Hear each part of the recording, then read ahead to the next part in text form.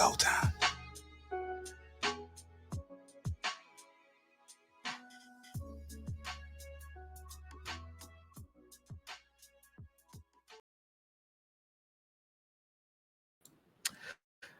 Good evening, everybody. Hey, Welcome to the Broken Dusty Show, uh, hosted by yours truly, JB, and we got Chantel Simone in the hey house. guys. Shout out to Chantel. We got Cheeky Banter. We got Jedi Mike, and we got Killer Cam. What's Hello. up, Cam? Hey, JB. All right, y'all. So today's a very interesting topic, right? Um, so in this space, we talk a lot about women in this space, right? And people always like, what about the men? What about the men? Y'all need to hold the men accountable, right? So I figured we'd do a show just to hold the men accountable. So what do y'all think about that?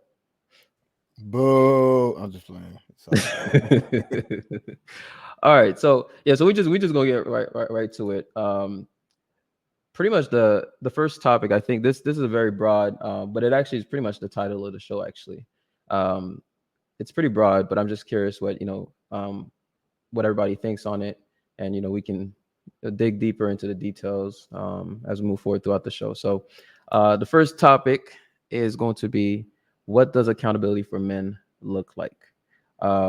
So, again, the context is, a lot of people say that we don't hold men accountable in this space. We just talk about women all day on different channels and streams, etc. I don't agree that that's the case, but since that's the feedback that we're receiving a lot, I figured we'd actually touch on it explicitly. So I'm just curious, when you guys think about accountability for men, like what would you guys say that looks like? Whether it be in terms of what should we hold men accountable for, or do men even deserve to be held accountable? Again, it's very broad. I'm just curious, what that looks like to you guys. So since we got our special guest in the house, Chantel, we could start with you. And by the way, shout out to Chantel. She's a little under the weather right now, and she still pulled up. So Thank we you. appreciate you, Chantel. Michael Thanks. Jordan. To answer the question, what does accountability for men look like? I would say it's just telling men what they're supposed to be doing, and highlighting what they're not doing right. Constantly on talk shows, on movies, and just showing men, or dictating to men what a good man is. That was quick. Okay. We can dig deeper. We can dig deeper later. Mhm. So all right. So let's go to Cam. Ladies first tonight. So let's go to Cam. What do you think accountability for men look like?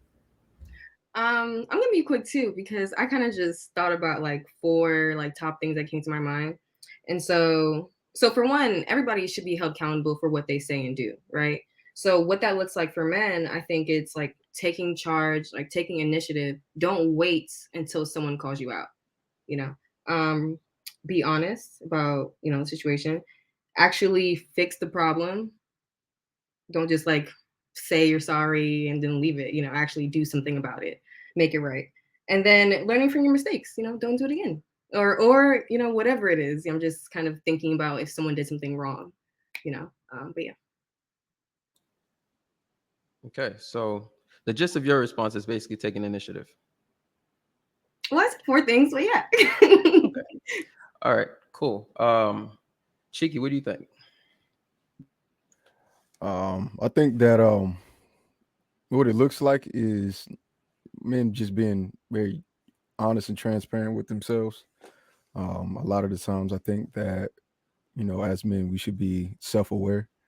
There's nothing worse than a unself-aware man. Like it's just like, dude, you got to know where you're at. You have to understand what the issue is, what's causing the problem, and find a solution to it. And you have to be honest about it. A lot of guys, can't keep putting rose-colored glasses on, saying I'm good, and you look at your situation and it's terrible. So yeah, I think that's what accountability looks like for men. Just knowing where you're at, and if you're in a bad spot, figuring it out. Bet. Okay, what about you? I said cheeky. What about you, Jedi? Yeah, no, Cheeky just stole my lines. But yeah, basically, you can't have accountability without self-awareness, and I'll go further than that in a second. But 'cause that's the thing I think we're lacking in terms of men when they're not being accountable. But like I said, with great power comes great responsibility, but what comes with great accountability comes with great power. But like I said previously, it doesn't happen, and none of that stuff exists without self-awareness. And we're further along in that discussion later. Okay, so you guys actually made this go very quickly. So I will go ahead and give my perspective on this. I think men are perfect, and I'm sorry. I think men don't deserve any type of account. I'm just playing. Okay, so But you're right. I don't understand. You're right though. listen. So yeah. So I think accountability for men. Explain yourself. I will. I will.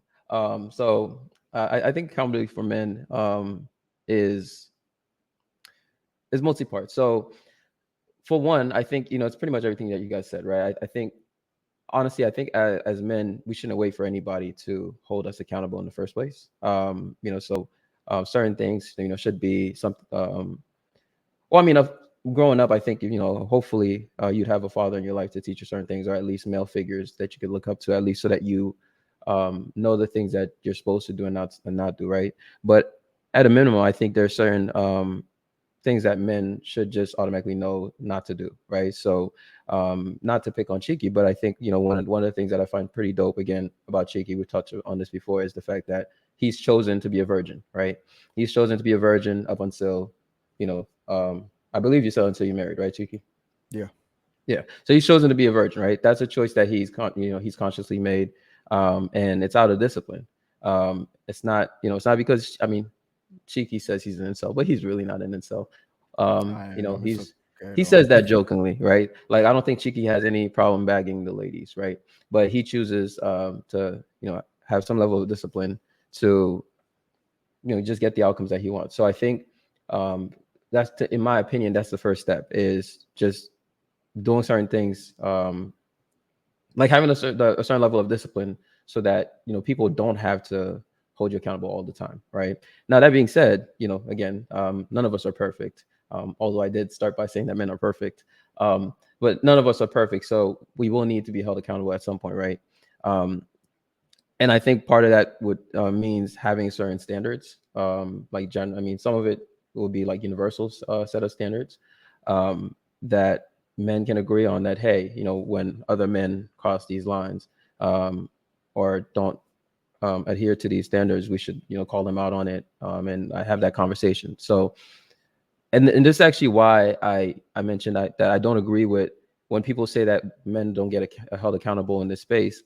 I just wanted to make that point, that I think mostly, or a lot of times, people who say that, they're mostly looking at it from the, you guys talk about women perspective, but there's a whole other side of it that they don't see. So for me personally, I think one of the best examples of that is something I've touched on before, is my whole journey into the quote unquote red pill space. I hate the whole pill stuff, but and going through my quote unquote red pill rage, right? Like this space was actually more productive for me than anything else, in terms of just making me realize, like, I can't blame any of the experiences I had on the women, but I should blame them on myself for the choices I made, right? So I can't sit here and say, oh, my ex did this to me or whatnot, when at the end of the day, like, I'm the one who picked that person, I'm the one who allowed this behavior. You know what I'm saying? So I think that's actually holding men accountable, right?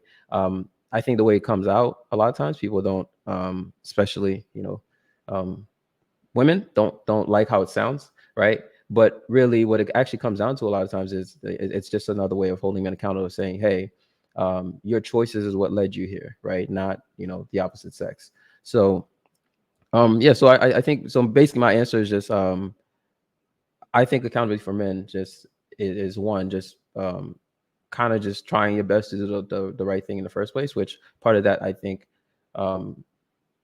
means hopefully you have some kind of male role models in your life that you can look up to, even if it's not your father, right? But some kind of male role models, some kind of like reasonable, responsible OG that you can look up to, and then just holding other men accountable, and also being open to other men holding you accountable as well. So yeah, that's my perspective on that. Do you guys have any thoughts on anything I said? Yeah. One thing Yeah, that me you too. touched on is it doesn't go recognized. I think one of the issues that people have in general, not to get specific on a particular sex, is wanting to shift the blame whenever the accountability is on them. So, is a perfect example of this would be Kevin Samuels, right? Like, the video that went viral was him pretty much telling a girl or a woman to be realistic, but the video or the viral or the video about the guy who was like, "How much do you weigh? How tall are you? What's your job?" He asked him some very personal questions as well. Do you have a? Oh, sorry. Are we gonna say it? No, we're Or not gonna say no, it. I'm not. As a heterosexual male, I feel uncomfortable saying that. So, um, so he asked him these things, but that doesn't get brought to the forefront. It's only when the light is on somebody that they like to shun it away. And that, again, I don't want to bring that to specific sex, but that's most people in general. But if I am going to be specific, a lot of times it is women. We'll see, hey, this is what we noticed. These are some of the flaws. Well, what about your flaws? And it's like, well, okay, well, I guess we can touch on that too, since we're here. But yeah, that's all. So one thing I actually wanted to point out with what you just mentioned, Chiki, is that for me, what was actually pretty dope about that interaction that Kevin had with that gentleman. This was from his show. He had a show. I think it was called like Beta Males, Males Incels, and whatnot. Call in. Like I think that's in actually the title of automobiles. the show. I think so. It was like beta males or in automobiles or something like that. Yeah. Yeah. So even from the title, it's like, he's already coming for your neck, right? But the thing that was actually fascinating about that interaction is that as much as he was pushing back during the show with Kevin, for the most part, it actually was a productive interaction, right? Which is something that people miss, is that generally speaking, at least from my own experiences, what I've observed, I don't know if you guys feel the same way. I think men are generally speaking willing to take feedback and whatnot from other men, right? Especially when you are like, especially when you're not, you know, doing what you need to be doing. Let me put it like that. Like when you're not doing what you need to be doing, or you're not meeting certain standards. Like I think you're more likely to be defensive if you feel like you don't deserve whatever this person is saying to you, right? But I think generally speaking, again, this is just my perspective on this. I think men generally speaking are more self-aware, right?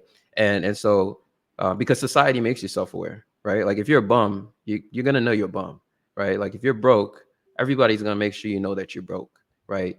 And so because of that, when other men are speaking to you and they're trying to hold you accountable, you're more likely to listen to it, even if it's not something that sounds right, or is not kind, or I don't want to say not kind, but it's like it's not sugar coated, right? So Kevin was asking him some very direct questions, some very specific and direct questions, and I mean, the questions that he asked that young man, like I don't think he's actually ever been hard on women to that level, right? If you actually listen to that interaction, right? And Hell yet, no. It went, I'm not gonna say it went like seamlessly, right? But he had a little bit of pushback, but for the most part, you could tell he was actually listening. He was Yeah. listening, and he was taking that input. And in the end, if I remember correctly, not on that same show, but either he called back on one show, or he had given Kevin an update or something like that. I can't remember. But the long story short is that it came out to be a productive interaction, right? And it's live on air for everybody to see. So and there's actually tons of examples of this, by the way. Even the guys that some of the guys that people hate in this space, right? Like FNF, right? If we're being honest, right? Like we could say whatever we want about their show, but they like really holding it accountable. Like if you put aside all the women stuff and whatnot, like they're really hard on men, especially dudes who are not holding their weight, right?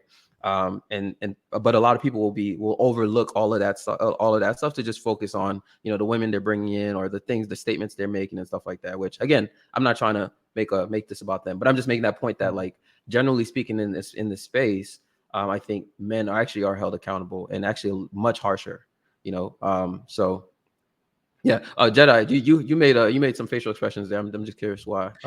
No, cause like no, cause one of the points, and I agree with you about that. We are harsher on ourselves, but I also want to kind of identify like another problem in it. Not saying that men are not hold accountable in this space, because we absolutely are. But the point is, in terms of, in what terms of what they being accountable for in situations and conversations are we talking about? For example, right? We didn't mention a previous content creator where we're kind of talking about, are you accountable for the macro situations or the micro situations, right? And hence we know what is the derivative. What do I mean by that? So, for example, like when us as men we're being hard on them, when we're talking about what the whole Kevin Samuels thing, we're listening to them. Are we actually having enough conversation from men on the other side? Because I mean, if I gotta admit, I think, for example, like the last few months and stuff, you can say it's basically going, almost a ping pong game of accountability, and yet we can only really have these conversations, but not in the sense that it's being really promoted. Because I guess it's almost like, as men, it's like every time we talk about it, then it's like, oh, then here comes the shaming tactics lane, like, oh, you're just a simp, oh, you're this, when we're trying to hold men accountable, but really, when you don't have the mindset of, brother's keeper. And so, we're talking about these situations where, being accountable. Well, what are you being accountable for? You talk about and go on these chats, when you see people about these OF models, right? But yet, you go on there, but yet after the live stream is over, they have a spike in sales. We complain about, putting the seed in terms of these, uh, in these women, but instead, reality, we put our seat in the trash can, right? So what's going on? Like, and then we're not being held accountable for having the whole discipline. So where are we coming from on that? And we have just like the conversation we had here, what you post on your Instagram, So it's just like certain things where I feel like we're the conversation is not really having in a way where it's kind of being more proactive. Yes, the conversation is being have, and from a one-on-one conversation, we can be harsh on this, but I don't think we're doing the way where we're actually providing a solution. Sometimes I think we just have a lot of missed opportunities in my point of view. I've seen the last few months. That's it. Okay, fair enough, Jedi. Oh, go ahead, Cam. By the way, hold up. Yes, Ronald. Listen, it has been a long day, like a very long day, but we here. So, shout out to y'all in the chat for tuning in. Oh, it may be a 4-hour stream instead of 6. Who It might knows? be. I'm not mad at that. Mhm. But yeah, JP said things that I really resonated with, as far as like men being able to take the criticism better than women, even when it's women to woman, they still kind of are combative in that, but or they reject it. But then Jedi said something that actually people always seem to complain about nowadays, that I've been seeing a lot as well, that men come on here and they just kind of complain and they don't hold themselves accountable or each other accountable. And my take on that is, honestly, and I said this in the chat the other day, so we have to be realistic in these conversations, and these are just conversations, right? We're just talking, like we're literally only talking. And so I think that people have these high expectations for men in the manosphere, that they should always be solution based, that they should always, if you have a problem, what's your solution? But it's not like that. Why can't people just have a conversation? You know what I'm saying? I do see what you're saying, Jedi. Like, there should be solutions, right? But there's time and place for that. But where's the time and place just to talk? Well, Mhm. just one quick thing before Jedi, before you respond to that. Excellent point, Cam, because That's a good point. and this actually annoys the hell out of me, right? Well, yes, actually, it does annoy the hell out of me, because here's the thing, right? So no, like let's actually talk about this, because I think one of the things it is that um it's actually less about the solutions. And like, when a lot of women, when they come to this space, right, and they say, you guys are just complaining, you guys are just crying, I want the men in this space to understand that this is literally just an attempt at emasculating men. Okay, that's all it is, right? Because they're essentially attributing feminine characteristics to the men. The moment you speak up, it's just let's attach these feminine uh, um you know um characteristics to you, so that we can try to shut you up, because most men are afraid of, don't want to be put in a situation where it's like they're not being considered masculine and whatnot, and so they're just going to be quick to shut up. And I don't believe men should just fall for that, right? should men cry and complain? No, but that's not what these conversations are. And that's the trying to, make it like the moment men start speaking up on anything. And typically when they start saying that is when men are speaking on issues that have to do with women. It's like, we don't want to hear it no more. La la la la la. We don't want to hear it. So let's actually just say, y'all are complaining and crying so that we don't have to keep hearing it. Right. But the problem is that women have basically, especially Black women, have pretty much owned the airwaves for like decades. Right. And Black men, and men in particular, are just starting to actually have a platform for like the past few set of years, really, at least in terms of like the significance of it, right? And suddenly it's like, oh, y'all can't handle it anymore, right?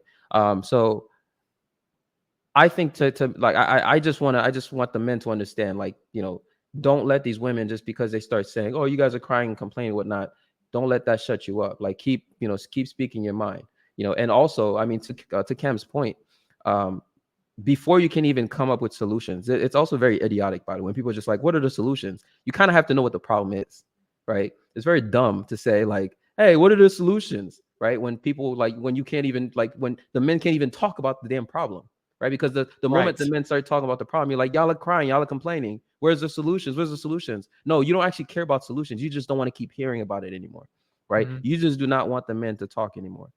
So I agree that we should have solutions, right? At least, like the conversation should not just be all about, hey, here's the problem, here's the problem, here's the problem, and let's just beat a dead horse. But let's also not let women who come into this space try to shut us up. That's my perspective on it, and I'm going to stand on that. Ignore these women when they start coming about the complaining and the crying. Just ignore them straight up. Like, if you're a man in this space, just straight up ignore them. Act like they don't exist. Okay, when they start talking about Literally. that stuff, just ignore them. Mhm. Right. But anyway, go ahead, Jedamite. No, but I would say I don't disagree with you, but this is a perspective also I'm coming from too, because you can also see examples here on this on this channel. There was one time when Jr. and Anton was talking to one specific caller, and then one person and one female came in just because thinking that we were teasing him, dogging him, or whatever, or being too hard on them and stuff. And that was a clear example. You're talking about men holding accountable to a point. It's going to look brutal to the female eye, right? And Exactly. this is what women have to understand, that when you actually seeing true accountability for a man, that's sometimes like, oh, I don't like how this is going, but this may be a sign for me to just sit back and be quiet and just watch and observe how this is happening. Because what you're doing is that sometimes we have to break him down so we can build him up again. Because unfortunately, accountability is sometimes we have to walk through a conversation. Right, just as with women, think about it. I can talk to you. Women who talk for hours and hours on the phone, right? But yeah, I can be a man. Just talk, just provide solution. Why are you talking for 6 hours or about your problems? Right? It's the same thing. It's the same thing. We have to walk through terms of certain choices that led to situations happening on men. More importantly, because talking about we set the foundation, especially from the community and the family sense. So what happened is that when we're walking through the conversation, it got to go beat by beat and deconstruct it to the point when we provide a solution, it doesn't go over your head, right? And the same thing that you as I provide something and what might being said and how it's being interpreted, right? So you can't, and that's a very crucial thing when we're having these conversations. And sometimes when we say what accountability looks for men is to having these spaces to do it, and sometimes just sit back and observe and say, well, why don't you do this? No, no, no, no, no. Watch and observe. It's the same thing when you're watching a mother. When we see a mother watching the father sometimes breaking their son down to a point he can build them up again, and then the mom comes like, no, no, sweetheart, don't do that.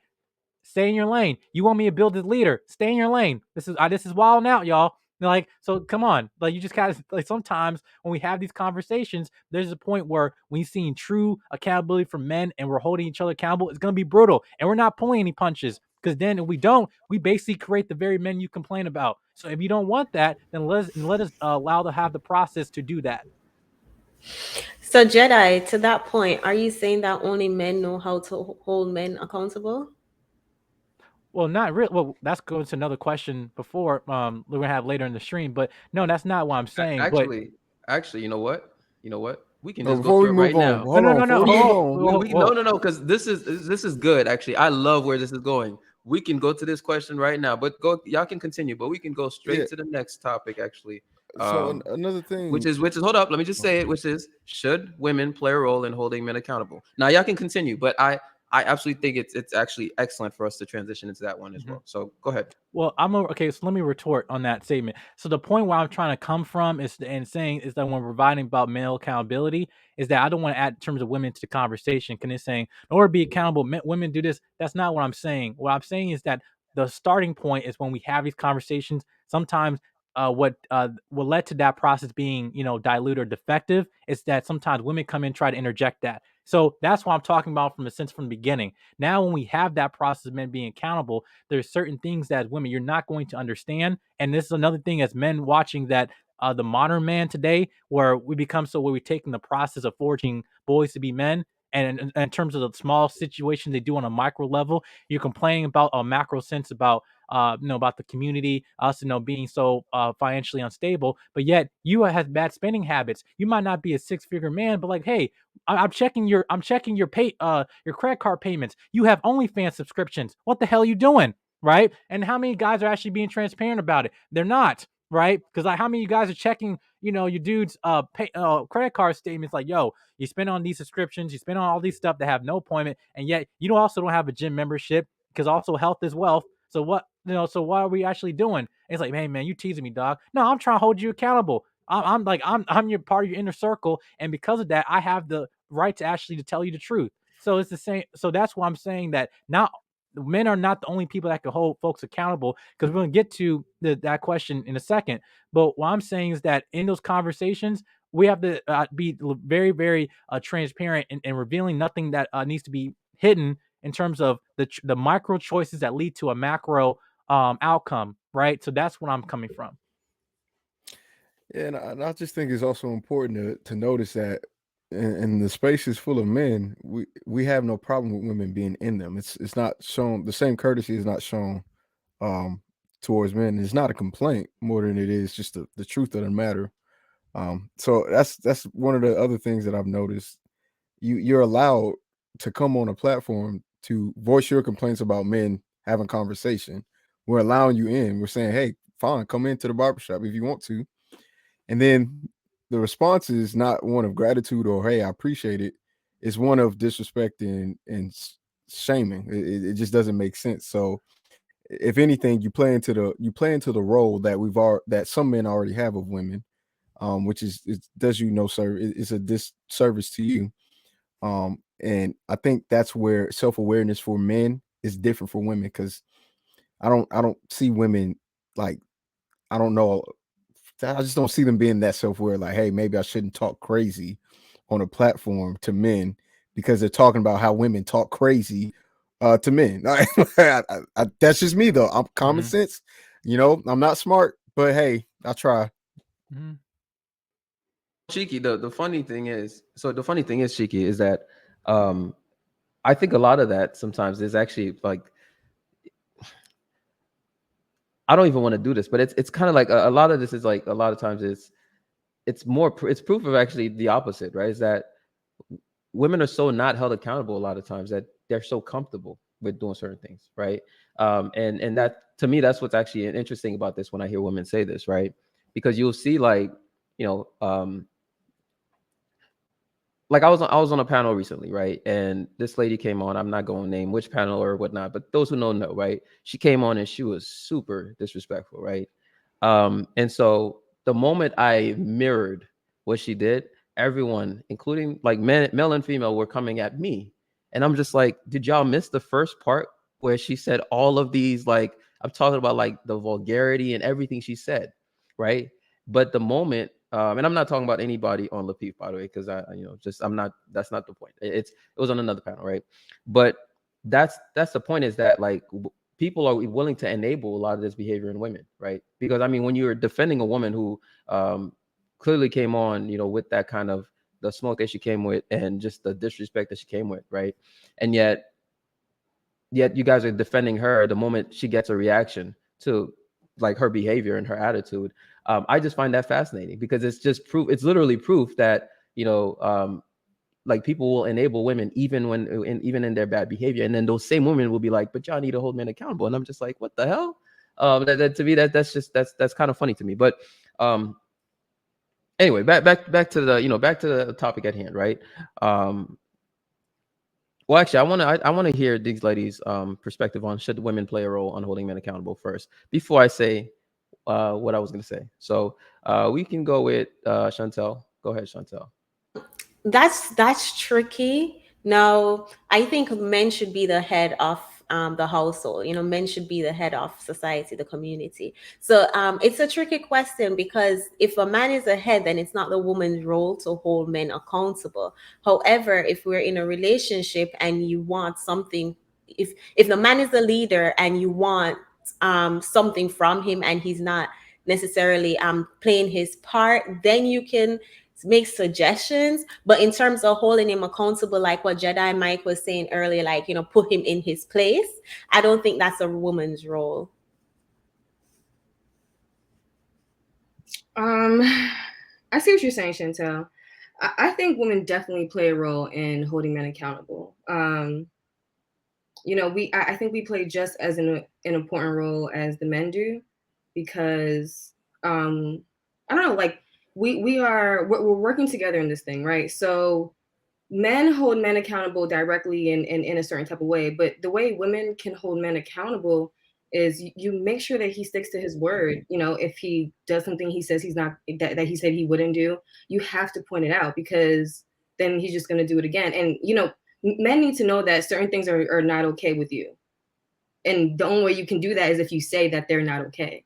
And so that's one way of holding them accountable. But in reality, women should hold men accountable by how they uphold the standards, right? So women uphold standards in the community. And so if there are so since women uphold the standards and men respond to our standards, if there is no accountability, then there's also no standards. You see what I'm saying? Are you saying so, Kim? Are you saying specifically? Are you talking about men in general in your case, or are you talking about just the man that you're dealing with, or your man or husband, whatever? Well, it goes both ways. I think for what I'm saying, for the first part, my man, yes. If he's not doing something that he said he would do or something like that, yes, I'm holding him accountable in that way. But also, with the community thing, I think women uphold certain standards, morality standards, and so and morality, image, certain things like that. And so like women have to, keep up the standards, and that means holding people accountable, including the men as well.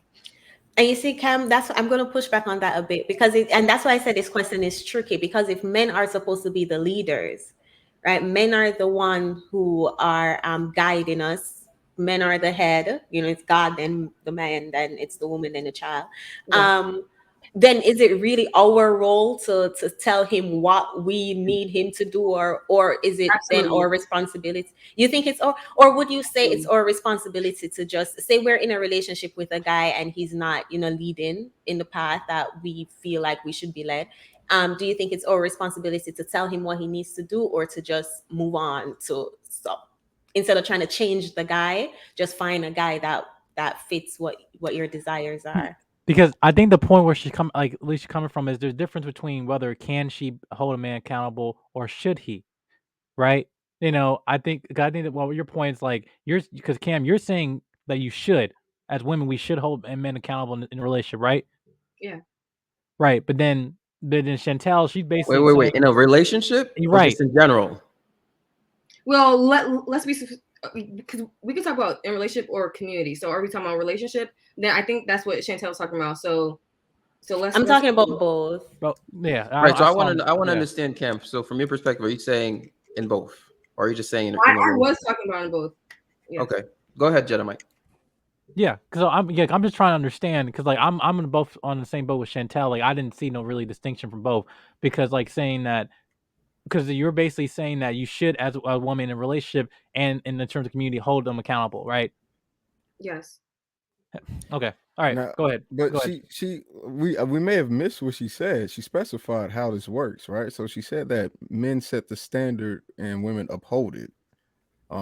If unless I got my words confused. No, I said women women uphold the moral standards in the community, and men respond to that. So when our standards are low, then men respond to our low standards. When our standards are high, men respond to our high standards. Now, that is a very unique situation for a unique set of people, because that is not the case for everybody else. But I understand what she's saying. She's I mean, speaking give I on. me an example. What do you mean? Like, how's that unique? So here's an example. When you have a single mother rate of 80% in your matriarchy and you're known for your women to have that kind of power, then you can have the thoughts that you have. But if you are, the thoughts that you have is that women hold the moral standard. I'm not thinking about it from a matriarch standards. Men are the leaders. Of, that's I agree about that. Men are All leaders. right, yeah, no, I don't. Yeah, So, but women have roles as well, and one of right. those roles are, and these roles are just as important, right? So we have just as much responsibility to our community as men, right? And so men are leaders, but women uphold the moral standard in the community. But who sets them? Um, men, I guess. Yeah, sure, men. See, Men. and that's the bingo, part. That's bingo. okay. So that's where the confusion kind of came in for me, Jedi and Chantel, because we're all trying to figure out what you're saying. What But where what's the confusion? so the confusion is, right. So from what you were saying, we didn't hear who said it. We know who upheld it, but we didn't hear who said it. One, and then two, from the position of what you were saying about women, it sounds like they uphold and said it. But you were Oh, speaking. yeah, I didn't say that they said it. Right. I know. Right. So that's what we was looking for clarification for. Right. Because But you do understand what I was saying, that women yeah, no. should hold men accountable. That's Right. the basis of women. Right. Right. And Mhm. we just cleared it up. We're all good.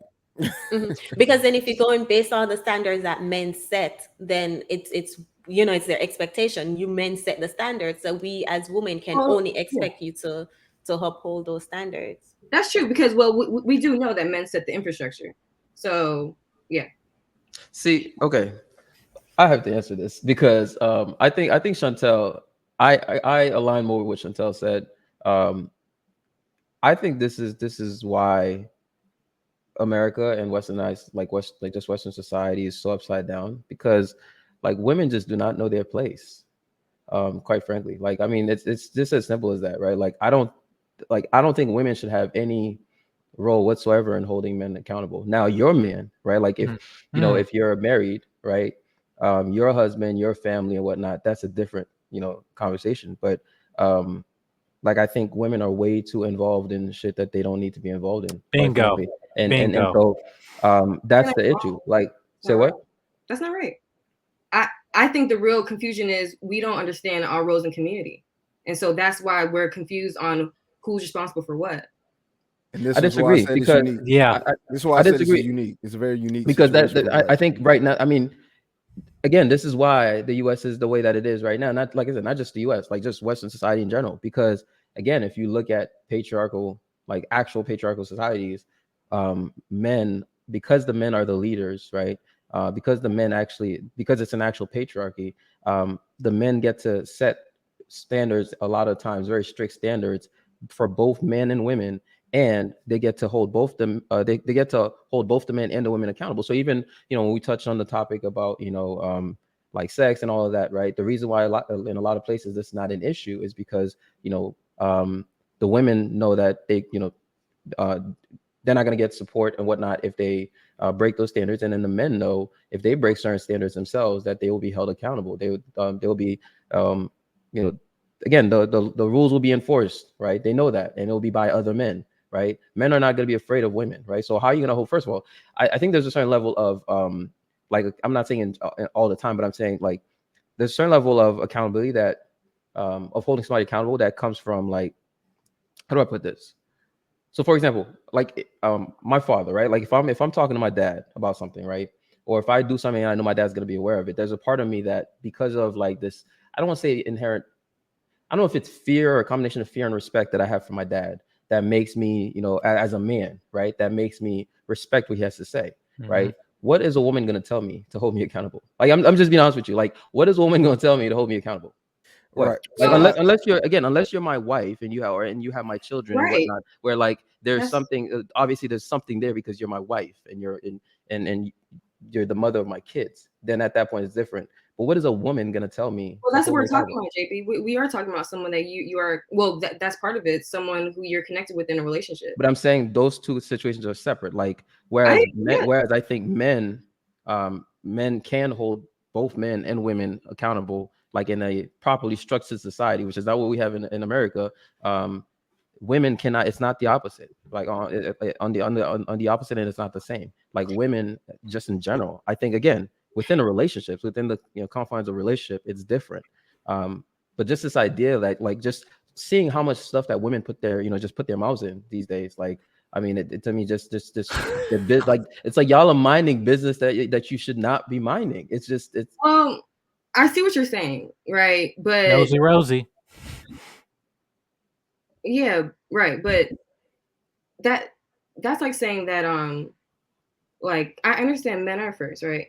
And we agree on the relationship part, right? Your woman could hold you accountable. So let's put that to the side. As far as the community goes, our different roles in a productive community. There's men and there's women. Men are first, women are second, children third. So if we want to like, can you go on mute, Jenna? Somebody's like, there's some feedback. Mhm. So if it's only the men at the table, usually, right? Most of the time in like smaller societies or whatever, I guess it is mostly the men that are, setting the standards and they're passing it down to the women and the women are upholding it and then, teaching their children. Right. But in order for like everybody to, get what they need, women have to, say something. They have to speak up. I don't think that productive in productive societies, or we are Western, so let's talk about the Western world. If we look at different communities and just America in general, like women definitely serve some purpose in holding the men accountable by okay. So by like kind of like how we're upholding the standards. Like we reinforce their rules. You know what I'm saying? Like we uphold it, so they have to. Right. I It's a get. So I so understand what Cam, she's it's saying. it's not about again, it's not about not being able to have an opinion, right? Like I'm not saying that. I'm saying again, holding accountable is a very specific meaning, right? It's like trying to essentially fix certain behaviors, right? No, That's no. essentially right. Well, then let's define it then. Holding someone accountable means, everybody acknowledging what the wrong is or what the issue is, and putting a blame. So somebody has to take on that responsibility of what the issue is. So, Wouldn't the goal of holding somebody accountable is to fix certain issues. Is It's enforcement. Is I think enforcement it's identified. of certain like rules and standards. That's what holding somebody accountable well, is. So that how does a woman? How does what I mean is just the initial act of accountability, right? So how that looks like, how that plays out, that's subjective, honestly. So holding someone accountable really just looks like saying, this is the thing that happened, you did this thing, and really that's what. And then, well, yeah, that person admitting to doing the thing that's being held accountable. But it doesn't. I'm not talking about the next steps or anything like that. So I do think women do have a role in doing that. But it's not about next steps. Like Camp, like literally holding somebody accountable, right? Is so. For example, when Kevin was talking to that young dude, right? Like the whole point of that is not just, hey, here's your situation. It's, hey, here's your situation, and I'm actually saying this to you as raw as I am, and I'm showing you what your issue is so that you can fix it, right? That like the fixing part is part of the holding somebody accountable. So That, which is enforcement. Enforcement is a part of holding somebody accountable in this context. And so, how does a woman, right? How does a woman enforce standards and rules that's on not men? the definition. So Okay, so what would you say is the definition, Cam? we could just, well, I rather us look it up then. If we are both having different ideas, let's just look it up. Right. So Because maybe we don't actually disagree. Maybe you're just saying something different. So I just she's want to make sure she's I saying something understand. that makes sense. She's not saying anything crazy to me. She's saying women do have a role in accountability. Now, how that role plays is very different than what I Yeah. would expect from a man, right? So, women's accountability in the form that I would think is rejecting men that don't meet the standard of a good man, right? So, here's the issue with women today: women aren't holding men accountable, and neither are men. Well, let me take that second part of that statement back, because men are holding men accountable. That's why we have spaces like this. But women are not holding men accountable through their actions, right? So I don't expect a grown woman to come into my face, putting her finger in my face, talking about you need Right. to do this, that, and the third. Because my response is, if you need to back up before we have a problem, all right? But another way they could do that is, instead of giving the time and attention to people we consider Pookies and Ray Rays, they're rejecting. That form of accountability may not be as forward as, hey, you suck and you're fat and you don't have no money. It may not be that direct, but men will start to question and wonder, why do women keep rejecting me? And that would lead them to look for a more straightforward accountability that should come from men, right? So you'll have people like, I don't know if you guys seen this, but Anton had a show about Fresh and Fit, and we had a 19-year-old call in. JB, you saw it. And that 19-year-old was definitely somebody who needed some coaching, because I'm pretty sure women held him accountable in choosing him. so again, their way of doing it is not linear. It's a very broad sense, and and it works in a very indirect way, because that's how women are naturally anyway. That's just their personality. They're not the most direct, and if they are, we call them what? Masculine, right? So there's a reason why these things are attributed to masculinity and certain things are attributed to femininity. Women have a role, but the way you play that role needs to be it needs to be tact. It needs to be very thought out, and it needs to be considered as to what you know men to be, which is masculine leader role. Those things need to come into play, because if not, it's going to be a backlash on you, not him, right? In the immediate sense, right? Because I don't care what nobody says. An angry man, like an angry man, is not it's not a settling situation. It's very unsettling. It makes Yeah. you feel it's scary, right?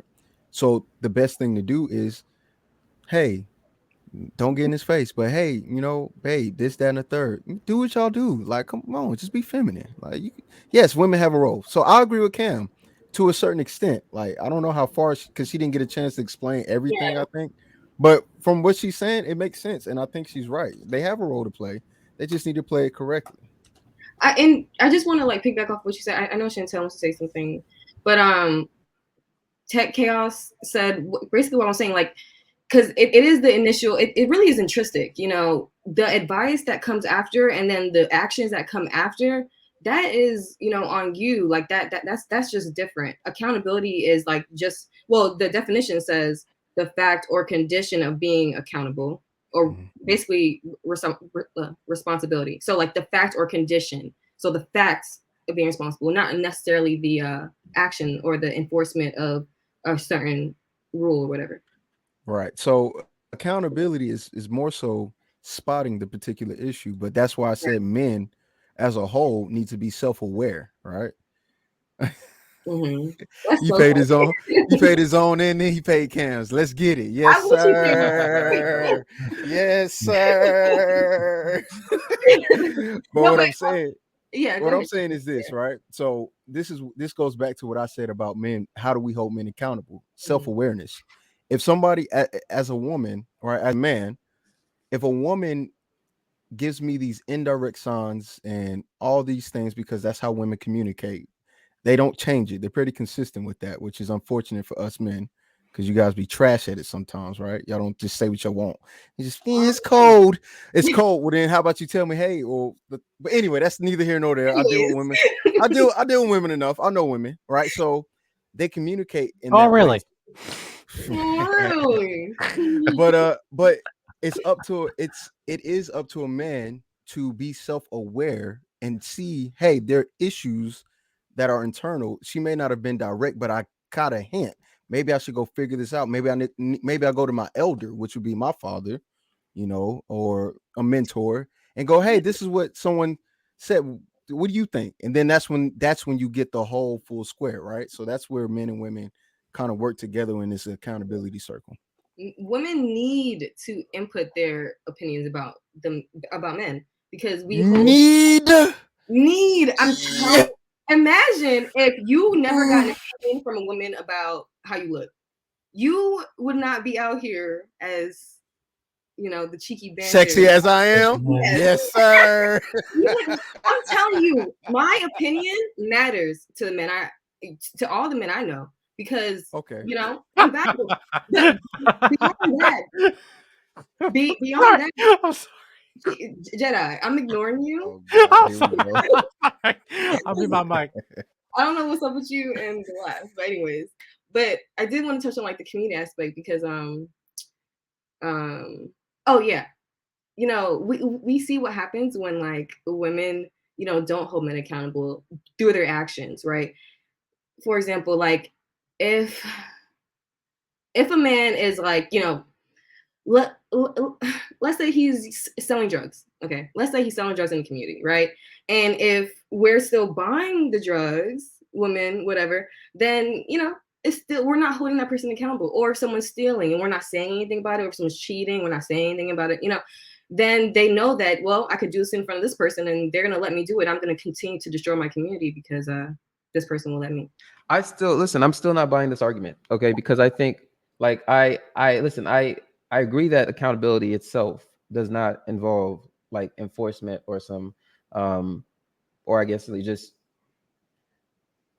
trying to modify behavior. But So to say that you're holding somebody accountable, right? right? To say that you're holding somebody accountable, at least within the, maybe there's some, again, maybe this meaning is different, but to say that you're holding somebody accountable, from my understanding, means that we're trying to modify behavior. That's what holding somebody accountable means, is we're trying to modify behavior.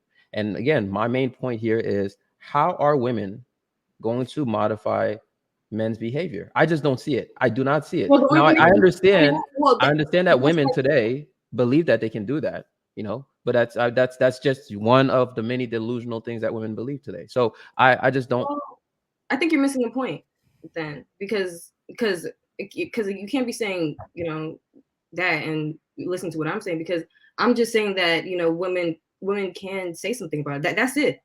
They can. But we're not talking about just saying something. We're talking about holding accountable. Like, Yeah, how again, do I'm you saying hold your male to hold pastor? somebody Like, accountable means Well, trying to I modify can't behavior. do anything. I can't do anything to make you change. I can only say something.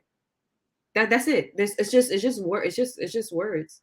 So Miss Parker, Miss Parker is correct about accountability, but we're saying to hold accountable, hey, Miss right? Parker. Not just accountability, to hold accountable, right? So to hold somebody accountable, that means we're trying to modify behavior. Accountability itself is just accepting responsibility, but beyond accepting the responsibility, to hold somebody accountable is trying to modify behavior, right? If I have some workers and I'm trying to hold them accountable so that I can change their behavior, so that I don't have to fire them, right? That's Okay. so I'm just trying to understand again. So How let do me women? ask you this, Jonathan. Let me ask you this and see maybe if so what would be the opposite of accountability? Would you say enabling? Sure.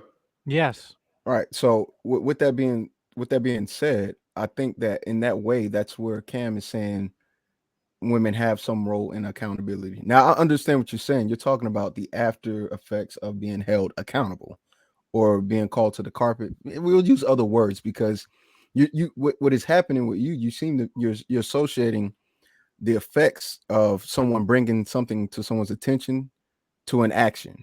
All right. And that's where you're saying hold accountable, which if I agree with you on that standpoint, no woman can hold a man accountable truly. That's why I said it's very indirect. Right. So women won't be able to do it in the same way that men do. And in that way, I don't know if you can say women hold men accountable. What they can do is bring it to their attention, but like it's almost like we're getting stuck on semantics. Real quick, guys. I had to bring my guy Aaron O on, man. What's up, Aaron? That mustache looking righteous, my guy. Hey, Right hey, listen. Part on, bro. Nah. Jay clowned me, said I look like Martin Luther King, so I'm gonna rock it for a minute. I ain't gonna touch it. Hey, your birthday is coming on Monday, right? Yeah, it's coming up, man. I got a dream for sure. Oh man. But yeah, basically, are you saying like for women, like holding men accountable? You're talking about, well, you can't truly do it, but like let's say like in a relationship with a man, say he told me you're gonna get a job, so guess what? I'm gonna be like Janet Jackson up in there. You gotta have a job if you want to be with me. So I guess what? You don't go, I'm gonna go. That's what you're saying? Well, sure. Sure. You can leave. right? But I'm just that's a relationship, because I think we get that part, right? But like with the community, I think that's harder for us to understand. And what I'm saying is that women uphold certain standards, right? And we see that with the example that Chiki was saying about the single parenthood, whatever. I think that if women did, stop having children out of wedlock, they said, no, well, I'm not doing this, then I think men will respond well and they will stop. They can't do, technically women can't, if women choose to not have a baby, they could not do it, So, I don't know. You know what? I think I see what okay. I think I finally see where Cam is coming Right. from. I think okay. So are you saying just so I can make sure I understand, right? Because we've talked on this before. So just kind of like how, like one thing I've mentioned before is how, like here in Atlanta, you'll see people do a lot of you see men do a lot of like extra shit. So for example, you see dudes like spending a lot of money that they don't have, renting out exotic cars, right? Just for an image, right? Right. And a lot of a lot of this bad, what I consider bad behavior, is essentially to impress women. They're not doing it to impress other dudes, right? They're doing it to impress women. And so are you saying that essentially, even though like the way that I was thinking about enforcement, you're saying if from a woman's perspective, it's like the behavior that y'all continue to support, right? If y'all just stop supporting it, basically, like if y'all just stop supporting men doing certain things, then That's because the men want the attention of the women, and they want the let's just say the punani and everything, that they would essentially that would actually be a way of holding them account. Is that what you're saying? That's exactly what I'm saying. But it's wrong. Okay. It's hold on, JB. Here's the problem with the concept, right? See, when we say Pookies and Ray Rays, we act like there isn't the same alternative for women. We didn't say Ray Rays.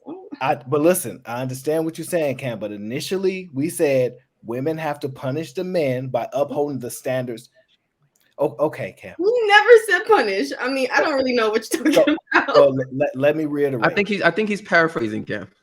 So, obviously, not in that initially, what the statement was, women should stop dealing with certain men that don't hold up a certain accountability in certain levels. They should stop dealing with those particular type of men. So you're saying that was not what was just recently said? Did someone else say that? I said that, Aaron. Okay. I said women do, because you were trying to clarify what the woman's role, because Cam was trying to say that. So that's what I'm identifying. Aaron, I'll hold myself accountable, and I said I appreciate it. But see, here's the thing though. When you said though, Cheeky, though, no one challenged you and said that's not what's being said. There was no challenge. No one did that. No one did that. So I was under the impression that was an accepted statement. Now, if that's not an acceptance statement, then I'll have to retract, because what I'm identifying is that, yeah, women can kind of uphold a standard to a certain degree, but that's indicating that there are not women Pookies and Ray Rays per se that exist on the alternative. So it's not just like top of the line women dealing with lower tier men that are making these examples. Yeah, well, obviously. And so that's why the dynamics are off, because there are still going to be women that give those men dealings with, regardless of whatever, because those women are at lower rankings and at lower tiers. Well, yeah, that's a fact, Aaron. You say it's a fact, definitely. Mm-hmm. But that still doesn't like that again. So I'll answer the question, all right, instead of maybe. So the question is, should women play a role in holding men accountable? And I'm just going to go. I'm going to say yes, right? And their role is different, but they can still do some form of accountability, because if not, then that means women have no use in regards to in regards to men and how men we gotta operate. be careful with that. I mean, look, y'all only good for making babies, okay? That's it. according to somebody. Hey, that's my guy right there. That's my guy. Look, y'all. Listen, other than that, y'all don't know shit. Y'all just hoes. Like, we're all here to ready learn. You're not ready for this life, bro. Cheeky, you never been canceled, bro. You're not ready for this life. Look, I'm only saying this is what somebody on the panel thinks. All right, this is not my idea per se. I just know that women only good for baby making, being barefoot, pregnant. You know what I'm saying? Go ahead and do that. Get in the kitchen. You forgot in the kitchen. What we doing? Get in the kitchen. What are we doing? Cam is out of line right now. I can't believe it. Like, she's really making my blood boil. Where's the kitchen at? Where's your towel at? No, I'm working Listen, for the women man. She gonna have cooks to though. work She does cook indirectly. though. I'm not gonna lie. You I do. anyway. I'll Jedi, vouch for speak that. on me. Jedi, speak on me, please. Yeah, no, Yes, she can throw it down. sir. She can throw it down Yes, the No, plate. sir. Let me listen, tell you listen. I something. will speak on Let me that tell you too. something. She can do her thing. But go Well, I ahead. can't speak on that, That's so I that's the need to be Dominican proven side of her. correct The too. Dominican side. They Prove throw it me down in the wrong. kitchen. She does it. Yeah, but No, honestly, Aaron, I see what you were saying though. So I don't think we disagree. No, no, we don't. no, we don't disagree. I think what we're struggling is to identify what the woman's actual role is. We can't define it. I think that's where we're. I feel like I said it. Oh, you okay? Yeah, Did we did. identify? Look, Aaron, their role is very. Unfortunately, this is how nature plays out. But women's role in men's life is a little fluid. It's not so staunch like it is with us. With us is provide and protect. That's With the them point. is like, No, that's not the point. Wait a minute. that is the point. No, we have actual roles in society. Anyway, let me finish my point because this is again what I've noticed. Right, is women's role is a little bit more fluid. Right, they don't have the most. Not everything about women is tangible. Right, so whenever we speak about women, in the role that they play in relationships, the first thing a person's not going to say is they paycheck. They're going to be like, she listens to me. All right, they're going to say things that have no real tangible benefit. Right, it's all intangible. Well, not all, but majority of it is intangible. So that applies to their role. It's very nuanced. Again, so it's hard. It is hard to define the role specifically because women as a whole just aren't the most concrete things or beings. That's why we have so much problems with them. Just like, say what you want. Is it cold in here or not? It's cold. Why are you making all these noises? Just say you're cold or go get a blanket. Are you chilly? No, I'm not chilly. I'm butt naked. Like, so it tells you I'm hot. So why there's a just tell me what you want. Listen, Cheeky, there's something going on back behind the scenes. On me? I mean, I'm just saying, like, you need some blankets. Nah, I'm good. Okay, Yeah, okay. I don't need no blankets. Okay, I'm good. okay. All Yeah, right. no, I'm good. Appreciate you. Yeah, I think I'm with JB. I just think the only way women hold men accountable is if they have a family tied to them or if they're in a relationship. Outside of that context, I just don't see it. So here's a better question. It says This is a better question. If that's the case, then what is a woman's role outside of a relationship in regards to men? Do they not have one? No. they do. Let's get it. That's what I'm talking about, JB. That's what I like. No, that's the thing. Again, I'm not sure how far you want to go with this. Hey, Aaron, no. it's yes or no. This is no. Let's talk about middle. it. Let's talk about it. Let's talk get about it, it. JB. Again, Let's get it, incel brother. In this upside down society we live in right now, right? That seems very foreign and crazy and whatnot, right? But again, this is not foreign and wild in actual patriarchal structures. It's just not. I mean, like, if we're, you know what, I'm not even gonna go there. But I was gonna take an example. I'm not even gonna take it. But the point is, okay, because anyway. So watch it. I am being careful. But the point is that I think again, women are way too involved in things they should not be involved in. That's just what it comes down to. To me, it's literally that simple. Is that like, yeah, I mean, it's that simple. It pretty much is that simple. Is that women try to take on all these roles in this current society, and they try to, like I said, they try to go, toe to toe with men and whatnot. And this seems to be normal now. But it just because we've accepted this behavior in Westernized society does not mean it's actually how things should be. So to me, the answer is just straight up no. Like, I think you should focus. Your place is focusing on your family and your men.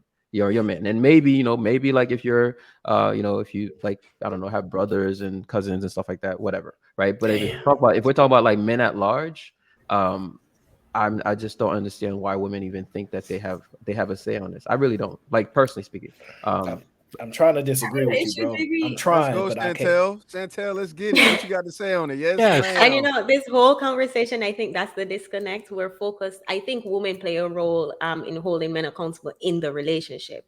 But then if we're going to talk about outside the relationship, it's not my place as a woman to be holding other men that's not my man accountable. That's just how I'm seeing it. Like, what, as JB said earlier, what am I going to say to a guy to let him change his behavior?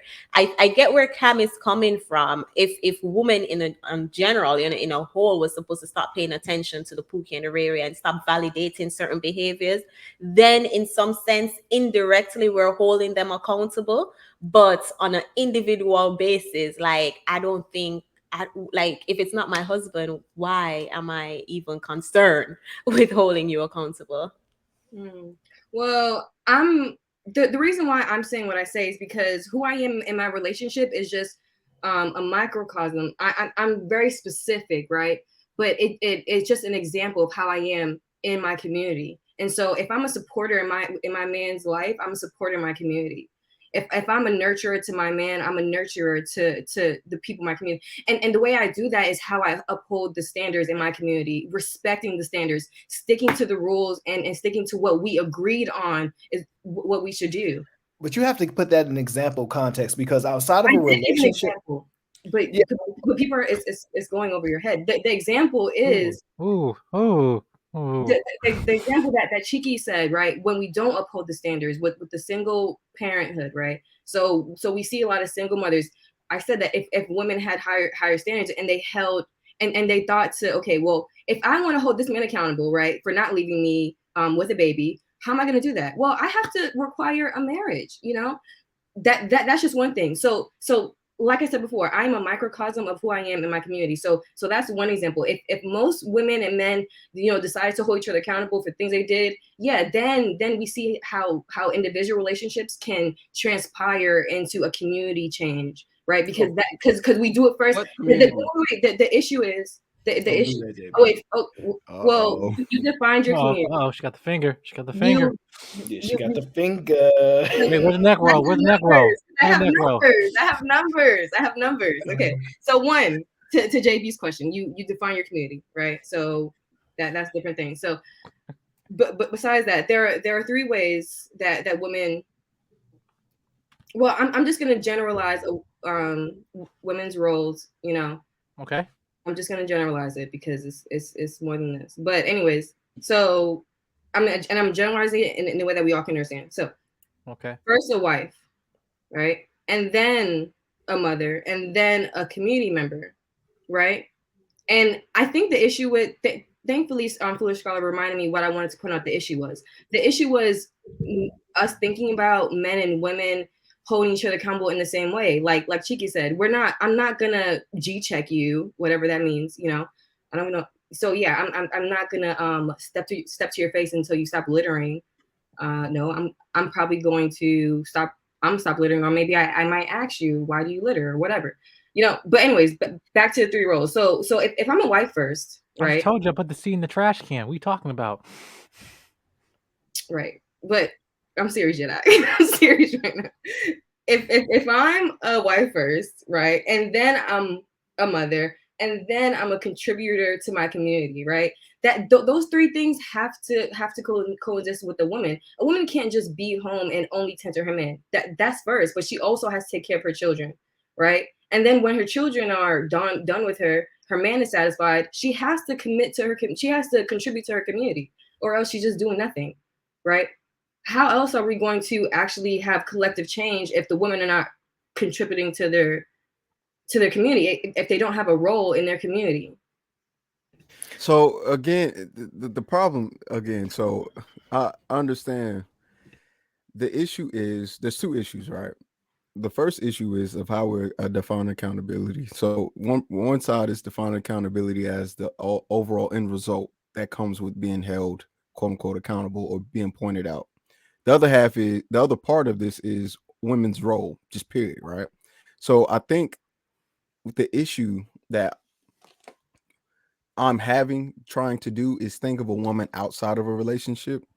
That's the Because problem.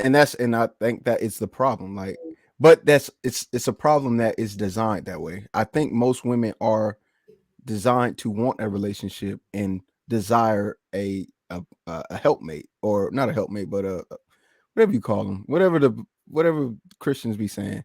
But anyway, women are literally, according to the Bible, if you believe in that, are designed to help a man fulfill Yes, his that's purpose. right. Right. So anything outside of that. It's not true. She has other roles. Whoa, whoa, Cam, slow it down. Cam, slow it down. But you make a great point. We don't even understand the whole context. You're right. So what I'm saying is that but even with her tending the garden, she's still tending it with her man. So it's one of those things.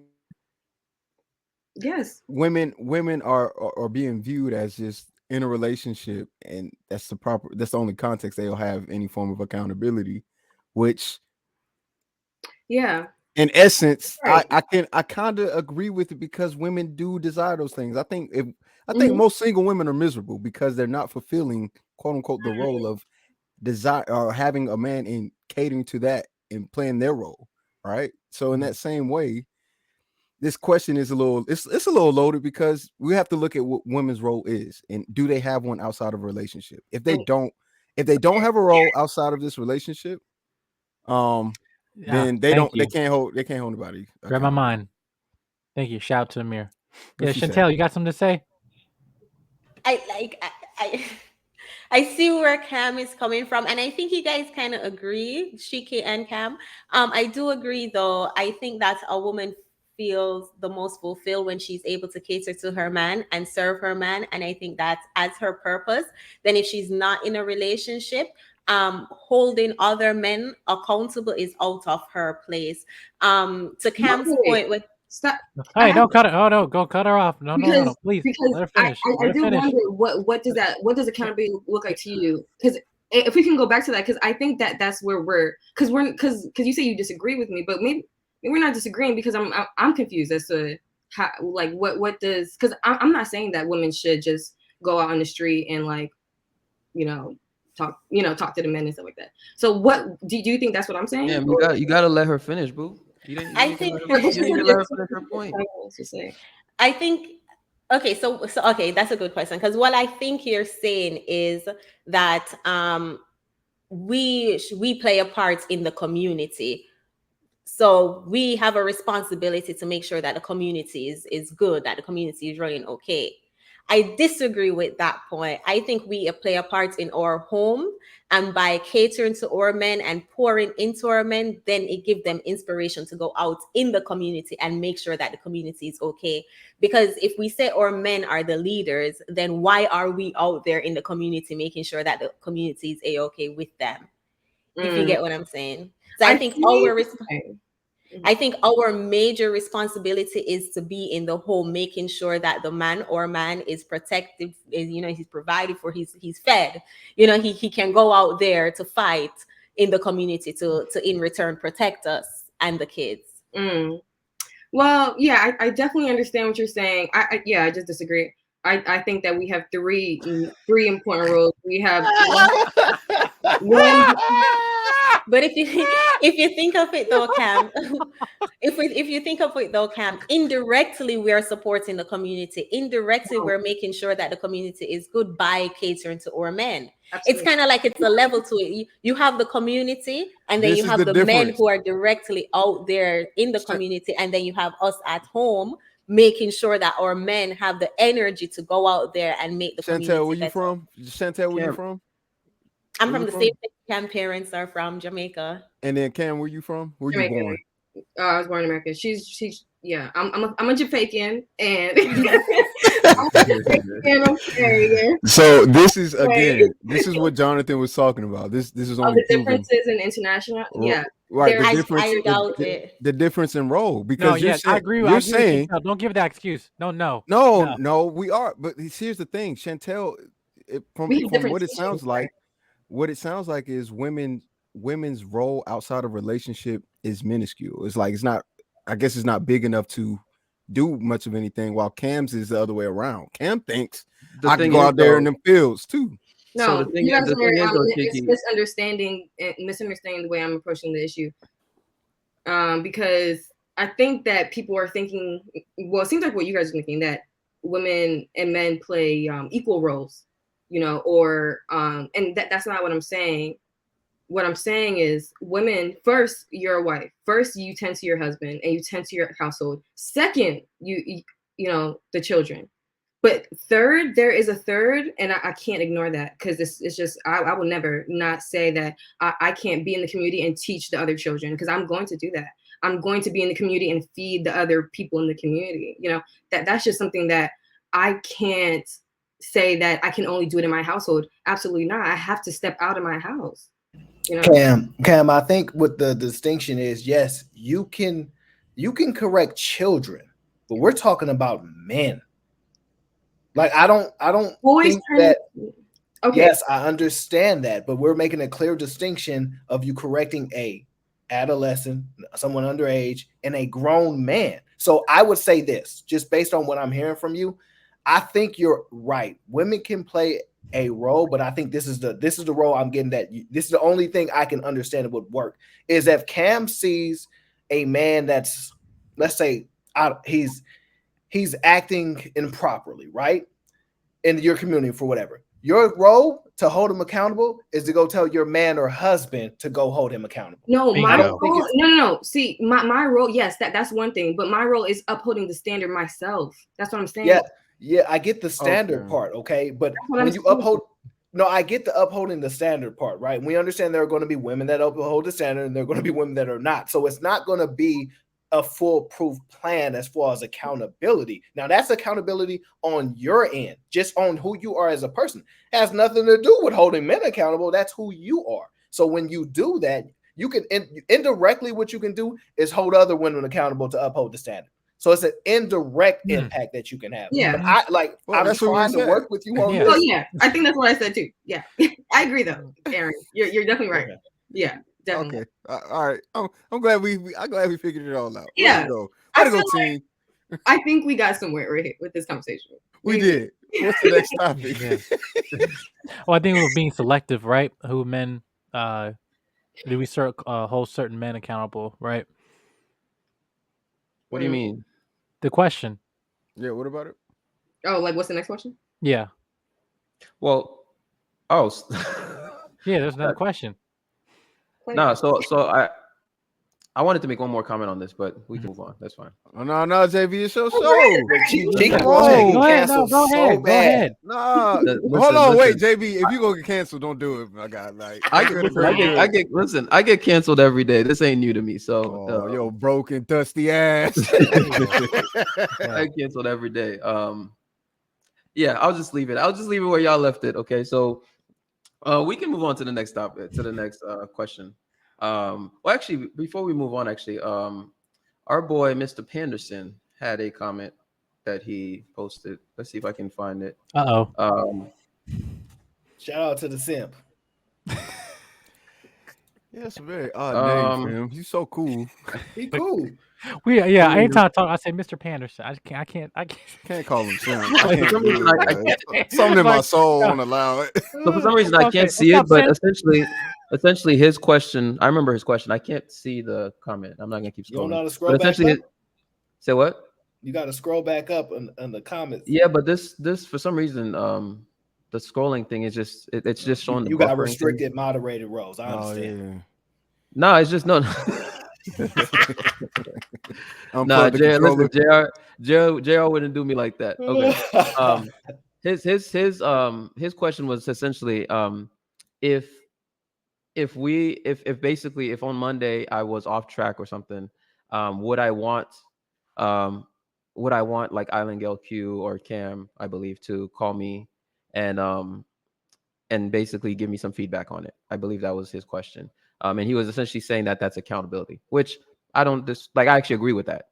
So I think my main I got the super chat pulled up. You want me to read it? Yeah, go ahead. Yeah, I got it. It says, if you were off track / reckless on Lapeef Live Monday, would you want Cam / Island Q to call in Tuesday to give you feedback, to give you accountability? Yeah, and my answer would be yes, right? But I think in general, since he mentions like two people that I know and respect, then I would care about what they have to say. Now, if it's just some random women trying to give me feedback, I really don't care. But if it's like, you know, two people that I actually care about what they have to say and whatnot, I'm like, you know, I'd be inclined to actually listen. But I don't believe that's holding me accountable. I think that's just giving me feedback, or that's just Constructive criticism. that's just constructive criticism. Yeah, it may have not been. He may have not said that exactly how he But had it in his head. but either way it goes, the premise still remains that women's form of accountability is not direct. That's all he's. So as long Yeah. as long as we can agree on that part, we're not saying that women have the role of being direct in their form of approach, nor do they have the role of enacting the change that's required. That's held to the men, right? But Right. to say that women have no role is too See, left in from that. fact, actually, to Mr. Parrington's question, Cam actually did exactly that. Like Cam actually gave me some feedback on actually on several shows. Like she actually hit me up and gave me some feedback on several shows. And I mean, When I she's was right here. asked, y'all, Say what? when you ask me, not just because Unsolicited feedback. I agree. As a woman, I'm not just gonna be throwing out. Whatever, Cam. Whatever. But did you or did you not give me some I feedback? did, JB. Okay. And did I or did I not listen to you? You did. Okay. See, they go to woman role. Say what? They go to woman role part. I'm useful in his life. Yes, ma'am. Clap it up. Are you a pick me? I If think you that's the want point, me though, to be. that's Mammy alert! listen, Mammy alert! Mammy alert! Oh man. that's constructive criticism, right? And it's coming from somebody that I actually respect her opinions and what she has to say. So, like, I'm curious. Okay, what what's your perspective on this, and or why do you not agree with the way I handle this, etc. Like, that's actually valuable. But if it's just like some random woman in the community, whatever that is, trying to come to me, like, why should I care? I mean, like, I know that sounds harsh, but it's like, why should I actually care? No, it's true, JB. Like I see people, coming at you all the time trying to tell you what to do, and it's just like, no, go away. Like I didn't ask you. I definitely understand that. Okay. Well, that is all. So we can move on to the next question, which we kind of touched on this actually. So, should we? I think Aaron came in and actually said something on this. Like, should we hold all men accountable, or just certain men, or only certain men? Right. Now, let me give a little bit of context to this, because I think this came to mind for me from actually so Aaron runs these lives that Aaron and Brittany and whatnot, they run these lives that Anton does during the weekends. Don't talk about Fight Club. Oh yeah. Don't talk about Fight. So, this dude I just forgot the rule. broadcasted it. I forgot Lord the have rule, mercy. Oh Yo, damn, I forgot the boot 'em, rule. Anton, Well, okay, dog. so anyway, Jesus Christ. Anyway, all the let's receipts. just say the context is that basically,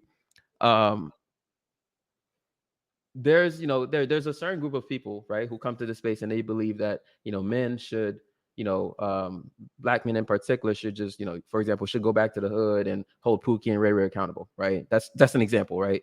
And I'm sitting here thinking, why the hell would I leave the hood, right, to go and risk my life, right, to hold Pookie and Ray Ray accountable? Like, what is that going to serve me? And like, what's the point of me doing that in the first place? I mean, like, for the most part, Pookie and Ray Ray already knows what he's doing, is not correct. Like, he already knows that, and he does it anyway. But anyway, that's kind of, I don't want to go too deep with that, but that's kind of where that came from. Is just the idea that I think we should hold other men accountable. I mean, that's, if you believe that we should have some kind of patriarchy, which I do believe, there's no way around that we would need to hold men accountable, that as men we would need to be held accountable ourselves. Like, I would need to be held accountable by other men, and vice versa, right? So there's no way around that. But I do believe that there's certain men that it's not really, I just don't believe that it should be all men, right? But I can dig deeper into this down the line. But I'm just curious what you guys think on this. I'm gonna let Aaron go first on this one. Yeah, let me tackle this, because this actually, when you said it, it had me thinking, should we hold all men accountable? And at first I was like, well, but then when I thought about it, I think we absolutely should hold all men accountable. And I think the way we do it as men is separation.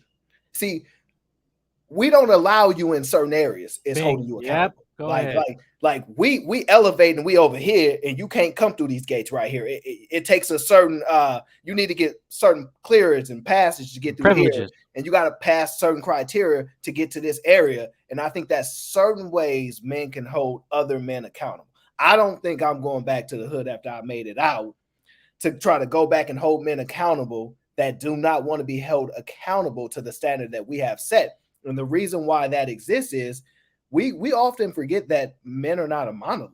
Like, there are different types of men, and we all don't follow the same playbook. And I'll give you a short example. Like, what I think is real, like, we use this term, you a real one. What I think is real is I don't believe stealing, robbing, or taking anything from somebody else is right, ever, right? But I know people in the hood that be like, look, we got to get it how you get it. He a real one. He got to do what he got to do to take care of his family, and he's real to that individual. So it's extremely subjective when we use the word real, because based upon the man that's saying it and who's taking it in, they see it differently.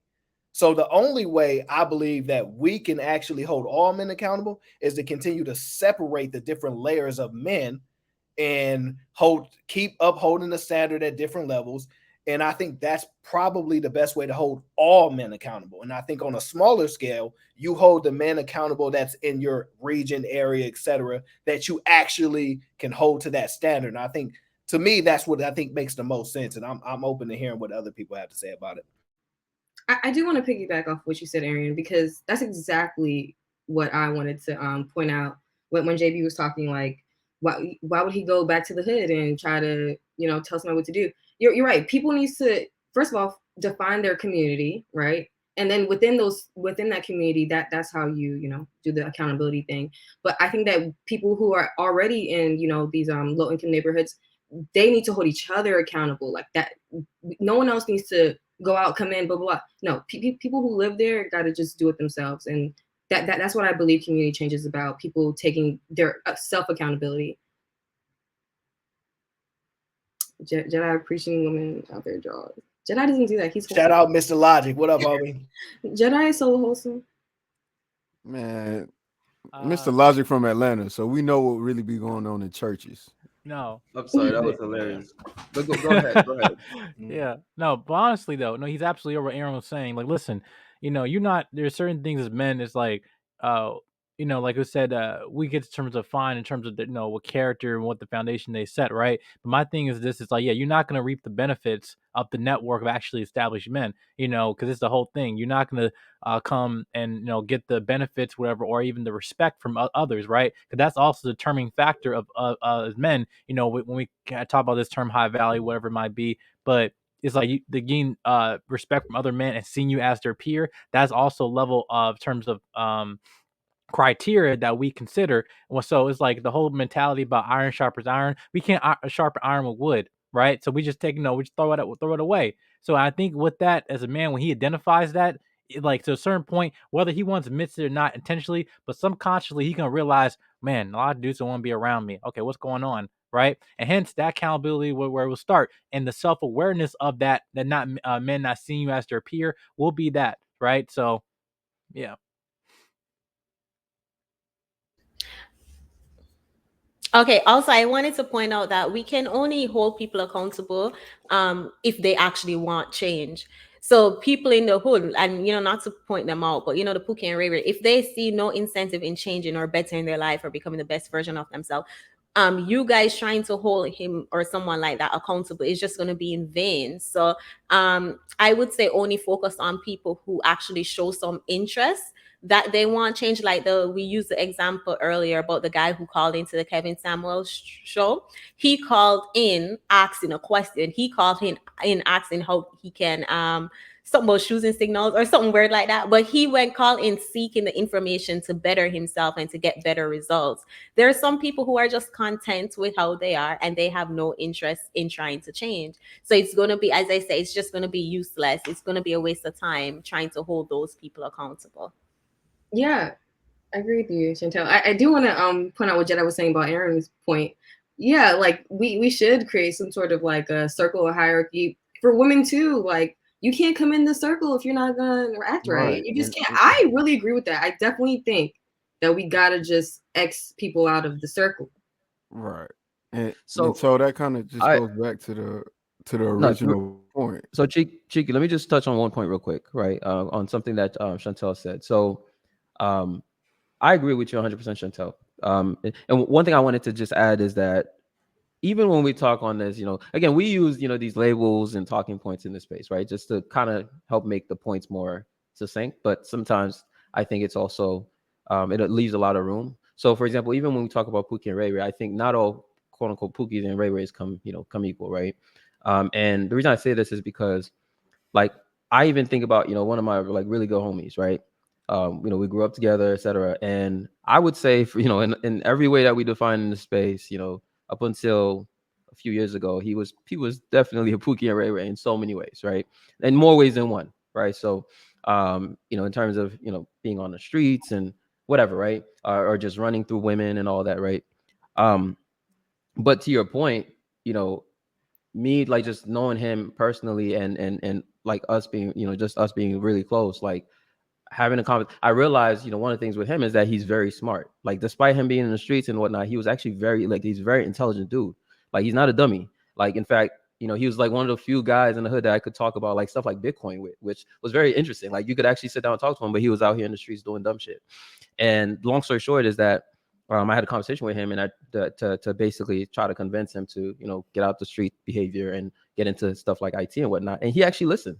And now he's actually in IT support. He's on IT support now, like a few years later, right? So that's an example which I just wanted to. I agree with you, but I wanted to add that that's where like I think there's some nuance to this. Is my point is that I don't want to just dismiss the whole Pookie and Ray Ray in general, right? Like I don't want to just dismiss them in general, but I do think part of it is trying to see, okay, like who's actually willing to like listen to feedback, who's actually just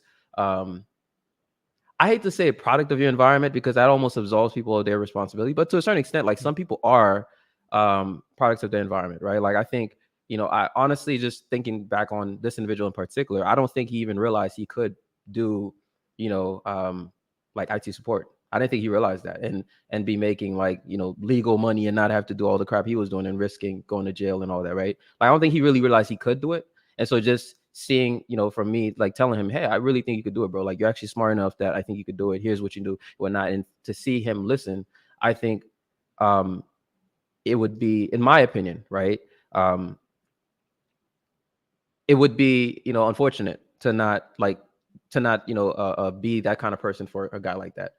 But then you have like the other Pookie and Ray Rays who just that's what they want to live in, right? Like for the rest of their lives. You know what I'm saying? I think for somebody like him, that's what he knew. He's been doing that since he was a kid. You know what I'm saying? That's all he knew. He just knew the streets, right? And even though he's he would read or whatnot, but for him, that's all he was comfortable with. That's what he knew. It was quick money. It was fast money, but obviously with risk. And so anyway, I just wanted to add that to that. Yeah, I just wanted to add that point. I think another quick example of this, some people may be familiar with, is Jay Prince, right? When Jay Prince, when I first came across Jay Prince, like he was on K and Kayla's panel. I personally, I mean, like people who were actually in the chat could probably remember, like I was coming for his neck, because I was like, this is despicable behavior, and like I was just really coming for his neck and kind of and making fun of him and everything. But then I realized, like just from listening to him, that first of all, he was actually very authentic, right? Like he was very authentic. Like the fact that he's willing to actually just come on a panel and straight up say, here's what I did, here's what I did. It's like, damn, like you could say all this behavior is bad, but how many people are willing to actually come on the internet and straight up admit to being that person? That's the first thing, right? And then the second thing is when people were giving him feedback, he was actually listening. I noticed that. Like I was watching, I'm like, oh, he's actually listening. He's not just like, he's lit, but he'll push back, but he's actually listening. And so that made me look at myself and think, damn, like you were going hard on this brother, and he's actually just here looking for growth, just like the rest of us. So I think those, like, I'm just thinking of like two examples of that I think is useful to not just dismiss like the so-called Pookie and Ray Ray altogether. So I just wanted to add that nuance in there. Is if that makes sense. Well, another thing too that needs to be pointed out is there was some form of relation. They were in the area to where they could find these things, right? So I think that's a big part. All right. So we was talking about women not necessarily holding just random men accountable, because I just don't think that's their role, but also for men as well. Like, I know some dudes that you say something, they can take it the wrong way, and it'll get active, and it's just How like, dare fam, you? no, it's not how dare you. It's like, what are you saying right now? Like, say it again. I dare you on God. It's just like you just in a situation you was not expecting. So like you saying, JB, there's some nuance to it. I do think there is something to spot out in those two instances, though. All right, they were in areas, and you had an association with them. All right, because that I think that's the biggest part about it. I personally am not even that fond of just holding random people accountable because I don't know how people are gonna respond in today's day and age. All right, that's why we have the Second Amendment, right? And I'm a full advocate for it. I say strap up all the time because you trying to hold some Pookie and Ray Ray accountable may be the end of you. And I've had some experiences like when I was big into evangelical and stuff like that. I used to call my pastor and I call my dad like, what's going on? Well, like why can't I I had something reach to say this after that when you're person? done. Hmm. Why can't I reach this individual? Why this? Why that? And a very simple verse that they gave me was, "Don't cast your pearl amongst the That's swine." fine. There And you then I go. was, and then the moment they said that, it was over. I was like, yeah, certain people you just can't reach, and everything that you do, especially in today's time, dealing with today's youth and their lack of ability to regulate their emotions. I wouldn't recommend even men hold random dudes accountable because you just don't know how it's gonna work. They need to be in your circle, like Cam was saying. They need to be in your community because you define that for yourself. Man, most of these niggas ain't here, bro. But let me like go on to that. This is just a quick story, whatever, because this is also another thing too. Much we talk about about the church and stuff. My personal perspective, in terms of men need to hold the church accountable, right? And what I mean by that, my father is a pastor, right? But before he was that, he was an elder. He grew up, went up, rise up in terms of ministry. And when I was a child, I saw there was a situation with a pastor where one, we didn't see where the funds were going to, right? And we noticed that where these funds were going to. My mother was the accountant, right? And my father, he was the elder. And like my mom was like, something not adding up with these receipts. So she went to my father, right? My father was the right hand man to the pastor, right? And he had a conversation like, hey, where's all this money going to, whatever, and stuff. No, don't worry about it. Worry about it. But yeah, we still complain about we didn't have enough building to enough funds for the building. We still have people to a point we had a program helping people with their rent. We couldn't give it to any this month because there was insufficient funds, right? So we were like, what was going on? We found out he was basically trying to purchase real estate for land, but it was for a resort for him under his name for property, right? So my dad and about other men in the ministry, the ministers, whatever, like, look, man, we're gonna take our stuff. We're gonna go. You're not gonna rob us from this money and basically be a false prophet, basically a wolf in sheep's clothing. And this is what they're talking about the men that you seen why the men were leaving the church and why the women they just allow this behavior to go. They have no clue, right? And that's why I said when men had to come in and actually to say no, no longer was you gonna be doing this. So he was removed. He was removed, right? So that's why I'm saying in this situation here, only men can at least discern in terms of holding that man accountable, right? A mother, she knew what the funds were going to, but she was the accountant, right? But she went to my father, and then that's when he decided, okay, I have to hold him accountable and get the other man too, and we're not gonna allow this behavior to go on any longer, right? So this is just a point that even then, that situation, we holding certain men accountable, especially the pastor, when you teaching this prosperity gospel to our women. This is ridiculous. Yeah. Yeah. I just want to also indicate that I agree with you. Like that is the way I see it as well. Like, especially something as serious as that, she still upheld the standard, but how she held him accountable was through the way that she knew to do it in the right way. Right. No, right. But that's what I'm saying. Like like she went to my father. It's the Right. kind of thing. Like she no way she can go up to him and say whatever. Especially just like that That's behavior, we not have the to right call it way. out. Right. Right. Because like how would that have played out? You're right. And then women understand that men have a certain respect. So we know that if I tell this man to do the same thing, it's better coming from a man. So, But not only that, we know just as men, there's a certain level of physical harm involved when you be bullshitting us. Let's just keep it real. Like, so it's just like when you having this and money's involved, when children and folks can't eat, and then we're supposed to be the church supposed to hold folks accountable. I mean, in terms of helping people when they have with their rent, with their bills and stuff, when they can't trying to feed meals to your family, and then all of a sudden, when we have that responsibility, and basically we're basically as a being a person of ministry, we're basically doing male practice, in terms of how we're conducting ourselves. We have to call that out. Chantel, what do you have to say on this, Chantel? You just I mean, been sitting back and listening. I'm just curious. no, I mean, I agree. Overall, as I said, I think you hold people accountable who want change. It's beating a dead horse if you're going to try and hold someone accountable who doesn't want to be to see better in their life. And to your friend, the example you gave, he still at the end of the day made the decision to go into IT. The other guy who called up on the panel, he called up to ask questions, to ask answers. You've seen somebody living their life, their dysfunctional life, and not getting anywhere, going to them and telling them, hey, you should do this. It's a waste of time if they don't genuinely want to change.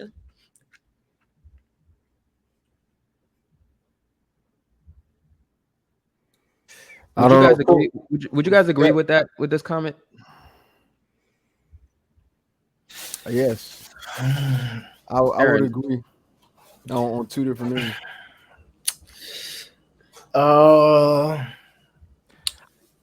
Yeah, I would say, I would agree with it. You agree? What about you, Chantel? I don't agree. I don't agree. I think it takes the accountability away.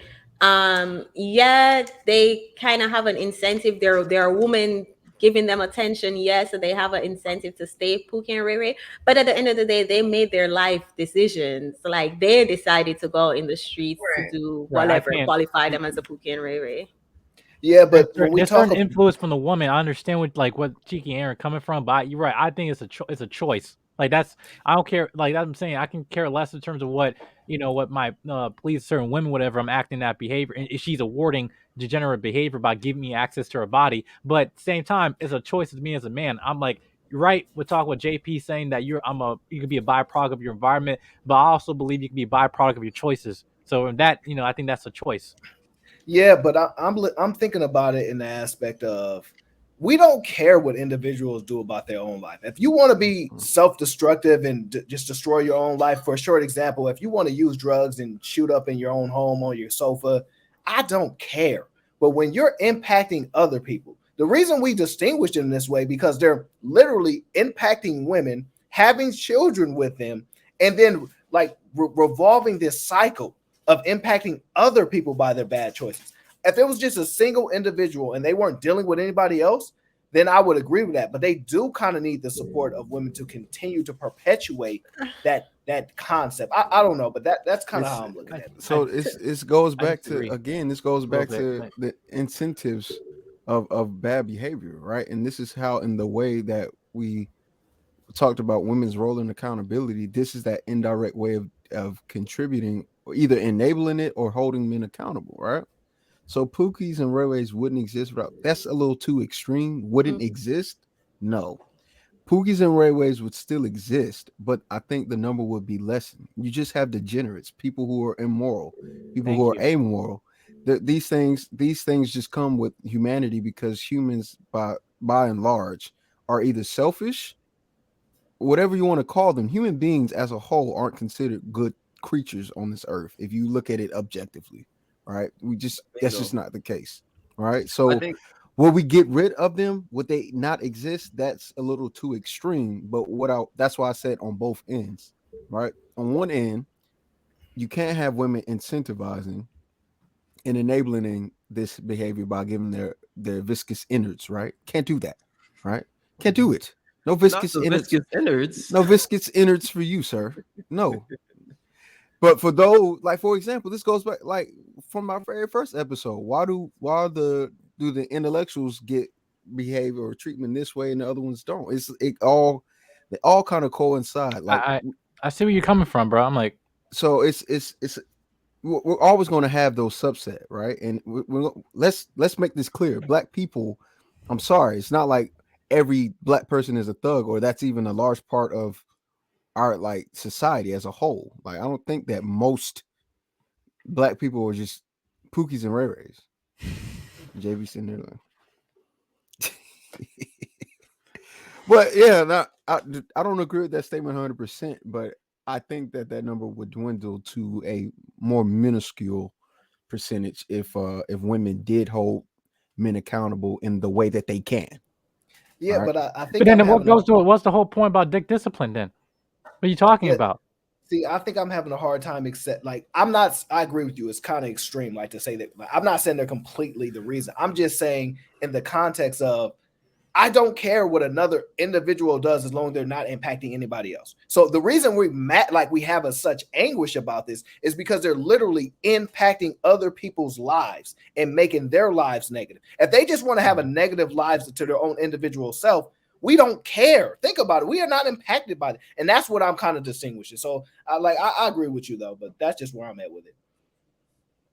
I mean, because it's just a weird. It's like a two-side question. Both the guy was here. I said both of y'all. You know, what I'm saying being all accountable in a situation like it's a choice. You know, dude chose. You know, like you chose like to pick that woman, whoever to like lay with her and put your seed in her, and then the woman you chose that man for allowing do it to you. It's the same thing. So I just like, but to say that women incentivize it, yes, but also as men, it's a choice. Like I'm just saying, it's not. I don't think it's one-sided on that. That's just my personal opinion, especially when we're talking about about dick discipline, about self-control, whatever. It's like who are we becoming people as carnal, right? And to point Aaron's point that inherently that is going to affect somebody else regardless. I know you're saying it's a self decision, but regardless, guess what? He has you have that child, whatever, in in that environment. Guess what? That child can go outside the home into that block and then go interact with somebody else. And hence, because of the foundation or the lack of foundation that person has, it inherently going to affect somebody else with some type of that behavior as that person gets older. So it's like, I mean, like I said, I think it just starts with self. That's my personal opinion. You cannot change. Houseway. Okay, listen, I just want to make this quick point. I'm not going to go. I promise I will not go on a tangent. Okay. But again, this is yet more women delusion right now. Okay. Thinking you can change a man. This is hilarious. This is funny. K You're Michelle got a you're song not called "You changing. Can't Change a Man." That's one of my favorite songs. You're Go not ahead. going to change a man. Like, see, so many, and this is, don't go on a tangent, Jonathan. Don't do it. Okay. I will refrain from going on this tangent. Okay. I Man, will this man, refrain. hey, that's a different kind of discipline right there. I think it's harder. I will Jay- refrain. That's I will harder we than refrain. seeing dick growth? discipline. Oh, wait, Yeah, are we seeing that growth right in JB? Nah, bro, we seeing that some right growth. there is harder This is than dick growth. discipline. I'm sorry, bro. This is that- growth. This no is actually tangent. this is actually part of Cam's feedback, actually. So Look at that. Oh, playing a My eyes role. deceiving me. What are my glasses? right. The misogynist is listening to the women. Okay. Cancel. I think you can't even use that My word. bad. Aaron, you were about to say something, right, Aaron? Oh no. I mean, we're good. No, I'm just following. Okay. Cool. So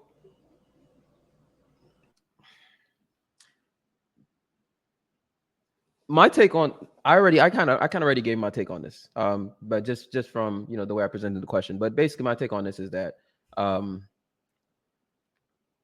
don't think we should be holding all men accountable. I think I mean, again, I think you guys did a pretty good job, like just kind of breaking that down. But pretty much for me, it's just goes back to what Chantel said, is some, like, people have to be open to it, right? Like, you have to be open to folks holding, like, just have that open mind that, hey, this person, especially when it's constructive, like obviously constructive criticism, but even if it's not, right, like, I don't think when it comes to men, I don't think. Hold on, JB, let me cut you off. I'm sorry, but I have to.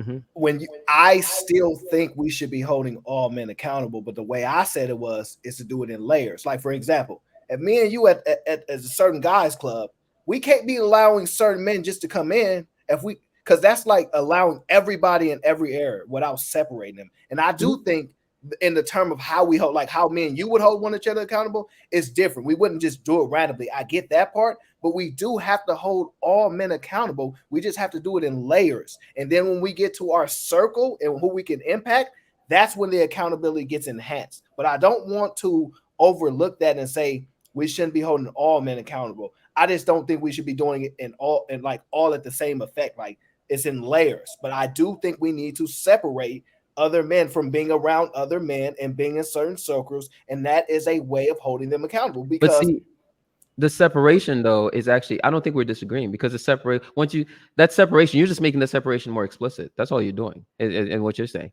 right? Because what I'm essentially saying is I think we're saying the same thing. Is that do you agree with that, with what I just said? Because I think you're making it more explicit that, okay, we're gonna separate ourselves first, and then we're gonna then hold the men that are that remain within the circle, we're gonna hold those men accountable. I agree with you. I just look at it as all of it is a form of accountability. I think that where you're at and other people can't come, even though they want to, because men hate to be excluded from certain areas. They like, man, I can't get into that area. Like they hate not be like. Give you an example. Like whenever they go on this tangent, when KS always says you can't be high value and broke, they get mad because that's the one parameter they can't. You see what I'm saying? So it's like layering it is like how I think it should happen. But I'm with you for the most part. Well, no, actually, I mean, I think you're actually spot on about this. I was just thinking about like one of my favorite cigar spots. They have like a very strict rule when it comes to like dress code. In fact, even if you're a regular, right? Even if they know you, they have a very strict rule, and it's always interesting. It's always funny looking at the like dudes who pull up with wearing sweatpants and whatnot and sneakers and whatnot, like showing up to the door and people and like they be wanting to fight the bouncer, and the bouncer's like, I can't let you in. And it's always funny to watch that because I think to your point, it's like dudes just don't like that. They don't like that feeling like, what you mean I can't come in here? Especially if they feel like, I got the bread, but it's not even about your bread. It's about the image that they're trying to maintain in there, right? They want an image of, business casual and, what I'm saying, like professional looking men and whatnot. So I think, I think your point is spot on.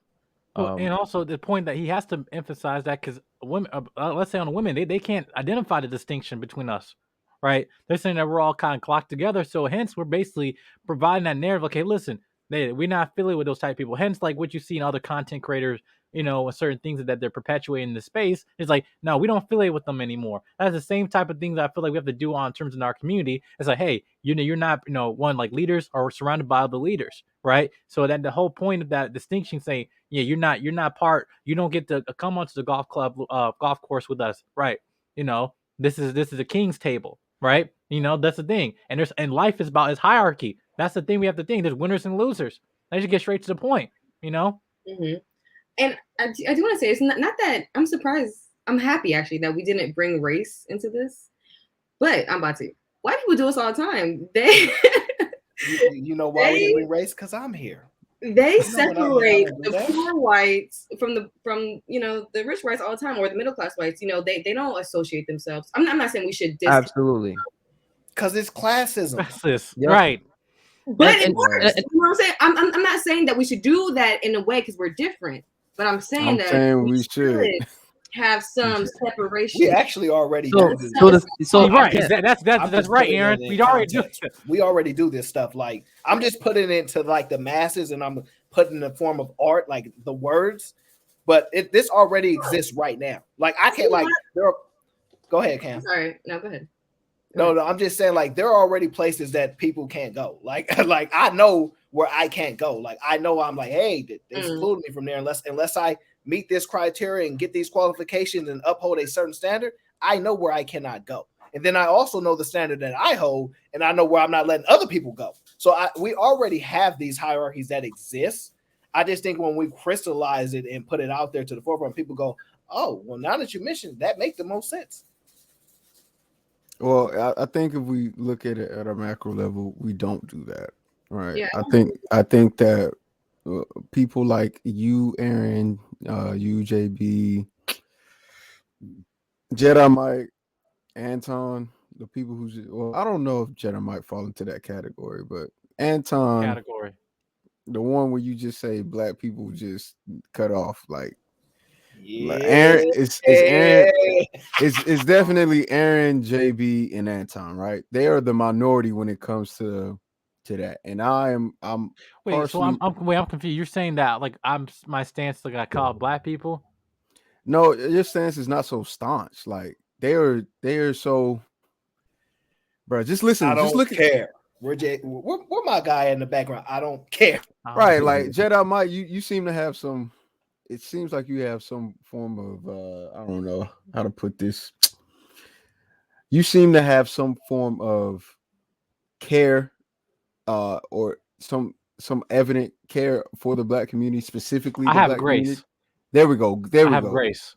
As But to at the where same time, like I give you grace, but I gotta oh, say myself. but see, but I mean, me and you on the same page. I understand that. Like, but Right. Anton, Aaron, and JP, they make it clear. They be like, nah, Fuck 'em. Right. nah. I got it. F them kids, Michael So Jordan. hold up. So hold up, right? So I'm so glad that Cam made that initial point, though, because I say this all the time, and people be He trying to did. argue with me, but it's actually not only so visible, but all you got to do is be around. Like the point that she made about white folks, specifically, the higher you go in class, how they do not feel any guilt whatsoever about detaching themselves from lower class, and white folks, and specifically poor whites. Like they have zero guilt whatsoever, and it's one of those things that you only realize how true that is when you get around like wealthy and like successful white folks. Like they have no problem whatsoever.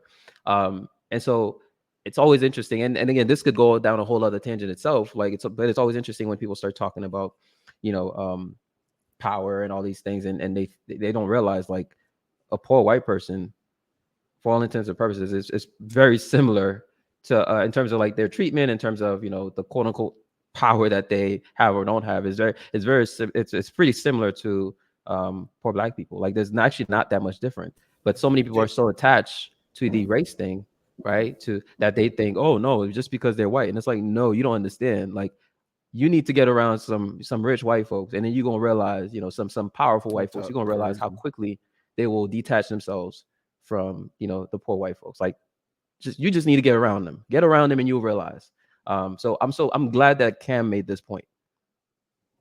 Yeah, because I don't think black people as a whole, as a majority, are able or willing to really just cut off maybe the bottom few, because this is communal aspect with no community type deal, which makes everything confusing for people like me a little bit. Like I don't understand all the things, because it's like we're sitting here saying black people, right? And then in my vision of black people is excluding some black people and saying those are something different. I don't know what, I'll call them what you want to, but they're not black.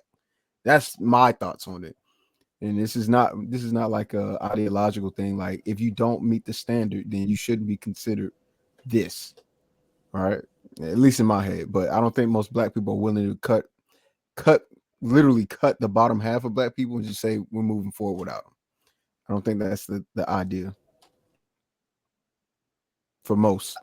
I think the more power you get in life, I think when you're put in positions of power, you start to identify that, because you start to learn that, wow, That is like true. That is I true. have more power over this self-proclaimed white person that would normally have privilege over me, and I can fire their ass. And I normally don't cuss, but I had to say it to actually like literally, like when you're in position of power to hire and fire people, then you realize that the world is a little more different than we thought growing up. And I think a lot of these people that don't start to distinguish the difference have never been in any position of power or authority.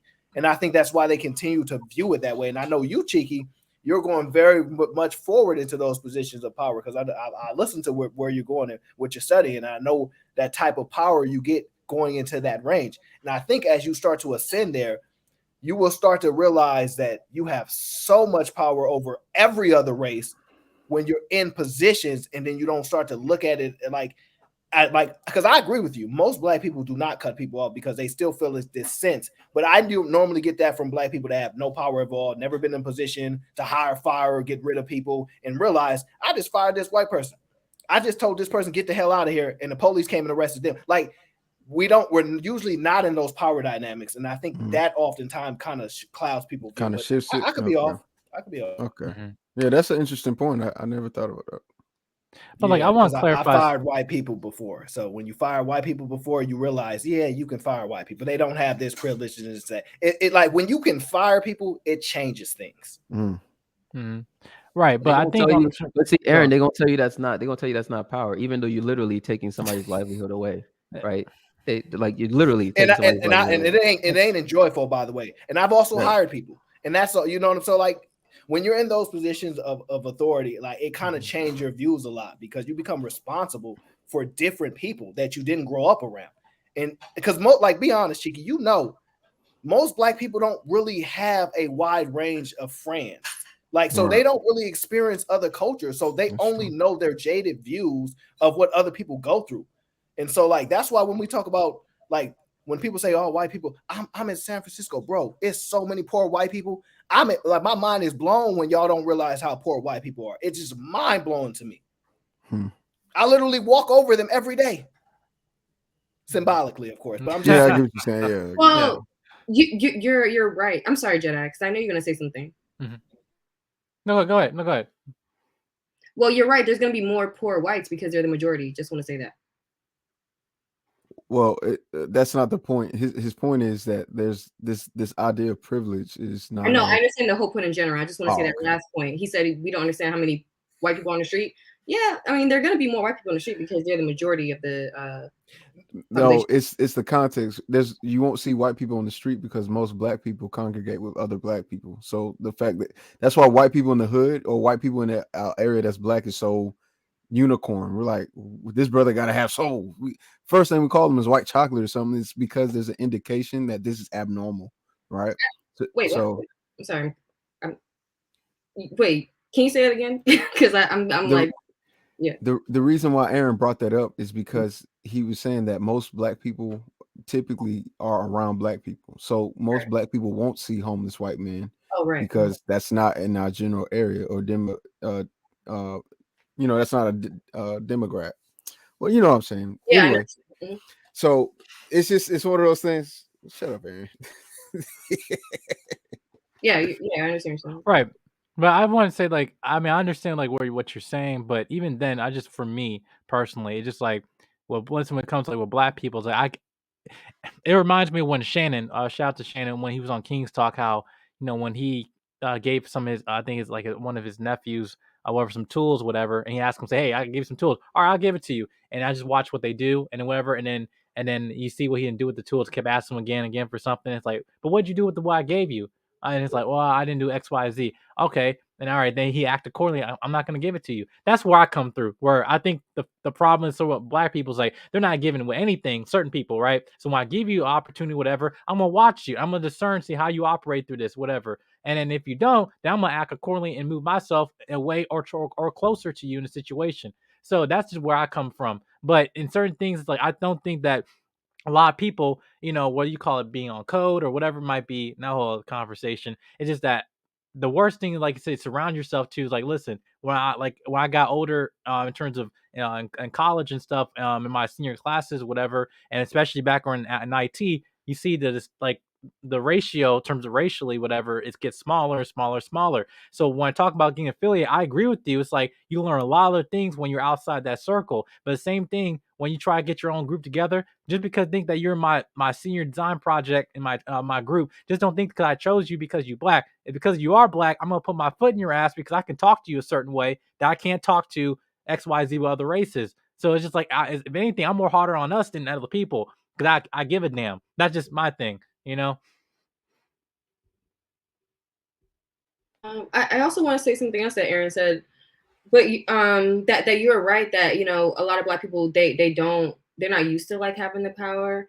But I do know Black people, and I'm a supporter of this. I don't care what anybody says, that when they do get in power, they do prioritize a Black face, because they know how hard it is and that there's not a lot of people. And so yeah, it's could be whatever you want to call it. Whatever, it doesn't matter. We all do it. We all are. You talk about nepotism? Sure. Okay. You can call it you can call it racist. You can call it everything you want. And I was getting clarification. That's I'll agree. So Cam, would you say? That's an interesting point. Let's start with that. So would you call that discrimination? Yes. Okay. So would you say it's a positive form of discrimination or negative? They're all negative. You think all forms of discrimination is negative? I'm trying to think of a good one. But That is a good one. It actually makes sense. Let's not be, let's be realistic, So no, I mean, are you saying like discrimination, all forms of discrimination is negative? I'm trying to think of one that's positive. So somebody black hiring somebody black So because they're black. so okay. No, that's also they're negative across the board. Hold up. So okay, so you're saying that all forms of discrimination is negative. Yeah, it has negative connotations. Yes. So let me give you an example, right? So you're about to get on a plane and they let all the disabled people on 1st. That's a form of discrimination. Would you say that's positive discrimination or negative? I mean, you're gonna ask me a question and I don't know how to answer it because I really honestly. But is it not discriminatory? Like to say of all the people going, we all paid to get on the flight, right? But they let the disabled people on first, right? So that is discrimination. But I'm saying, is that not? Would everybody? For the most part, I think every sane person would agree that that's okay. Would you not say that? Yes. Because it's positive. Well, okay. Well, how I'm thinking about it, I don't think about it. Well, stick to that real quick. Just stick to that real quick. Would Okay. you say that's a form of positive discrimination or not? Okay. Yes. Okay. So then that means that your point that all discrimination is negative is false. Then I said they have all negative connotations. Yes, because somebody is losing.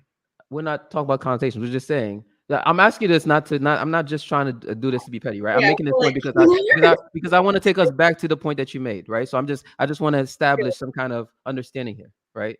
So is it possible to have positive discrimination? Yes. Okay. So then if you're saying that, okay, black folks getting a certain level of power, saying that I'm going to prioritize other black people, given that context, would you say that's a form of positive discrimination? From your perspective?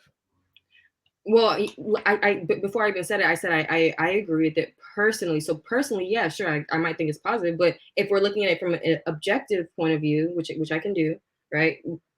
There, I do think that there's negative connotations about discrimination across the board. We're not talking about connotations, Kim. Like I'm not talking about. Means the meaning. We're just talking about what it is. What's the difference between discrimination and priority? And what? Priority. Well, doing it based on skin color. Right. I'm saying like, okay, it's like, what do you like you're prioritizing that and saying is a form of discrimination. I'm trying to understand what he's asking.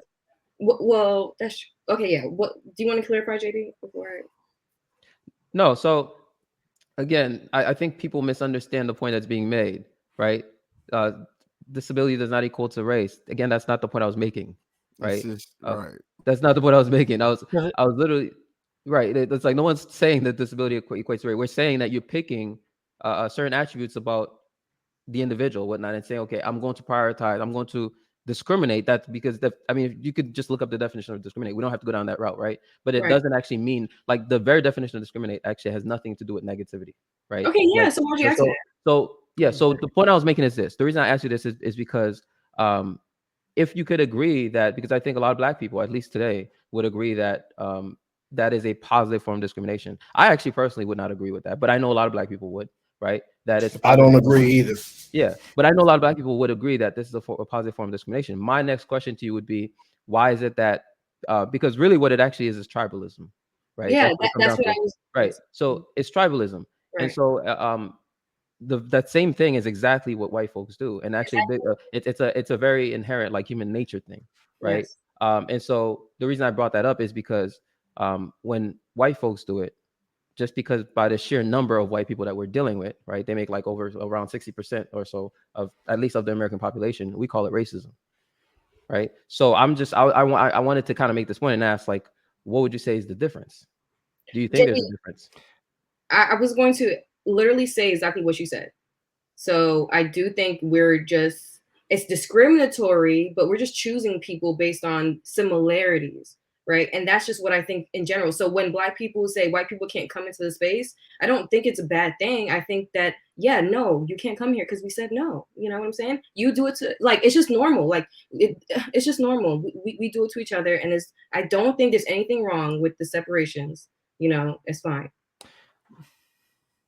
In general. Right. Because it's normal, because we're going to do it anyways.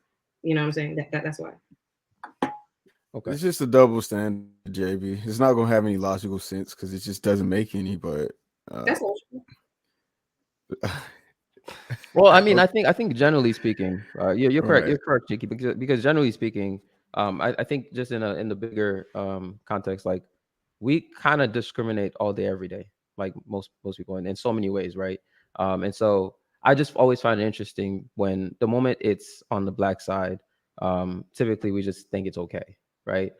We make justifications for it and whatnot, and then on the white side we typically just immediately go to the race aspect without realizing that on the white side really the only difference is the sheer number of white people that we're dealing with. That's literally the actual I agree only with you on that. Yeah, like variable of significance there. It's just the absolutely fact, agree with it's you. just the raw number. Well, it's that in history, but yeah, you're right. It's not. It's one But of those things because honestly, what and no shot at Cam, but Cam just pulled the white man move to black people in the 70s. It just so happens that all my employers are white. It's not. I mean, know what you're saying, Cheeky, and right, I'm familiar with equity. I understand. So right. I'm So not it's trying to again, do it's one of anything. those things. It's just a double standard, and it's the double standard comes from history and I don't know history and numbers. So minority and history kind of works in black people favor when it comes to these kind of topics. But I can say one thing: we should hold all men accountable. Oh, okay. so That's the topic. okay. I do want to ask this though. I know that's not the topic, okay, but I do want to ask this. Why do you in particular think it's okay, Cam? I just want to ask this, and we can move forward because I think it's interesting. So you're essentially saying that you're completely fine with people prioritizing.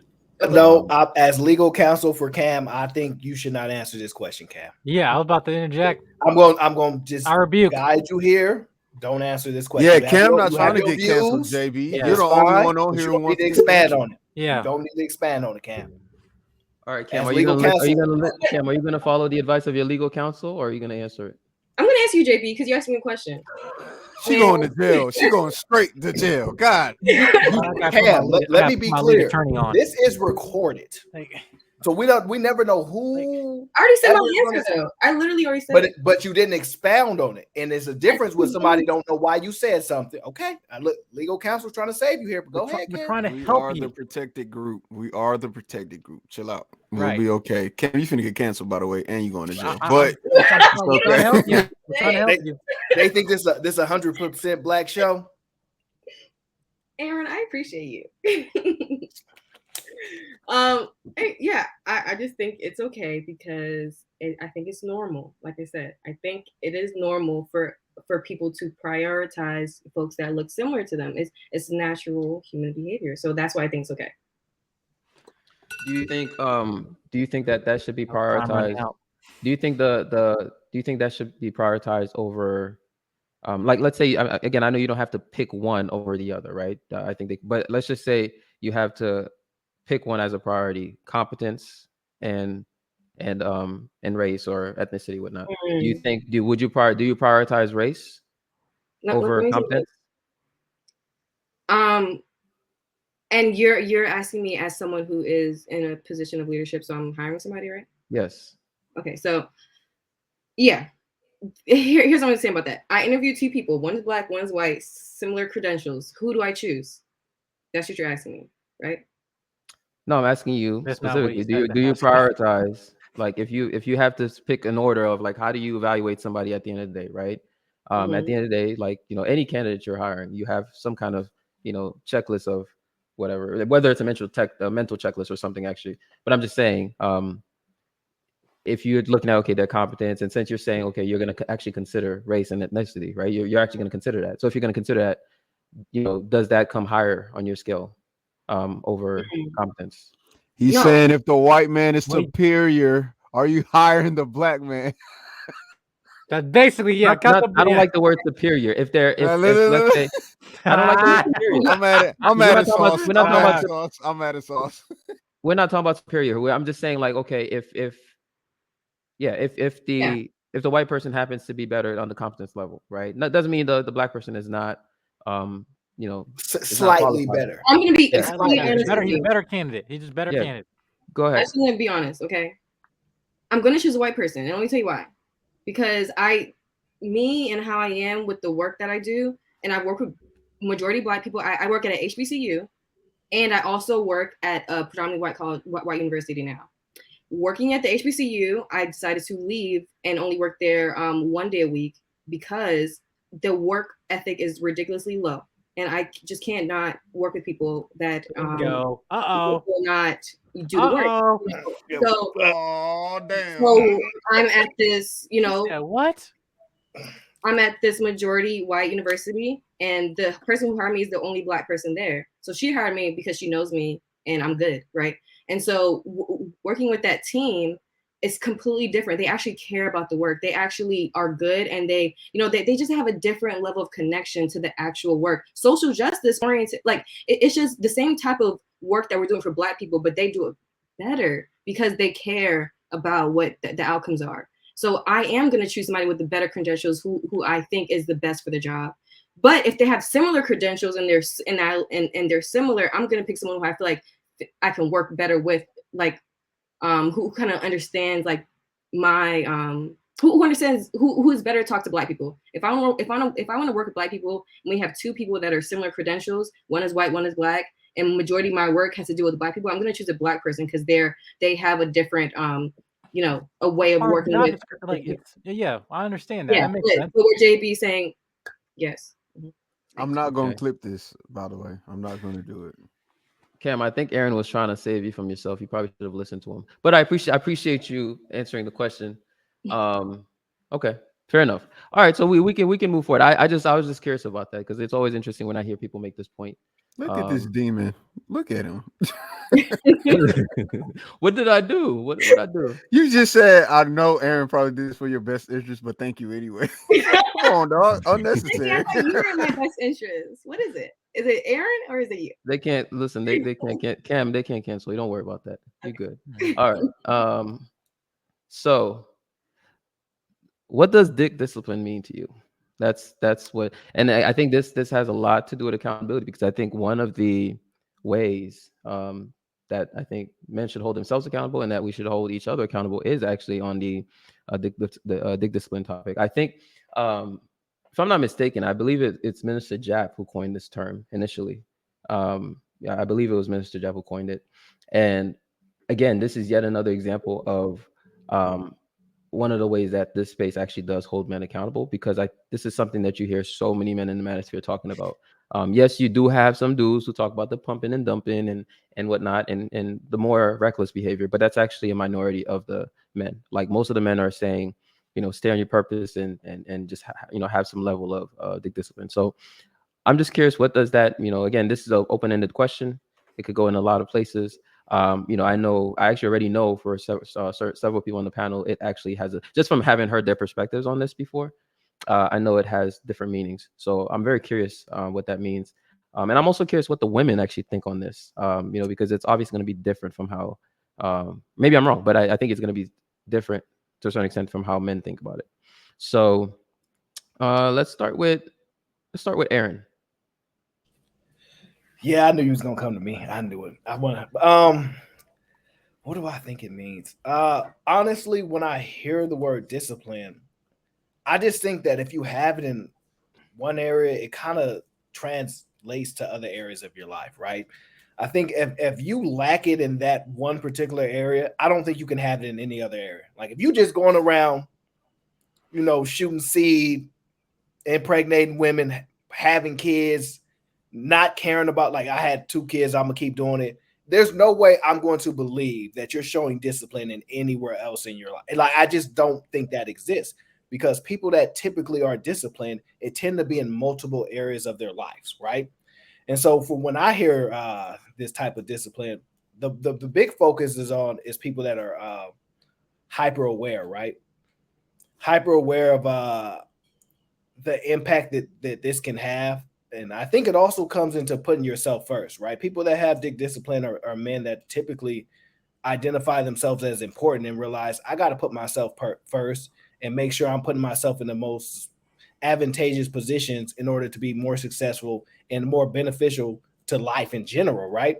And so I think anything outside of that, like, it's tough to simplify it, but I just, when I think of it, I look at it myself in a sense. I'm not saying I'm successful in any way, but I do take it extremely serious who I encounter with when it comes to women. I don't like play around, like especially when as you get older and older, like the damage can get worse and worse. So I think for me, when I'm hearing this discipline, I just think that if you have it in this particular area, it tends to transition to other areas of your life, which tends to put you in more advantageous positions.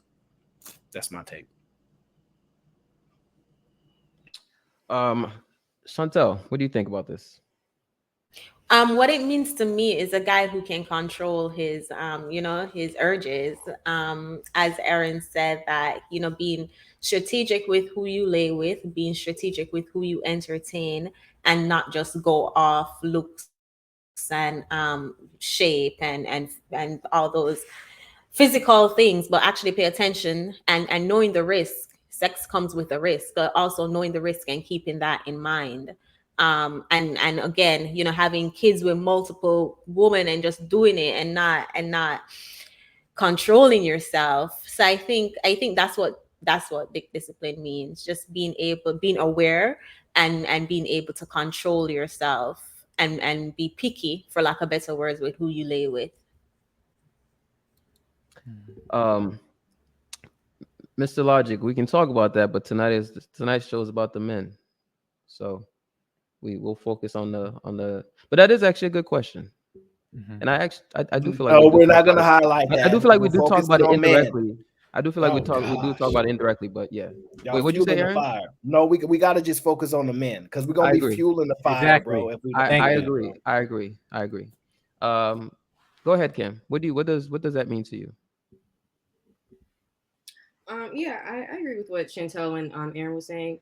Yes, but so just to add on to that, definitely, controlling your urges, things like that. Because if I know that a man cannot control himself, right? I know that a man is out here, doing whatever he wants to do, within his right, doing the things that he feels like he like, just having sex, whatever, or just having all these women, and I know about it. I'm not gonna take you serious because what makes me think that I look at the way a man is when he's single, honestly.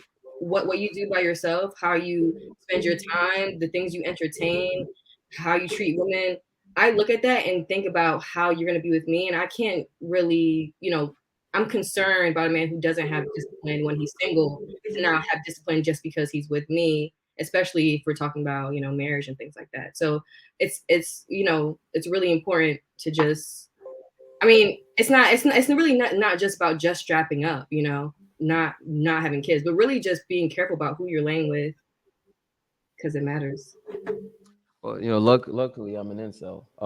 So, Chantel, I just want to ask you a question, Chantel. So, um, you kind of said something similar to what Aaron said, but I'm curious, like from your perspective, how do you think that, like in terms of just tangibles, like how that manifests itself? What would you say?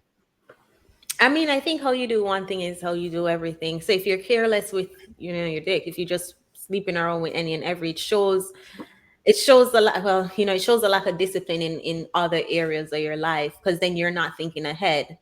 You having sex is a risk. We know these women. Wow, we hear the story about Drake the other day. And if you're just laying around with any and every, you're not thinking ahead and um, protecting your kingdom. You're not protecting your future. So I think it ties in to the kind your character. Okay. Jedi Mike, your Mhm. thoughts? Um, and women might be upset what I have to say about this, but um, when it's talking about in terms of discipline, whatever, right? It's all about talking about self control, right? And it also goes into temptation, right? Temptation, it really could say be a sign of weakness, right? And regardless whether if there's a woman that's just a bystander or your girl, they're gonna take that, they're gonna take advantage of that because that into power if they have that control. But one thing I try to move on, even though it's in my religious background and stuff like that, no woman is above my principles, right? And what I mean by that is terms of like I cannot give them in terms of access to power because then that's just a sign of weakness to me, right? But take this too. To me, I know a dude that has like is just reckless with doing arounds. It's telling me something that dude that has nothing going for himself is life. It's like I got shit to do. I'm gonna keep it buck with you, right? And with that, it comes with mental clarity. Comes with also talking about delaying self gratification, delaying pleasure. That's a sign of power, right? And I cannot afford to give that to somebody, especially if I'm supposed to be leader, And I don't think a lot of men really talk about that. Is that sex? No, it's power, and we don't talk about that enough because um yeah, and so when I have this situation with me, like moving forward, like I said, I probably don't practice celibacy, and I only and the last time when I was, I guess you say, having sex with someone I thought I was gonna marry, but it turned out to not happen that way. But going, 6 months strong, hopefully this is a courting relationship and everything. But much as like it might lead to that, she might try and snare you. I can't give her that power, So, but yeah, that's what I mean by dick discipline to me. So what was the part that you were saying that women were going to be upset about? I said no woman's gonna be above my principles. No, when you So were starting off, you said, "Oh, that That's okay." what that's what it was. Okay, Yeah. I got you. Mr. Banter, what does Nah, I'm super staunch on this. This is like one of the things I'm like, Oh, we either it's know. black or white. You know what I'm saying? No middle ground. 3 dates or no date. Head ass. Don't start. Don't start. I'm not. I'm done. I just had to get it out of my system. I'm done. All right. But for me, it's not like no sex, because again, like, reason being is because of what it does to both men and women. All right. When I knew guys before they had sex, they were completely different. They got the box and then they became fiends. Like, oh my God, they just chased it. And they look like crackheads, like on the block, just chasing after the next fix. I was like, boy, something wrong. It's not meant to be that way. And then with women, I've seen women that the first person they had sex with, they loved, and they was just like so attached. All right. And if you're going to be a leader, you should be responsible for yourself. And if you think that women aren't equal and they're supposed to be submissive and they're the weaker vessel, then you should act that way at all times, which means that's how I view women and that's how I treat them.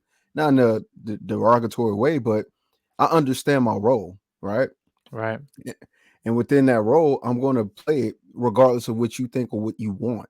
I don't care if a woman desires me, because my ultimate responsibility as a man is to be a leader, which means I set the tone and the standard and you follow behind it. Now, if you don't want to do that, you go to the side and go deal with somebody who's got lesser standards. Right. So, Bingo. Chicky, I want to ask you a question. Okay, what we got? All right. So, I know. I don't like your questions. Listen. So, listen. If you have children listening, okay, this is the time to like cover their ears real quick. Okay. So, I'm gonna give them like 10 seconds to cover those children's ears. Just a moment of silence.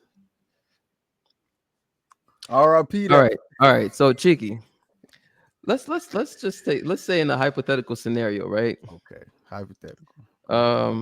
You got Big Booty Keisha standing in front of you.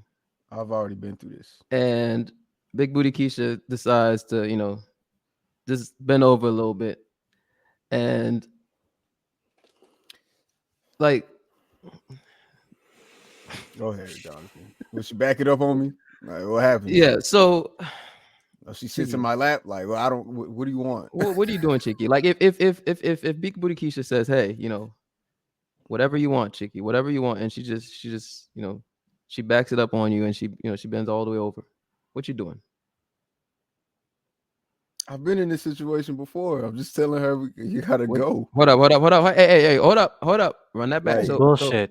Have you? Hold up. Have you? Hey, hold up. With Big Booty Keisha? Why Keisha? Not Big Booty Keisha. I don't even know if I want Big Booty Keisha. That seems intimidating. I'm still a virgin, my guy. Why not Shirley?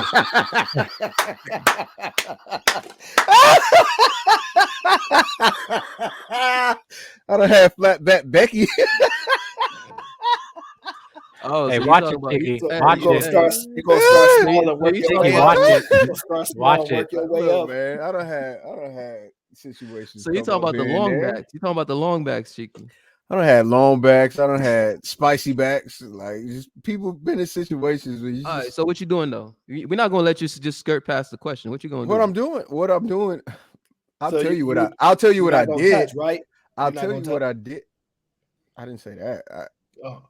Oh, Like I'm not temptation. temptation. Yeah, sure. I mean, you can Cheeky, call it that. Cheeky, we're gonna talk in the back end. We're talking. You I'm notice a how grown. you notice how he's taking his time with this question. I'm I'm still not waiting taking for an my answer. time. Just Aaron hit me is with these jumping goddamn in. questions, Jedi bro. jumping Like, in. Y'all trying to jump me. I'm the only one in here that's not getting that. Like I'm trying to live right. Okay, I'm doing what I can. Right. So what? I'm here's the celibate too. We talking about? Jedi Mike. I understand that, but they not pressing you like they pressing me. He talking about big booty Keisha. What I'm saying is, I would do what I've done before. You have to leave, or there's a miscommunication, or I literally will explain to them why I won't have sex with them. It's a So very awkward. you're gonna just tell the Very booty to leave. awkward. You're gonna just tell the booty to leave. Be gone. Yes. Can you tell us away with you verbatim? thought? Yeah, can you tell us verbatim how you do it? Because I'm truly intrigued. But hey, Okay, you so- must leave now. I need to No. understand this. So the situation that I've been in that was the most sexually intense was in basic training. So or right out of basic training is tech school where you have a little bit more freedom. And I'm in the Air Force, right? So these women haven't had any type of sexual encounters with any man because they separate us for the longest of time. So honestly, they're down to smash anything, right?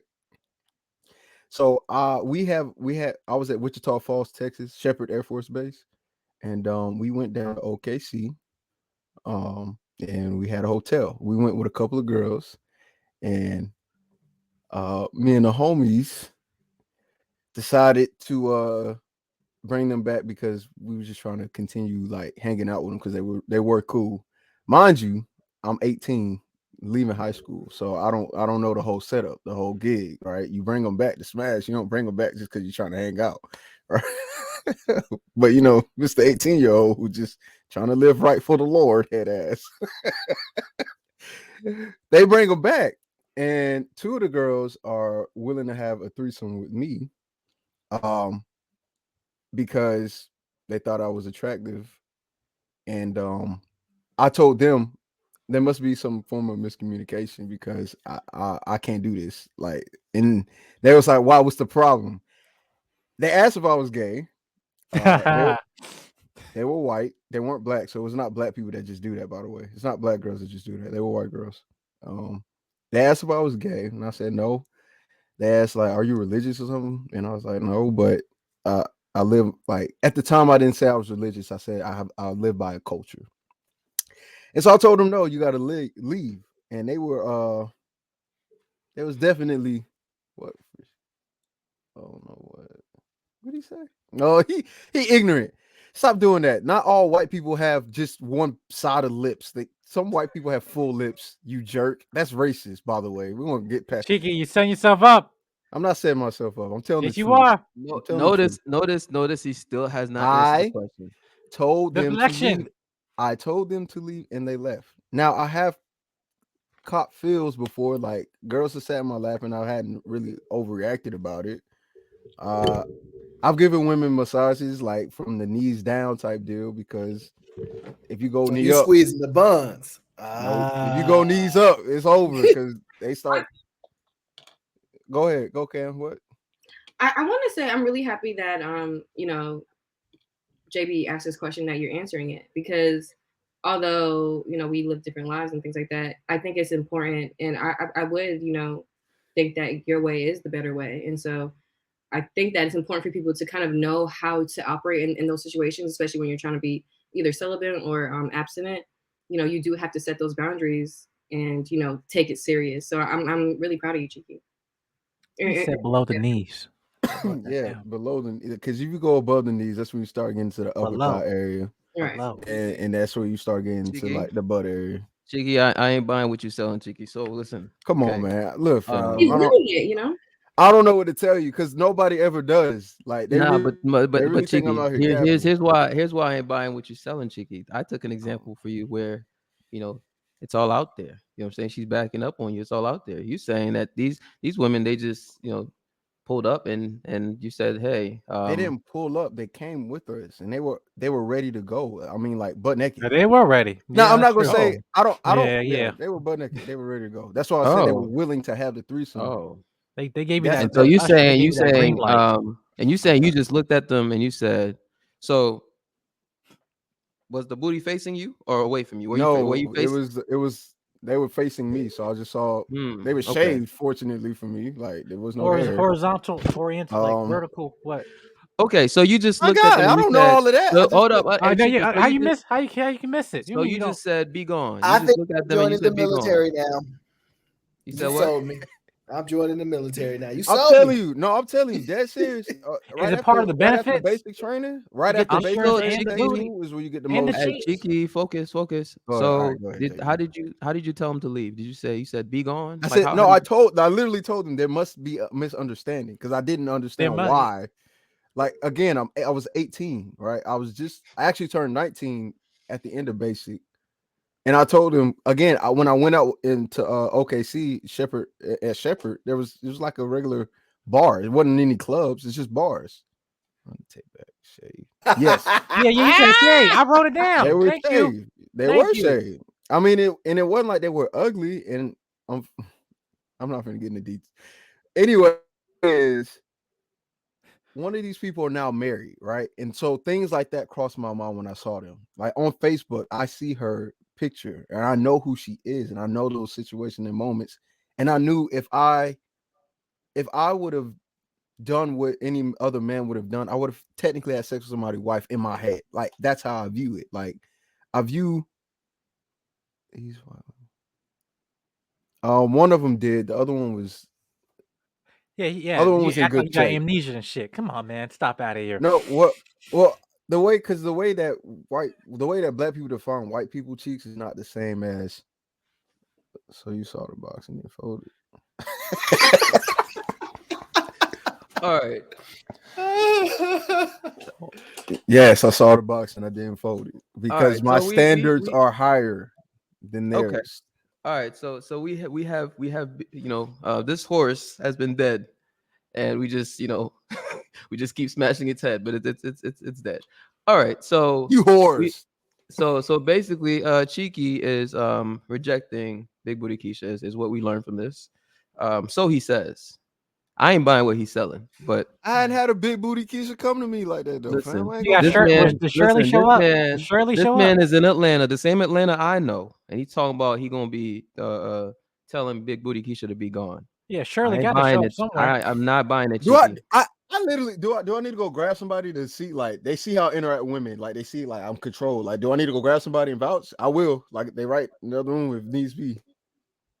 Yeah, well, this Yeah, go grab Listen, we're calling contempt of No, that court. was 7 years ago. Hold on. No. No, I'm talking about recently. Like, JB, you said you want to go grab him? I'm the lead attorney. I'm calling contempt of court. There's Yeah, There's go grab perjury the here. witness. There's Go perjury. grab the All right, I'll go witnesses. grab Okay. them. And while you grab the witnesses, See, I will answer the and question. I'm about to myself. dismiss the case if you don't bring the evidence. See, Watching. He's Is about he to gonna bring back guys, a white girl? I have the evidence. See, this is why I take notes because folks act like they got amnesia. I'm like, wait a minute. Yeah, You said you know what? shave. You said all this stuff. I'm like, hold up now. Everybody brought up a good point. We need a woman that actually said that Cheeky said no to. You know, that's the real proof. Right. Exactly. Right. I need him to put. I need him to pull her up. But I believe Cheeky. Look, he paying off one of the homies right now. He like, yo, when I I get know you he's going not. ham, Yo, He's man, when I sit here, he's you gotta tampering act with like evidence this, right No now. one lies about this. Right? Men don't lie about something like this. Just believe. He's tampering I with see the evidence. evidence. Okay, so let me answer this question though. So what does dick discipline mean? So I think it's extremely Oh, he important. back. Who's this? Um, I got Okay, two. we gonna get. Well, We got two Uh-oh. witnesses. Sir, we gonna get the Bible, character do you swear to witnesses. tell the 'Cause truth, I'm nothing but the letting truth, you so know I help you live God? this life. I live it for real. They better I'm not tell the gonna whole keep story. You better, sir, you have the hand of God, the Bible. Yeah, Which Yeah, one of the swear, witnesses? man. Which one of the? Hold up. Hold on. I got sworn you hold in the on. court. Hold up. Which one of the Can y'all witnesses hear? would like Can to y'all come hear? forward Let first? me change. We gotta change this. All right. So here the homies. We're gonna change this to this. Can y'all hear them? Yes. Which one of the Alright. witnesses would like to come forward first? Yeah, somebody step Here to the the witness camera, cam. please. All right. Well, what we talking about is they think You I'm got out here three. slanging dick. You got Big three. booty Keishas. 4. They think Four. I'm out here slanging that slang to big booty Keishas like I don't just reject the girls. Like, Man, Cheeky, come here. Cheeky Come the here. most wholesome person you'll ever meet, man. He funny. He got his own perspectives, but Cheeky don't be on nothing like that though. Nah. My dog Alright, is so real. let- Y'all heard him say, hold on. Y'all heard him say he turned down 2 butt booty naked white girls. Yeah, I mean, like ready to go. And he was just like, I can't do this. I'm sorry. I can't. See, and then I want to fight, but I can't really show them. Hey, listen, hold up. Hey, hold up. Especially, bro, hold up. Especially, bro, in the white hoodie. I know he's from Atlanta just from that accent. I know for a fact he's from Atlanta, right? In the white hoodie. Bro, he talking about you, Vic, bro. Come here, Vic, bro. Come here. Are you not? You from Atlanta, right? A little small city about 30 miles east of Covington, Atlanta. bro? But yeah, you know, Okay, like so you from Covington? I bet. So you trying to tell me, right? Because here's the example. I'm gonna run this back for you, okay? Because Cheeky, he has his way with words, right? So our example to Cheeky was, let's say Big Booty Keisha pull up, right? And she is buck naked, okay? And she bends over, right? And she says, Cheeky, this all yours. What you gonna do, Cheeky? Cheeky And gonna be this like, man what are said- you doing? This man said, listen. I know you. Hey, listen. Hey, this man. Situation. That's how I believe Cheeky reacts for real though. No, what old girl, Hispanic.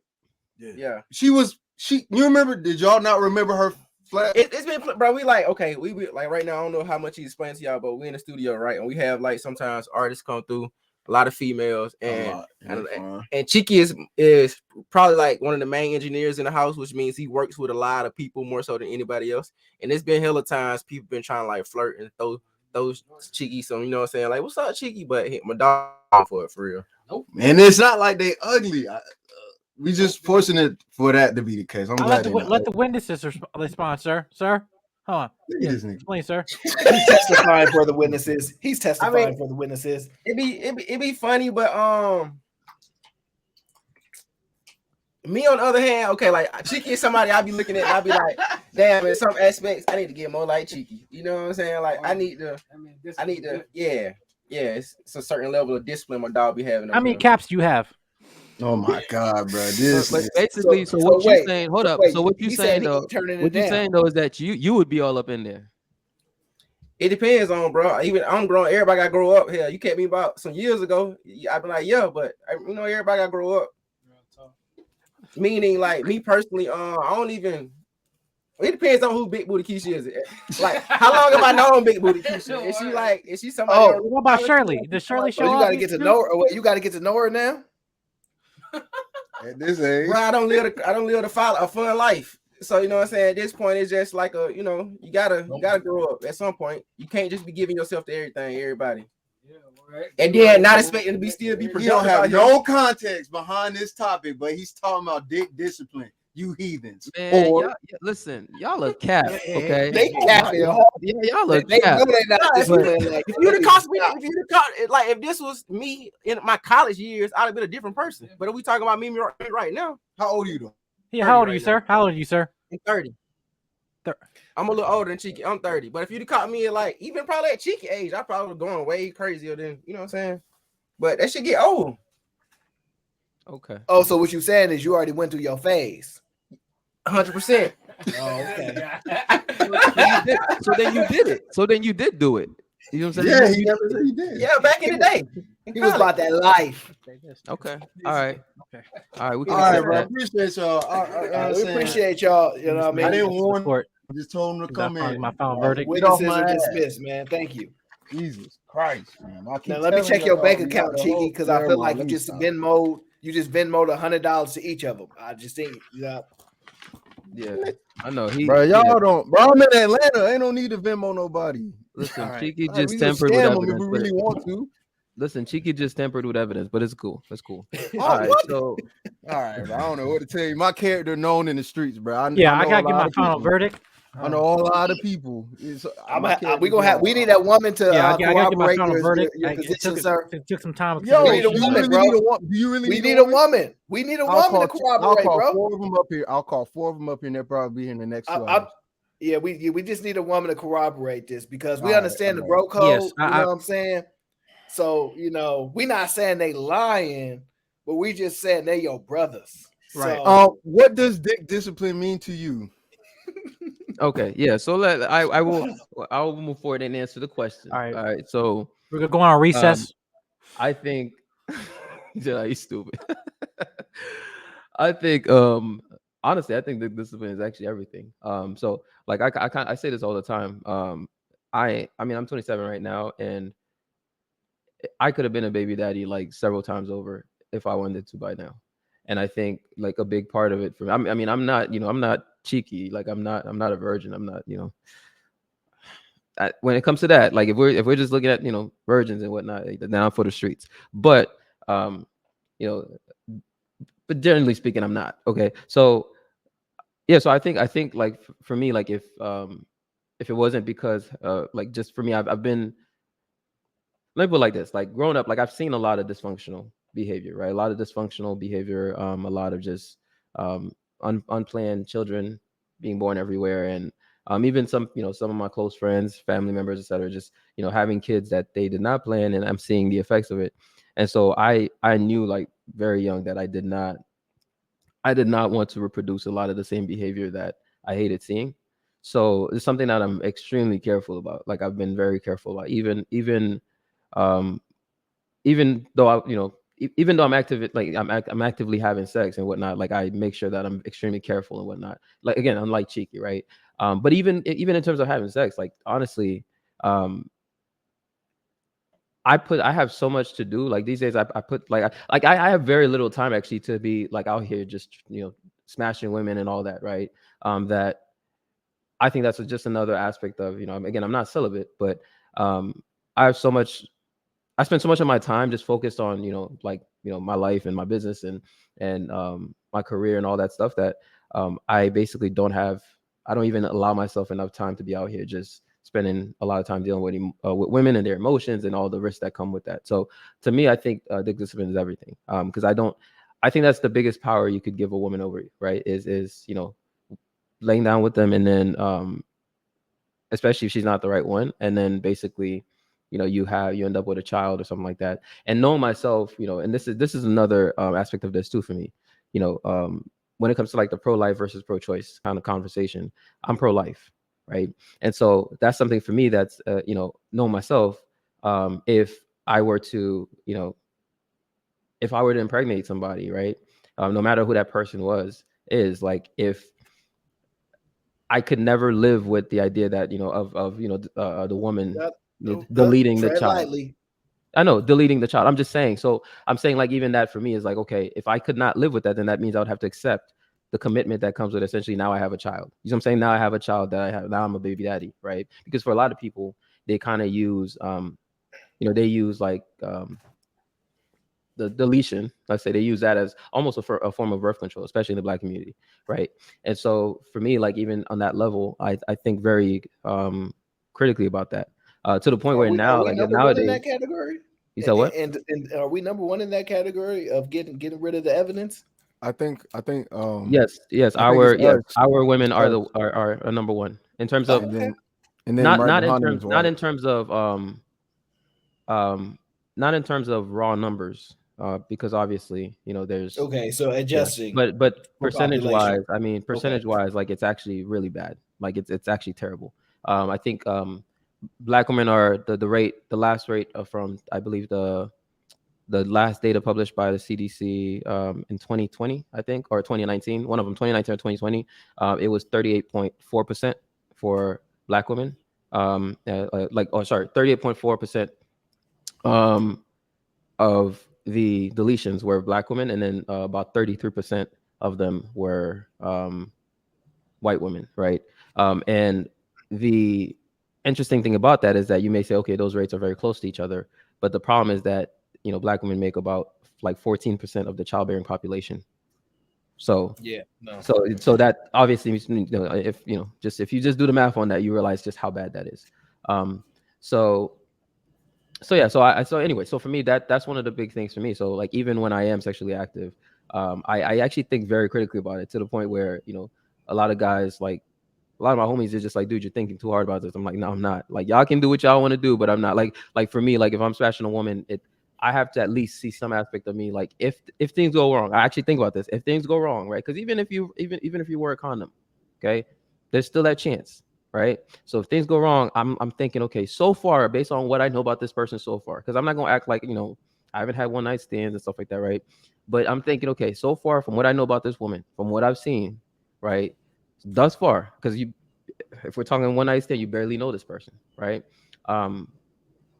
Could I see, like, what if an accident happened, right? How would I feel, right? And it's obviously, it's very hard to know anything much about somebody that quickly. But my point is that a lot of people don't even think that deeply about it. Like, they'll just go and like, hey, it is what it is. And you know, I just think you can't be that reckless. But generally speaking, these days, I don't even do the one night stands and all that stuff anyway. Like, I think that's just too reckless. I think that's too reckless, and you're, you know, just laying down with people like you don't know at all. And like, I used to, you know, I would go to the club and bring a woman back or something like that. Like, I think I won't even take that chance anymore these days. Yeah, like, you lived a life I've never lived. I've never done no one night stands. Nope. Yeah. So I mean, that's something that I think like it's a little bit too reckless. So that's my take on it, is that I think it's extremely important to have some level of discipline. And then another aspect of it too is even, you know, in like one of the things I think I see men do that I think is a huge mistake a lot of times is within work environments, right? It's Is true. trying to smash, you know, your coworkers and whatnot. I'm not saying you can't date somebody that you go to work with. I think there's like a gray line there that, you know, you have to figure out and be mature about. And again, some people see it more black and white. I don't, but I think in terms of just like, you know, smashing a coworker, it's just, you're just asking for trouble, in my opinion. Doesn't matter how good she looks, doesn't matter, just bro, like this. Nah, it matters. It matters. There's way too many fish in the there's way too many fish in the sea to be risking that. So that's another example of that. JB, everybody don't have that many options. We already talked about this. I don't have options, bro. I don't have options. Yeah, but let's be clear. Like, you acting like it's that many fish in the sea. People ain't got that many options. We're not doing bro. Yes, they do, bro. I don't believe. I don't believe y'all, fam. You don't. So hold on, Cheeky. You know most guys is not getting action, bro. You know they not. I don't know how true that is, bro. Because the more and more I think about it, like, I know. Okay, so let me ask you, Cheeky. Do you pay for OnlyFans? Hell no. Would you pay for any type of exactly, bro? Who you think paying for this? People that's getting what they want? I think that's true. I think the demographics. That is true. Demographics you think men? That's think true. about this. You think men would pay for things that they have real life access to? Some dudes, yeah, because addicted to sex and pornography. That's the thing. But that's a small. That would be a small percentage if that was the case. I don't know, fam. I'm just saying, bro. Like, it's not that hard to get women. It's really not. Like, it sound good, Cheeky. It sound good. I'm telling you now, bro. Why do you think all these guys are upset on the internet, bro? You think we've been through this? We've been through this. Everybody on the internet say that people on the internet is lames, and that's why they can't get no girls. I don't think that's necessarily true. I don't think that's necessarily true. I just think it's something that is easy to put on people that's on the internet. Just say they just lames. That's not true. It's not that hard to get involuntarily celibate. That's a small population. I don't think majority of men is incels. Are you kidding me? Incels is a new thing, and it's a new small thing, bro. It's not new. It's not new, bro. It's just it's been widened. It's been widened because we have YouTube now. But I'm telling you, bro, men are not getting, bro. If you really, there would be no OnlyFans. Hit me on the back. Hit me in the back chat, like with some stats or something, bro. Because I really don't.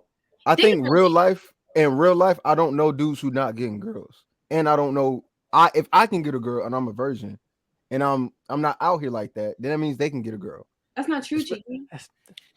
Cheeky, I don't want to fight you. The devil's a liar.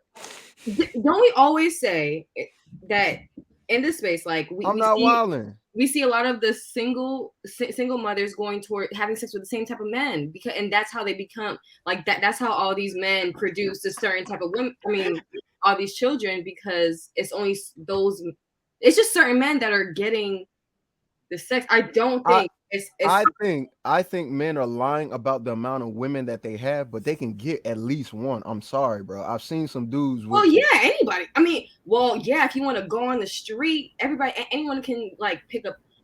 Like, you're saying that an incel, right? Whatever, can go outside. No, I'm saying, first of all, I don't want to count them because I don't think they're really that big of a percentage wise. I don't think they're that large of a population. I think them and the ABCD community are about equal as far as percentage wise of how much they actually take up, and it's not that much. I don't think incels is like by and large most men. What I'm saying is I know these dudes can get at least one girl, bro. You can't be that trash. You can't. It can't be that bad. Cheeky, you'd be surprised, Cheeky. No, that's impossible, bro. I'm telling you, bro. I'm no way. It just no. Sway, I mean, what you got on this, bro? Because let Sway give a new perspective on the truth. Let him know that guys ain't really getting it, bro. Let him know. I think guys are over exaggerating, but I don't think, bro. Oh my God, I can't believe, bro. These dudes can't be this trash at talking to girls. Chantel, what do you think for a second? She's been very quiet. Okay, yeah, let her rock. I mean, obviously I wouldn't know, but I can see where Cam and JB and everybody else except for you, Cheeky. I can see where they're coming from, because if you just look at women's standards, it's not to say like women aren't available, but are these women going after these guys? And we see that they're not going after the regular guys. They're not going after the average guys. So in Atlanta, they are. I don't know what you talking about. Cheeky, that's not the average in Atlanta. No, bro, I know too many niggas. It's worse than a major city. Listen, Cheeky. Even here's what actually makes it worse, because, and this is the moment where Jonathan gets canceled, right? What makes it worse is, hold up. What makes it not? I'm good. Listen. So what makes it worse is this, right? Is that even the women who would not qualify, right, before these days, these days where we're in upside down land, right? Those women, they at some point in the past, they used to be like low hanging fruit, where I think at least more men had a chance because these women kind of understood they didn't qualify. These days,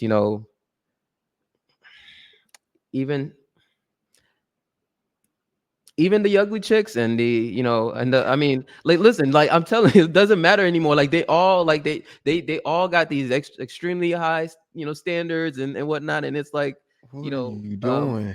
You don't even understand why. But I'm saying, if you think about it, at least the dudes who didn't have, like, at least the dudes who couldn't talk to the women or whatnot, who couldn't approach and whatnot, they could at least approach the low hanging fruit. Right, they could at least approach the, but now that's not even the case. Go to Shirley. You don't even have, like, Big Shirley has the highest standards, bro.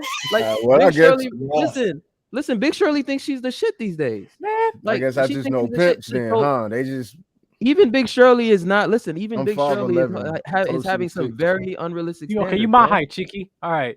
Yeah, we just so it's like you talking about dudes like who can't approach women, right, at all, and then you're saying that. Again, at least at some point in the past, the lower hanging fruit, they'll be able to approach it. So you like, that's why maybe the term incel wasn't a big thing back then. I don't know, right? But I'm just saying, like, nowadays, bro, like, when you realize, like, even though the ones who wouldn't qualify, they have pretty much, at least they carry themselves like they have the same standards as the women who do qualify. Like, I mean, it completely removes. It just makes it hard for the dudes who just can't approach women, and also the dudes who can approach women. If they all have the same standards, why would you? And you actually can approach. Why would you go for? But what I'm saying, for the ones that don't qualify. Jonathan, you're missing what I'm saying though. You saying people that can and can't. What about people who don't? If I don't approach women and I can get a girl, then they can get a girl for sure. It just don't make sense. It just don't make sense. The easiest way, go on one of these dating apps, wherever, right? And you make it's a whole bunch of thoughts on there. And take statistic day one, get the statistics out. And I can tell you, it's night and day. It's completely night and day. Well, if you got hoes on the platform, they just gonna be hoes. Like, you look dating app. Why would I do that? It's just a bunch of thoughts on there. What you talking about? What are we talking about? What are we Bro, talking bro, about right now? okay, What? Why are you listen, disrespecting Christian Mingle? What's wrong with you? listen, And his Cheeky. thoughts on that too. What are we talking about? Cheeky, listen, Cheeky. I'm a little bit older than you, right? I'm telling you, when I was younger, like the pretty girls, they would be like, get away. The fat girl would be like, they're just mean. Come with me, share the food. She was the nicest person ever. That ain't the same no more. It don't exist, bro. I'm telling you, it has changed. Maybe. I don't know. Even All right. their standards are like, what? You know, The only thing that I can say that I looked up statistically is that it was saying that male virginity is on the rise.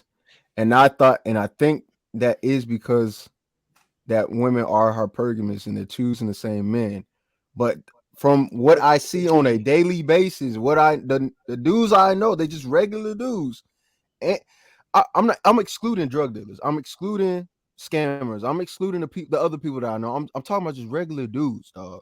They can get a girl. It ain't hard.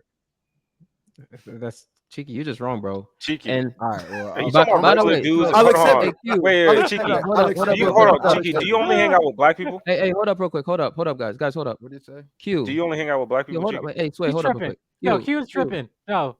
Hold up. Q. See, you see what she did there? She said ugly men, broke men, etc. No, those are not the same. Q. You know, and you know this, Q. This is one of those things where women know this. Okay, Q is playing this game where you know this, Q. Flavor Flav. Okay, you know what I'm saying? Flavor Flav, was getting baddies. All right, and we, money. listen, Flavor Flav was getting baddies. It's broke men and ugly men. It's not. Bro, hold on, bro. I seen a crackhead couple just yesterday. What are we talking about? Hold up. There's double standards. Listen, there's double standards. And Q, you know this, Q. There's double standards. Really? Okay. Hold up, guys. Hold up. I just want to make this point. There's double standards. Now, hey, hold up. Cheeky, hold up.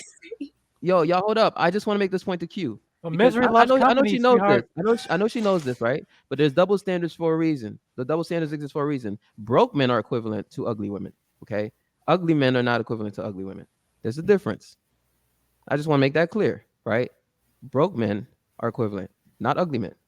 Y'all can act like it's the same all day. Y'all know it's not true, because all you got to do is just look at observable reality. That's literally all you got to do. That's all. But go ahead, Cheeky. Cheeky left. No, I didn't leave. I want to hear what you're saying about crackheads, because, like, bro, I'm saying if bro, crackheads finding people, dog. If you going, I'm right here on Wesley Chapel, fam. I know what I'm talking about. Like, there's somebody. If a dude not getting no play, bro, that's on him. It's not. I don't know what. Crackheads is not a good example. That's a horrible example. I'm saying the bottom of the barrel. I'm saying the bottom of the barrel can find somebody. Then what's wrong with you, buddy? No, the crackheads. Obviously, the crackheads going to the crack. So Misery loves The company. crackheads are together so they can get more crack. That's it. Regardless, and they just so happen to like each other because they both like crack. If you're a bodily functioning decent man, you can find. That's maybe it's me.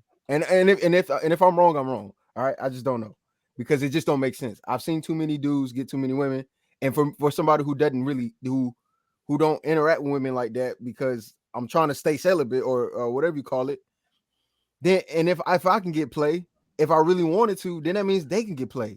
Cheeky, that's it only makes sense. How many of your friends are 5'8"? Vic is 5'8". What are you talking about? I said how many? That's one out of how many? Most of my homies is like average height, except for. Oh, hold on, wait a minute. Anyways, all I'm saying is, Cheeky, it's a lot of variables, and I get it. You're not thinking about it, but most men aren't 5'11". They're about 5'8", 5'9". Most men don't have the quote unquote career path that most women see themselves being with, so they're not going to give them the options. I've been fortunate enough to have quite a few career paths that women can see, that the military and then the producing, and you actually putting in work, and you 5'11", and then you probably, whatever it is, but We're most above guys average. don't, like, they're just not attractive to most women. And that's what we're trying to get you to understand. Most guys are not physically, financially, whatever it is, they just not height, whatever it is, they just not attractive to women anymore at this point. Because most of the time they want them to be a little bit above average. They want them to be at least 5'11". and have at least ambition. Don't have to have the career or the job right away, but you got to have the ambition. You can't be smoking weed and doing nothing with your day. And so it's like when we're trying to tell you to break it down outside of your environment, because it seems like you got some, good, strong-headed friends who do what they need to do and are living life right. But most guys don't talk to girls all day. Most guys don't have a appealing job. Most guys aren't 5'11". That's what I'm saying. Like, and you black, that already gives you even more sex appeal. So it's like, you got to understand that the population outside of the black culture, we only make up 13% of America. And there's a lot of other men out there besides our community that don't get no poon. And that's, Bro. you know what I'm saying? Bro, I think Chiki's underestimating just the sheer number of men who just literally do not know how to communicate with, like don't know how to approach a woman. They don't speak woman. Don't know what, I think you're really underestimating this, Chiki. Like, really. Maybe, bro, because it just don't, like, bro, I'm just thinking about and it may, your mindset may be like polluted by just, your environment, right? I think there's a difference between the people Chiki that too. you're He doesn't around. lie. He doesn't lie. He doesn't lie, and that's the difference between most men too when they talk to women. Men will lie to women. Chiki's not that type, I don't think. Chiki's not, you know what I mean? He does not chasing the poon, so he's not gonna lie to her. He's gonna be straight up. He just lied about big booty Keisha. What you talking about? I believe Chiki's a virgin. I believe he's straight in there on that. Keisha. But I'm saying, like, most men are gonna lie to get what they want out of women. Chiki, I don't believe is gonna be that type of guy. And that's even more appeal to him. You know what I mean? Hold and on. so he doesn't see that. Sway, real quick. I got another witness, right? Can you speak on my character, please? Because they trying me. Like, I'm just out here being a thought. On your character? Yeah, like, come, please. This is Oh God. This Hi. is the lovely San Rochelle, right? She can speak on my character as a man. Can I sit? Yeah, you can sit. Can you please tell the please describe your relations. All right, hold on. Let me hold on, and let me. Hey, Chiki, I will ask you to not train the witness. Yeah. Yeah, come on. Go ahead. Hi, guys. I Contempt. can hear everybody now. Okay, hi. Speak on Chiki's character. Chiki Ranter. Specifically with women. Oh, with women. Wait. Hold up. Hey, hold up. What's your name, ma'am? Wait. Hold up. Hold up. Hey, hold up. Before you say your name, you do know this is live on the internet, right? Oh God. Okay. Yeah, That's cool. Thousands. All right. No I just want to make sure you're aware. All right, go ahead. Okay, that's cool. Okay, yeah. So Chiki with women. That's so fun. I'm sorry, that's not funny. Cheeky with women. I don't know. You kind of pretty much treat everybody the same. I think you kind of put everybody in like the same like category, I guess. I don't know. So can you give us a story of a time you've seen him interacting with women and it was Yes. maybe flirtatious or something of that nature? Oh, flirtatious. I'm sorry, I didn't mean to Don't look over there. I Hey, don't think okay, Cheeky's- Miss do King, not no, look no, at. no. You have to blink twice. Do not Look Yeah, at I me. don't know. I don't think Cheeky's. Yeah, I don't don't think blink Cheeky's twice very if you're in danger. flirtatious. I Go mean, ahead. and if he's, I don't think Cheeky's flirtatious, and if he is, I don't know. Do not look at him. Look I straight at wouldn't the either. camera. Look straight at Oh, the camera. okay. Do not look at him. Oh, okay. Oh, don't Yeah. look at him. Yeah. Cheeky, yeah, I don't think he ever is like flirtatious, not unless like I'm just not. I don't know. I don't see it. So So you never seen haven't, him yeah, dance wait. with So a you woman? haven't seen Cheeky bag any ladies whatsoever? No, I think because he's like always talking about the differences between men and women. Like every time I see Cheeky, it's like we get into. What did He's That's what we've been into in the nerd. past couple months. He though. turned straight nerd. Practical lie. My understanding is that Cheeky is just cheeky and women Yeah, like him. Cheeky's cheeky, and Cheeky's cool. I love Cheeky. Cheeky's But great. most men aren't just themselves, and women just like them. and Sway. that's You the saying disconnect. Sway? The witness is still here. Hold up. She just said that he don't. Why are y'all so pressed on Cheeky? I'm Like, saying, why would he lie about not getting girls? All right, That's all what I'm right, confused okay. about. Like, All right, fine. I've never heard I that in my believe life. Cheeky. I believe him too. I believe him too. I'm just like I'm. All right, I'm fair just, enough. you know, Okay, yeah. Fair enough. Okay. All right. That's it. All right. Exactly, man. Come Thank on, you, man. Sandra. How many more people do I need to bring? Do I need to call people? You good? what's We need up? we need a listen. We need a white I girl. need We need social. an We need Asian a girl. white We need a social. Hispanic Easy. girl. No, We get a Hispanic Cheeky, girl Need down to verification. coach. Bring the snow bunnies. Passports. To the, I need that. I need man. you need to bring Bring Cheeky. the You need to, bunnies. hey, Cheeky, you need to bring when the you long doing that backs. massage. Where was the oil? Hold up, Where? Cheeky, You need to know you need what to bring the brand. long backs, Cheeky. You need to bring the long backs. Look, That's man, what all I'm saying is I'm very consistent. I say what I want to, and I don't have nothing to hide from nobody. I'm straight up with people. Like, That's so right. when I tell you I had a situation where two girls is willing, just booty naked, ready to go, and I got to tell them, hey, we got miscommunication here. I have a question. Okay, what's that? Cheeky, when you Yes. rap, I've never heard your music, but do you talk about this? Talk about what? Kicking women out the door when they want to, get with I you. don't get no hoes. Yeah, I don't get no hoes. Look at that. Stone her. Insane. Boom, boom. Stone her. Stone her. We be shaming all these hoes. I Oh, keep my I'm waiting for the ad-lib. I want to hear Cheeky. Put it on the track, please. I do have one song called Viscosity that I made because I saw MTR, and I was like, this dude is speaking facts. Send it. Yeah. Drop it in the All chat. right, I'll send it. I'll put it in the chat. But again, fam, like I'm very like I am who I am. I don't hide. Like that's how I kind of maneuver around even in the hood. Like what I realized too is most people respect that, even hood niggas, bro. Like they don't really press you. I mean, they will press you. So I've been Cheeky, you're good, but again, we're talking about dudes not being. At the end of the day, I think it's just wrong about men, like men's access to sex. I mean, a lot of dudes do not have access to sex. In fact, the thing is, if you think about it, right, most men are invisible to women. Like most dudes are invisible to women. Like you go to, I mean, like Cam could go to the to CVS right now, okay, and that a random dude could be, the cashier or whatnot. Like by the time she exits the store, she already forgot like that dude's face. She forgot. Like most men are just invisible to women. But what I'm saying, okay, so this Up goes until back you get to a certain point as a dude, right, or you're in a certain position or whatnot.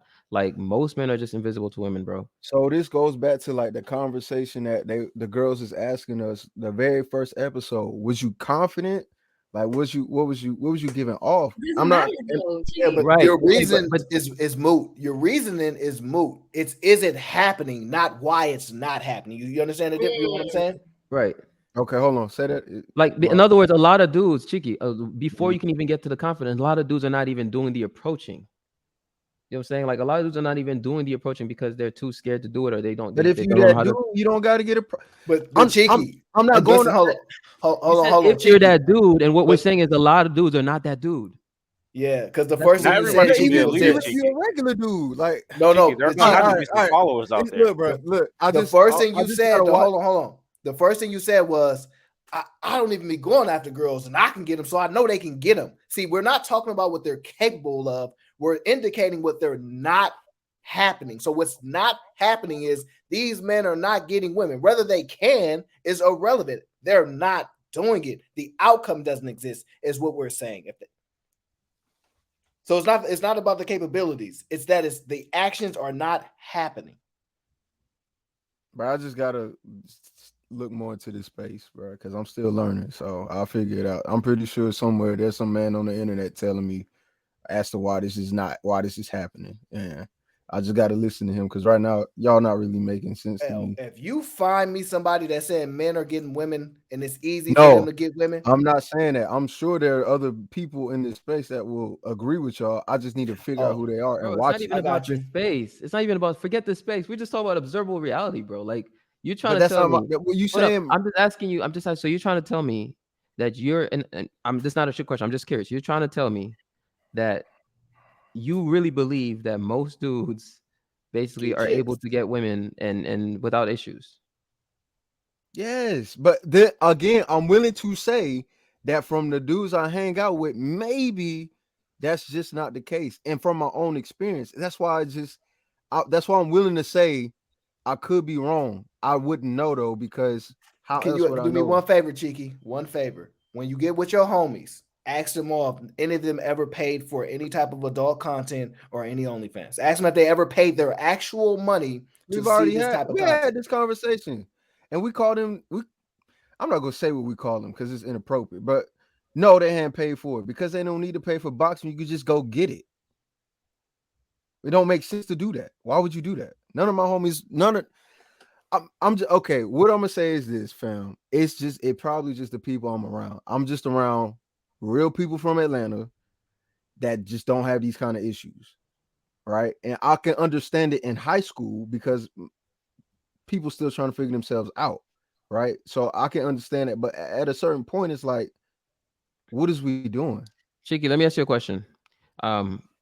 You're aware, for example, that you have women on the internet who are able to literally make a living, actually decent living just off of selling feet pics, right?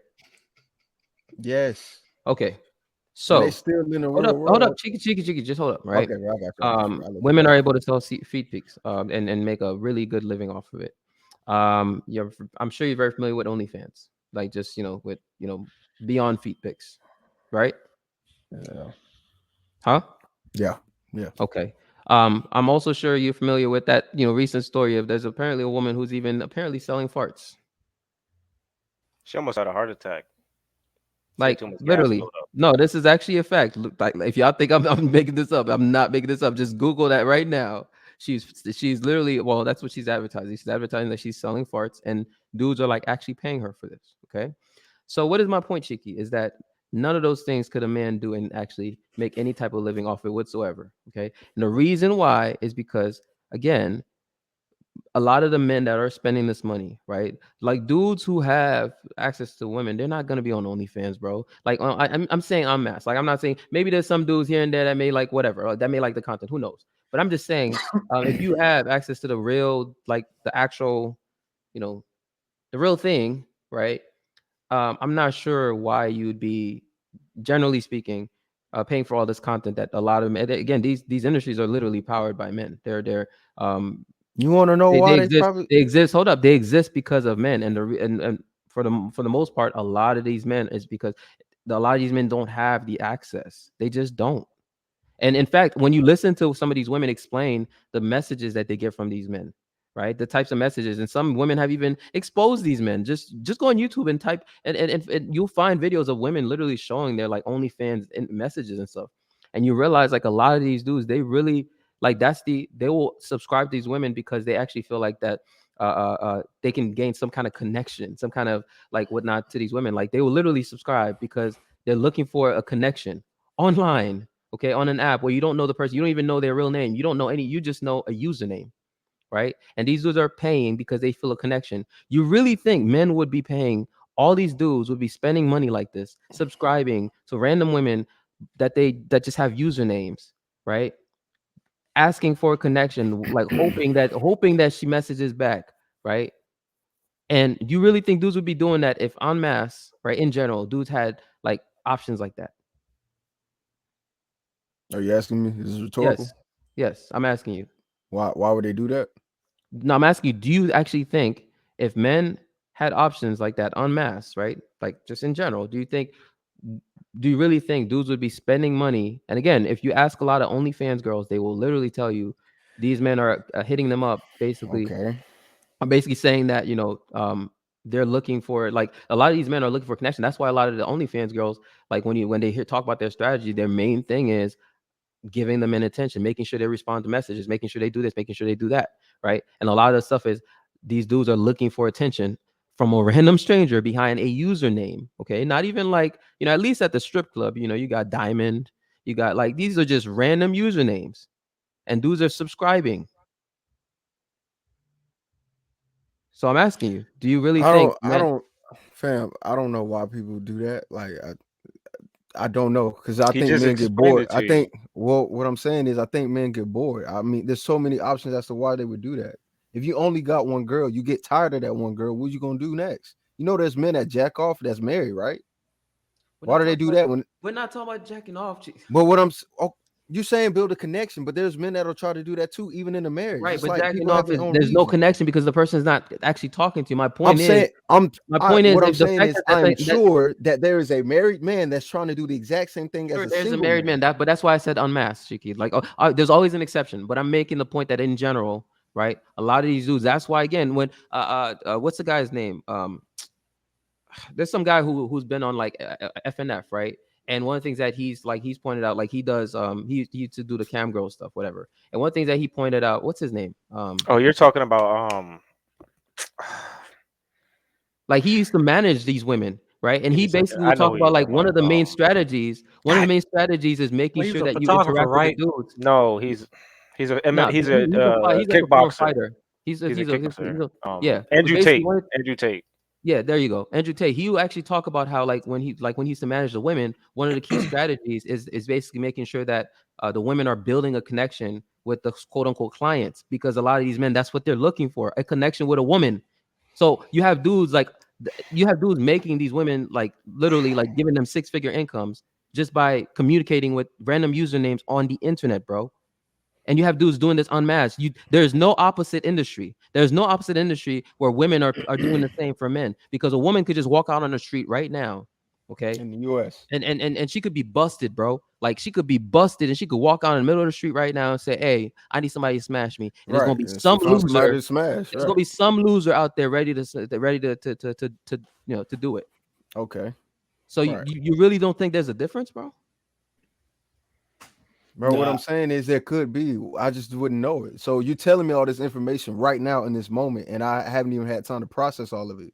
All I'm saying is y'all could be right. I just don't know because I'm new to this. Like I'm new to this whole area. Well- like I'm not used to not seeing home. Like to imagine me being around niggas that don't get girls is crazy because everybody get girls. Like Not I everybody. even I get girl. We What I'm gotta saying move is on. I'm saying in We gotta regards to move me in regards to me and my circle, that may not be the case outside of that, and I just have to accept that, or I have to learn about it because I just don't know. I'm just ignorant to it. So you're saying there's somebody named Andrew Tate? I'll look him up, see what he's talking about. Basically, JB's trying to tell you is what the reason, like the question is I like get what he's basically, saying. why I would get what he's men pay saying. for OnlyFans if porn is If free? they could just go get It's a girl. because they can get if porn is free, the same thing on OnlyFans, why would they just not watch it for free? Instead, they're paying for it for a specific reason. Men will basically pay. This is what typically happens. They'll pay around $3,000 to $4,000 a month for 2 to 3 months, try to get a connection with a girl. When they don't get in, they realize the girl's just using them. They get mad, burn out, and then they wait a month and they do it again with a new girl. It's kind of like gambling, and they just get addicted to it. And they just keep doing it every month. They ain't Okay. got nothing else to spend their money on. They probably a tech Okay. geek or So y'all somebody in a house somewhere. They don't have none of their money to so spend it that's on, why so they just he keep spending on okay. OnlyFans. So that's why he's talking about connection more so, Yes, because not porn is pornography, free. not pornography, just the Yes, interaction. that's why they're paying so much money. All Because right, well, I there's a mean, subscription, and then you could also pay to talk to them or get DMs or whatever it is. So like they just keep paying more and you more doing and all of more. that on OnlyFans? I thought you just watching videos. I don't use it at all. I'm not saying, but I'm just like Huh? I'm just trying to figure out. I didn't know you could do all that. Like Yeah, I they thought, do a whole bunch of different things. Like it's not just the subscription. They can keep like private DMs, private whatever. They just keep on incentivizing these men to keep on coming back and interacting with them. They're trying to build the biggest connection with these men Bro, I'm in the telling you right most now, like fakest all way you gotta possible. do is because I was very curious about this, especially when I was Mhm. reading about the amount of money these women are making, bro. Like there are women on YouTube right now who have they have whole videos explaining what they do and how they make this money. And it fascinates me. It really fascinates me because the first thing they'll say is you have to make sure you reply back to the men. You have to make sure you do this. And you realize all it's about is these dudes are literally on the internet, okay, looking for a connection and attention from a stranger with just random characters and like and numbers, okay, not even like Diamond or Princess at the strip right. club, right?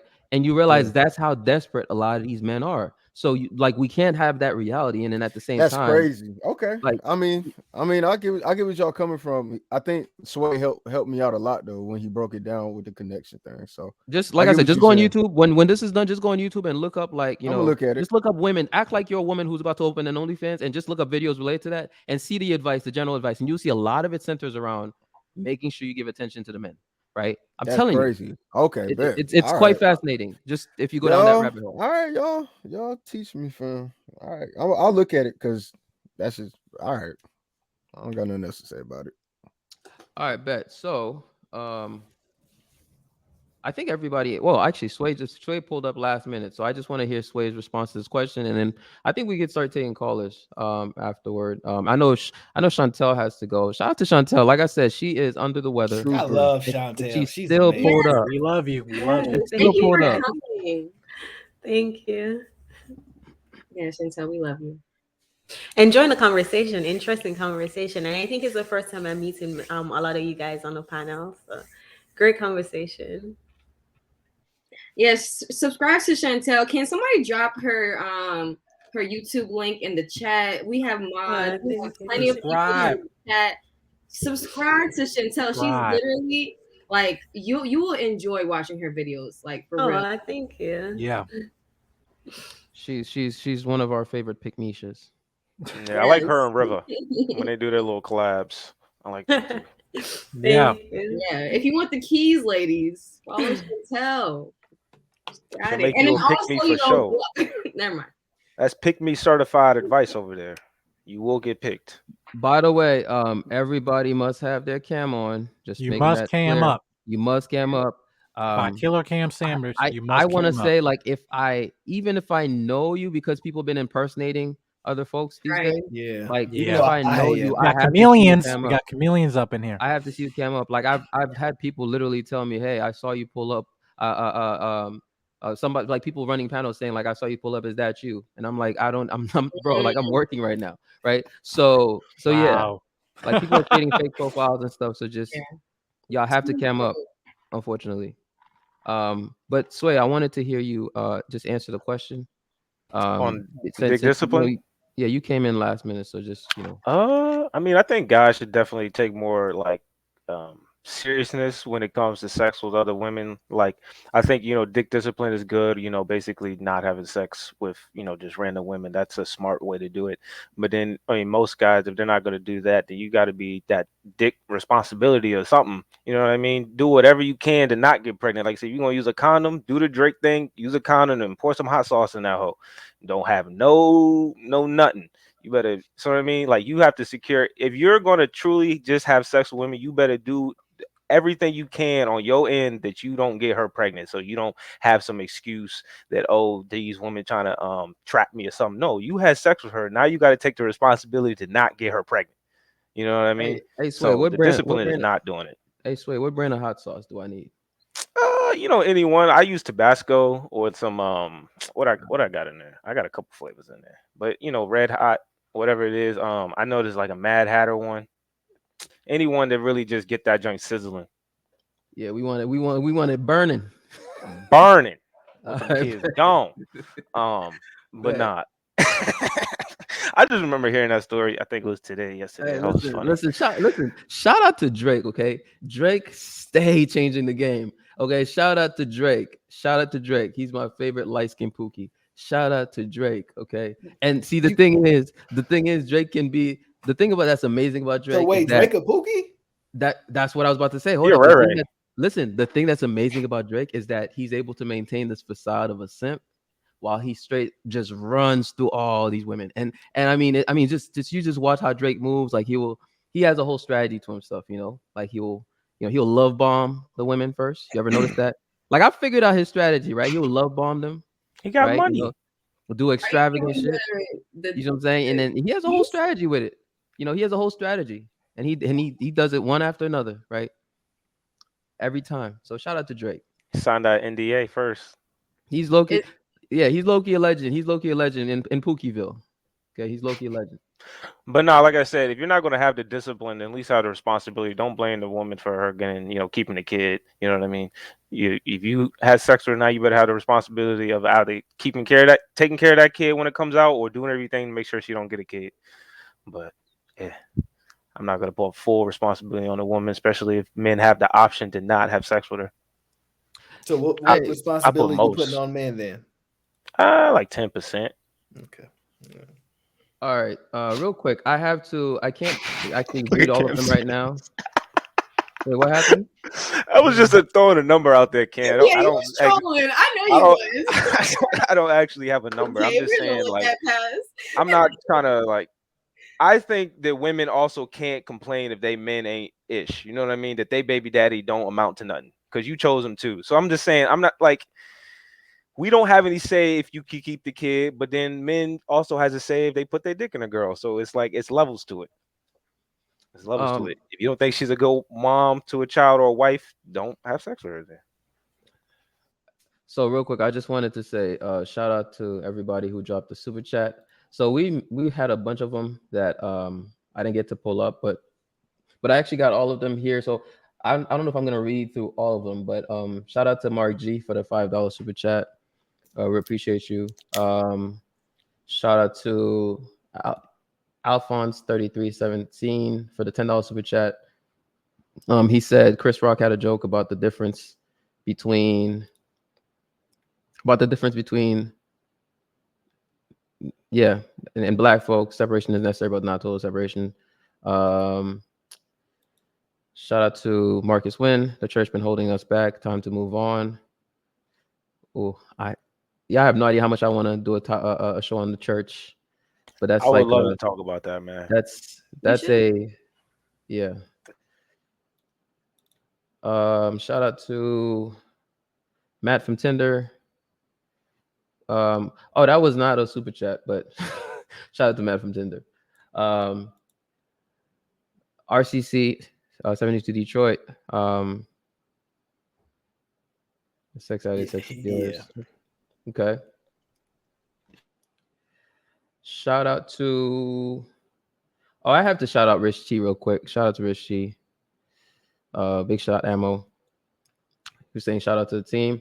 Shout out to I can't say Raquette Caballero, USA. I think this was actually meant to be a shot, but thank you for the $2 super chat. I don't know who's the black elites. We broke and dusty up here. Okay, I don't know. I wouldn't know elite if it smacked me in the face. Shout out to Marcus Wynn. We rethink our history in this country. Oh, of course, Gail, the wonderful Gail, super dope.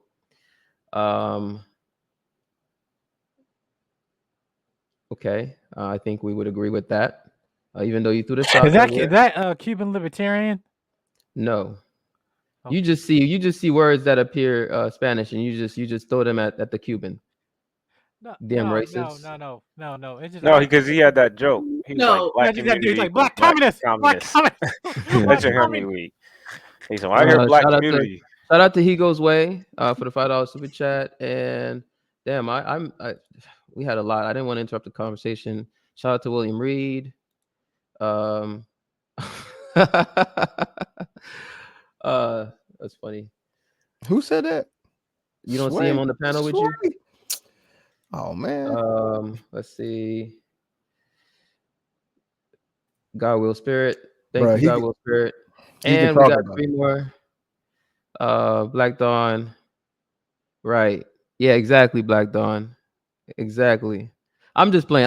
We believe you, Cheeky. We believe I'm about to say, like, I don't know. I would believe all Cheekies. The entire city of Atlanta to come here if I need to. Like, God damn. All right. So shout out to Dury Jones Jr. It's easy to back bums. It's not if you're not up to par. It'll be hard to get a wife. And Snuggles. Of course, Snuggles.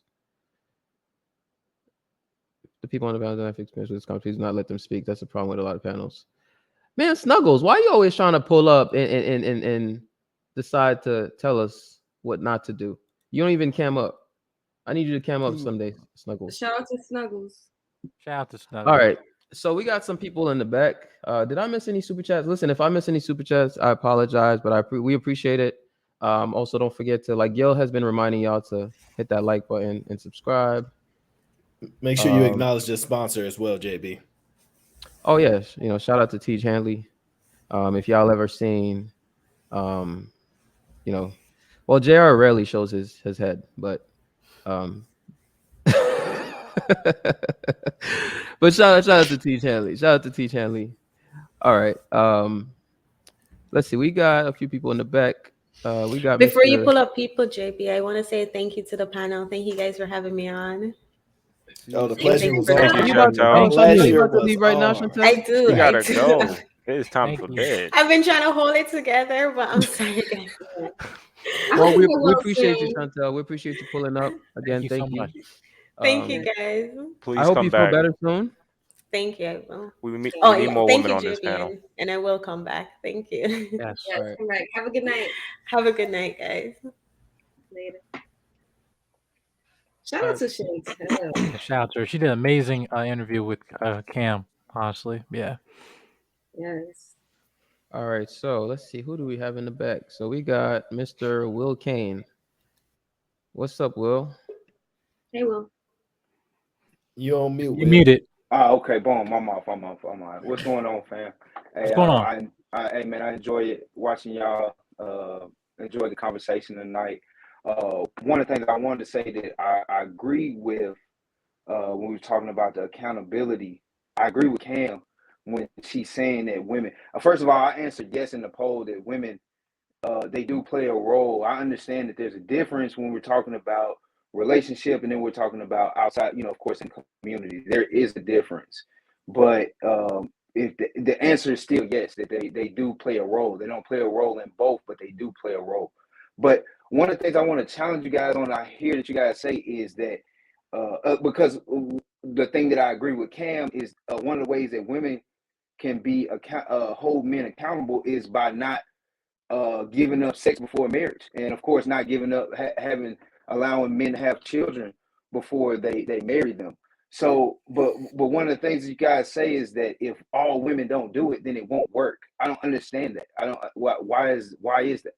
Why is it that if not all the women decide that we not going, because first of all I got a daughter, so I'm just because everybody else ain't gonna do it, I'm still gonna tell her, hey, you don't need to do this. So why, what other organizations or movements happen because they say, well, if not everybody does it, then it won't work. You know what I mean? So, Will, let me ask you a question. You said you're not going to tell your daughter to do that, right? Which I can respect that. So, are you approaching this just out of curiosity? Are you approaching this religiously, like, or is it just No, I'm actually not reproaching the religious. I'm just saying, like I said, I agree with the fact that if women, one of the ways that women can hold men accountable is not allow. Once again, Kevin Samuels points, right? Women control access to sex, men control access to money. So marriage, excuse me. So if they control that and they're holding us accountable by not allowing us to have it, I mean, I feel like that I feel that not every woman has to do it for it to help the community move forward. Right. So, you understand okay, what I'm no, saying?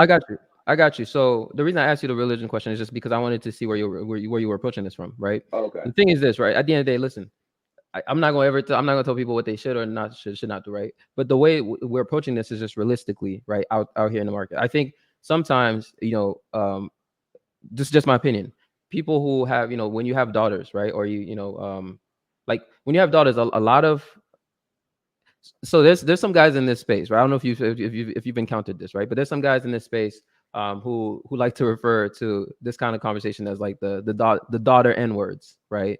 I don't know if you've ever heard that concept. Like, no, I haven't. I've heard some I dudes don't know refer what to, you mean.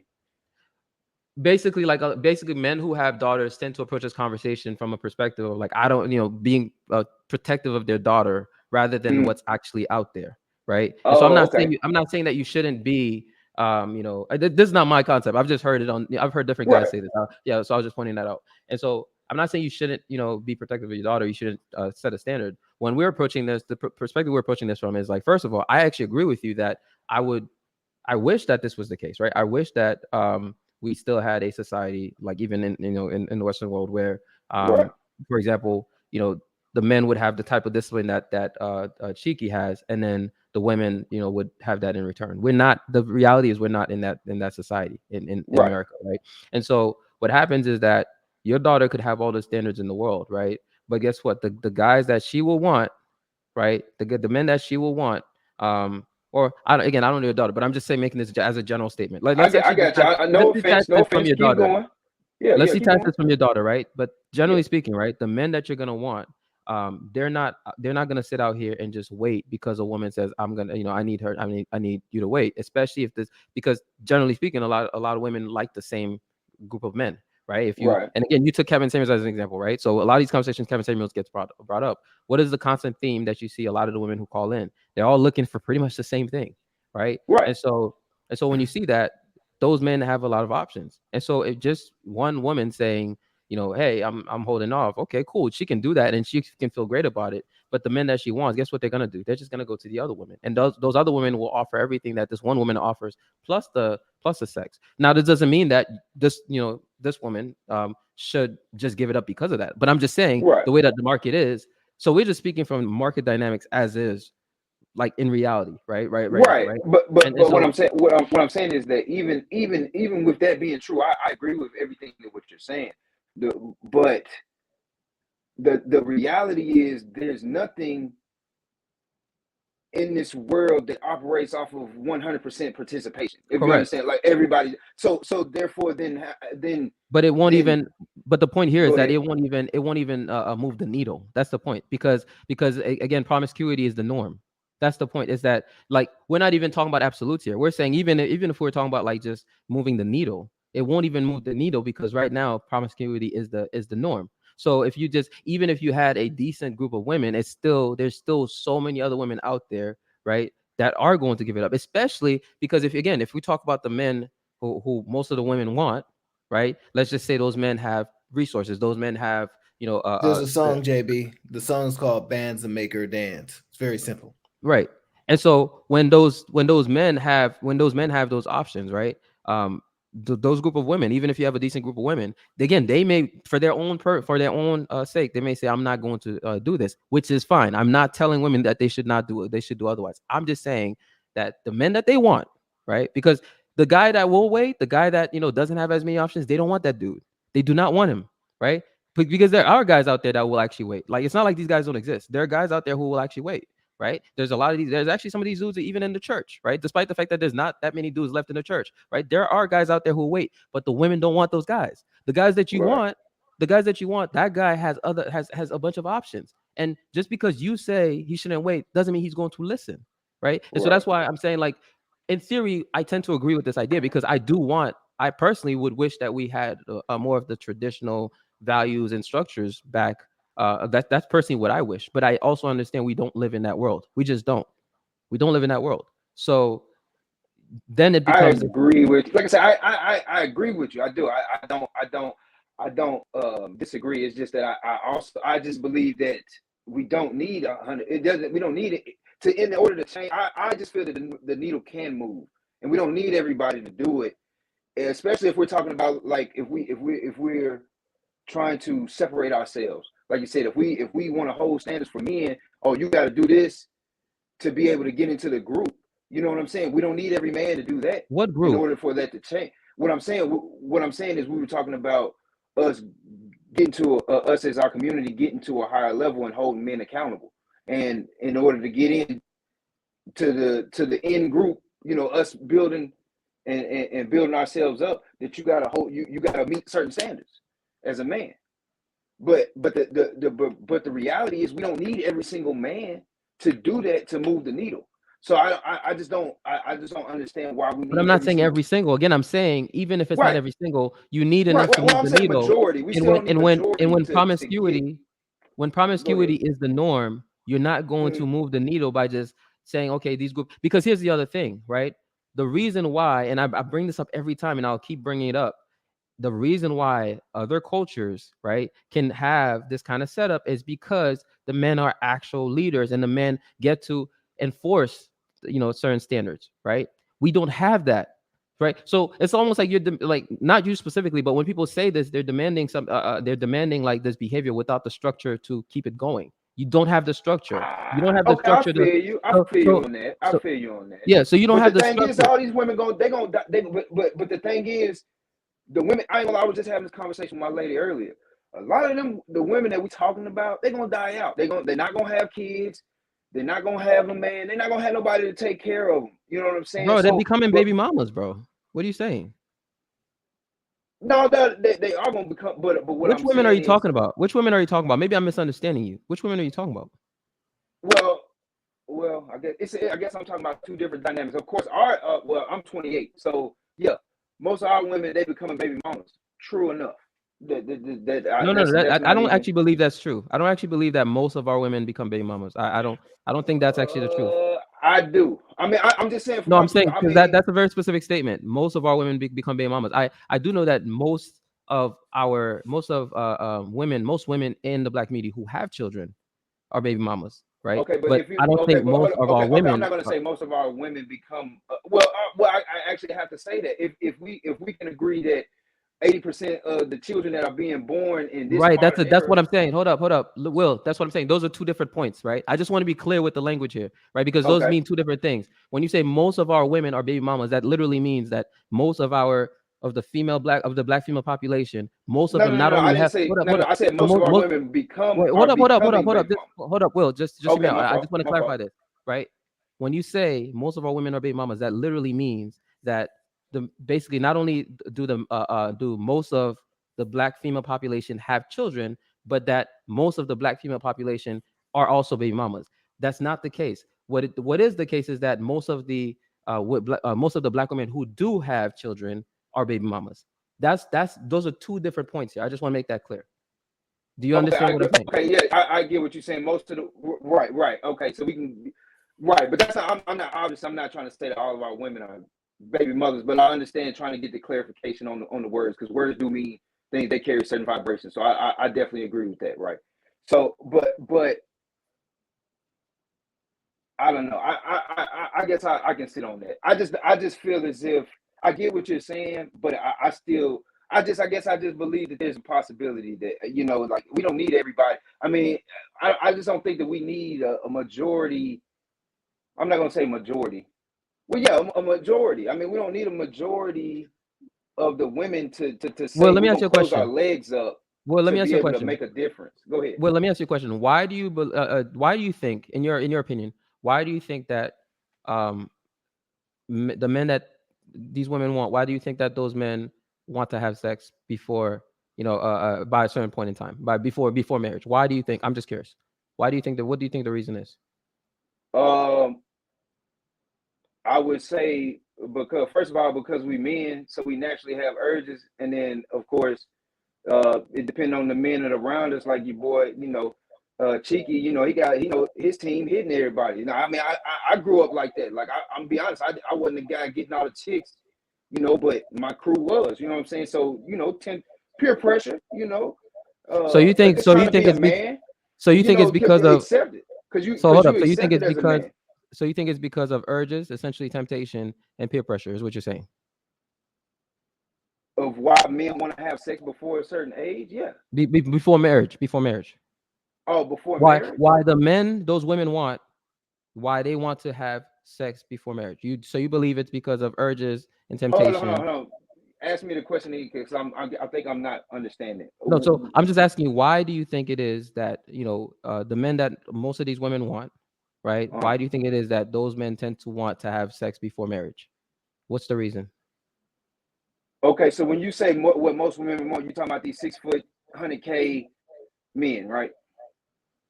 Just whatever again, we understand just from hearing women talk, right? When we see like who the women are asking for, right? It tends to be a lot of the same men. We don't have to. It doesn't. We can just speak in generalities here, right? Like in terms of in terms of just.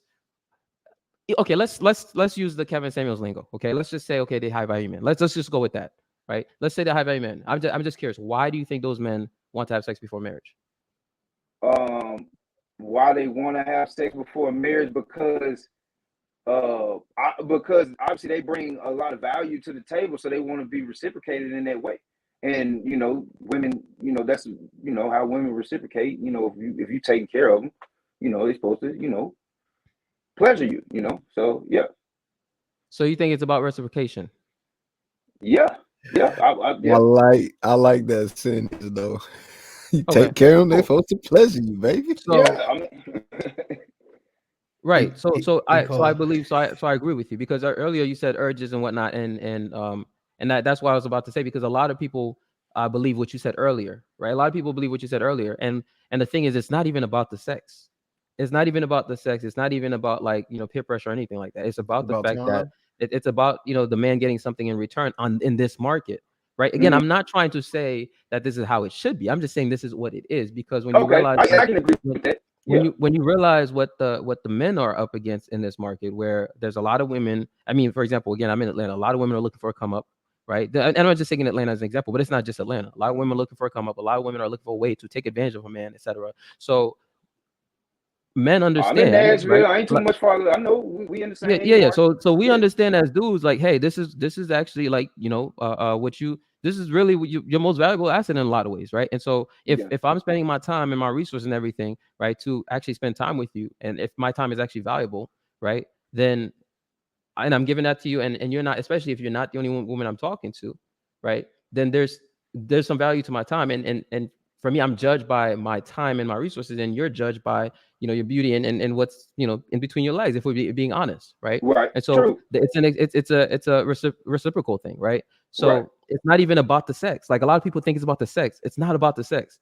right? Because if it was just about the sex, again, that dude could just go have sex with anybody, Right. right? It's not about the sex. It's about getting something in return, right? And again, it comes across as tit for tat, but putting yourself in a man's shoes in this day and age, you have to understand that, like, and again, you're a man, so I don't have to explain this to you. I mean, you understand what men are up against in this day and age, right? And Yeah. so that's the thing, is that, like, for all of that to change, it can't just be about, hey, let's just tell the women to wait until marriage, right?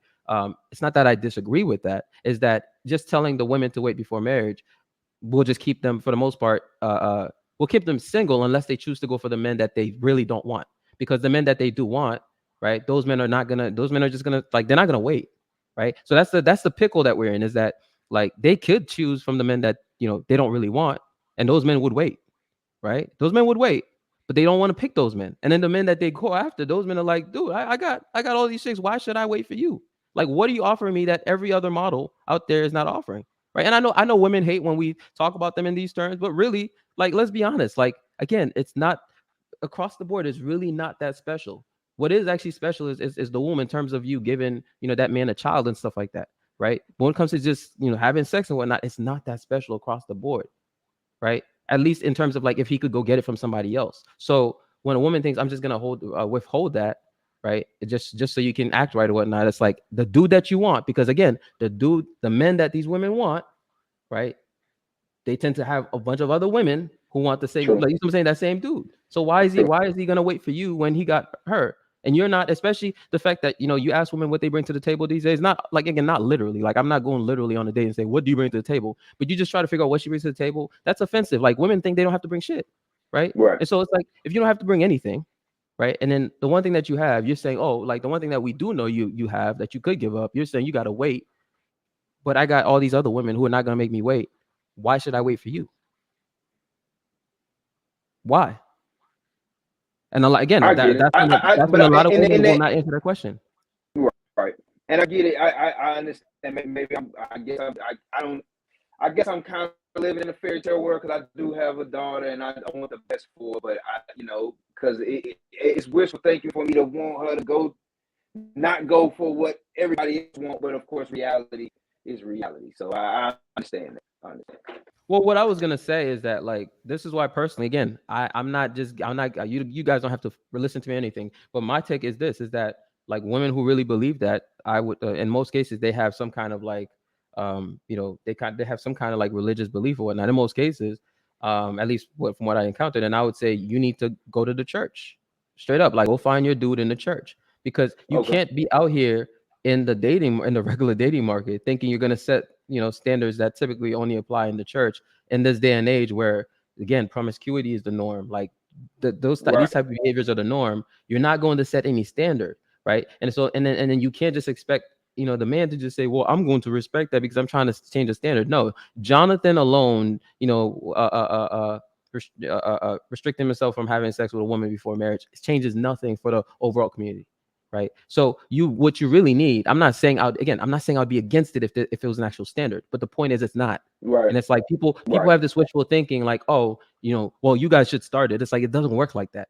The way it works is that you actually establish a real patriarchy. That's what people are actually afraid of. The same women who make that point, they're afraid of a real patriarchy, because if you had a real patriarchy, then we could. That's why I keep pushing for this.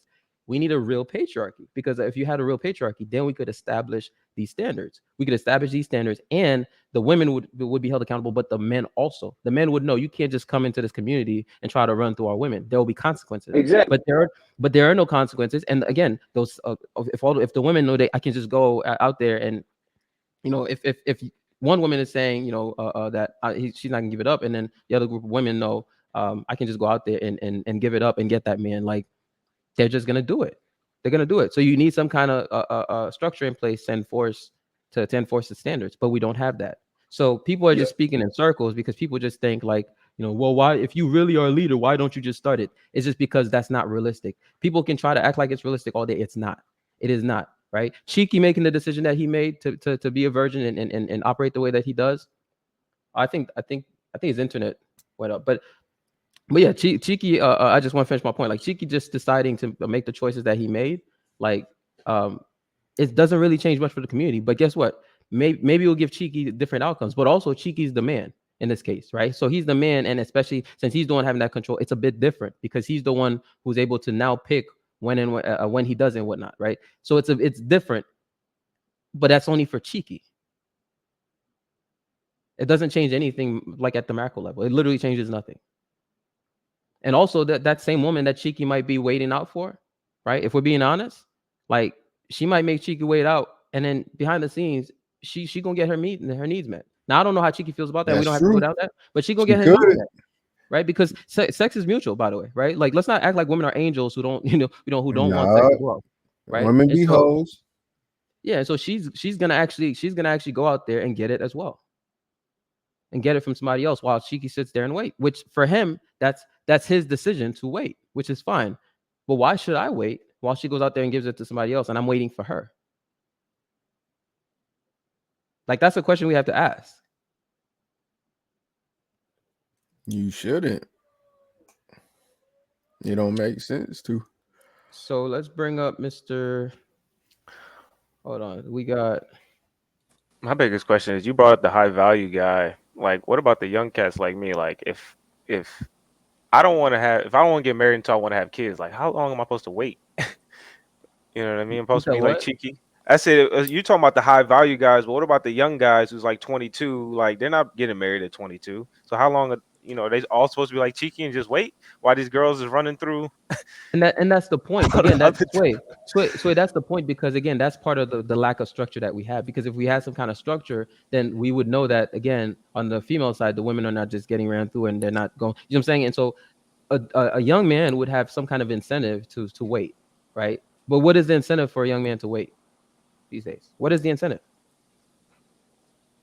Like, we like to talk about things like I just like to be realistic, right? A lot of people like to talk about things things that sound good and whatnot. I don't like, I don't just like symbolism and things that sound good to me in my ears.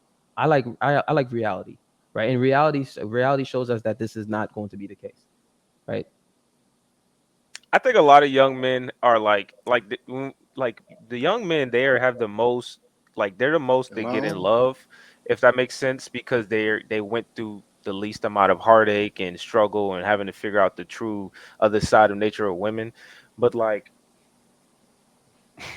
the biggest problem I felt the young men have is that when we know that most girls, especially around our age, have had one night stands, and then they make the good guys or the guys who was trying to have a relationship make them wait. And it's like, you didn't make this other dude wait, that for whatever reason, but you're gonna make me wait for whatever reason. And I think that's the biggest contention. If she was a virgin and was just making every guy wait, and you were a young guy, like, I might wife her up because she got some discipline, she's just not letting anybody take it.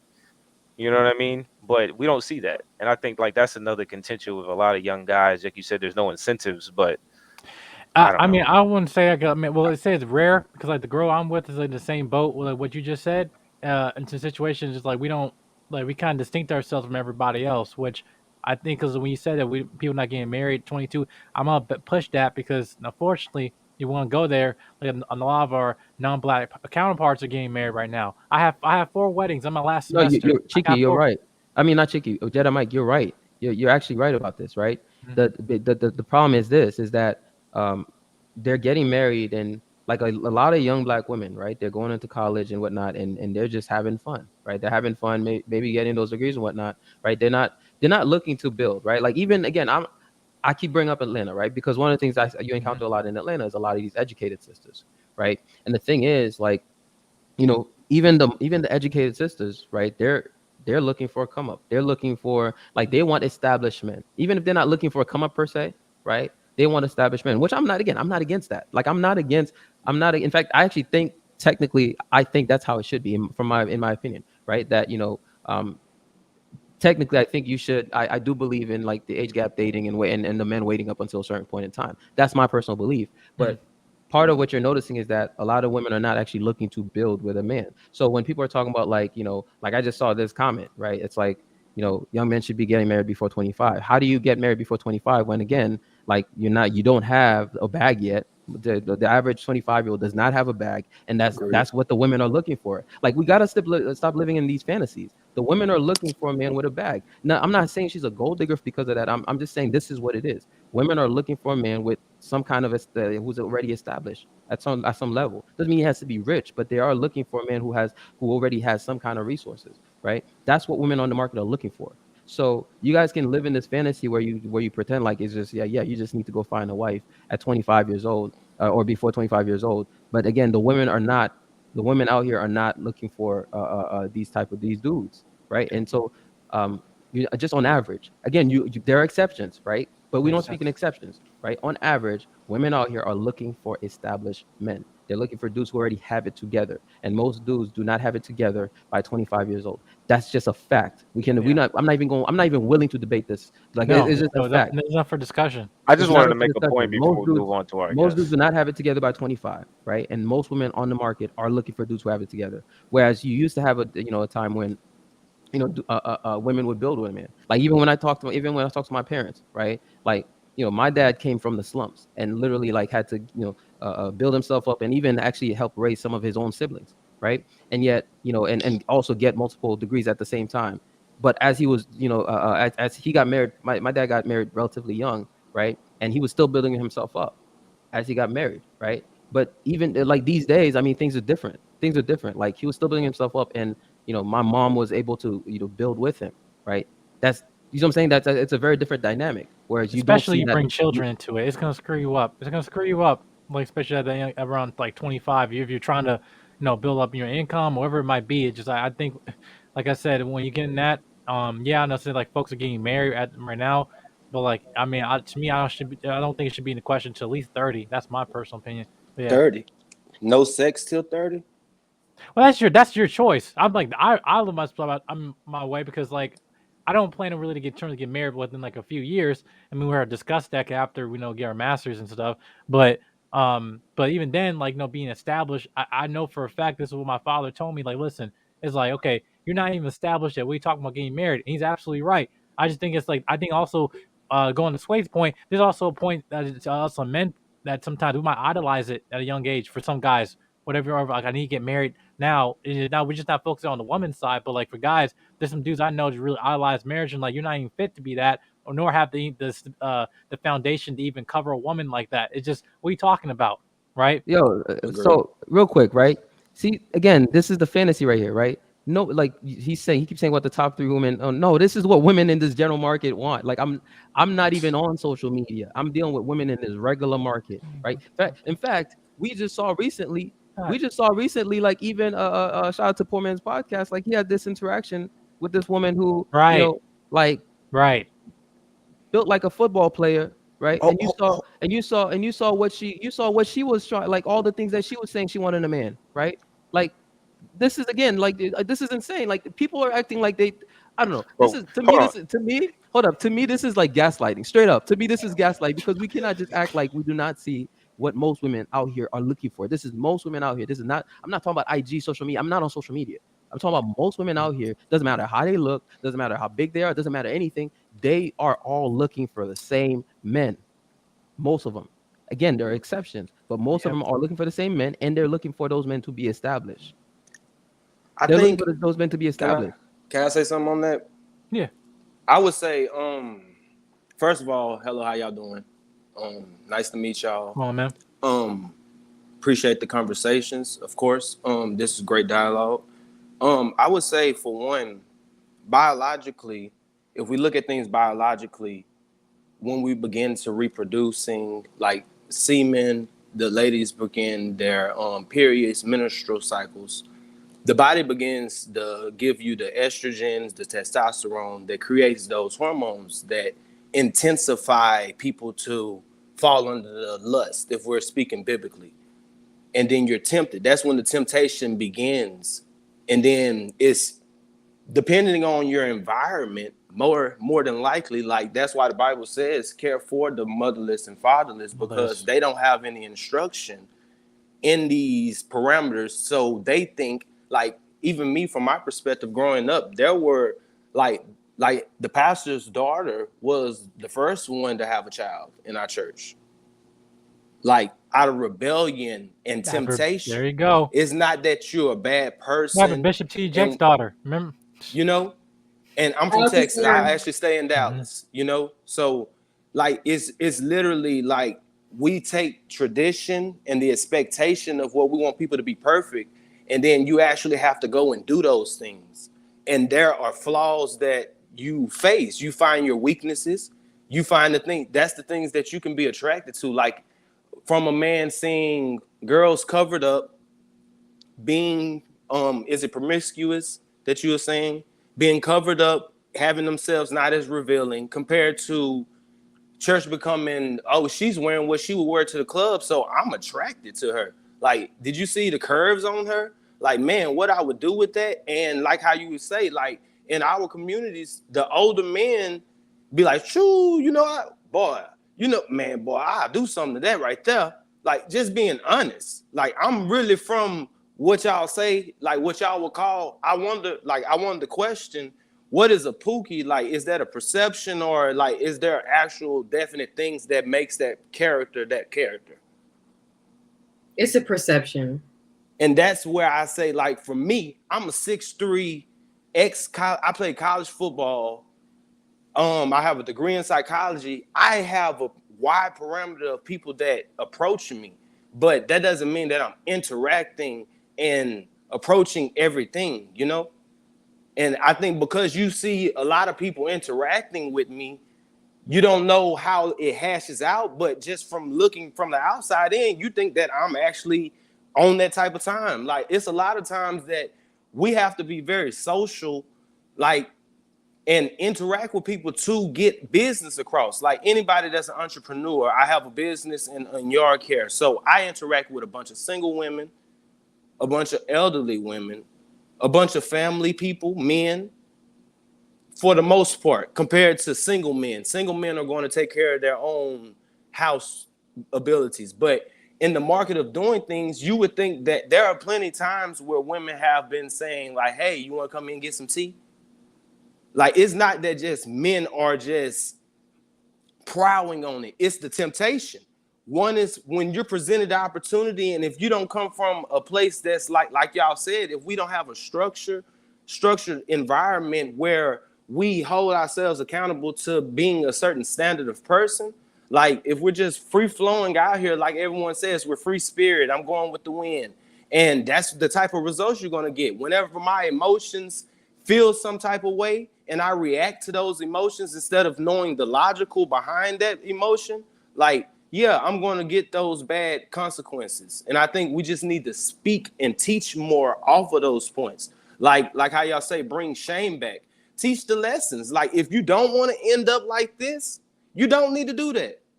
Like, and blunt, instead of trying to save people's feelings, because feelings is the thing that got them in that situation. So if I wanted to feel like this right now, I could feel like that later. And then now what? And this is where a lot of the relations are broken up, because they'll have an initial spark.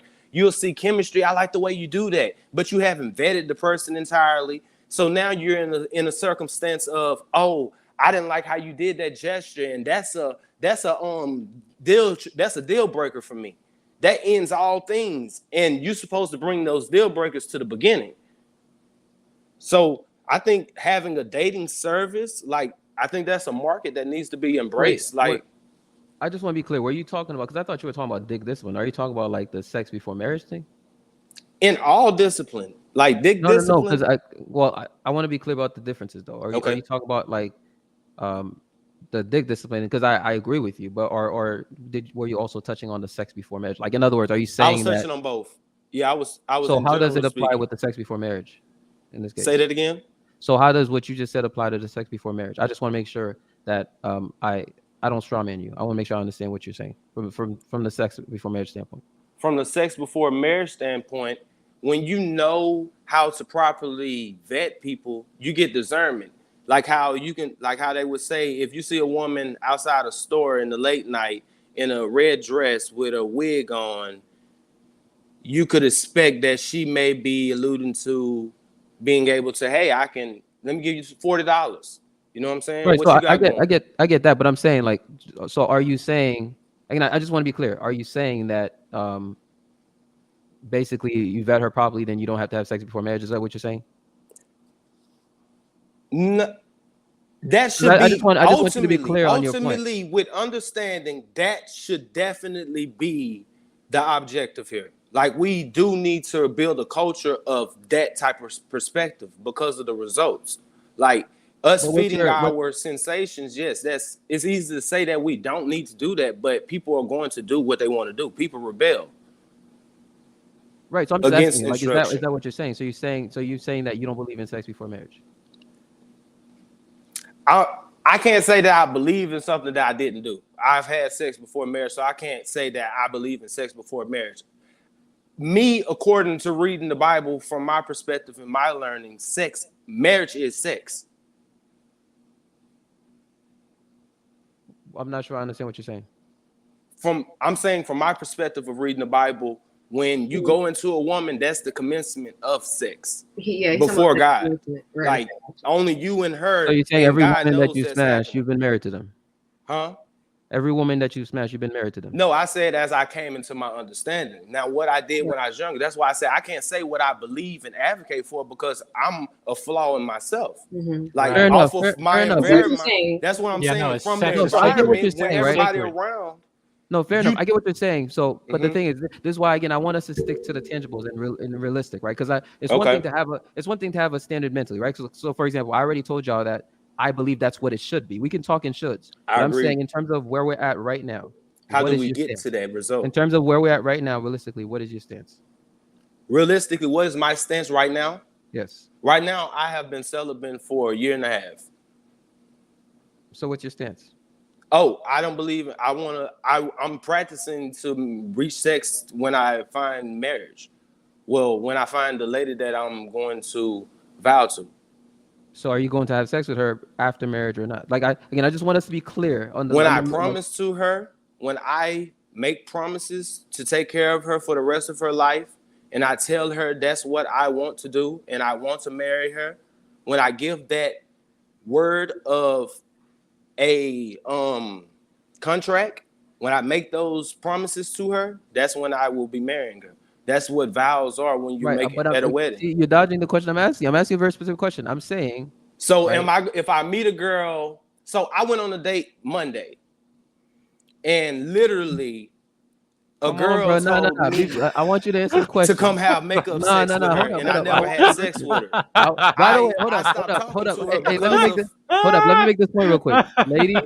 Ladies, this is why we say you should let men vet other men. Just as a side note, right? Come on. We should let men vet other men. This is a side note of this, right? Because shout out to the brother. I agree with that. Men should sharpen I know, but I'm saying shout out to the brother, right? But you see, he's going in circles, right? What am I circling about? Because I asked you a specific question. I'm saying, right? Would I have sex before marriage? The act of having sex with her, are you going to wait until after you are married to her to actually insert your thing into her thing? But listen, that goes to your perception of doing the traditional walk down an aisle. Come on. Propose to her. That's what I said. To my understanding, sex is marriage now. That's why I'm not having sex. Just yes or no. So, will I have yes sex? Or no? So, okay, let's go a little deeper. Hey, bro, let's go a little deeper. Hold on, let's go a little deeper. Let's go a little deeper, right? Let's build on this. Okay. Wait, are you going to wait until before or after you put a ring on it? After you put a ring on it or before it? Am I going to wait till before or after I put a ring on her to have a sex? No, put a ring on it. Not an engagement. Marriage. And am I waiting for that to have sex? Answer the question. Yes. I don't know. So what are you saying? You're not waiting. Into this. So you're not waiting. Hold on. You're not wait. You're not waiting until you get married to her. I can't speak on what I would fall short of doing, but intentionally, if I don't have the girl that I'm going to marry in my life right now, ladies, listen, this is why. That's what I said. Let's articulate this thing because listen. There's action. Listen, I'm not even judging Let's you. listen to him though. Listen. So to your perception, we're just fucking everybody. We're not just going fuck everybody. That's not that's not what's going on. Just because every female come to you and is willing to open her legs to you, don't mean that I'm saying yes to every female. Right. No. We're not saying that. We're saying even if you were dating this woman for a year and you waited a year to marry her, you weren't having too long. 6 months. See, but again, if I want to, if you waited 6 months, right? You not having sex with her for that whole 6 months of interacting with her. Not if my intentions are to marry her. If my intentions are different, and I express to her what my intentions are, then I will do that. So hold up, right? Yes, shout out to Tamika, right? That's what I was saying. Listen, ladies, this is why right here, right? Because shout out to this brother. Listen, hold up. So Treasure, I'm not even judging you, bro. Nah, I'm not feeling no judgment. We need this information needs to be out. Hold up. Listen, a brother like Treasure, I can tell this brother can spit some mean game, right? And here's the thing, right? It's gonna take men to be able to suss that out. That's all. So okay, it's gonna take men to be. So I just want to remind y'all, ladies, this is why right here. This is why. Definitely gotta have the men around you. No, listen. Okay, so when we go into women have, like y'all say, they have the access to sex. Men have access to marriage, right? So if you're raised in a community of just women, and they're telling you to get the eye of the woman, and then you get the attraction of the woman, and she's giving the prize away, where do you find the need to marry her from that result? Like if she's giving me the cookie, and I can run my own money, and she goes and mind her business, I mind my business. Those are the situations we're presented. So with that, on a young mind state, in my young mind state, I would say, shoot, just give me the box and then go about your business. I'm gonna stay over here because for one, I don't have the money to take care of you.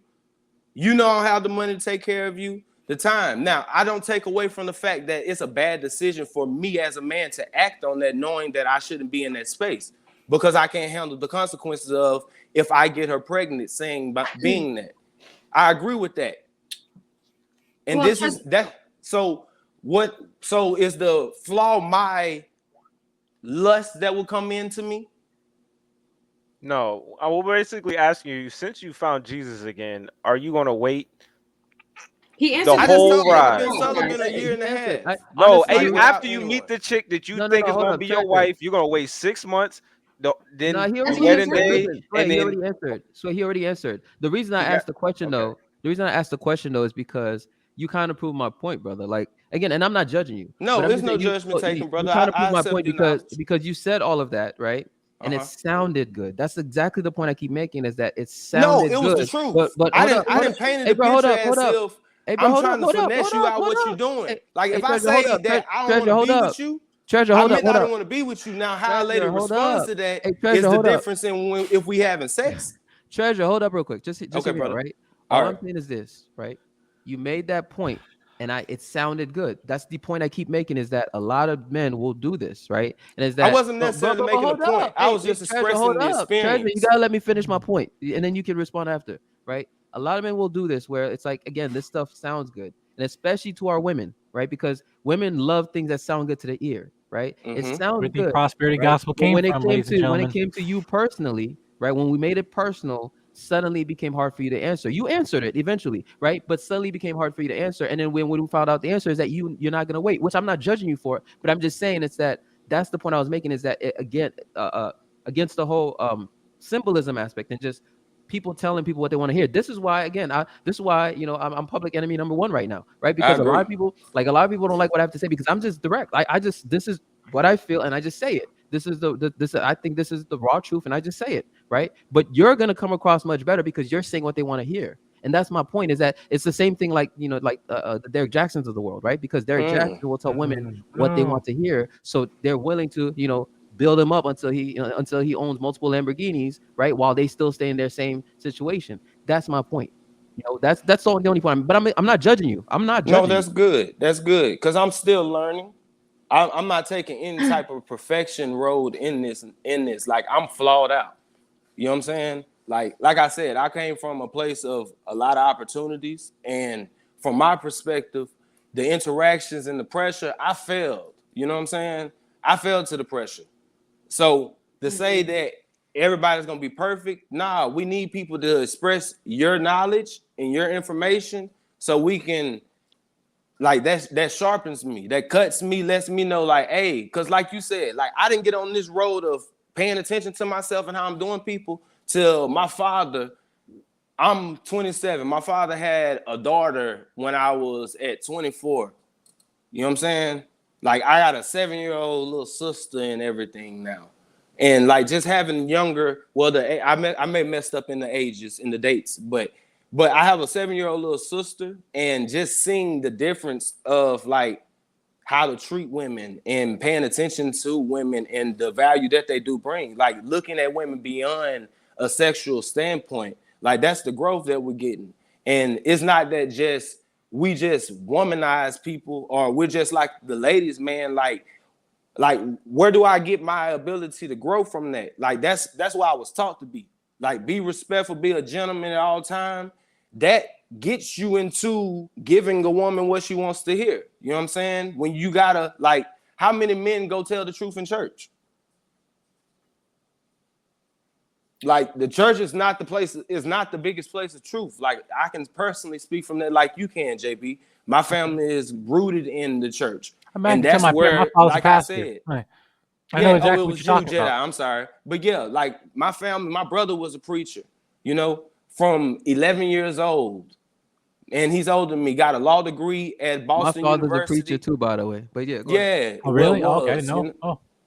You know, so Well, like I agree with y'all. Like we I think what really hurts the argument is when y'all put the Pookie and Ray Ray sign on us. So it's like we're limited in what we can assist in the conversation. Because it's like you're putting yourself more so at a higher let me ask you a question. elevation. Why do you consider yourself a Pookie and Ray Ray? I didn't say I consider myself that, but I can be associated as that. Because remember I asked, I said, is it a perspective or is it an actual definite character? But I'm just asking you personally, right? Because when I hear Pookie and Ray Ray, I never associate that with myself. So I'm just asking, why do you think you could be associated with it? I'm just curious. It's not a trick question. I'm just curious. Why do you? Because of the interaction that I receive from women. You think? And I would perceive that men, I have experienced men jealous of and speaking on me in manners as if, like, I've been accused of having sex with women that I never slept with. Like I've had women claim that I've had sex with because you get the ladies just for the rights of the. So you saying because you get the ladies, you think because you get the ladies, basically they might consider you a Pookie and Ray Ray? Is that what you're saying? No, because you get the attention. You're always in people's mouth. Yeah, so you saying people always paying attention to you. They're always analyzing you. Different. They don't review themselves. That's different. That's different. That's jealousy and envy. That's different. Yeah. That's jealousy and envy. That's where that's rooted from, though.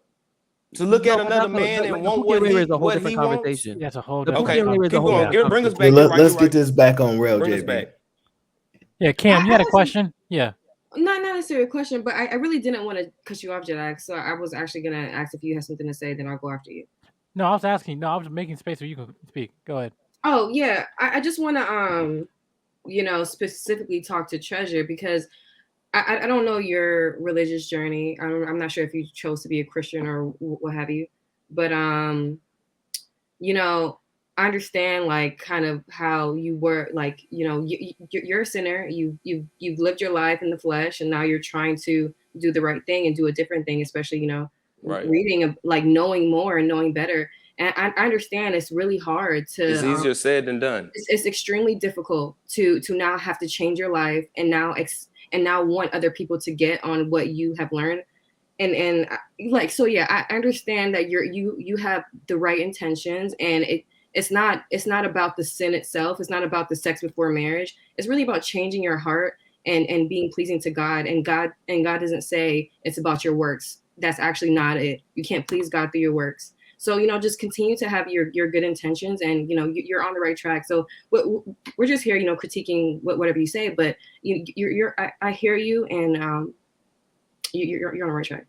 Hey, you good, And bro? I agree with Cam, by the way. Like, yeah, I agree with Cam, by the way. So I don't mean to. That's why I said I'm not judging you in the sense that, like, you're going on the right path, right? Like, I don't think it's wrong for you to be celibate. I don't think, like I've said this a million times. I have a lot of respect for a guy like Cheeky. Like, frankly, if I'm as frank as I want with this, as I can be with this, right? I don't think I have Cheeky's level of discipline. Clearly I don't, because he's a virgin and I'm not, right? He's a virgin. But, like, clearly I don't, right? But I'm saying it's not that I don't have discipline at all. I'm just saying, like, he has discipline to a whole other level. Like, even with the example we took earlier, like, it's like I took that on. I mean, it was joking. We were joking around, but still, it's like he has a certain level of discipline that he intentionally has that that a lot of guys don't, right? So I don't want you to feel like there's anything wrong with you taking this path. I got right? a question for you, There's nothing JB. wrong with you taking this path, but I just wanted to point out the aspect that, like, a lot of things you said sounded good, right? And then once it came to you, once it came to you If personally, I'm you going to realized do something it, different. But again, you're still heading towards goal. So, what Steve Harvey said, God ain't done with me yet. yeah, man. No, He's still. But not something I would Stephen ask. Harvey, but I got you. Look, I got you, JB, bro. something I would ask. Do you think that the people that get a lot of flow, do you think that when, like, saying for instance, you have a guy that like Cheeky that's a virgin, and then you have a guy with a high number, do you think that the guy with a high number, like, laughs at Cheeky? Do you think that, like, do you think that he'll be like, you a virgin, you a punk? Yeah, You know like in middle school. In middle school, mean, yes, but not. Because, like, personally, I respect that. It depends. I think, but it may depends. come out. It's middle But I think it some depends. people, how they show it may be different. You know what I'm saying? I think some depends. people may be jealous of his position of being able to be disciplined, and how they respond to it is try to shame him. Yeah, I think it depends, bro, because in your situation, again, you have to factor in the fact that you are actually trying to, essentially look at things from a biblical or religious perspective, right? Mhm. Or I guess, spiritual, whatever way you want to put it, right? You're trying to approach it that way. Not every dude is doing that. Or in fact, not most dudes who are just, who get women and whatnot, they're not thinking from that I perspective. can agree. And so that I think that, may make it different. Now, that being said, like, I don't think, I mean, honestly, like, the dudes who get women, it might just, again, I don't have facts on this. I'm just saying, in my perspective and my experience, like, they just don't be really picking on other dudes like that. Like, they just get their girls and they move on about their life. Like, I don't be seeing dudes like, you don't. Right. It's only like, it's like if they got some kind of issue with you, then they're gonna try to, punk you or something like that. But generally speaking, I don't see dudes just because they get girls like shit. They just be minding on the girls. They just be minding their own business. Like, that's what I've seen. But again, I can't say this like it's a fact. So I don't know. Personally, and I also, think it may depend. You had something, Jedi, you want to say? No, I just said I had that situation in high school, whatever. Like, I said, the only person who I have sex with someone I thought I was gonna marry, right? And that was it. And then the other person right now, I'm just be trying to be celibate for until we get married. So it's just like, I mean, it's the same thing. But they're like teasing me back in high school. Oh yeah, you're a virgin. Like, okay, but now here we are, post about to graduate college. They got kids, out of marriage, kids out of marriage, whatever. Baby mamas and stuff. And I don't. I won, right? So I'm agree. Like, I'm winning. So I just like. And the whole thing about it's really a shaming tactic, really, in terms of back then. And now I think these folks just mind their own business. Like, especially when we're looking at Cheeky, it's just like, if anything, he gets our respect, whatever. But anything like that, just like, you waste your time, teasing on somebody, whatever, like that. I'm like, what are you doing? Yep. Hurt people. I'd say in general, it's more so like, I don't think it's like guys who gets girls versus guys who don't. I think in general, men will, like, when you're having an argument or when, like, you're roasting each other, like, man, you don't get no girls, stuff like that. But I don't think it's a specific, like, the guys who get the girls against the guys who don't. Like, a lot of times it's just dudes, like, using that. Because, I mean, yes, dudes will, use their, you know, ability to get women as like you know, it's like they deserve a cookie for it, right? So I'm not trying to say this doesn't happen. I'm just saying like I don't think it happens for the reason you're stating. I don't That's think it's just like facts. you know Dudes to be they're like, looking at ooh, like look who I hit. Cheeky is intentionally celibate. A lot of guys aren't intentionally celibate.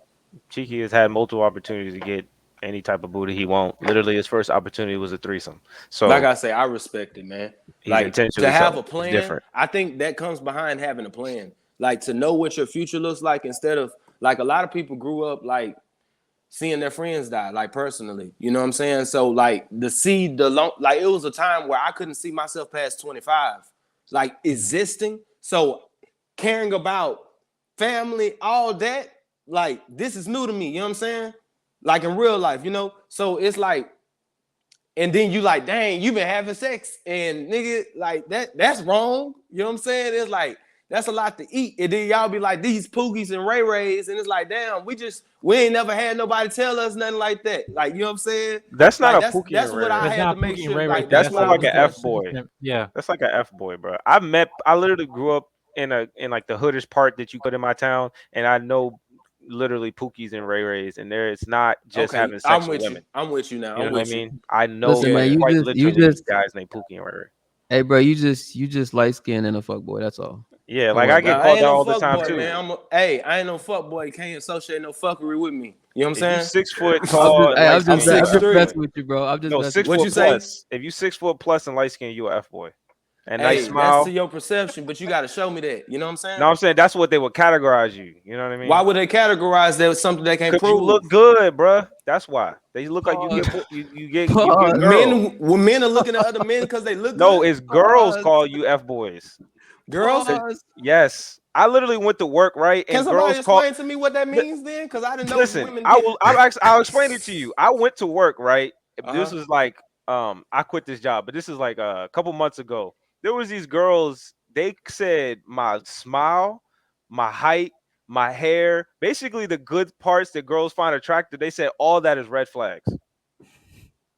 I'm like, and it's basically they're like indicating that you can get girls, so they think that we're gonna play them. We're not gonna take I them agree. seriously. And they say that's why they call us F boys right off the jump, because like he looked like he just play girls. But then, is that damn? So that mean, am I being celibate for no reason? No, you do you, bro. No, see, the thing is you're not doing it for the women. You're doing it for God. Self.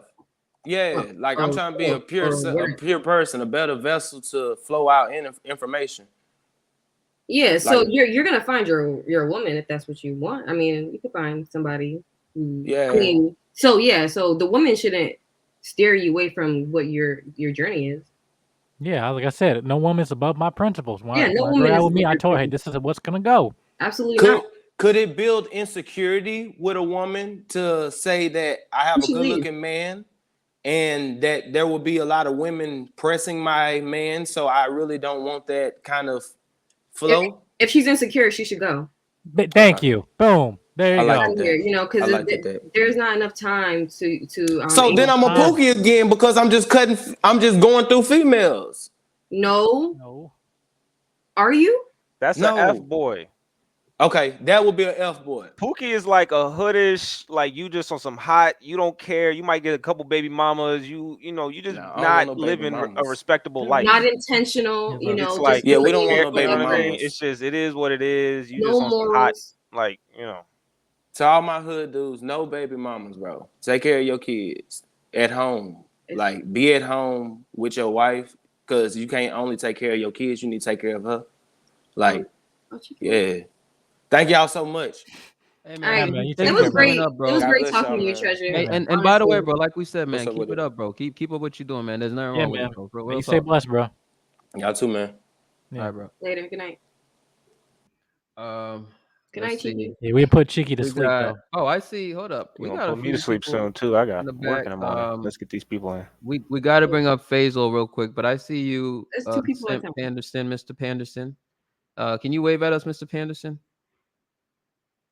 I see you. And then Cliff, can you cam up and wave real quick?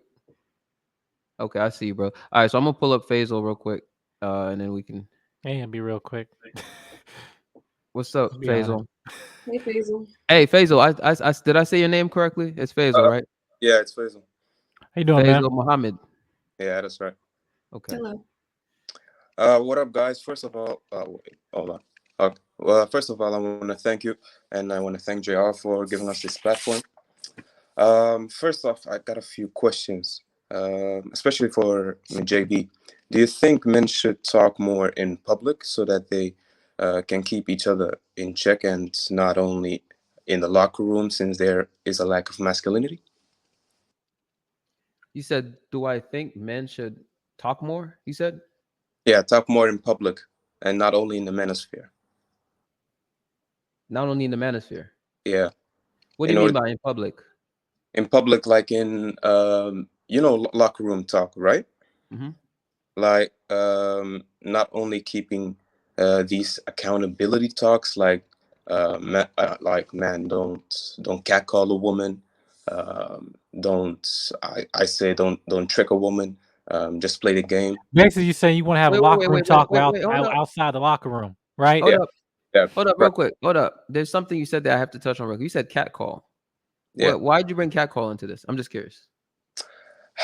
Man, women always say, yeah, you should stop the other guys, keep them in line, not making sure they're catcall, and that's why I brought catcalling. Do you think catcalling is a bad thing? Well, it depends on the guy, man. So it's conditional. Pretty much. So then if it's conditional, why should we hold any men accountable for it? Because if it's conditional, that means it's not bad. It's just bad apparently based on the person.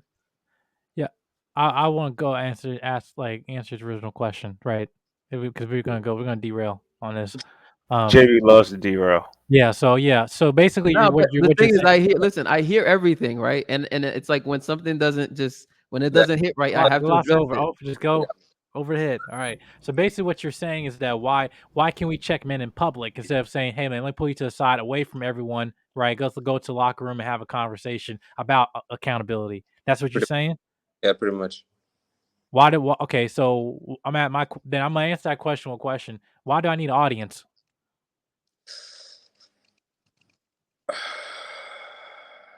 And what difference? Like, what difference does it make if I had an audience or not? If anything, it's the point of it is like, why am I having the audience for a point of possibly having someone interject when really, like I mentioned before, if we actually just have a space of all men away from everybody, let's just cut the bullshit. Because most people, when you have an audience, people are like, hey, you should have talked to them like that. No, go away, walk away. That's what sometimes having the sense of a private conversation why is needed away from folks. If folks want to interject, and everybody want to get up in their own business. That's true, but I've seen in these YouTube streams that if you've got a variety of panel, like 5 women and like 5 women on the left side, five men on the right side. Every time we talk about accountability, the women say that men don't keep each other don't keep each other in line, and the men say that the woman. Wait. Are you saying we should wait? Oh, so you're saying the public thing so that it can be visible to the women that we're holding each other accountable? Yeah, that's why do you care? Exactly. Like why exactly? Why the hell do you care what the women think, bro? It's about, again, it's like why I did not know that's what he was headed. That's why I was expecting. Wait a minute. Wait, yeah. Why do you care what they think? Wow. I don't care what they think, but would that no, but you do, because you're saying we need to hold each other accountable in a way that's visible to them so that they could stop saying or thinking what they're thinking. Wait, not only to the women but also to the men, because in the beginning of the show, in the beginning of the show, and we all know that masculinity isn't something that pure masculinity isn't something that is masculinity in society, and that is why pretty much most pure masculinity. I mean like pure masculinity. What makes you think it's not accepted? Because they call it toxic masculinity. No. That's a small group of loud feminist women. Like the overwhelming majority of people, period, both men and women, absolutely respect masculinity. Overwhelming majority of people, period. It's just a loud group of very loud people on the internet who talk about this toxic masculinity bullshit. Like the overwhelming majority of people, period, respect masculinity. That's cap. I'm not saying you. I understand why you believe that, but that's just not true. This is why we gotta stop looking at these, people screaming on the internet sometimes, because it's like no, it's not true. Toxic masculinity is not even a thing. It's not. It's not real. It's something that these feminist women invented. Okay, because I'm gonna be honest, man, with all that cancel culture bullshit and etc. And I mean, like, I graduated from high school like 2 years ago, and Wait, how old are you? 21. Okay, all right. Go ahead. What? Go on. You No, thought I was? I just thought you were just a little bit older, but never mind. Go ahead. That's, even at school, they pretty much kept most of the guys in line. Pretty much told them that they had to work, not go to the university, while they told the women that they should go to the university and etc. That was So hold on. What is I want to stick to the topic of the first part. Yeah. What is holding men accountable? You said outside of this space. You want to do it publicly, like in the locker room or in like a public forum? No, Already- basically, Because he's the trying to audience. The audience. JB already answered my question. Like he told that only a small group of feminine women actually yelled that masculinity is toxic and etc. That's why it came up. Bro, if you look at it, like, again, on the male side, right? Most Alright. men will respect a masculine dude. In fact, even again, I hate using these terms, like these terms betas and alpha males and whatnot, but even the so-called betas, right? They will look at the masculine dude and it's not they're not looking at him from a negative perspective, right? Like, and then other masculine dudes will respect other masculine dudes, and then women want masculine men, right? What happens is that you have a lot of masculine women, a lot of, like, masculine women and feminist women who don't get attention, right? And then they basically want to project all the things that make men as bad things, right? And then so they label it toxic masculinity. That's pretty much what it comes down to, right? I think they Most get women want attention. They don't get the men that are called toxic masculinity. You ever notice that women tend to want those men a lot? Have you ever noticed that? Of course. Okay, so then clearly that dudes will say, so clearly they don't actually believe that, right? Yeah. All right. Wait, hold up. Cam, are you knitting right now? Are you knitting right now, Cam? Ah. I was like, I saw the hand movements. Yeah, I saw it too. I was like, what? She sells that on Etsy. On Etsy, y'all go to her Etsy page and she She's sells actually that. up there knitting, man. Hold up. What is she knitting? What is she knitting? Yeah, she's knitting. This is the type of stuff Cam be doing. Don't mind her. I'm making a blanket for JB. Oh. Yeah. It's my blanket. I don't That's get the no value. Don't mind Okay. it. Don't mind it. She providing that value early. Yeah. Absolutely. No poon giving.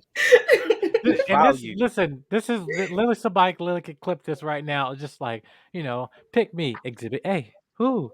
Yeah, I'll make you a she's knitting. blanket. Listen, From scratch. blanket. and you want to know Handmade. what's funny? You want to know what's funny? I didn't even know she was actually doing it. I told her I need her to knit me.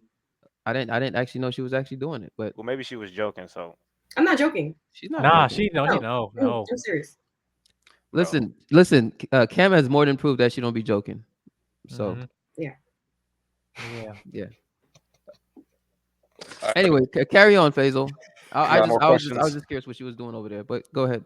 My second question is that what is the most effective way to handle shame language? point it out. Like, you're not gonna sign language me to death. I'm not gonna deal with the shame, insults, guilt, and you'll need to be right now. Like, you're not even arguing facts. You're just in your feelings. And if they can't say anything after that, then just walk away. If they can't calm themselves down and have a civilized conversation, just walk away. There's no point of arguing with them. If they're just gonna, use a bunch of ad hominem attacks, why are you talking to someone calling you a bitch ass nigga? I'm just gonna leave. I got it. Hold on a second. GP Banter actually brought up the Kevin Samuels clip, the first one when he became viral. Actually, I'm just gonna play devil's advocate. But when are you actually going overboard with the accountability?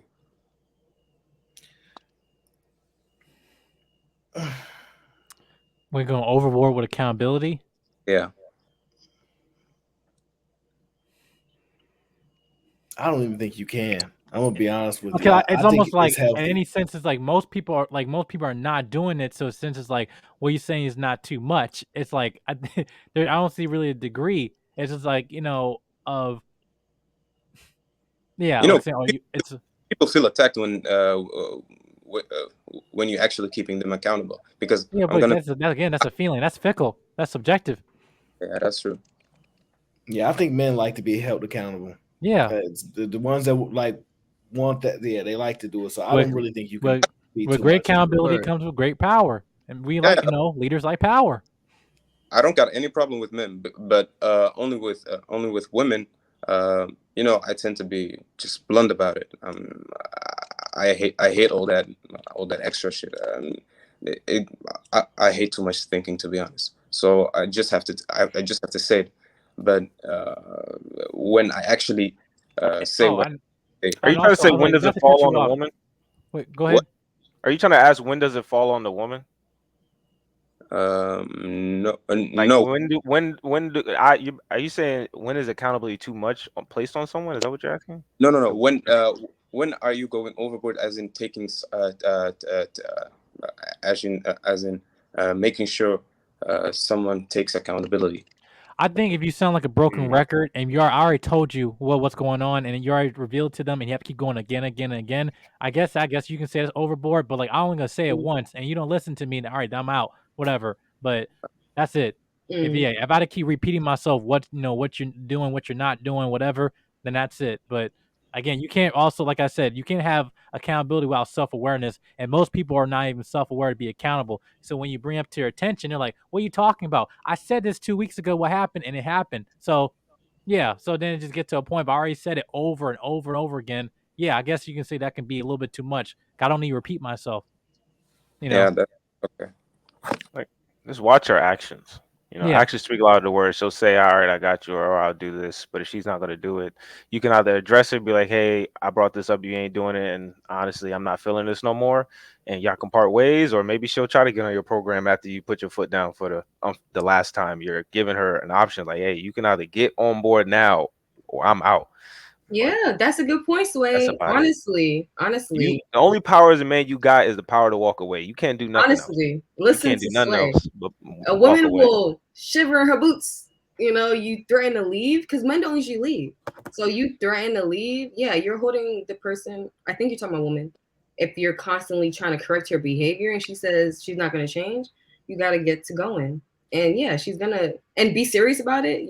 She'll definitely tighten up. If she doesn't, then you just got to kick her to the curb because And she's not that's the going to thing, listen. because she If she's thinks not that going to most people ain't listen, gonna leave. Right. They think then they ain't gonna Comes down leave. to, like, for me, I think it comes down to this. And again, this is where like people try to tell me like I'm too harsh or whatnot. But for me, like that's why I like to be very clear about my stance on things, right? Like, listen, you could ask anyone who's dated me that this is like, for me, this is just what works. I like to like be clear on my stances on things. But the thing is, I think some dudes, what happens is that they will like set a standard, right? Or say this is a standard, but then they keep giving the woman multiple strikes.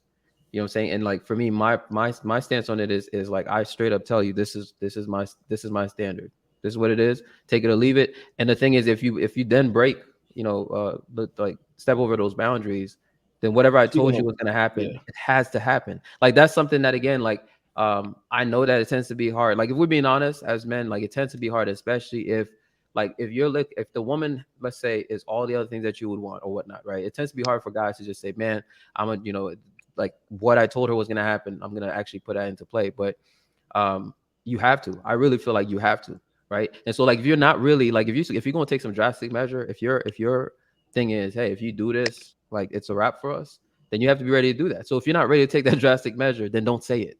That, like, to me, that's my sense on it, is that if you're not ready to take the drastic measure, do not set that standard, because women will learn to walk all over you if you just from my perspective. I'm not telling y'all what to do or not to do. I'm just saying women will learn to walk right or like just all over you. If you don't set some firm standards and stick to them, they'll walk right over you. Um and I see dudes that like I see men do this all the time. Like they just all the time. And And They then, don't like, realize like especially if she starts that's crying, why over especially if she time. start crying, she like, "Oh, yeah, I'm sorry. Right. Let me." And Yeah. women know, again, women are masters of emotion. So they will use their tears, they will use their nice words, they will use their hugs, and they'll use all types of they'll use their box. They will use look at Kim drinking water. She knows what's up. She Like knows that, yeah, that was she knows what's up. They will No, use but all of their women are the masters of emotion. That was really yes. profound. They will use all of their feminine walls just to try to get at you and to try to see if you could move, right? If you could yeah, they move from should test you. just a They little should bit, test right? you. And the thing is, you can't like, you have to be rigid. That's why, again, this is why they hate me. But I'm saying, if you're don't set those drastic standards if you're not ready to actually hold on to him. That's my stance on it. Don't tell her you're gonna leave her if this happens or whatnot. And then when it happens, you're just sitting around, or you just like, she just cries one time, shows you just one little crocodile tear, and then suddenly it's like, oh, we good. Listen, She gonna in take short, note of that. She gonna take note. Yeah. women lose respect for you when you are firm on your position. They lose Right. respect for you if you are not firm in power. If you're not a man of a position of power, like if you don't hold steady to anything, every time they get you to fall back on things you said you were going to stick to, they lose respect for you. It's the same thing we talk about with vulnerability and transparency. To give them the opportunity. To give them, like, But yeah.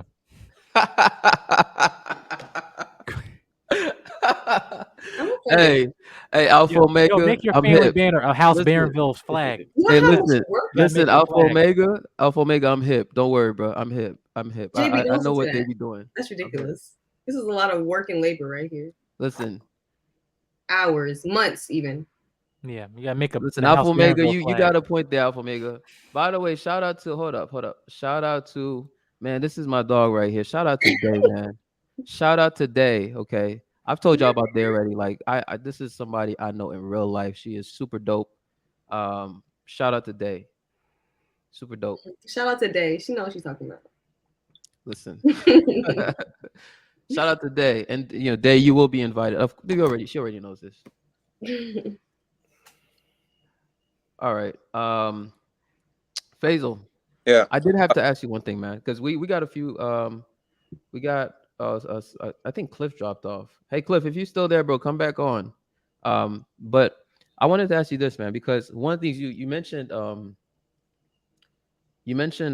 like some of the things that you noticed in high school, and then like just even as you were talking, I realized, like, again, I don't know what your ideology, like your personal ideological stances are, but like when you mentioned things like when you mentioned, oh, sorry, my bad. My bad. I got distracted from a message. So when you mentioned things like, toxic masculinity, and then you talked about catcalling and whatnot, like, I'm not just trying to, pick on random things, right? But one of the things for me that I'm curious is that, because again, especially the college campuses these days, like, they're pushing a lot of this very, liberal, like, Yes, they are. wishy-washy set of ideologies on people. Yeah. And I'm curious, like, from your perspective, like, what are you doing?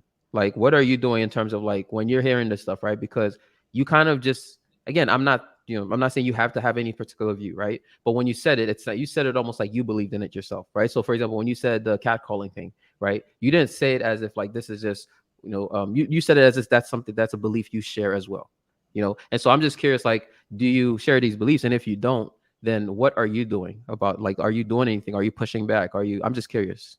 To be honest, I've been in the manosphere for I think now for 2 years, but and that is practically the only reason why I don't believe all the crap that they are giving me.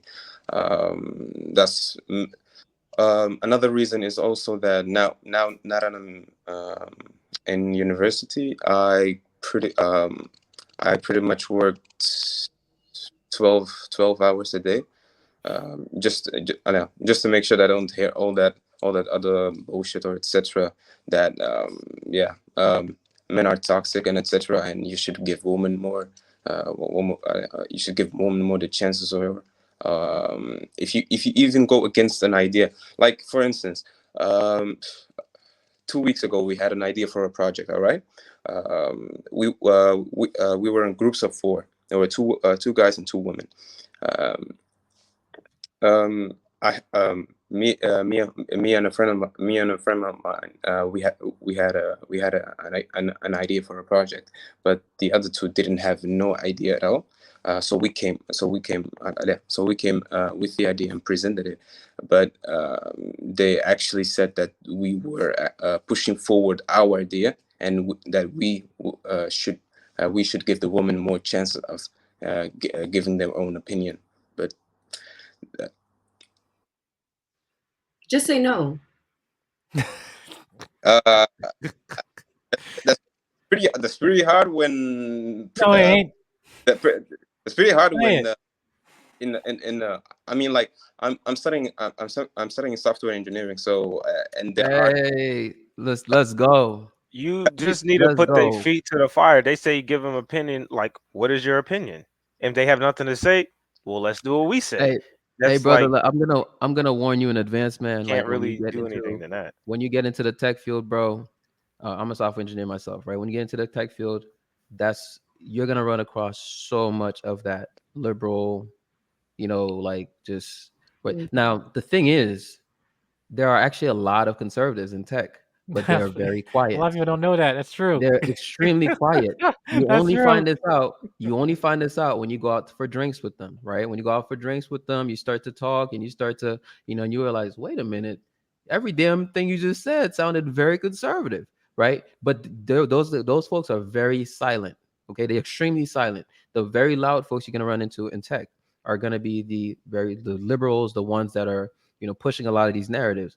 And so I'm just warning you in advance. Now, I personally think, again, you do not have to listen to me, right? But I think, especially, at your younger age, like I'm 27. You said you're 21, right? Yeah. I think you need to start like be okay with saying no, bro. Like you don't have to rock with everything, bro. Like you got to stand for something. And sometimes there may be a little bit of like risk associated with that. I'm not saying go throw your career away before it happens. Like don't be JB and get yourself canceled, right? I'm just saying, but I'm saying start being okay with saying no now. Real talk. Like I think, because I see so many people just like fall down this rabbit hole, especially in tech, right? Where they feel like they have to accept all this foolishness. They really do. And for me, I refuse to stand for all this foolishness. I just refuse.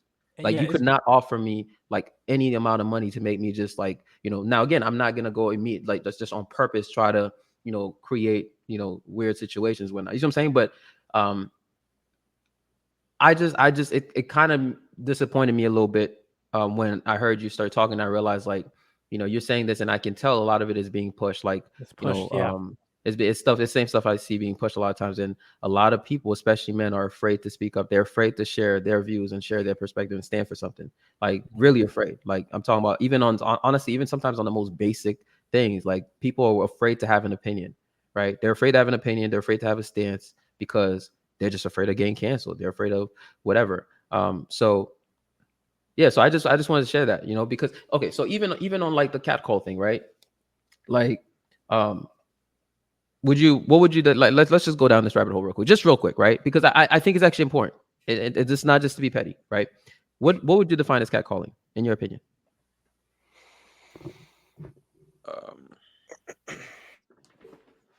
I'd say if you're not even average looking and pretty much don't have swag and try to call a woman. Right. So just the act of catcalling, though. Forget like the man itself. I'm saying, what is the act of catcalling? What do you think it is? Is it just like talking to a random woman when she walks? You're saying just trying to talk to a random woman? So is it? So you're saying it's like essentially like cold approaching a woman? Is that it? Or would it be like? Is it okay? Do you think there's a difference between like seeing a woman pass Hey, you by, with the purse? Yeah, it's whistling you a with the girl, a Yo, mommy, yellow dress. or a shawty, or Yeah. whistling a bunch of You things. with the I don't lace think woman? Oh, sorry. you're not Right. actually going. So what do you think catcalling is? Do you think it's one of those like just some dude screaming something, or do you think it's just a dude cold approaching? Or do you think it's all of them? To be honest, we had a session. We had a session in high school. There was a day when you had a session on catcalling. Yeah. See, we have gone downhill, people. Look at this. Look at this shit right here. Look at this crap. Yo, Hey, It was a Where you Look, from? Where it you was, from, bro? Yeah. Bel- Where? Okay. this Belgium. is where Belgium. we've come. This is where we've come. Okay, this is where we've come. But my bad, bro. Go ahead. Keep saying what you keep yeah, talking, bro. I know, bro, but I couldn't skip. So so they actually specifically made a day because I don't know if you heard, but especially in Belgium, rapists get a Sure. Hey, Okay, be careful careful with with the the word. word. Be careful Be with the careful with the word. word. The word. The Please be word. careful. our Yes. people get Grape. Grape. yes uh, Grape juice. Yes. yes, grape juices get actually a lesser sentence than even um, deletion people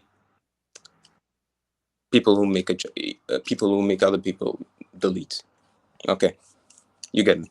But so we got a pretty much some schools in Flanders got some kind of equality day. They called it Gelijke Rechtersdag, and on that specific day, they actually let us view a video and on people who catcall each other and say that Basically, it was a Title IX day. yeah, pretty much. Okay. So, okay. So, do you believe that again? I just want to be clear. So, do you believe that catcalling is all of those things? Like, do you believe it's the yelling, or do you believe cold approach? Like, would you say cold approaching is catcalling as well? That's a good question. They make it out to be the same, but I don't think it's the same. Okay, that's my point. I'm glad you said that because there are dudes out there, right, who are like who just don't care, right? Who don't care. First of all, there are criminals out there. Let's just put that one to the side. First of all, there are criminals out there and just monsters who deserve to be under the jail. Okay, Before so let's just set that one up real quick, right?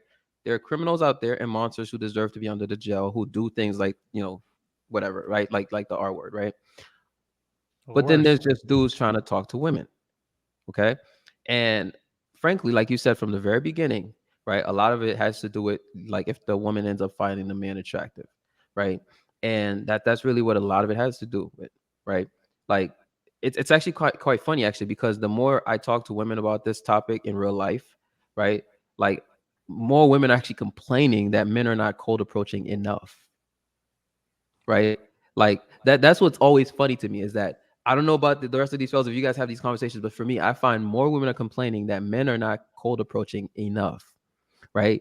And then you realize is that but you also live, especially in America, you live in this society where it's very easy for a woman to completely ruin a man's life just off of accusations, right? And so you have these two dynamics where it's like um a lot of the men who would cold approach these days, that like they're kind of like just feeling uneasy about it because they're just like, I don't know, like she might just, things might not go like, even if she was attracted to me, right? If things don't end up going her way in the long term, right? Let's say we end up smashing and then we don't stay together and she feels some type of way about that, right? Or whatever, like she might now accuse me of something, right? Like I've heard dudes say all types of things like that. And so that becomes the main issue. But it's kind of funny when women when you hear, again, this is just the loud minority of feminists, okay, of women on these socials and whatnot, talk about catcalling and whatnot, whereas a lot of women in real life are saying, I wish more men actually cold approach me. That's what I'm seeing. I don't know what the numbers are on this. I don't know if it's a fact in general. I'm just saying I find it pretty interesting, pretty fascinating that, like, But the problem is there's really no balance to it because then you have a lot of dudes that are socially awkward. Then you have some guys that might lead and be very, very, aggressive, right? So it's kind of that point where they gotta make that distinction. But what a point you mentioned at this, Henry Cavill, we know it's Superman. We know how he looks. He got ridiculed for saying, "Listen, it's hard to even talk to these women, whatever, because you might get me too." Right, and they ridicule him for it, but it was absolutely true. That wasn't him belittling anything. He's just understanding the fear. It's just like it's the same thing where in situations where in this sense where it's almost like almost they feel like it's a setup. It's like, well, we want men, to talk to us because it's a cold approach, right? But it's the same thing of like, well, I think the whole saying like, oh, they'll encourage you to drink just so they can call you an alcoholic, right? They'll just, they'll encourage you to say, no, just come talk to me, come talk to me. And then when we do, red alert. So that therefore, I'm just saying that's a fear that these guys have, whatever. But we don't really kind of identify there's a balance between that, right? Of actually coming walking up with somebody or talking to them, right? Then the whole being heavily aggressive, right? Yeah, man. I just anyway, we don't have to stick on this, man. I just want to make a Right. point again, like that. Like, I just want to make this point to you, bro. Like, if you have certain beliefs, stand on them, bro. Like, I'm not, again, I'm not advocating for you to this early on in your life and your career to just go and and fully, let them things hang. I'm not telling you to do that. I'm just saying that to actually stand for something, right? Because it annoys me to no end when I see so many people, like there are people I know there, I actually know what they really think, right? But then I'll see them, again, I'm talking about in corporate America, whatnot. Like, I know what they really think. We've been out for drinks, we've turned up before, whatever. I know what they really think. But then when I see them, in certain environments, they, you know what I'm saying, they suddenly, it's almost like a whole different person. And I think that's unfortunate that people have to like just put on these fronts all the time these days, because like, if you don't agree with this perspective, or if you don't pretend to share this perspective, like, you're going to be the monster, you're going to be, and that's the scare tactic these days, is we're going to cancel you, right? And again, I'm not telling you to just go full aggressive mode or full on offensive about it. I'm just saying, at a minimum, I just hope you are able to stand for something, right? Because when I heard you come out and you said the catcalling thing, like, you really believe it, and then even the toxic masculinity. I knew what you were saying, but I wanted to hear you say it, right? That's why I asked you the question the way I asked you. I fully knew what you were saying, right? Remember, I'm a former social justice warrior, so there's nothing you could tell me here. There's nothing you could tell me here that I don't already know, like none, right? So I knew where you were coming from, but I wanted to hear you say it, and I just would hope. That's all. You don't have to listen to me. I just would hope that moving forward, that whatever maybe you do agree with them. If that's your standard, then cool, right? But if you don't agree with them, Muslim, so I'm good. Then be a Muslim, bro. Be a proud Muslim with your standards and whatnot, and don't feel bad about it whatsoever, bro. Do not let these leftists, these liberals, shame you into any position, bro. Do not let them corner you. I'm telling you, man. Especially, you're saying you're studying software engineering, bro. Like, the moment you get into tech, I am telling you that I'm warning you. I am absolutely warning you. These are the characters you're gonna run into. These are the characters you're gonna run into. Everybody's scared of them, right? Everybody's scared of them, bro. Like, you see, even with the situation with Dave Chappelle and Netflix, right? You see how hard they're going, like, trying to, and Netflix actually surprised me. In fact, I know some conservatives who said they were actually going to quit to go work at Netflix, just because Netflix is like literally one of the only tech companies on their that ground. would stand for something, right? Because in tech, a lot of these companies are very afraid of the leftist mob. They're really afraid of it. Like, I'm talking about extremely afraid, like any little thing. So anyway, let me not continue to vent here, but I just wanted to tell you that, man. Like stand on, especially if you're Muslim, bro. Do not feel guilty at all. Do not try to hide it, because everybody else is okay with being, standing on what they believe in. So why should you? You know what I'm saying? Like, especially if you're Muslim, bro, stand your ground, bro. Stand your ground.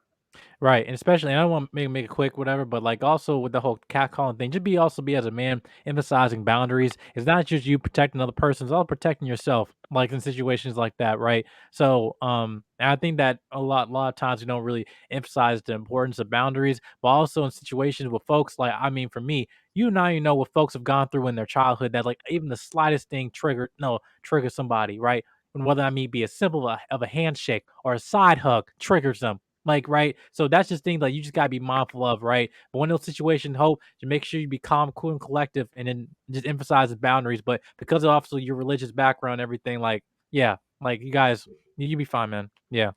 All right. Before I go, I just wanted to, and him, I'm actually going to, say goodnight because it's getting late. I work in the morning. But like those guys said, JB and Jedi, and the biggest thing, man, just be congruent. Stand 10 toes down on what you believe and move the way that you believe. Don't like switch gears for a woman or switch gear. You know what I mean? Like, stand 10 toes down on what you believe and be congruent about what you believe. If you're a Muslim, then move like that. Don't act like you're a liberal or act like, you believe in 50-50s, or you believe, just to get some poon. Like, you'll probably get the better outcomes by not doing whatever you want for poon. You know what I mean? Don't lie to girls. Be honest. probably get better outcomes. You can weed out the ones that don't really, want to get with your program. Nah, man, I'm gonna be honest. At this point, arranged marriage all the way, man. I mean, Hey, I would do that if too. that works, go for it, bro. You But got, if you don't mind me asking, you got both of your parents in your life? Yeah. Okay. Are they married? Yeah, they're still married.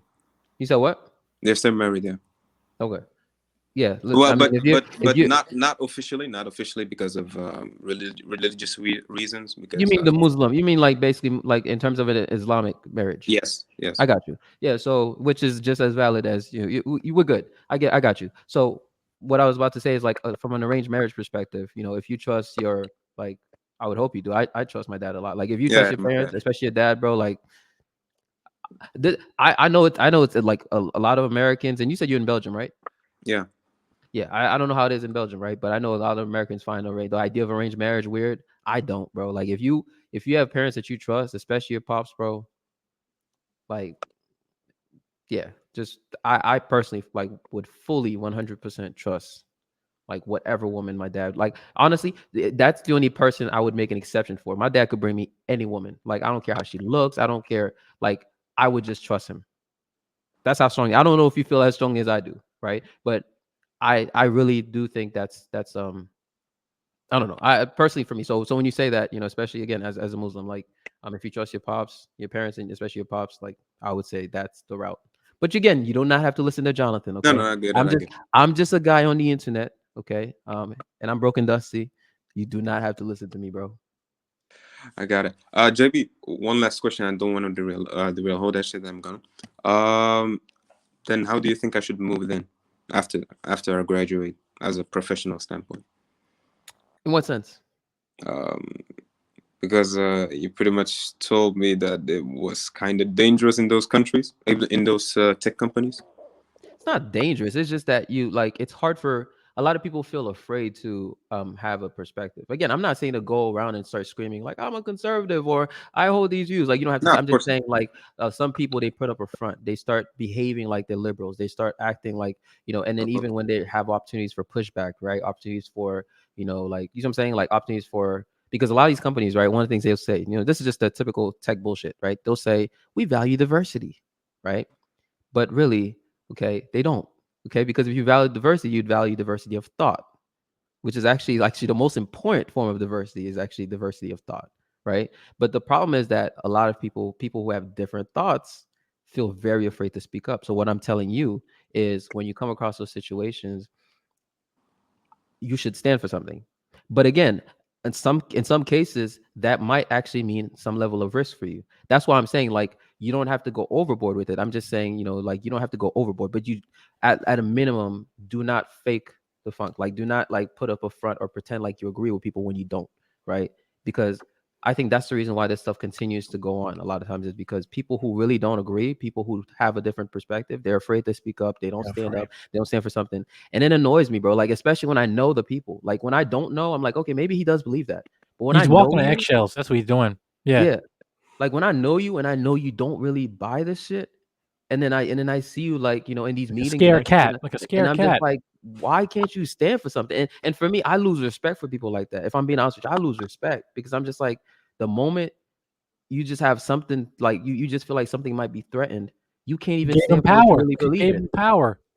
That's it. Like they have power over you. You hand it to him on a silver platter when doing that. It just, yeah. Word. So I just hope that you at least can stand for something. Like I said, I'm warning you again. I'm not saying to go and just like be completely reckless. That's not what I'm telling you. Right? I want to make that clear because you obviously again you're very young. So I don't want you to just get into the industry and like I'm gonna just go shout from the rooftop. So I'm not telling you to do that. But when you do have opportunities to stand for something, do and don't back down, bro. Like even if sometimes it might actually mean you might have to risk something. I think your integrity and your authenticity, in my opinion, is way more valuable than honestly than money. Then that's just my perspective. You do not have to agree with me on this. I'm just saying, for me personally, there's no bag you could give me to make me pretend anything. You can't give me a bag to make me pretend anything. I'm not selling my soul at all. Nope. All right, I got it. Yeah. Again, thank you guys that I got those advices and all those answers. And well, JB, give me a message if you get canceled. Because that means I also get canceled. Bro, I get canceled every day, bro. Listen, Yeah. this is this is Yeah. routine for me at this point. Yeah, I have to head out too. I got work in the morning, so but Damn. All yeah, right, you Jedi. guys. Well, we were about to bring up Mr. Penderson, Jedi. Like, you got to wait for at least Mr. Penderson Okay, real quick. okay, yeah, I'll wait for Mr. Anderson. All Good right. night, Faisal. Good All night. right, Faisal. Thank you for I'll wait calling, for brother. Mr. Anderson. No problem. Hey, Aaron. Hey, Cam. Man, I'm gonna be sleeping good soon enough. You know. JP, do you sleep? Great question. Hell yeah, he be asleep. Don't even Yo, front. I know he sleeps. I don't know what's going on, but Mr. Penderson's for some reason I cannot bring you up. Can you mind just reloading? Just reload real quick. I don't know why, but just reload real quick.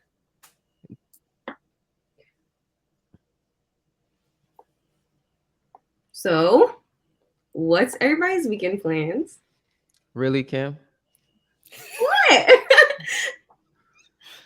Oh man. He's I'm not there. wondering. Huh? He's not there. No, he's about to. Aaron, He's just it's reloading me. because there What's was an issue with What's your his. weekend plans? Well, you know, we got I stream all weekend. Oh, do you? We literally, Yes. we literally Yes. stream it all weekend, like from Oh, Friday by the way, I night have a to question. Saturday What morning was that to whole Saturday. thing about? I heard my name kept being dropped with someone Janae or something like that. What was that all about? What? It's like you guys I like know were what you're talking. talking I about. think it was Cheeky and everybody was talking to Janae. I think Captain Exec was there too. It's like, oh yeah, we need to get Jedi here. Yeah, Jedi. I was like, what are you talking about? I do remember that conversation. Yeah, Was you it? know what I'm Was it? Hold talking up. Hold about. No, up. I'm not bullshitting. Was it What that? was Was that? it that whole thing where? Was it that whole thing where they were saying like if your daughter was to marry somebody, who would that be? Is that one what he's referring to, Aaron? I think, yeah. I mean, yeah, I think that was around the conversation where his name got brought up. I don't remember the exact circumstance, but it makes sense. It was around the daughter and who was your son, and you know, it got a little crazy there. But I don't know. I'll probably have to go back and try to watch it and see what the context Yeah, I was. didn't know what it was. I mean, Janae's in the chat. Like, I know you telling me. 'Cause I was just like, wait. I woke up in the morning. Let me see. I go on first 2 seconds. I heard Jedi. I was like, wait, hold up, rewind. You How know. awkward. And then, yeah, and I have to rewind up to what 4 or 5 hours. So I was like, ah, no. Right. Never mind. Yeah, never mind. Right. So Yeah, Janae, come up. Janae, speak your piece. Yeah.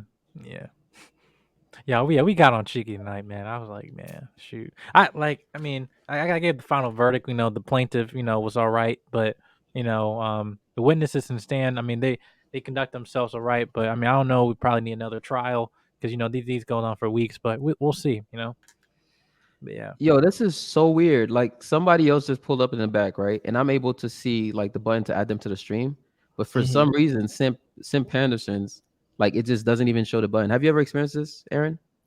Like he just showed back up, so it's a new like. Is he fully loaded? Like, he says can you he's see him backstage. in the I see him. video? Are Like, is you this fully loaded, bro? Yeah, is this device fully working? Because sometimes the device don't be all the way up, like, and they be having some issues on their end, not on ours. Did you fully connect everything, Simp Anderson? Because I don't see the button to add you, even though I can see you back there. Yeah, but I I can see see it him for in the the other chat. folks. I see But it for the who other folks. So you it must want be your something on daughter his to side marry. because I see it for the other folks who just pulled up.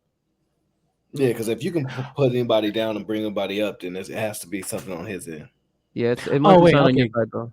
No, Captain Exec, he feel me. It was about who would you want your daughter to marry from the panel, Lapeef. I guess what my name was dropped. Okay, cool. Yeah. But Janae said she said true. Yeah, I don't know the context. That's what I'm saying. I don't remember that one. It's okay. I've learned my lesson with these. All right, so Simp Anderson. I mean, I was telling Jedi to wait for you, bro, but I'm literally not able to bring you up. I don't know why. Like the button's not showing up for you. So and Jedi has to leave. Good night, Jedi. Yeah, that got work. Yeah, I got work. Well, say a prayer for all of us. Heavenly Father, we thank you for the bright stream we brought you today. Y'all, thank you for the unification of our mind, body, and spirit in this conversation. I hope anybody watching this on a live and the pre-recording, hope we were able to touch our minds, heart, and our spirit. In Jesus' name, amen. Amen. right. I think. Appreciate you, Hey, Jedi. Jedi, I love Yeah. that. I love you for that, for real. Yeah, Seth said Absolutely. he gonna, That he wasn't gonna use his that was phone serious though. I don't instead of play. this I know that Yeah. was serious. I felt it. Yeah. All right, y'all. Jedi, you know, Jedi's took my whole, you know, Steeler with the turtleneck. You know what I'm saying? So Yeah, I claimed it. you But I just, mean, there was yeah. no IP, so there's no, you know, there was no patent on trademark on this stuff. But yeah. All right. Hey, but you looking good, brother. Shout out to you, Appreciate man. appreciate it, man. All right, y'all. Peace, y'all. All right, Good night. Jedi. All right. So I still can't load up Mr. Penderson. So I don't know why, brother. Try again. Oh wait, there we go. I think he said he gonna use his phone, so he might That's switch really his weird device. because he's showing up twice now, but the second one I'm He able to switched pull his him up. device. Yeah, he switched his device. That's why. Hey, Right, Sam. the second one I'm able to pull him up, but the first one's still showing up. Wow, hold up, look, Oh, let me. you know what's, wait, Yeah, you know let me what's shut funny? up. You know what's Let me funny? shut The off my first, MacBook. you know what's funny? The first one is working now. The first one is working now. All right, let me rock with the MacBook Pick one. and turn the volume up. All right, so which one are you gonna use? Turn off one of them. The first one.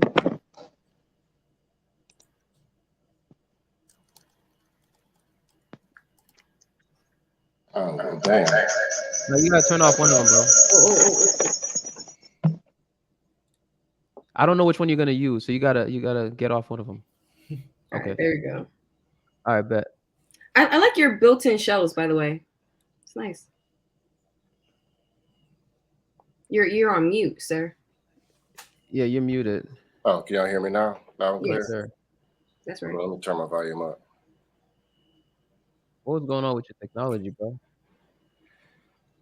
No, I don't know. I was up there, but All right. yeah, I was What's up with you, Mr. Panderson? trying to turn my volume up. Well, I can hear y'all. Yeah, all is well. Yeah, I want to stay on. There was a lot of content. I just want to make sure I'm staying on track. What's the first question you want to ask? I want to get off track. No, just give your input. I don't think there's really any order to this. I just whatever your input was for. Okay.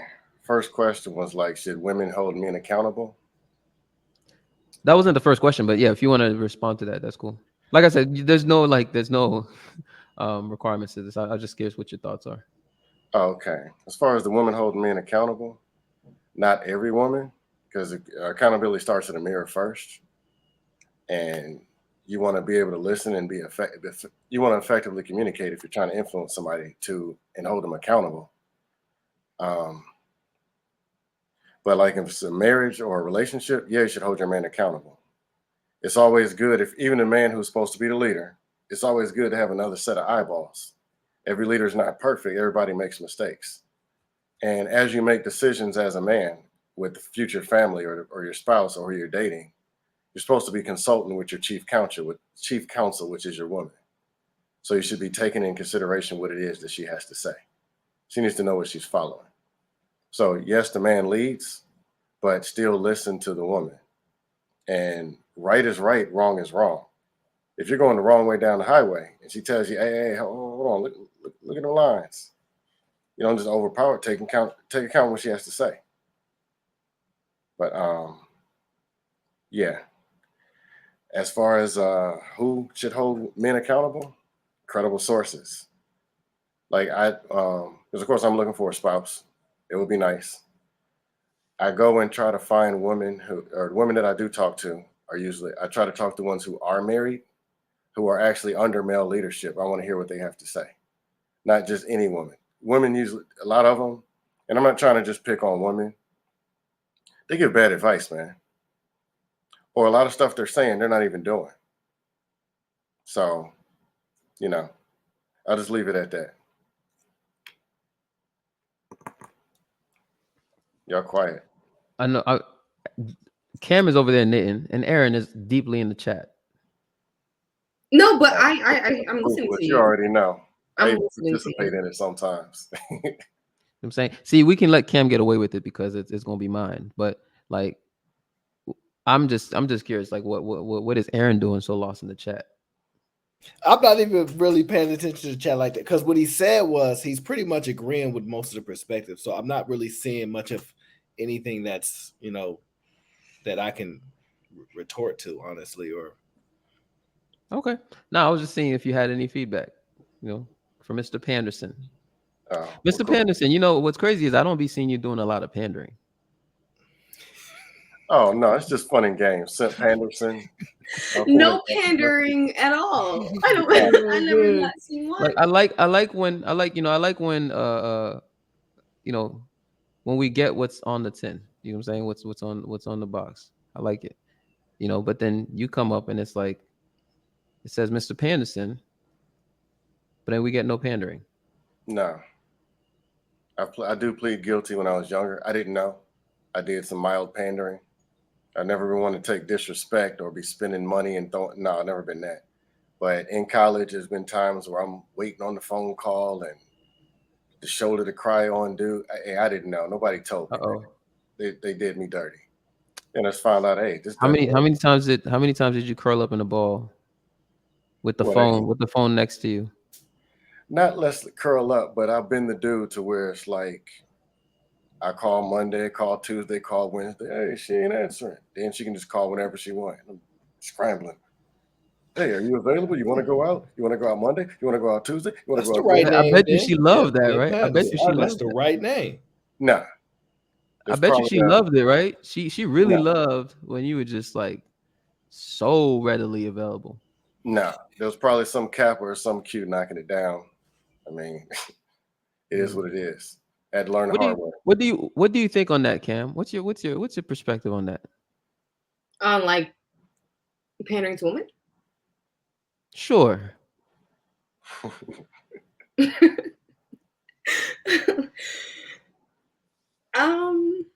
Yeah, sometimes it might work for some people, but usually it doesn't. It usually works for men. I think that when the woman is either just as invested or more invested, and then but then in that case there's really no need for pandering. You know what I'm saying? So I don't know when pandering works. I'm not sure. Maybe it works when you're trying to appeal to the women who have no substance and just kind of like, I don't know. I really don't know when pandering works. I'm not sure. I have no opinion. Do you date pandermen? I'm a panderer. Pandering works for me, maybe. But I'm not sure about men. I'm not sure if pandering works for men. I don't think so. Are you admitting to being a pick-me-sha? JB, I admit this 100 million times. You're a pick-me-sha, okay. Am I? Wait, do you think so? Yeah, but you're my favorite pick-me-sha. It's all right. It's cool. As long as I'm the favorite. Do you think she's a pick-me-sha, Aaron? Honestly, I think she's intelligent. I think she's smart. You're not about to play this Deflecticon game with me. I asked you a direct question, sir. I asked you a direct question, sir. Do you think her middle name should be Pick-me-sha? Yes or no? I mean, based on the terminology that's used around the YouTube streets, she would qualify as a pick-me-sha. But do you think so? Yeah, do you honestly? I don't even really intimately understand the term. Like, I don't view her that way. Honestly, no, I don't view Aaron, her you playing the same games that our brother. He said no. No, I don't view her that way personally. I'm looking at I'm looking at the strategy of it. I just think she's strategy. Yeah, it's strategy. Strategy. It's a strategy because would you say you've always been this way? No.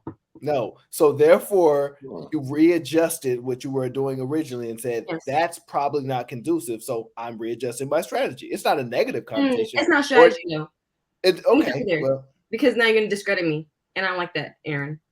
It's not strategy. Well, it really depends on what you mean by strategy. Do you mean strategy to and we're gonna be explicit and specific, okay? Because I'm not with the behind the scenes thing. Yeah, so are you saying that I'm using strategy to flirt with JB? No, I don't care. Come on now. No, okay. I'm not. No, what I'm saying is there's a difference between what. Would you say, Simp? No, saying I understand what you're saying. Okay. Yeah, okay. But I need Aaron to clarify it. Go ahead, Aaron. You know what I'm saying is I think that she has a little bit more self-awareness than other women do. And because of that, she understands how she comes across. She identified that. And she's operating in the context of where she heard what men are interested in. She wants men, so it doesn't make sense for her to be combative in that nature, and it makes more sense to her to be more forthcoming to that realm. So I'm just saying she switched strategies on how she interacts, how she's doing things, as opposed to it being. I don't think it's disingenuous. I think that's what you think I'm saying But when it I is say it's a strategy. disingenuous. But it is. What do you mean? I don't think it is. Yes, I think women who do that are disingenuous. Women who come into the space and listen to men and just perform, that's disingenuous because Depends if they're coming in good faith or not, like with the reason for. Well, on what their right, intent is. you're right. You're saying You're right. the issue is the performance? The issue No, is the issue is the intent to me. Well, no, I want to hear what Cam Go is ahead. saying though. Hold up, I want to hear what Go ahead, Cam is Cam. saying. I agree with what Panderson was saying because it all yes it's a performance, but I think it's an issue when women come into the space and just kind of listen to what men are saying and then try to do the action without truly understanding why they're saying what they're saying. And first of all, I've been changed before I got into the space, so I changed more as I've been here, obviously. But I didn't get my ideals from the manosphere in general. So that's why I disagree with you. I'm not, I'm not just performing only, I actually I have didn't say changed. performing. I said strategy. And see, I think you're confusing strategy in a negative connotation as that you're trying to trick someone, or Right, it's like right. it's see, at the end of the day, we're all doing something, and whether we're doing it intentionally or not, it's still part of a strategy. Whether we suck at our strategy or not is really the outcome. And so what I'm saying is that men are doing things intentionally, and it may not be disingenuous. We know this is the right thing to do, and I think you realize that is the right thing to do, and that's what I'm more identifying than anything. Okay. Yeah, and I think see we got to press Cam a little bit, but Yeah, it's I got a question for Cam. I think Go she ahead, can JB. I think she can handle the pressure, but Yeah. Oh, question for look, Cam. Cam, don't make me bring you some real pressure though. All right, so here's the thing, I right? honestly, you don't scare me, JB. Oh. Oh gosh. B. Oof. Okay. Fight. All right. You know what? I'm not even gonna say anything to that. All right, I got a I'm question. gonna just let her rock real quick. Go ahead, Mr. Peterson. Cam, do you see a whole bunch of husbands out here? He said, hold up. Y'all gotta see this. Y'all gotta see this right here. Hold up. Somebody firing off in the chat. Hold up. Y'all gotta see this right here. This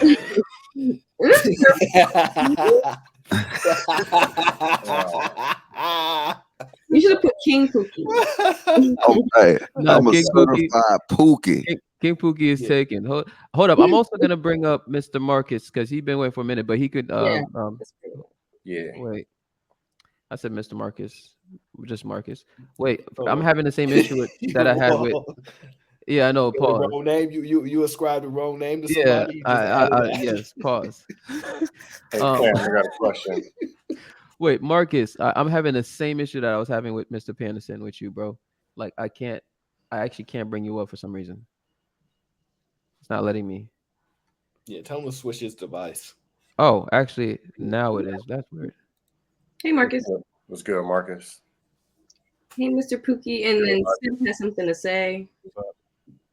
No, question. Cam, on a scale of 1 to 10, do you see a lot of husbands out here on the market to choose from?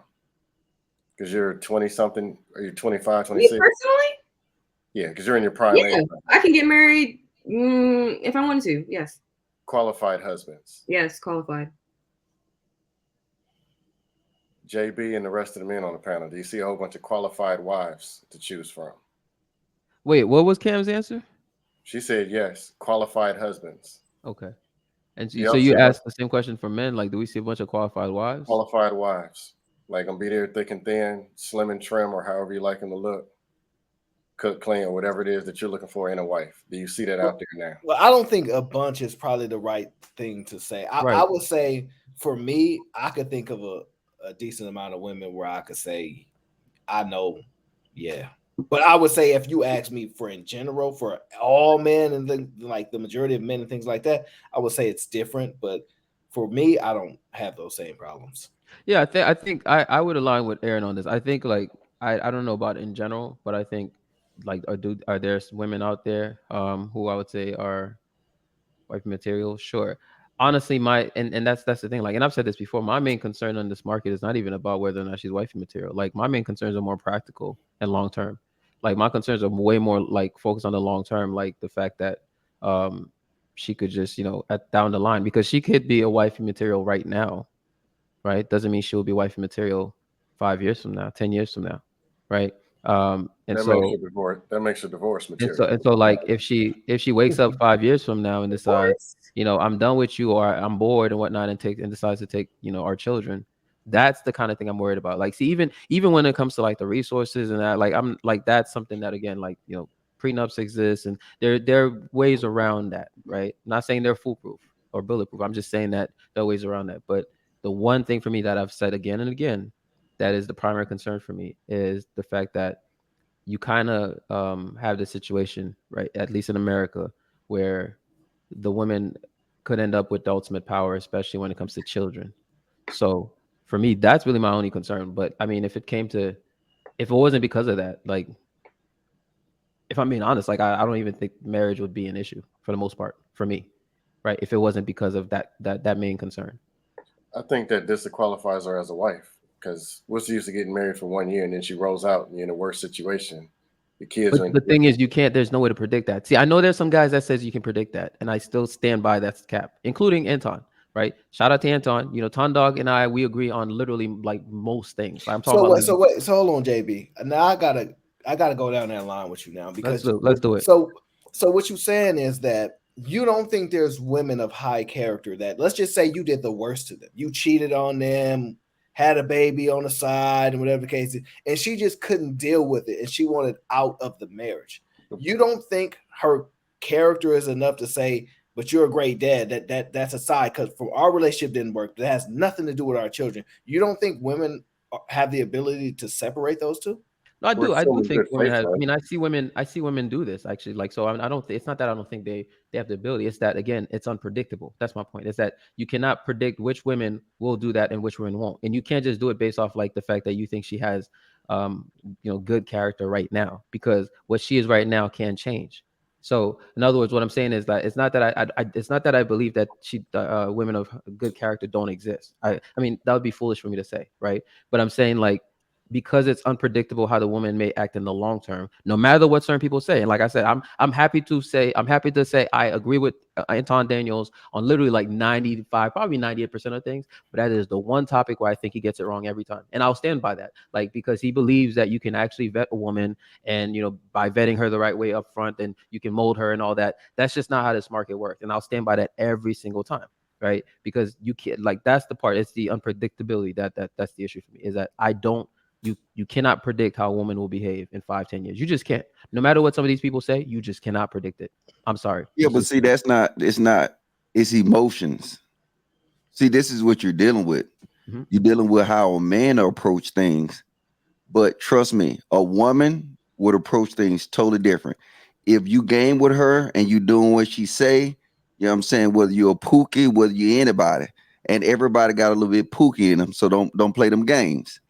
Now, if you do what she say, if you I'm in an her good incel, bro. graces, trust me, she will play along with it. But cross that line, and she would do everything possible to destroy it. And then we've seen so many different signs. So when you can never vet a woman character like that, because if push come to shove, most women, they'll break, and then you'll hate that they broke. That's why you have just look. That's why you get, if a woman got kids by a man, she will use that leverage. Mm-hmm. Nobody can ever stop that leverage. And then we see it in so many different ways. You know what I'm saying? They'll get bitter, and then they'll deal with their emotion, and they're not thinking about it from a logical perspective. Yeah, and this is one of the reasons why, when it comes to this topic, like, I like listening to TLA, the lead attorney. The reason why is because, as a man who's had, like, he's literally watched, like, he's literally been a part of these divorce cases and just family issues for 20 something years, and he's seen so many different scenarios, right? Like, a lot of times, again, I don't know if Anton's watching, but shout out to Anton, right? A lot of times, one of the issues I have with Anton is that he focuses so much on just his relationship that it's almost like he's within a bubble and he doesn't realize it, right? And I know he'll disagree with this, but that's what I strongly believe, because at least when I listen to somebody like TLA, I know that he's referencing all the different cases that he's come across, right? And he's saying, this is what I've seen, this is what I've seen. And so it's like a bunch of different, variables that he's looking at. You compared to like one variable, and when you're looking at all these different variables, and he's saying, listen, this is what I've literally watched people that, at first everything seemed fine, they had the perfect relationship and whatnot, and then this happened, and then things go, and it's a domino effect of crap after that, right?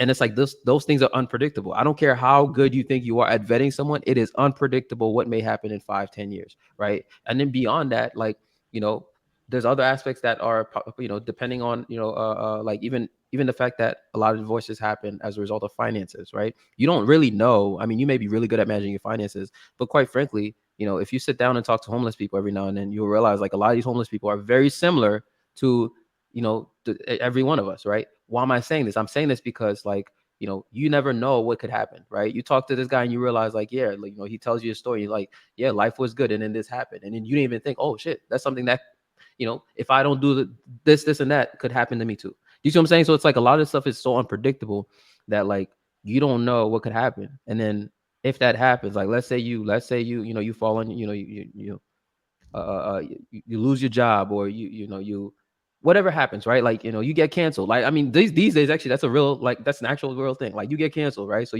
now you get blackballed from your industry, whatever the thing is, right? And now you're not able to get to the bag, right? Will that affect your relationship? Will she stay? Will she wait for you to get back on your feet, right? Some women will, some women won't. Like, there's no way for you to predict how a woman will react in certain situations, right? And so, and then based on how she reacts, there's no way to predict what she'll do if you have children with her. At least from the resources aspects and assets, you could say, okay, if I had a prenup and I did things the right way and I made sure she had her own attorney and I gave her enough time so she didn't feel coerced and I did all the steps right, at least, it can protect me to a certain extent. But when it comes to the children, though, there's literally nothing that can protect you. Nothing.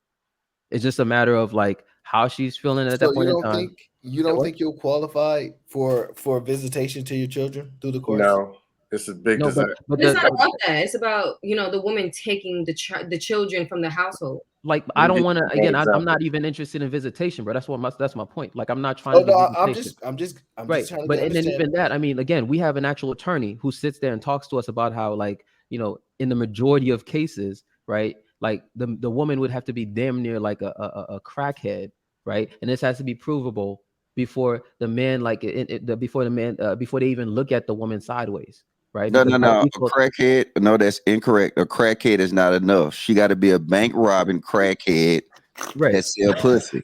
And I'm telling you, and all three of them is when you gonna win. If it's one isolated, she still gonna get them kids.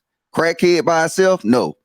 It got to be a bank robbing, crackhead, pussy seller, and then you might get, you know what I'm saying, 50-50. They might, but I'm just playing. But it got to be something really dramatic for them to even consider it. And I think and it don't base off of income. It don't base what you can best do for the kids. It's strictly, like I said, I think it's a system that's designed to be corrupt. You know what I'm saying? I think it plays into everything. You know what I'm saying? That's why you have these incentive programs that, in my opinion, the incentive program, it incentivizes this bad behavior. Because if you sit here and you do like a lot of countries that I've been to, and a lot of countries don't force child support. I lived in Korea for 3 years. They don't really force it. They backlog child support is crazy, right? And guess what the women do?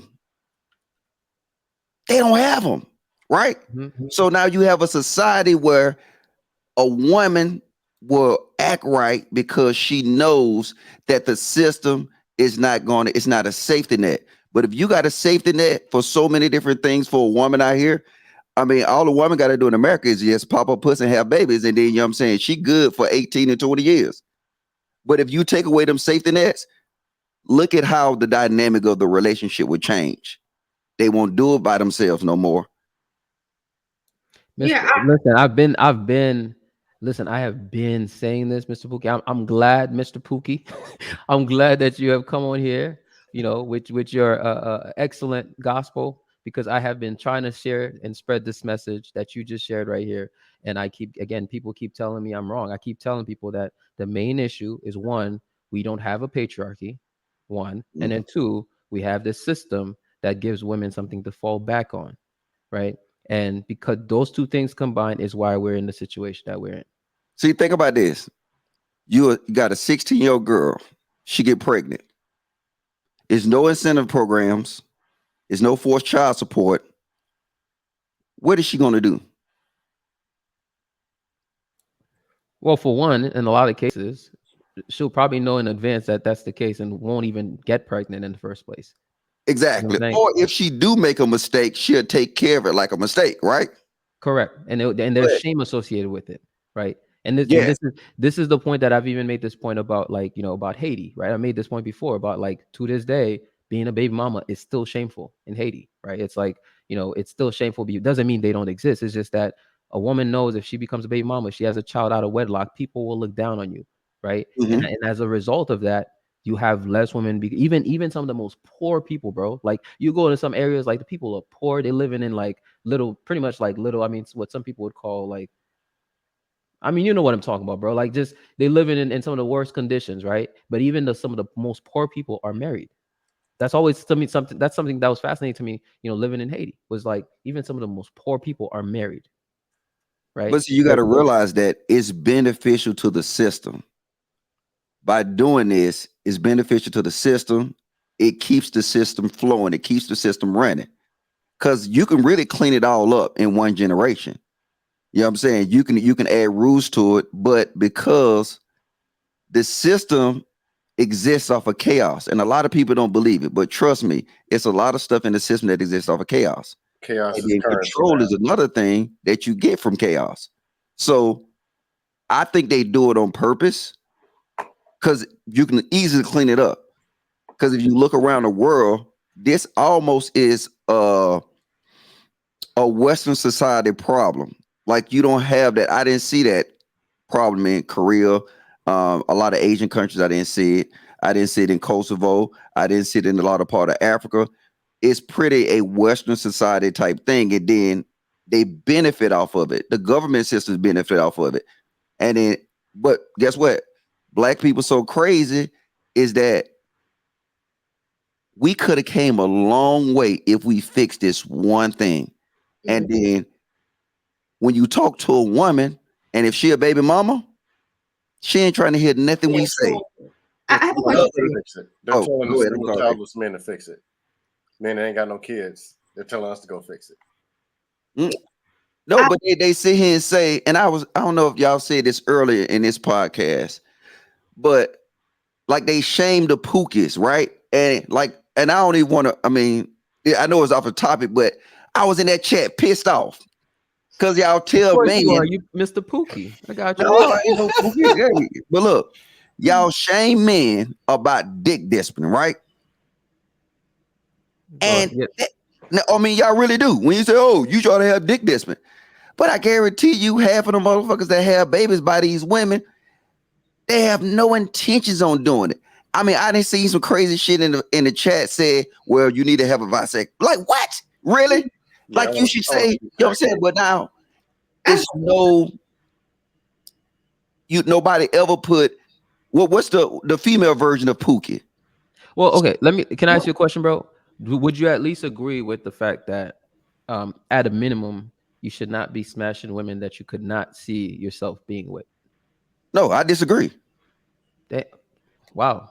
Okay. Well, yeah, I think at the end of the day, right? If we have a system where we give women so much, then in that same system, we should hold them accountable for more. And I'm not. Trust me, I ain't saying go in and shoot up the club and stuff like that. But what you said to your point earlier, a lot of these dudes didn't think these women to get crazy.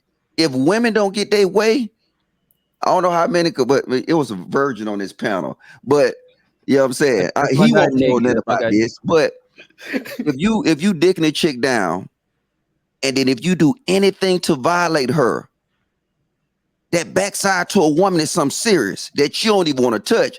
That's why you don't never see dudes goddamn busting one chicks wonders or whatever. Women are as vindictive as fuck. They almost evil if you cross them. If you close to them, y'all doing good. But the point of the purpose is this: a lot of women have these babies out of spite.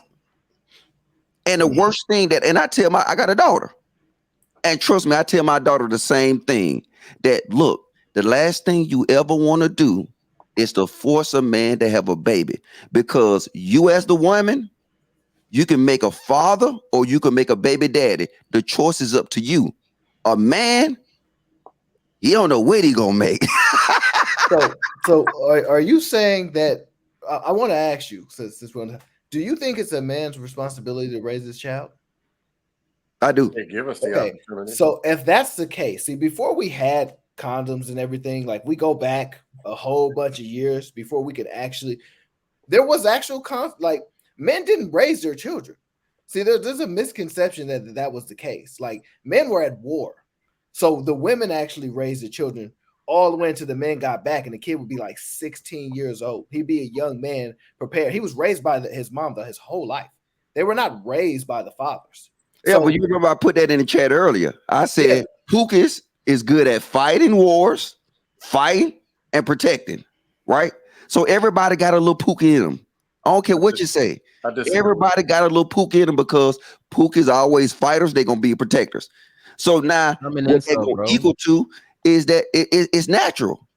What I'm saying though is the dynamics have changed now. Is my point. See, back then, if we was messing around with a bunch like women back then, they were getting impregnated. They were going to have those children, but we weren't necessarily forced to take care of them like the way that it exists now. The homes of the mother and father, they both in the home. It wasn't designed that way before. The women were the 100% caretakers of those children.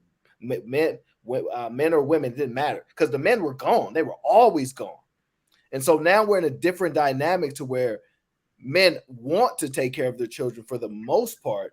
And so because of that, we can't actually be sleeping around with a bunch of women because there's actual consequences for those actions that would have took place many years ago that now exist now because we say we have condoms. So if we use a condom and we think we can do these actions, I think that the consequence that used to exist then is not present or people don't abide by them anymore. I think that's what the issue is. Well, but see, if I just say if JB have a baby by Cam, right? They screw JB, shoot up the goddamn club, right? And then they break up, right? And then she started treating him bad. She started doing whatever. She started using that baby as a weapon, right? I'm gonna tell you how simp we is as men. We gonna tell JB, hey, you should have used a condom. But we don't ever say nothing to her, or she should have swallowed she should have swallowed some pills, and she can even stuck a condom up there too, right? So it's no responsibility on the woman's side. It's like we make these women become victims, and then we as men, we do it. We do it, and then we do it to ourselves. So now when the women use our simping mentality as a weapon, and they use a child as a weapon, are we surprised? Which men are you talking about? Say that again. Which men are you talking about? Because like a lot of the people up here on the panel, I don't see any us standing for that. Hey, bro. I'm speaking in general, man. I ain't say your name. Well, I did say simp, but I wasn't talking to you, bro. I don't know you from the man on the moon. But like I said, you can't take that and I say person. I'm speaking in general. Okay. You know what I'm saying? But I say Simp Patterson next time. If that make you feel better. Real quick, I just want to, because Igbo be saying some things in the chat that I be rocking with him. So I just got to respond to this real quick, okay? I don't. First of all, I don't go to TLA for marriage advice, right? The thing is, it would be foolish of me, like literally foolish of me, to know that we live in a world where, like at like about 50% of marriages are failing, right? Basically, about half of them are failing, right? And to know what can happen to men and how much it's against men, right? And I'm a man, right, who actually is marriage minded. For me to know that and have a guy who has literally 20 plus years of experience dealing with that and the outcomes for me to not go and listen to him. That's absurd. Let Like me say for me this to real not quick, want JB. to actually get his perspective on here's all the things I have seen, right? He has literally seen this and he's been the attorney behind the scenes, and he will even tell you some of the ruthless things from the attorney's perspective that attorneys will do and whatnot. And to not take that in and say, okay, how do I use this information to protect myself? This is what I'm saying when some people want to live in a fantasy world where we're just gonna pretend like things are fine. You know, it's kind of like that meme when that dude is sitting in like the middle of all this fire. It's like everything is fine. It's like, you know, we know that this, you know, shit's going downhill. And at a minimum, if I'm choosing to still take this risk that a lot of men are saying no to, like a lot of men are straight up saying nah, and I'm saying, okay, I still want to take this risk because of the outcomes that I want, right? I still want to have children, and I know if I want children, I do not want to bring them into the world in a state of dysfunction, right? That means I know that based on the stats, based on the outcomes that children have, right? I know that I want that to happen within the confines of marriage, right? So if I'm choosing to still enter this domain that is very risky, that a lot of men are saying no to, and I'm choosing to still take that risk, are you insane? Like for me to not actually listen to somebody who has literally decades of experience in that domain, especially when it goes wrong, for me to understand the ways that it could go wrong so I can protect myself in advance? Like I don't even understand how somebody could not understand that. Like Hold on, I got a question though. What the hell is TLA? Oh no, temporary living allowance. The lead attorney. You said what? Oh, what you say it is again? His name is he's a content creator. He's an attorney. He's an attorney in Atlanta. He was like a family law and divorce attorney, and he has a channel on YouTube called The Lead Attorney. Attorney on YouTube? Well, he's a real life attorney, but he created a channel. His channel became so like actually very successful. And so if you just look up The Lead Attorney, but he gives a lot of game on this. And he talks about experiences, like he explains the system, he explains the laws, he explains how it affects men, how it affects women.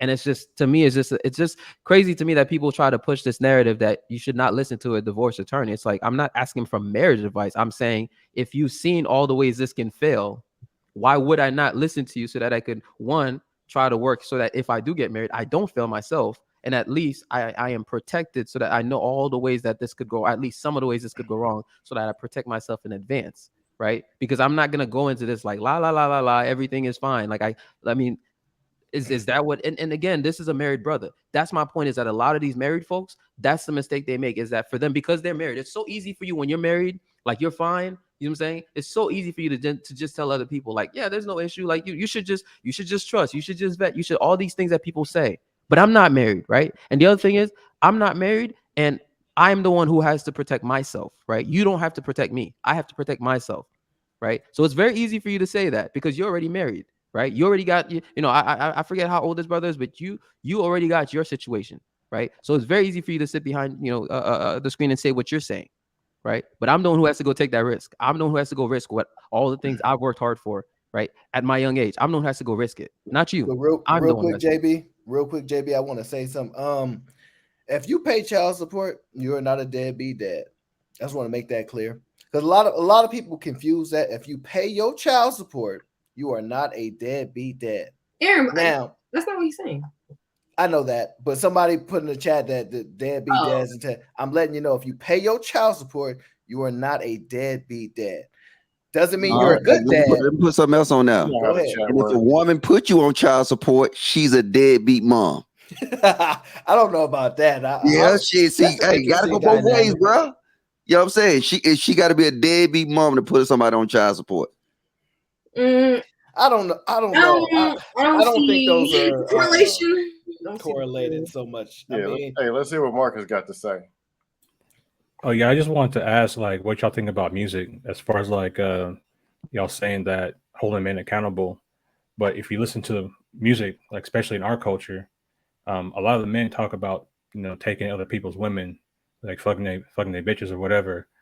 And I just want to get everyone's thought on that. I can respond. Oh, Cam, go ahead.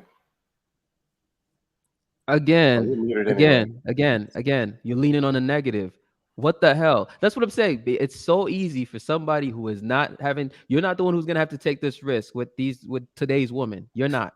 You're already married. You know what I'm saying? This is the same thing I be telling Anton, is that it's like, it's so much easy when you have Rita, Anton, right? because we see how dope Rita is. We see how dope she is, right? It's so easy for you to sit behind the computer and say, like, hey, you know, you leaning on the negative. I'm the one who has stuff to risk, bro. Like, I'm not some random dude. I actually have shit to risk. I'm the one who has things to risk. I'm the one who has to, you know this dude, bro? You know him? from conversations. Oh, That's why yeah, I'm the one. like he's married. I He see a lot probably of got comments. I see a lot of power, comments man. that I Don't worry ignore. about him. Man, Fair no need enough. to Fair enough. preach I no see a lot of devil. But comments that I JB, ignore, when but you JB, when you from say that conversations. though, the confusion is JB, when you say you have things to risk, right? Like I got the impression that your biggest fear is your children getting taken away from you. I think you understand in any type of situation you can lose half your resources, 75%, etc. But your biggest fear is losing your children from your home.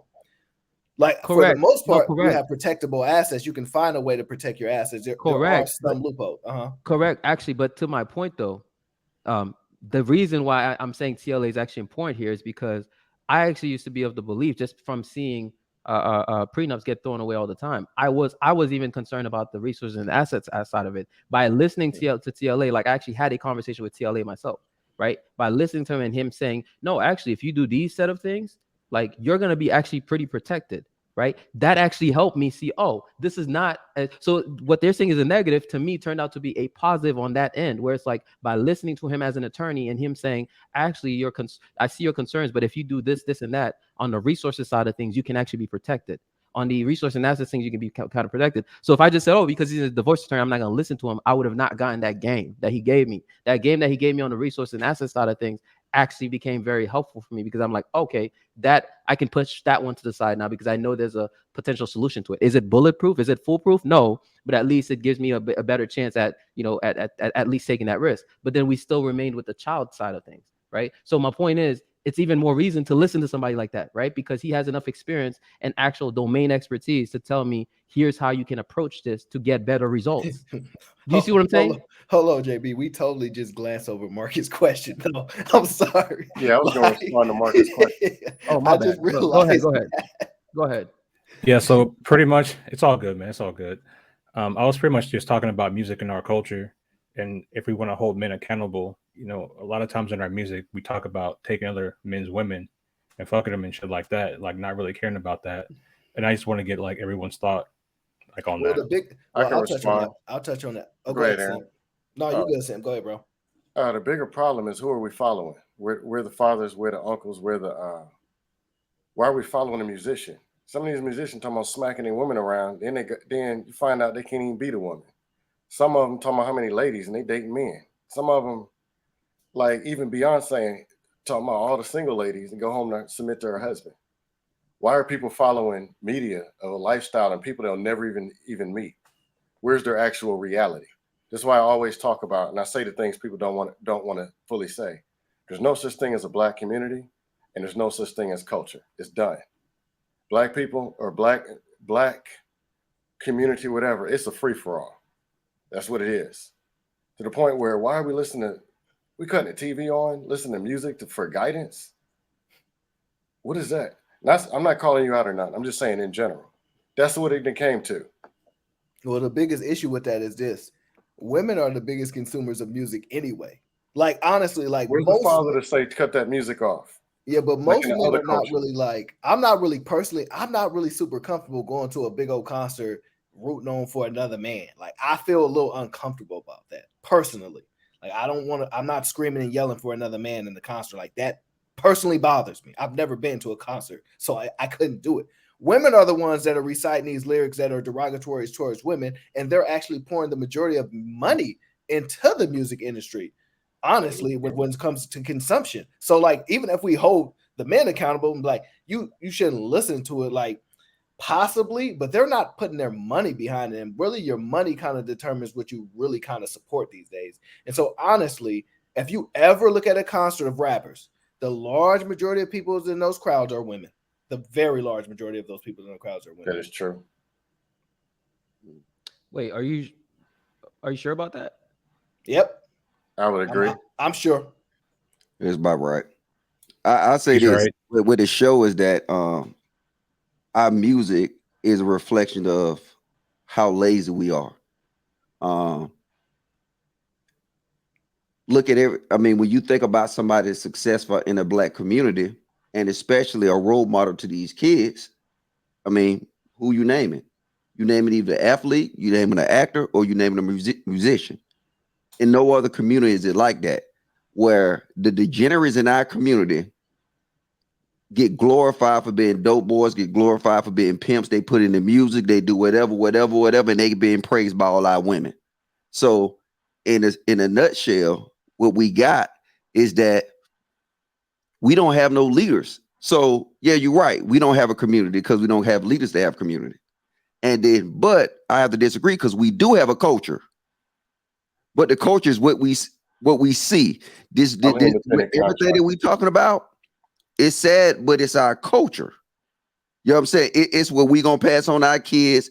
And then the sad part about it is that Aaron is right. Our women are the biggest consumer of this music. And then now these become who they want their husbands and boyfriends and their uncles to be. So now when they become that, they make that, you know what I'm saying? That's the reality. That's why these role models is put all over here. That's why Lil Baby is the first one to go to the White House when this new administration got elected. That's why, you know what I'm saying, you'll get somebody like Cardi B talking to the president. That's why Maxine Waters get the tell Megan Thee Stallion that the WAP is an inspirational song for black women. See, you can do that when you have when your culture is crap. But in terms of what you said, I kind of understand. It's so shitty that it's non-existent, or I don't want nothing to do with that culture. So if go ahead. Do you identify with that culture? Or are you independent contractor? I identify with it. You know, I got a little pook in my blood, man. I'm sorry. I mean, hey, it's our culture. Hey, look, and everybody got a little bit in them. You know what I'm saying? It's not enough in my blood to control me. So even though that's not the path I want to go, that's not where I want my kids to go. But at the end of the day, you know what I'm saying? If they play some Tupac, I'm gonna be jamming. I'm just saying, I still got Pook and Ray Ray in me. Everybody else do too. They just try to act like they ain't got Pook and Ray Ray. But like I said, let the right track come on. You'll see the Pook and Ray Ray get out of. You know what I'm saying? Let the right car pass by. You know what I'm saying? Let the right thing come by, and you will see, even though they not choosing that path, you will still see that Pook and Ray Ray in them. I'm gonna shut up, man. Go ahead. I'm done. I want to respond to Marcus. I see why you asked that question. I do think like music is hypnotic in a way, right? It does influence the masses. But if we're gonna go along with this, statistic that women do contribute to like more of the music sales, especially like the derogatory music, then one must ask, well, maybe you can separate the music from the action and just not do, because women are not out here doing what the men are saying in the lyrics. We're just listening. I listen to the music. You're right, Aaron. Definitely am streaming trap music. Well, real quick, when you say women are not out here doing, see what happens is the women try to become an alternative to what the men are. So like that's where the city girls came from. Oh, I see what you're saying. Absolutely. You see what I'm saying? Absolutely. You're correct. Yes, most definitely. And they're doing that stuff. I thought you were talking about specifically the rap trap men music. Women are. Yes, he's absolutely correct. Go to Greensboro, North Carolina, when Young Dolph dropped that new song that he was dissing Yo Gotti.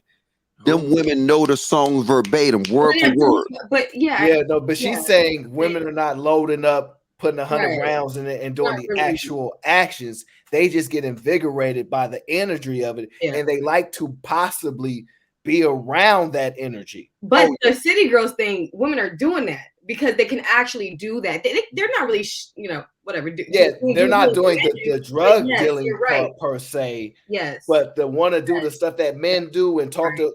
They're being. And so in that way, Marcus, I do think that music is, influential, and that especially when we think about our kids rapping singing these WAP lyrics. Are you kidding me? Like, it's really disgusting. What's City Girls? City Girls it's actually a group of two women. One was in jail before recently. I'm sure they both went to jail. And wait. Mr. Pennington, you actually don't know City Girls? That's what he I says. don't listen to this junk. So You're not even aware of the group. You're not even aware of the group. Never heard of them. They're rappers. Well, from that's Miami. actually a good thing. That's actually a good thing. But go ahead. They're rappers from Miami, 2 women, and they sing about I don't know. They rap about a lot of. Cam. Keep going. Sexual liberation. I'm not trying to sound like a hypocrite because I consume the music, not City Girls in per se, but yeah, other music like that. Lil Kim, yeah, I listen to Lil Kim.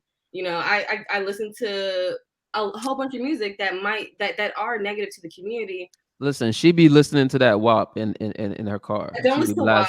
No, she be blasting that WAP in her car. Stop the cat. Song. At least Lil Kim is a good artist. You know what I'm saying? In my opinion. Nah, we talking. Nah. Hold up. No, I love music, by the way. No, we talking about the WAP. We talking about the WAP. We talking about the WAP. You be blasting that in the whip, no? I do not. I actually deleted that song from my friend's iTunes. She didn't even know. I'm like, you don't talking about yours. We talking about yours. It's not mine. No, I don't support. Like I have boundaries. You know, I have boundaries. Mm-hmm. I do. But back to the point that Aaron and Marcus are saying, yeah, like you guys are right. Definitely influenced by the music, especially like like women being like the more consumers and kind of how like you see our culture is going with just being more loose and more open. And if we did had a more control over our narrative through the music, we would see different things because we have seen examples of people kind of staying in line when the music is more wholesome. I got a question for y'all. Do y'all know? I don't know. Have y'all ever heard a person called Dolores Tucker? Yeah, I heard of her. The name sounds familiar, but I can't really recall it right now. Okay, I'll give you a background. It sounds familiar. I'm trying to. What Dolores Tucker was, she was a female that during the 2 Live Crew, NWA, what Dolores Tucker went is she went and she was banned to get all that stuff pulled off the shelf. She was getting their videos banned. She was stopping them from being on MTV. I know you're And talking then about. she had a powerful push. You know who stopped her movement? The women. The women. They said she messed up her back. You know what I'm saying? And you look is that if you ever heard one of them old Tupac songs, you heard NWA, you know what I'm saying? They was really disrespectful to her, you know what I'm saying? Tupac, you know what I'm saying? You ever heard that song? You wonder why I call you bitch? Yep. Yeah. Yeah, so he's talking about Dolores Tucker in there. And then, but that was a big movement in black music because everything before that, it was love, it was R&B, it wasn't glorifying the violence, it was more being a telltale sign. Song that you might want to Google. It's a song by KRS-One called Love's Gonna Get You. And then that was the songs that was producing to the community. So it was more of a storytelling. It was a message. Right. So after that, the Dolores Tucker thing, that's when music started taking the downfall. That's when you started the gangster rap. That's when you started the booty shake music. And then the booty shake music was just a start to what we seeing now. So if you want to blame somebody, I don't know. Logic. It's hard to explain it because some of the like I'm older than a lot of y'all. Yeah. I'm 41. So a lot of people weren't around and they didn't see it. When I was growing up, it was the boxes. People you had a box, you had some Adidas, there was Run DMC, there was Kid and Play, there was LL versus Cool Mo D, and it was a style because you had the one gold tooth in your front, the funny dancing or whatever, like they're dancing jumping all across the screen, but it was peaceful. There was a couple of bad rappers, there was some neutral talking about girls, there was some talking about parents don't understand. It was a whole bunch of different rap. By about 91, 92 in NWA, they started making money off the controversy. Some of the good rappers turned bad. Then by about 1995, every rap CD, everything you saw had a parental advisory on it. Like by the time it switched from tapes to CDs, back in the tapes time, you had to look and in the back there'd be a couple of things you couldn't listen to. But by 95, 96, everybody was shooting people, selling drugs, and it just transformed, and that just became the norm. But it didn't. That's not what rap was. That's not what R&B. Everybody wasn't perving and knocking down a chick. Let me perv you down. That wasn't out there. R. Kelly and the rest of them. It was actually peaceful R&B. But a lot of people, they didn't see this as a norm growing up. Yeah, I got a challenge to y'all young guys too, though. Like, go back and look at some of that music. Like, if you listen to it, like something like New Edition was hitting. You know what I'm saying? When I was like 5 or 4, I used to remember listening to my sister play New Edition, and it was all. Oh, go ahead. I heard from a man, not gonna say who, that during that time, where the music was all lovey-dovey with the men kind of leading this R&B movement, that they're all simps because they were simps for the women, and now they've created this culture for women who now expect men to simp. Nah, them dudes back in the day, you was smashing more than they smashing now. Half of these dudes probably spackers anyway. I'm finna pull the JB. I'm gonna reply to the chat. He said the black women didn't stop Dolores Tucker. He said Suge Knight. If you weren't so stupid, when NWA first came out, it was no Suge Knight. Suge Knight is later with Death Row. And see, why don't you hit that link? I hate grown men in the chat. See, that's the problem. We got like simps right here. He probably come up here. I ain't gonna need to let him distract me though. But yes, it was exactly that. The energy, it wasn't, you had some Prince energy that was kind of like, you know what I'm saying, that something like that, but it was considered normal. It was considered cool. You know what I'm saying? I mean, they had Jerry curls, they had stuff like that, but it was more or less the women was attracted to a man. And it goes back probably to Africa, dancing and singing. You know what I'm saying? You dancing and singing, you get a lot of girls back in the day. You know what I'm saying? You ain't have to sell no drugs. True. So singing, like rappers and singers, two distinctions. Well, singers were simping in the studio and then running trains out there on backstage. New Edition, you seen that movie? The New Edition movie? Yo, come on, Bobby Brown. Yeah, they was getting down. Yeah, Whitney Houston chose Bobby Brown. She was worse than he was, honestly. Yeah, basically, they were Randall Cunningham before that. They were basically Derek Jackson, essentially, like saying one thing, but then in terms of their real life, you love throwing him under the bus, man. Am I lying though? No. The key is this: the only key distinction that you need to take from that is we were not degrading our women in the lyrics. That's the only key distinction that you have to take. But I mean, what's the difference? We're lying to them. You know what I'm saying? Yeah, well, listen, I be listening again. I'm a young dude, right? I'm 27, and I be listening to every now and then. I'll listen to cats like Boys to Men and stuff like that, and I just start laughing at the shit they say. You know what I'm saying? Like, I just started laughing, and I realized like the best way to get some draws is to lie to them. They were just lying. That's it. You know what I'm saying? All them souls was lying. I think I don't think that. I think they were writing music that was captivating to a broad group of people that they use in order to generate revenue. I don't think it was I disagree. Personality. I disagree. Let's hear Smitty. What you got, Smitty? Go ahead, Smitty. Nah, just speak on what Marcus asked, and I'm gonna tie in something that Aaron has said too. I think the problem is today is within our community, one thing that I notice and see is a lot of people push their kids for somebody else to raise. They push them into the military. They push them out, you know what I'm saying? Like, oh, he wanted to do this and that. I'm going to push him over here and they're going to make him a man. You know what I'm saying? And I feel like the difference between today's time and back to what Aaron was speaking about with the, the dudes at the war it was a structure. Your daddy went around, but you know what I'm saying? You knew it's certain things I'm just not going to try him on. And if not, the mother was going to get you in line. And if, you know what I'm saying? If that didn't handle, whenever he did get back, whenever that was, you was going to have to answer some questions. Whereas today, we don't have that structure. I know, like for me personally, with my father, my dad sat me down at a young age and let me know, hey man, with the rappers, the athletes, that's all entertainment. It's all, you know what I'm saying? It's a lot of it's fake. You know what I'm saying? and we don't have that. I say this all the time. I get up here. I was in the Navy. I met a lot of dudes in the Navy Salute. who parents pushed them out into and was like the Navy was gonna raise them, and they was in the Navy getting bullied. They was all type of crazy stuff, and I was sitting here looking like, man, ain't nobody teach you how to do X, Y, and Z before they put you in this animal. You know what I'm saying? This machine. But it's sad.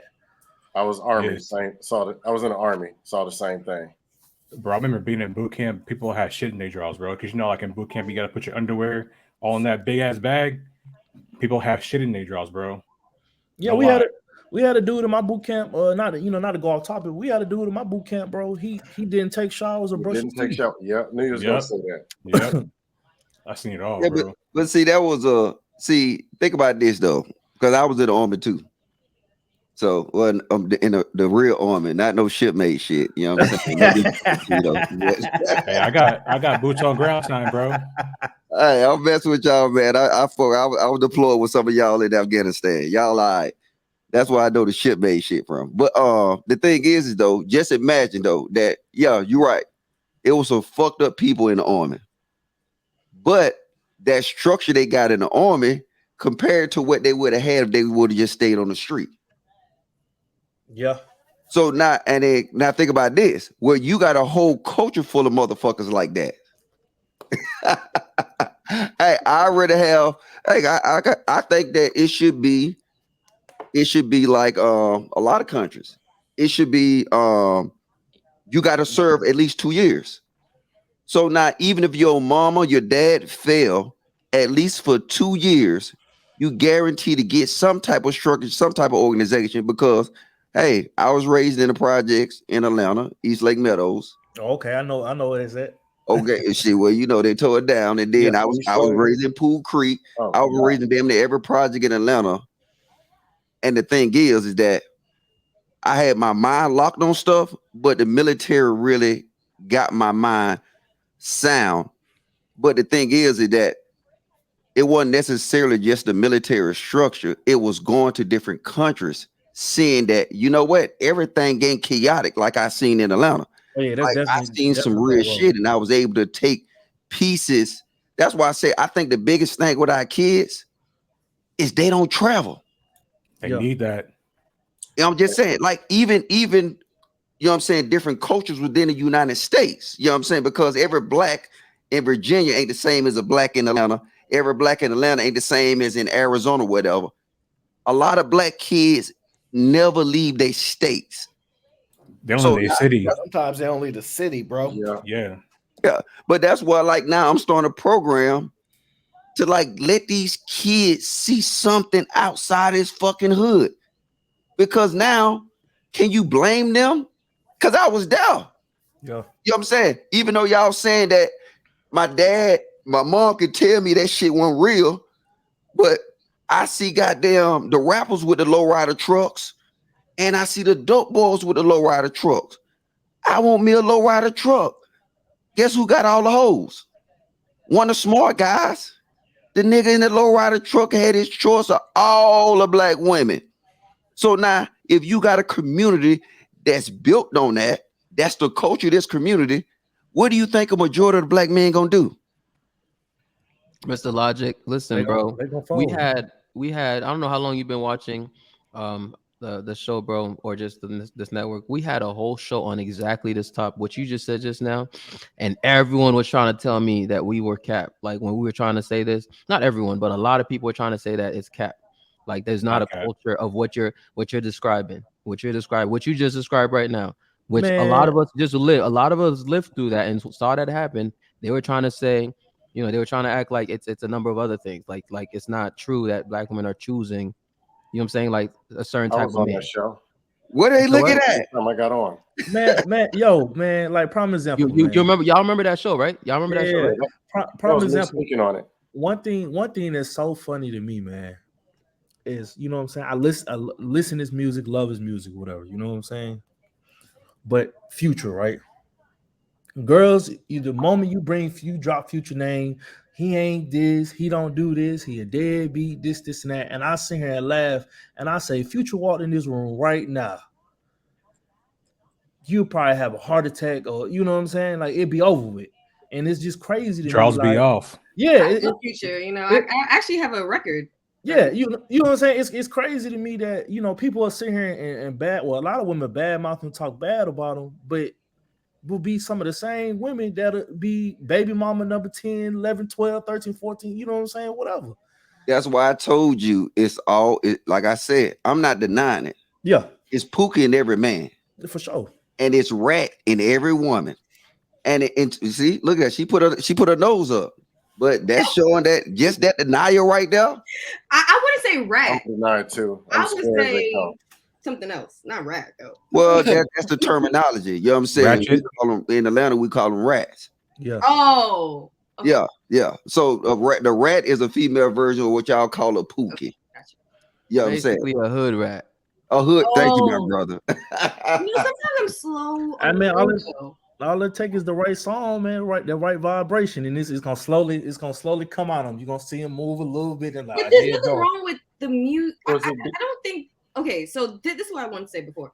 I don't think it's the maybe it's music or whatever, but it's really like okay. So I want to say I do think the music influences the culture and things like that, and you know we should have better music.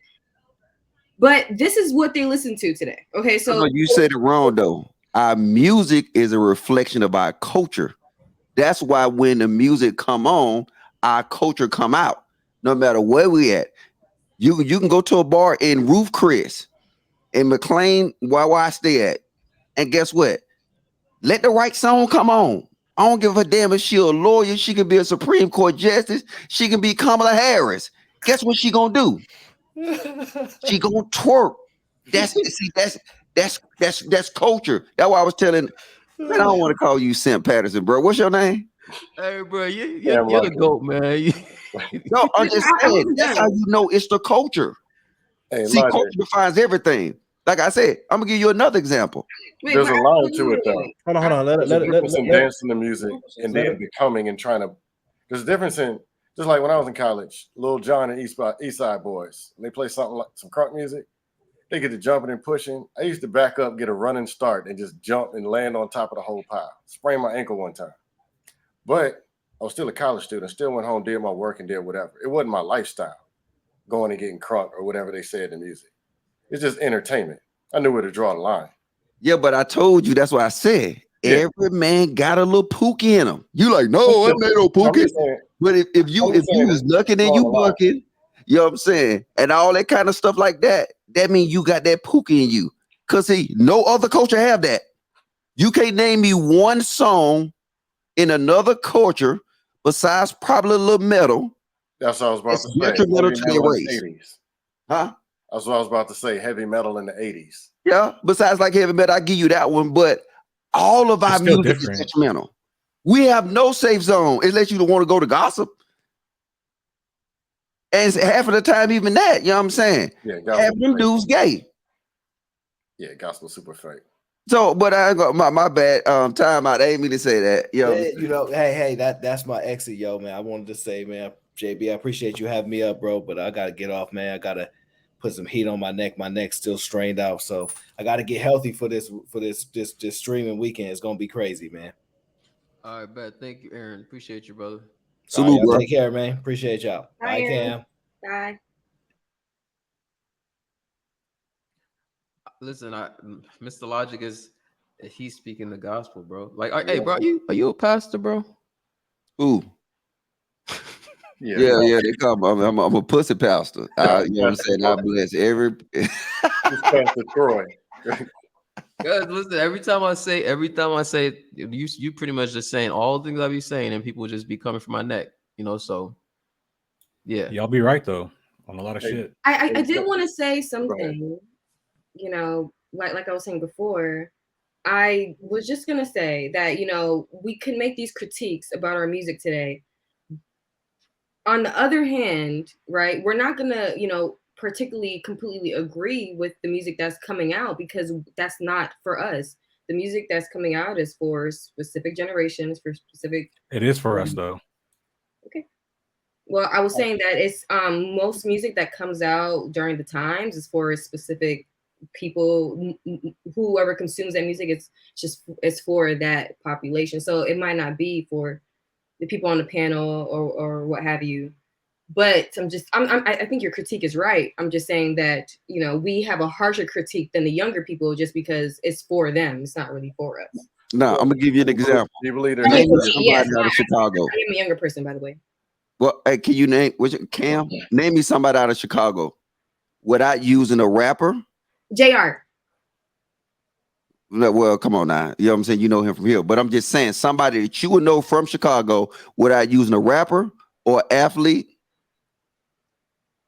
Well, is that a trick question? Because I don't know people in Chicago. Name a rapper from Chicago. Oh, rap. I don't know. I really don't know. Right. I really don't You know. don't know any rapper from Chicago? Kanye Like- West. But, Yeah, but, Kanye West, yeah. what he just said, don't. I Right. mean, okay, Kanye West, Consequence, Consequence or common sense? wait, no, not Common Sense. Yeah, he from Chicago. I'm sure there's a rapper named Consequences. Am I tripping? Oh, I don't know. Go ahead. Go ahead. But okay, so name See, me you're somebody kind of you're proving his. of the I don't know if you realize that, entertainment but you're community. proving his point. You actually just proved his point. You low-key just Well, proved- I'm not trying to prove a point. I don't even know the point. I'm just saying. So what he was trying to say is that basically, and correct me if I'm wrong, Mr. Logic, you essentially saying that at this point, Chicago is pretty much known because of those individuals, right? And so like there's a lot of there's a lot of other people who've done a lot of other things for the culture, who may have certain history and whatnot, and you're very unlikely to hear people name them if you ask for to But name no, somebody in I'm gonna go Chicago. deeper. I'm gonna go deeper. Yeah, that's what I'm I'm gonna go saying. deeper. But that's not what I'm saying though. No, I'm hold saying- on. It was a point I was making. My point is this: I can go all across the United States right now, and it is very rare that you can name me somebody in these cities that don't fall in the rap entertainment category, unless you from that place. You know why? Okay. Because we don't give a fuck about nobody but them. Okay. We don't care. Show me a doctor in Louisiana got a popping Instagram page. Oh, if he a surgeon that do butt lifts and titty jobs and lip jobs, He'd yeah, be in you Miami. know. But the question that I wonder from you is, do you think it's like people in general, or do you think it's the younger generation? Because I think it's the younger generation. Most people never been to these places. Which I am a part of the younger generation is what I want to say. That doesn't value the same types of things that the older generation did. It is at this point. The thing is that look, they didn't got to. I think it was Marcus or Simp that said something about this. And when you dealing with the generation I was raised in, we had, even though we were savage, we had morals. Yeah, that's what I'm saying. It's different now. Yeah, it's just that they don't Right, give a that's what I'm fuck and they saying. don't want to listen to nobody. It's the younger Unless you- generation. It's not people in general. It's the younger generation that is lacking in the morals that the older generation has. That's Well, why the the younger- music is going this way. the That's younger why the culture is going this way. And the thing is too, just to Mr. Logic's point, even when we this is one of the things that actually makes me a bit like, I don't want to say sad, but just disappointed sometimes when you think about what we export like overseas, right? Like what Black folks in America export overseas. You start thinking like right now, I was watching this thing where they were talking about in Ghana, they got this whole this whole thing called Kumerica, where it's in like the city of Kumasi, I think, in Ghana, and it's basically drill music, right? Like drill type of music and like Pop Smoke kind of music, whatnot, and they're bringing it over to Ghana. And when you watch some of these videos, you're seeing like they're trying to replicate all the same shit as like the firearms. You know what I'm saying? Like just pointing them at the screen and all that, which is nothing. I mean, that's not you. Prior to if it wasn't because of what's happening here, you would not see some kids in Ghana pushing this stuff. And now, from what I've heard from some Ghanaians, they're afraid that because what happens a lot of times is when we export that stuff overseas, because there's other places that the same thing has happened. What comes with it too is that those same kids now feel like they have to start representing the same things that we represent in America, and then that's when you start having crime. That's when you start having, because they almost feel like they have to fit the whole image, right? Right. And so the whole Kumerica thing, like KUM, yeah, KUM America, whatever. Like if you look that up, it's a whole movement now in Ghana, right? And it's literally, and I'm just wondering, like, of all the things we could export, why that? You know what I'm saying? Why export this stuff where they're pointing, they're pointing guns at a camera, you know what I'm saying? And they're, they're throwing up, gang signs. I mean, you're seeing kids in Ghana like throwing up gang signs. I'm like, what are you doing, bro? Like, I'm not saying they can't have crime in Ghana. I'm just saying they literally throwing up stuff from America. And you see it everywhere, bro. We're exporting a lot of negative stuff. But you would tell you why they take that? Is because what skills do you need to be a gang member? What skills do you need to be a killer? What hustle, what drive, what persistence? Like I hate when I see dumb black niggas say Nipsey Hussle is a role model. And you will see, and they got all these pictures all over. You got to be a dumbass. But see, that's the thing. That is our culture. You know what I'm saying? And then now other cultures accepting it because you don't need to do nothing to become successful in doing that. They'll reward you for being a jackass. And all you got to do is be a jackass. And if you're a jackass and you dumb, then now you will succeed in the dope game, the gang, all that stuff. So now it's easy to adapt. It's easy to do. You don't need no drive. You don't need nothing. I want to respond to what JB is saying. Well, I wanted to ask you, what do you think, JB? Why do you think that's happening? But I also wanted to give you an answer because you want me to answer that? Well, I wanted to say something because I know that I don't get a lot of talk time. So I wanted to say what I got to say and finish what I was saying before. So what I like some more talk time, Cam? Is that what you'd like? Well, I just want you guys to listen to me when I say I have something to say. Okay. Go ahead, Cam. And look at the dumb niggas in the chat. Thomas, I don't know nothing about Nipsey. Praise Nipsey. A fucking gang member. Look, let me go. Hold on, wait. I'll be back. Say Nipsey again. I'm not Hey, Logic, I told you they were gonna kill you for that, bro. Well, go ahead, Nipsey again. Anyways, yeah. So I think that a part of the reason is what Logic said. He did kind of change my thinking around it, because I was gonna say that I think it's like the globalization and all the media being poured into these different countries and them seeing what we're doing. But also I think it's similar to kind of how like the influences that music has on like low income communities here, how like you see drug dealers and then you think that they have the money and the popularity, so you kind of try to do that, try to get the popularity through that. So I think that in other countries they're seeing the popularity and like the gains, and they also are intrigued by that as well. But that's just my opinion. But I did want to say, because I didn't finish what I was saying to Logic about like how like the younger generation. But let me just stop, because I don't want to say two things, and I just want you to respond, JB. Yeah, I think the answer is actually simple, because that is what we glorify. Like, it's very obvious that we glorify this in America. I mean, it's extremely obvious, right? And so when they see that we glorify it, and I mean, you like if you go to some of these drill music songs, like especially the classic ones, right? Like some of these songs, I forget. I mean, I can't tell you off the top, but I mean, I've seen some of them like have hundreds of millions of views, and and it's like, again, you go to any club and whatnot, they playing that stuff. Like, this is the type of stuff we glorify, and these rappers, they're making, they're getting a bag out of it. And so to me, that's just unfortunate that this is what's attached to, like, when we think about like the black image, and in particular like the black male image, this only makes it worse. No matter, like, we can try to act like that's not the case, but it's like, because people immediately now, especially when you look at overseas, right? At least, within America, you can have some level of nuance, right? But imagine somebody who's overseas who, doesn't get to see much more different than what they see on the media about American black men, or just black men in America, right? So for them, they're just seeing whatever is being portrayed on social media and in the media, and this is the image that they're seeing.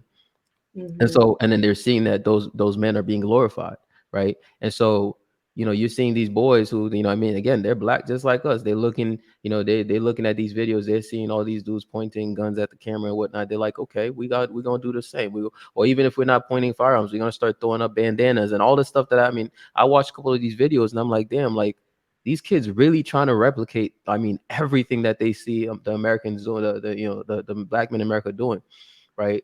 And you know, and it's like you just realize we're exporting so much this bad shit. Like it's just not a good image at all. You know, you got songs like I heard one of the most a while back. I mean, at this point, it's most people probably know about it. But I remember when I came across like one of the most demonic, in my opinion, one of the most demonic piece of music. Right, the song from these guys in Jacksonville called "When I Smoke," or sorry, "Who I Smoke," right? Mhm. And they took like a random like what is it, the "Call Me Maybe" song, I think. They took that song and they just started rapping over it about like people they've like murked, people they've like taken their lives. And I'm talking about name dropping them. And you go and you look on YouTube or you look over social media and you see like, you know, people are playing this. But here's what actually blew my mind, right? I rarely turn on the radio in my car. I turned on the radio one time and they were playing that on the radio in Atlanta.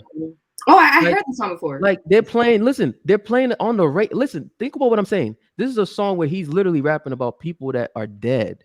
You know what I'm saying? Like names you could look up. There's news articles about these people, right? And they're playing this on the radio in Atlanta. Like at least if it's just on YouTube. But again, we push this foolishness, right? Right. They're playing on the radio. Like you listen, imagine the mothers of those guys who are dead, right? Just turning on the radio and they're hearing a song, right, about their son. You know what I'm saying? And I'm not saying, again, I'm not trying to say whoever those guys are or whatnot. Like, I'm not saying that they they were angels or anything. That's not my point. But my point is, it's gone so far that this is acceptable on the radio. Like it's acceptable to just put this thing on the radio where these kids are literally rapping like it's nothing. I mean, it's so casual. When you listen to that, if you don't pay attention to the lyrics, you don't even realize like they're talking about dead people and they're basically taking credit for it. You know, and it's like that's the stuff we're exporting. And then you'll go on YouTube and you click on these videos and you see the comments and you see people all over the world looking at this stuff, commenting about it, saying, I love this guy. And you're realizing, wow, this is the type of shit they're attaching to the black male image. This That's is what, true. you know what I'm saying? So yeah, that's I mean, that's my answer And- to that. Is I think it's unfortunate is that we just keep glorifying this shit and we Yeah. don't realize like it only furthers, the just the negative, If I could perspective. interject real quick to put on to more of what JB said of this being exported to Africa. This stuff is like it's very popular in Asia too. Like I just spent 2 years out in Asia. I was living in Japan. I traveled to Korea, Thailand, a bunch of places out there. And I remember being in Seoul, Korea, right? And we were in a club, and there's a rap song comes on. It's a Korean rap song, and they show like the video, and the dude had like cornrows, saggy Yeah. pants, and chain, gold teeth. I'm just like, to myself, and I was like 29 at the time. I'm like, is this what the world thinks when they see me? It is. Because I don't dress anything like that. I don't wear jewelry. I don't have any gold teeth. I don't sag my pants. You know what I'm saying? And it made me stop and think, and that's why I came on the platform to ask this question, because like JB said, we're portraying this image, right? And this is what other people are seeing in us. And if we want to have a patriarchy, which I agree that we should have, this is one of the things we need to discuss, because the music, no matter what culture you're in, the music influences the culture. It has the largest influence. So we have to get control of our music again. Hey, Period. can I interject you, bro? You said you was in Japan or Korea? I went on leave to Korea, but I was stationed in Japan. Well, you was in Seoul and Itaewon? I don't remember where I was. All right, but they was listening to the same rap music we listen to, right? Yeah. Why it don't affect them? But it does. He said, like, well, No. Korea ain't no guns out there. It don't affect them. oh well, yeah, not in that way. But he said the image and the performance of it all. No, it doesn't affect them. You know It doesn't why? affect them because they have patriarchy. Well, it's a it don't affect Hey, them Mr. Black, because it's Mr. Logic, part of can you their fade culture. back in? Can you fade It's a back in? different society. They're just pretending. They're just putting on a performance, so it's not going to affect them. Yes, because it's not a part of their culture. Exactly, that's correct. It's fake. Yeah. So, cause trust me, I live down there. I used to go down there. I stayed right in that same area. I used to live in Samgachi, and I used to go to Itaewon. And then, you know, when there was a fight, you can Google right now. It was a crazy fight when I was down there. You know who it was? Black soldiers tearing the whole place up, punching Koreans, because you know they ain't got no guns. So you know they be wilding out. Right. You know what I'm saying? The dude come at you with a knife stick, they can't run, they slow and short. Them black dudes wilding out. But the thing is my point I'm making is that them Koreans listen to the same music. They love that music, right? They love it. But it doesn't affect them because their culture does not exist in that same area. That's exactly true. Yeah. That's why I said it's before the music. Oh, go ahead, Cam. No, go ahead. I was gonna say this happens before the music. It's like I can listen to the same music. I grew up. My dad was there. My dad set a tone.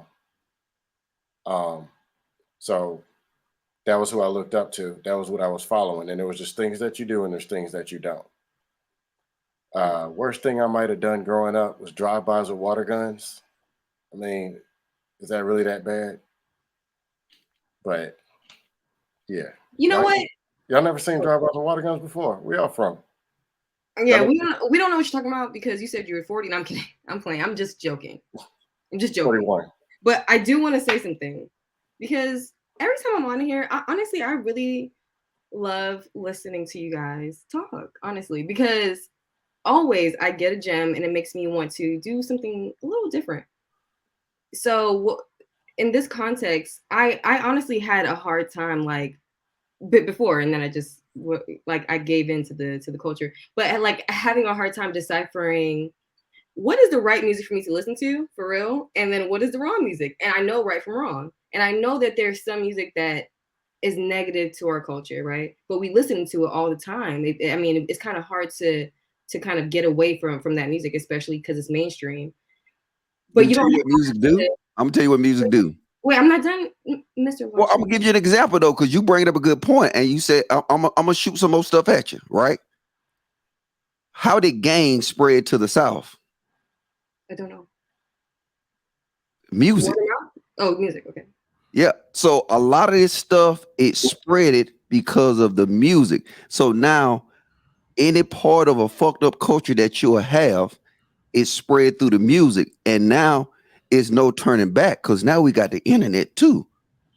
Well, I'm speaking more about individual basis, right? So individually, you can choose not to listen. And for me, because what we're saying is the music kind of influences you in some type of way. And so I believe that as well. And so I'm saying for me, I'm just speaking on personal. I don't know. I'm just saying for me, it makes me, you know, want to be more serious about. I can respond, but continue. I can respond now. Oh, wait, what? No, go ahead. I was letting you finish. I was gonna say I want to respond. Anyways, so I'm just never mind. Just done. No, I'm just saying that I'm just thinking about, you know, being a little more serious about what goes into my ears because it matters, and I know better. And so, but just hearing you guys like, you know, talking about different perspectives, it just made me want to do a little better. I'm not gonna be perfect, obviously. We're gonna listen to like these derogatory lyrics, but at least I can have better boundaries, you know. Not listen to Future as much. So Cam, I'll be completely honest here, right? Even though I have the perspective I do, like I'm not gonna lie, like every now and then, like I will put some music that, you know, some ratchet shit on, like some trap music with that, right? I'll put that on and for like, you know, for 4 minutes and whatever amount of seconds the song is, okay, I'm gang banging. You know what I'm saying? For that. Most definitely. You know what I'm saying? For those 4 minutes, okay, I'm game banging, right? And then I'm back to my corporate life after that. You know what I'm saying? So I think it's actually really like realistically, right? People can say like, you know, people can have these standards and whatnot, but I think realistically it's kind of it is hard, like especially once it's become such a deep part of your life, right? When you listen to this stuff all for so long. So for me, I do try to like, one of the things for me is, you know, is that I listen to a whole different variety of music, like depending on what I'm doing and the mood I'm in. So I listen to classical music, I listen to jazz, so for me, at least for me, from that perspective, like that helps me minimize the amount of times I have to listen to that crap, right? Because that's what it is, it's crap. Like even if I listen to it, I know it's crap. It's not good for me, it's not good for my mind, it's not good for my spirit. But I'll listen to it anyway because it's catchy, because the beat is right, stuff like that. So because I have such a wide variety of different like just things I listen to, I think that at least helps me minimize it. Like for some people though, if all they listen to is rap, if all they listen to is hip hop, now they just have to find something else to counter that. And I think that's probably much harder if that's all you listen to. But for me, it's like, yeah. Anyway, I don't know if that answered you. That answered your question, but I do try to minimize it though, because I do understand like I've noticed this, for example. I noticed that sometimes, like if I'm driving, right, and I have some music playing. Like if I have some like trap music playing or whatnot, and I end up in some weird road rage situation, I notice that I tend to be a little bit more aggressive. Mm-hmm. Like and it's like, again, this stuff really does mess with your spirit. Like in that moment, you're just like, man, like screw you. Like why you know what I'm saying? And whereas if I'm just calm and I'm listening to some classical or some, well, more than likely if I'm listening to something calm in the car, it's gonna be jazz, right? Like if I'm listening to some jazz or something like that, like I don't even care that you just crossed me the way that you just did.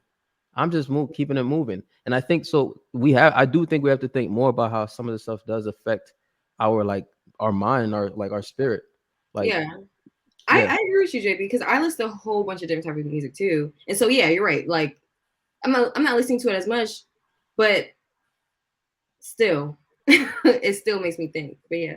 Well, Cam, aside from listening to music first, there's how you grew up, there's what you saw, there's what your parents did.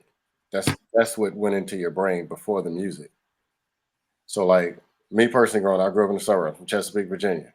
Mm-hmm. Oh Lord. Oh, go ahead, Smitty. I said, oh Lord. I lived in Norfolk for 4 years, bro. Oh Lord. I went to Norfolk State, yeah. I lived in Chesapeake. There's no hoods in the whole city. Virginia Beach, there's no hoods in the whole city. So if I wanted to be an OG, I got to go and ride my bike out to a whole nother neighborhood and go look for it. Right, you gotta take a road trip. When I get home, my dad's bigger than me. What am I gonna do? He gonna knock that ass out. Mm-hmm. So I didn't have that option until Right. I was grown, and it just wasn't in there. It's something that I never had an interest in doing. Yeah, and technically, I'm never gonna be the people in the songs I listen to, but I even think about like the language that it brings. Like I don't know. Like for me, like that's why I'm just saying this. That's why I wanted to like only listen to like music that was clean, is because like I don't want to get those words in my vocabulary. You know what I'm saying? You got to go back to about 83 and before then. So Cam, I had a question. No, but I mean like choose a clean version instead of like the explicit version. Was what I'm saying. You got to go back to the 80s. Hey, yo, my battery died, so I'm on my camera, so I'm gonna dip out. Oh, okay. Sorry, good night, Marcus. JB, you're mute, but Smitty was gonna say something. Yeah, Cam. My bad. Just real quick, like what I was gonna say is that I was saying I said bye to Marcus, but I don't think he heard me. But appreciate you calling in, Marcus. Now what I was gonna say is this: is that I can't. That's what's unfortunate, is that once you listen to, like, let's say we talking trap, right? Like, once you listen to the explicit version, the clean version just sounds whack. That's like it sounds whack. So my point is, I think it's much harder to get, like, you might as well just either not listen to it, but once you do start listening to it, like, it's addictive, which is intentional. That's I mean, it's meant to be like that. Those beats are, you know what I'm saying? So it's no. I got an option though, but I want to let Smitty go first because I got a remedy for this, and then I'm gonna put you to the test. I'm gonna give you some homework today. Okay, I like homework. I wanted to ask Cam. So Cam, if in the situation, say you had a child or two, right, and you were raising them, right, and they grew up and they listening to all this, I'm gonna kill this, I bang this, blah blah blah blah, and you start seeing them act a certain type of way, right? As a parent or as a mother, how would you correct it, or what would you do? I'm gonna go to what Sim said, because I really do agree that it is how you're raised, right? And so I know that we don't only raise our children in the household. I understand that there's societal influences, but if me and my husband are not gonna allow that behavior, first of all, my husband is going to do the disciplinary action, so he's going to correct that. So hell yeah. So yeah, so but you know, to your point, I believe in carrying yourself the way you want, like as a woman who's looking to get married or whatever. I believe in carrying yourself the way you want to be a wife, the way you want to be a mother, and doing that now. And so where did my son get this from? Is he listening to, or is he getting this behavior because I'm listening to any type of music around him when he was younger? So he was like, well, my mom listened to, you know, Lil Kim. I'm gonna listen to you know what I'm saying? So I definitely take that seriously. So I think it's on like what the parent does initially, like Sim said. But I'm gonna give you a remedy now. You ready for this? No, you gotta take some notes or some shit. Okay. Like, okay, wait. I got my iPad and I will turn it on. Yo, look, She gonna take check this notes out. from me too. She gonna take notes from me too, Mr. Logic. All right, Jamie.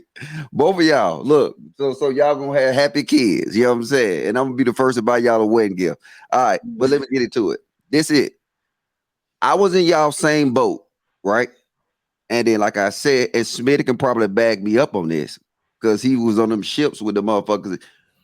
See, we so used to our culture, we not exposed to nothing else, right? I'm gonna tell you this. My favorite group right now is a group called Fleetwood Mac.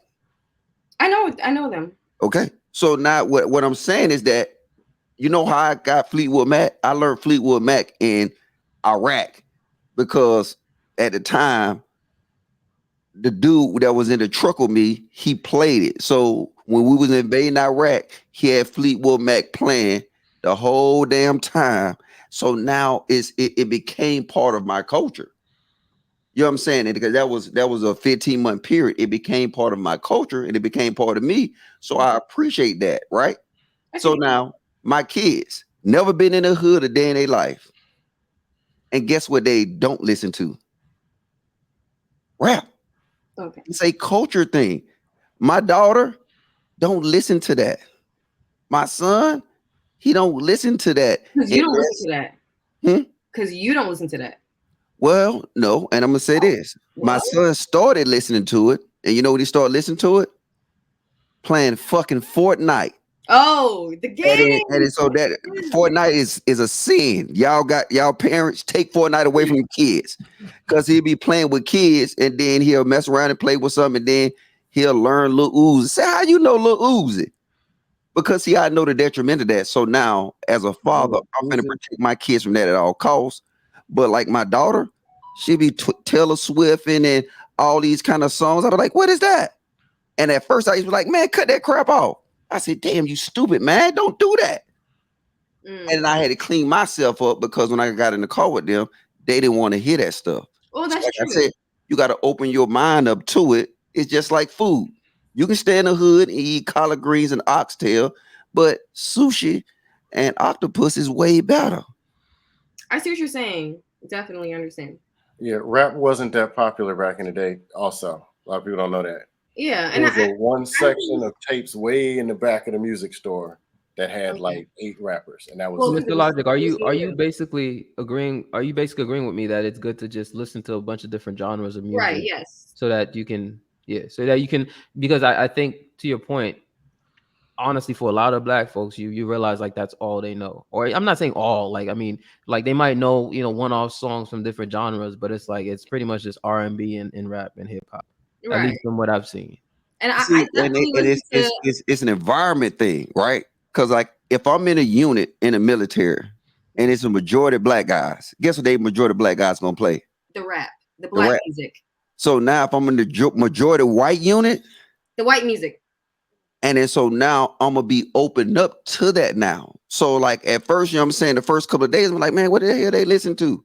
But after a while, you'll kind of get into it and you be like, you know what? They music is chill. They music give you the same, it give you a different vibe. But like I said, that Fleetwood Mac song, that song I stay with me forever. What is it? Chains? Chains? Okay. Hold on. Let me look. Listen to that. What is it? Yeah, the Chains. Listen to that song. And it got the same bass line, but they got a good top bass line. Dong, dong, dong, dong, dong, dong, dong, dong. Boy, that should be banging. And you can bump that in your car. You know what I'm saying? The chicken heads won't know. Now you're gonna still pull the same amount of girls. Trust me. Wait, Mr. Logic. Yes. I grew up listening to everything. I just want to say that I too listen to white people music. White people music. Well, whatever you want to call it, whatever. The non-hood music. I listen to all types of music, all types of music. What I'm saying is that even the little times that I listen to the corrupted music, I want to think about that more and maybe do it in at least just a little bit more conscious about that. The 25% of the time that I am, engaging in that behavior. What's your concern, Cam? Just curious.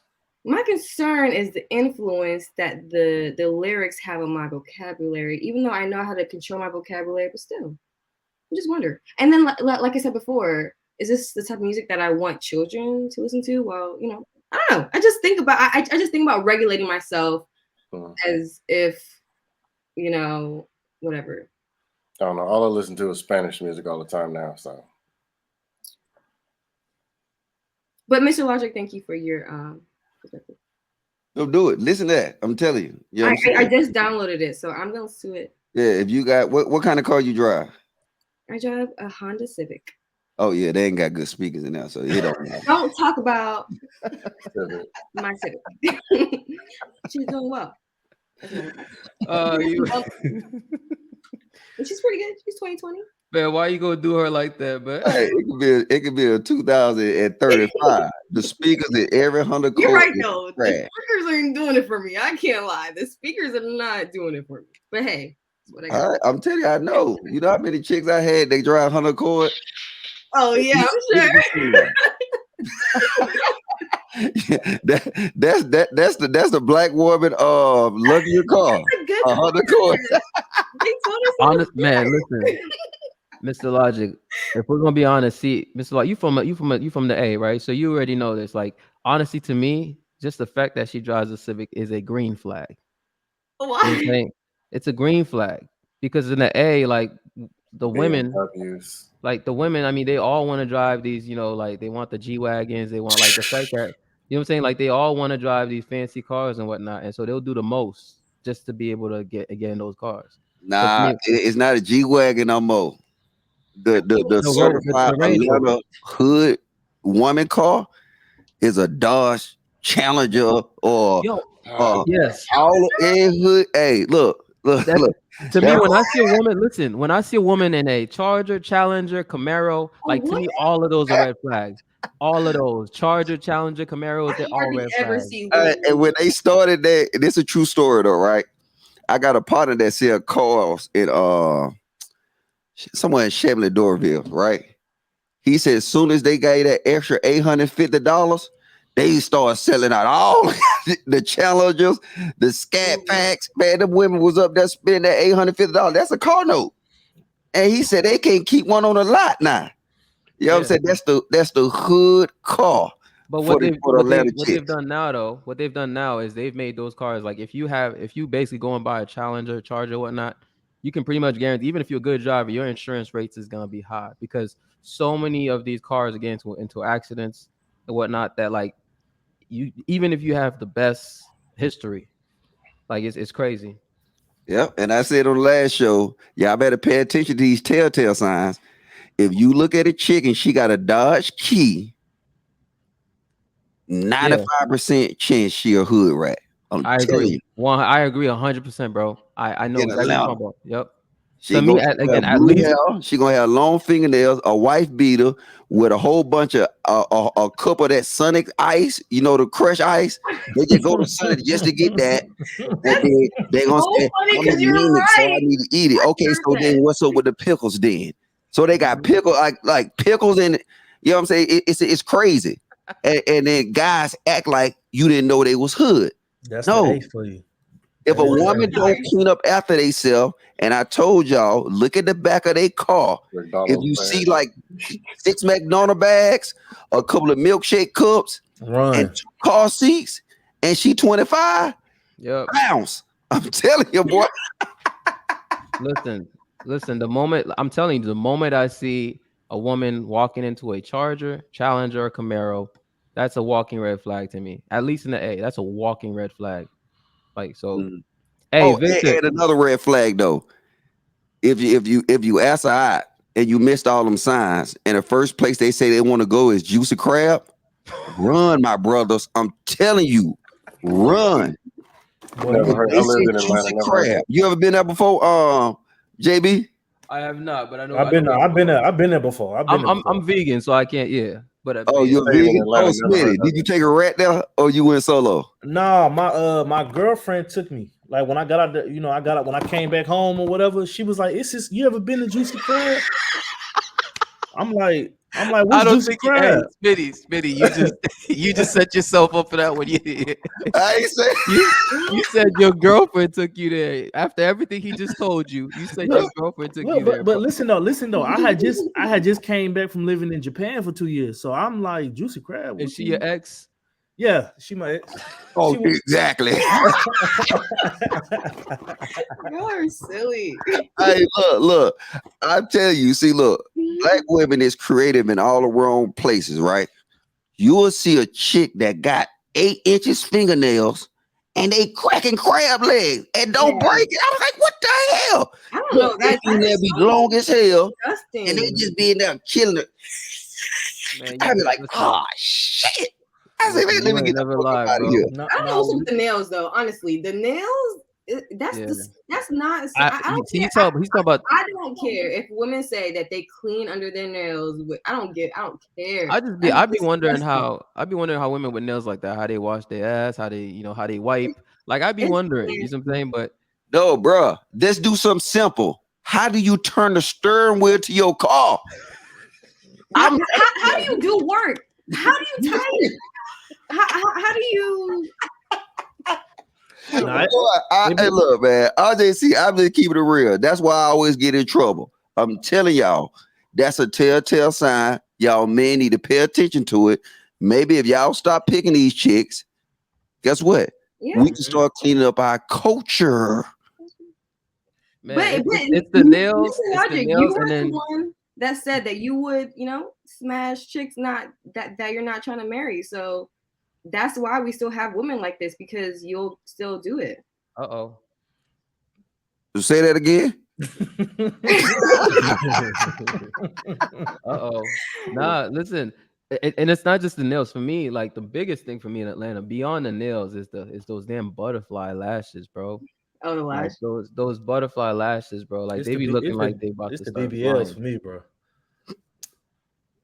But to answer our question, right? Look, I don't want to just be out here, you know what I'm saying, smashing and dashing, but I refuse to commit any time or resources to somebody that just don't listen. A lot of times I try to get a benefit of the doubt, right? Mm-hmm. But like me, because I know, I'm just saying, I'm telling you, you play the odds, right? It's probably a good 20% out there, but you got to find that shit. Not even 20%. Yeah, I mean, and it's hard. Like look, man, I'm gonna tell you this, right? What time is? All right, yeah, she ain't up. So look, I met this little straight chick at the if y'all anybody familiar with the Maryland area? Maryland, yeah. I just moved from there. Okay, so you what's the name of it? Right outside of the Air Force Base in Maryland. Fort Meade? We're in PG. Nah, it's in at Temple, some shit. Temple Hills. It's a place in there, man, called Infused, right? Straight good food, man. They be killing with the drinks. I met a little chicken there. You know what I'm saying? She was straight. You know what I'm saying? Like everything you ask for on the outside. You know what I'm saying? She was decent, but see, because I know the type of female that's out here, I'm gonna test them, right? And I'm gonna just say I did something real simple, right? Mm-hmm. And tell me if I'm wrong, Miss Cam, or anybody on the panel, right? Mm-hmm. So we was having a conversation, second date. She was saying something about some came up on the news, right? It was like we was somewhere, and some came up on the radio or something, and it was about politics. And so she said, "Who you voted for?" And I said, "I voted for Donald Trump." She said, "Oh, okay, I voted." I said, "Who you voted for?" She said, "I voted for Joe Biden." I said, "Okay." She started looking at me like this, right? said, damn, what's wrong with you? I can't believe you voted for Donald Trump. That's Maryland. Yeah. And I said, guess what? I can't believe you voted for Joe Biden, but I'm not holding against you. Right. She could not understand that concept. So you know what I did? What? Don't judge me. But I took it to the gas station. I said, hey, look, can you go get me some lighters for my cigars? And I left. What? What? I was like, he's not gonna say that. He's not gonna. I ain't never done nothing that way. Y'all can never ever say that JB is the worst ever again. I dare y'all. I dare y'all to come for me after this one right here. I dare y'all to come for me. Okay, JB. My stories and my I dare y'all. Shout out to Mr. Logic. Well, JB, you know I didn't judge you, so I'm not gonna judge Mr. Logic because no. Look, check this out. I want you to judge me. All right. Right, but see the same thing. If more men did what I did, right? You know what females will not have? What? Double standards. Oh, yeah. Because see, if I was trying to explain to her, so you're gonna take offense to what I did, and I can respect what you did and say, okay, that's cool. You know what I'm saying? Your choice, you know what I'm saying? Like the female like to say, my body, my choice. All right, your voice, your choice, right? Mm-hmm. And then she just kept looking at me. And I said, this motherfucker, boy. And you know what? And then so if you don't have nobody that don't respect you, could even ask the question why you did that. Okay, well, honestly, thank you for saying that because people might, I was gonna ask you more questions, you know, but people might like take that as a blanket statement, like, oh, you just left her. But why? You know, like it's because you felt like she didn't respect you. She's in your car looking at you crazy. She don't respect you. Get out. And I was mad because I spent my money. So yeah, she finna pay for Uber. I don't think you're wrong because you're right. You did use resources on this woman and you decided to stop. Hey, listen, I guarantee you, most women at least ain't saying what you're saying, Kim. Well, I understand that. Nah, he'd be canceled on the spot. But shout out to Mr. Logic. Listen. And maybe after today, I dare y'all to come for me, okay? Because I'm so glad that you came out here today, Mr. Logic, because I was public enemy number one, bro, and now you have gracefully taken my position. I appreciate you. JB, who comes for you? You talking about Kay and Kayla? What? Why are you bringing? No, I'm not talking about. I'm just talking about like everybody who be coming for me in the chat, all throughout the chat is heartless anyway. They be coming for me. So the chat's heartless. I think it's because I agree with you guys because, or I'm not judging you guys negatively off of that because I just don't feel like I'll be in that situation. So maybe I'm not being fair. Maybe it is wrong. Maybe it's not right to leave a woman out on the street. You know.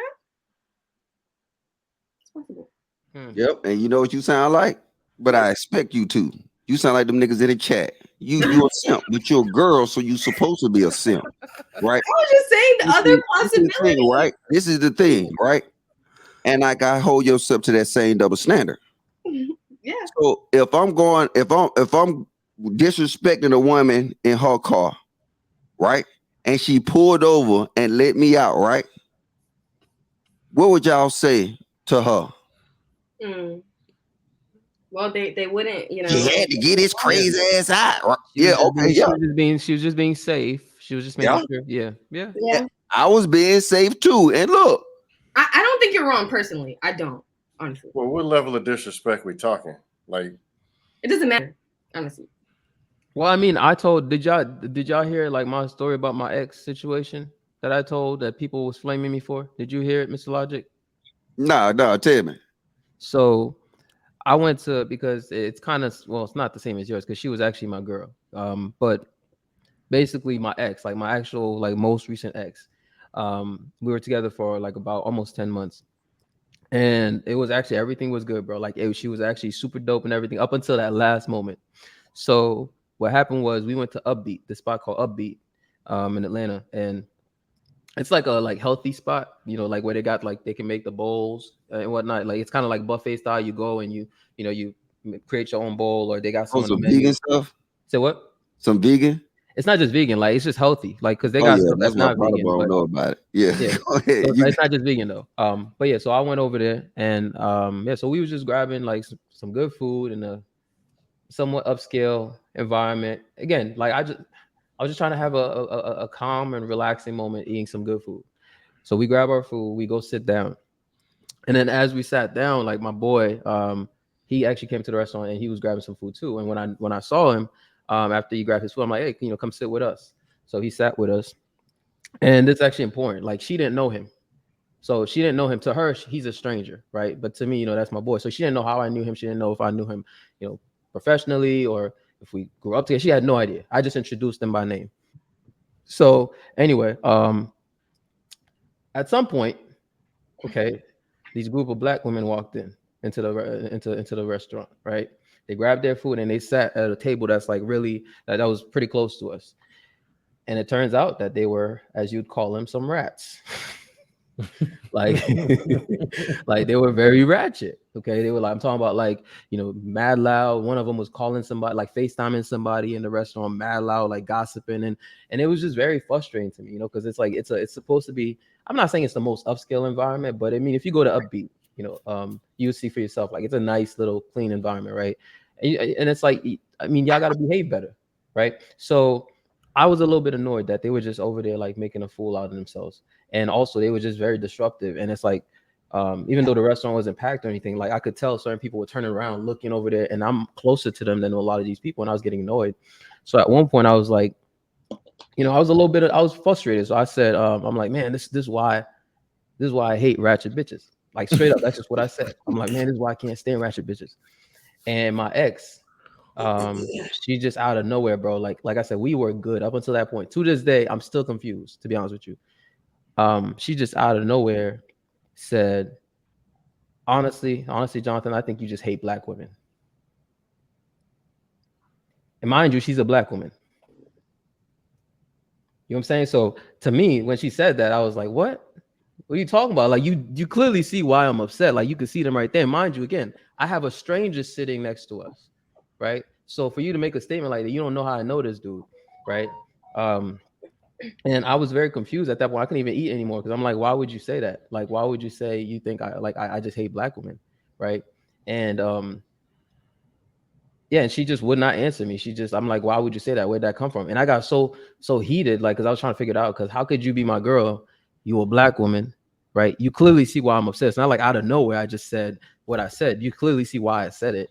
Like, and I could tell you were slightly annoyed yourself because they be mad loud and whatnot. So why you just say that all of a sudden? Especially since I never got any type of feeling that that's how you felt, and we've been together at that point for like literally going on about like 10 months, right? So it's like, I didn't think, and actually I knew her prior to that, by the way. So we were already cool before we actually started a relationship.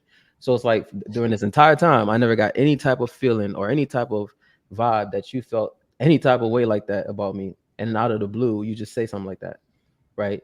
So I was trying to figure it out, and we were going back and forth to the point where my boy got up and he dapped me up and he said, "Man, I gotta go." And I didn't even realize it because I was so stuck on trying to figure out why she said that. I didn't even realize that my boy was gone, right?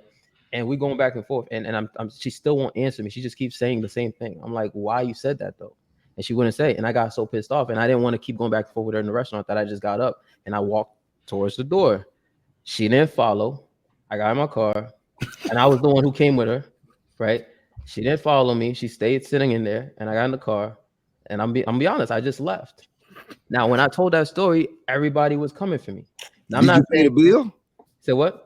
Did you pay the bill? Yeah, when you grab food at Upbeat, you pay before you go sit down. Like you go and you grab your food, you pay, and then you sit down. So you pay way before you sit down. So yeah. So basically, everybody was coming. I mean, I'm not saying I should have left her there, but it's like it's almost like a situation of like damned if you do, damned if you don't, because I'm not trying to like create a scene when I was upset about a scene myself, right? I'm not trying to just come and create a scene with you. I'm trying to ask you why you're saying this and you're not responding. You being uncooperative. So I decided to walk away, and you don't follow. Like clearly she could tell, like I'm heading towards the door outside. The only thing that's outside is the car. So you could have followed me, but she didn't follow. See, yours and mine was exactly the same. Mm-hmm. See, because I felt disrespected, and it's like she had no explanation. Like, I asked her, I said, so look, And then people don't know, like, if I was just younger, just trying to smash around with you or whatever, I don't care. So, like, at a younger state, like, women so crazy. If a man don't care about what you say and what you do, all he want from you is smash. That's it. Like, if you can do all the ghetto stuff, you can do whatever, and he don't care, that means he don't care about you. So, like, if a man really, like, once you do something, like tick him off, like she did that with no explanation, and then you according for what you're telling me, you was constantly asking her, it's like, you know what? Well, just tell me why. That's a big deal. You don't say nothing like this, because if I just accept this, you gonna do it again, or you gonna push the limits or whatever. But they don't do that. It's not just that, bro. It's the statement that she made. Like, there's a weight to that statement, bro. Like, if I'm a black man, you're a black woman, and you're gonna tell me that you think I just hate black women, it's like you're basically telling me I'm sleeping with my enemy, right? But see, look, let me tell you the difference between the women and the men. They will protect each other at all costs, right? So now everything that me and you just said we did, right? The simps in the chat calling us simps. They calling us simps, right? But see, they're making them same dudes in the chat talking all that trash. They're making the women that we'll meet up with, and we got to deal with them because these simps in the chat. None of these men will ever stand up for nothing. That's why so many women push the barriers. They won't stand up. And most of these women are not smart enough to understand that if he let you get away with all this stuff, yeah, it gonna end you know what I'm saying? It gonna end soon. He don't care about you.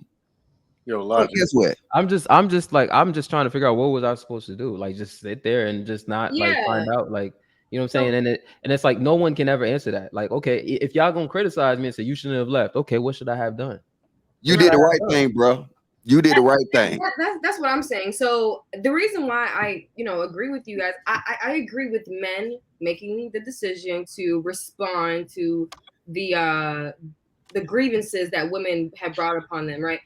And I'm saying that in like a long way, but I'm just saying that it's okay for you to respond how you respond in a non-violent way, obviously. So if you left her, okay, well, what is so bad about that? Okay, like she felt that it's not like you left her in the middle of a freaking, wherever. It's not like you left her to be, hurt or harmed. You left her at Mr. Logic left her at a gas station, right?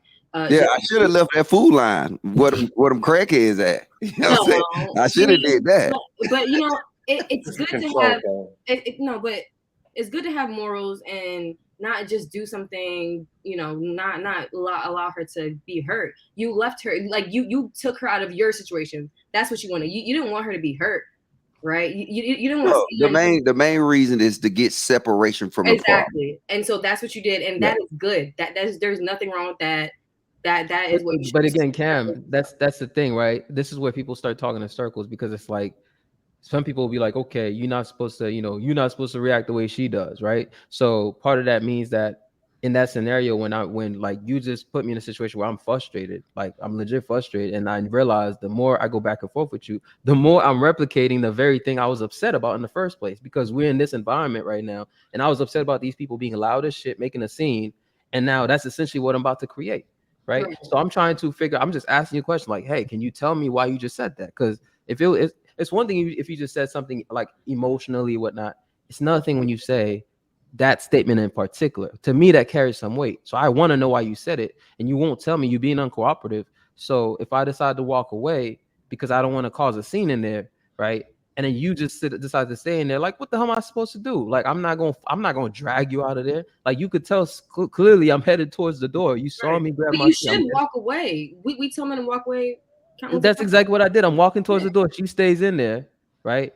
Hey, look, hold on. Dude say he want to meet me in Vegas. Hey, I catch a flight Hey, jump on the panel. What?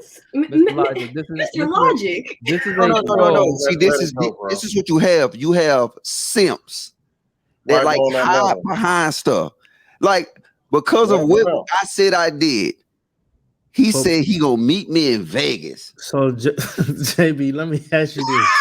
Mr. Logic, this is a troll with no photo, probably most likely a fake name. You know what I'm saying? So I do what people be telling me to do, bro. Just ignore Yeah. it. No, Jay, no, no. I Oh, want to respond to a comment I too. ain't taking it personal, trust me. But I'm using this as an example, I right? want to Like respond. your little situation. You had people in the chat saying, "Oh well, you didn't have to call them bitches." Like, nigga, what? Yo, Logic, we call that grabbing the pom poms. That's what me and my boys Say call that it. again. We call it grabbing the pom poms. When dudes Look, go side over there with the women, and the women don't respect them anyway when they do that. So JB, let me ask you this, man. So after that, in that situation, right? How far after it did y'all like break up immediately after that, or did y'all continue for a little bit? Then y'all went y'all separate ways. I had tried to call her back later that day. I didn't try to call her back like immediately, but later that day I tried to call her back. She didn't pick up. I tried to hit her back like for like 2-3 days straight, never picked up. And then when we finally spoke, it was like 3 days later, and she just refused to budge. But like, and at that point, she did the typical woman thing to me, where she was the victim now because she made it all about me leaving her. So forget the whole thing that she said and what happened. Like, she made the whole conversation that we had, like that last conversation, she made it all about me leaving her. Like, how dare I leave her and all. And I'm like still trying to figure out, like, to this day, if she's ever listening to this, I put a comment in the comment section why the hell you said. I'm still trying to this day figure out why she said what But she see, said. I feel like I be personally, man, because I've been in similar situations like that, and people say all the time, I hate black women, whatever. And my thing about it is, I feel like in that particular situation, maybe down the road she picked up on something and really felt some type of way, and it just ain't come out until that moment. You do what I'm saying? Yeah, so that's the same conclusion I came to, because I was trying to figure it out. Like, I was looking back, like, all the time that we were together, and even before when we were friends, I'm like trying to figure out, like, did I say something that maybe she heard me say and she felt?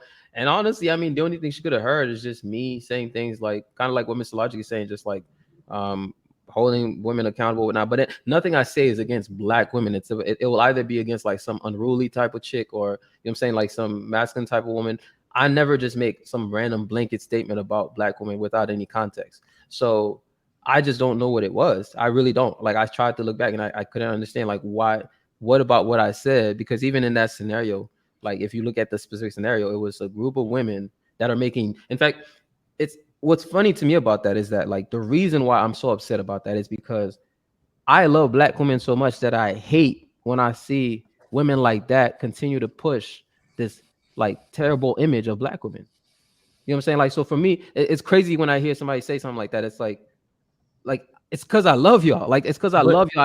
I hate this image, bro. Like, I hate this because a lot of people have this image of black women as loud, aggressive, attitude. You know what I'm saying? All this stuff, and it's like a lot. And then you got black women that's still perpetuating that, right? But and so for me, I get angry, I get upset because I don't like the fact that this is your image. This is your image, bro. Like, this is your image. You should feel the same way I feel about it. Hey, And so to me, that's just very strange. But would you date outside the race? Say what?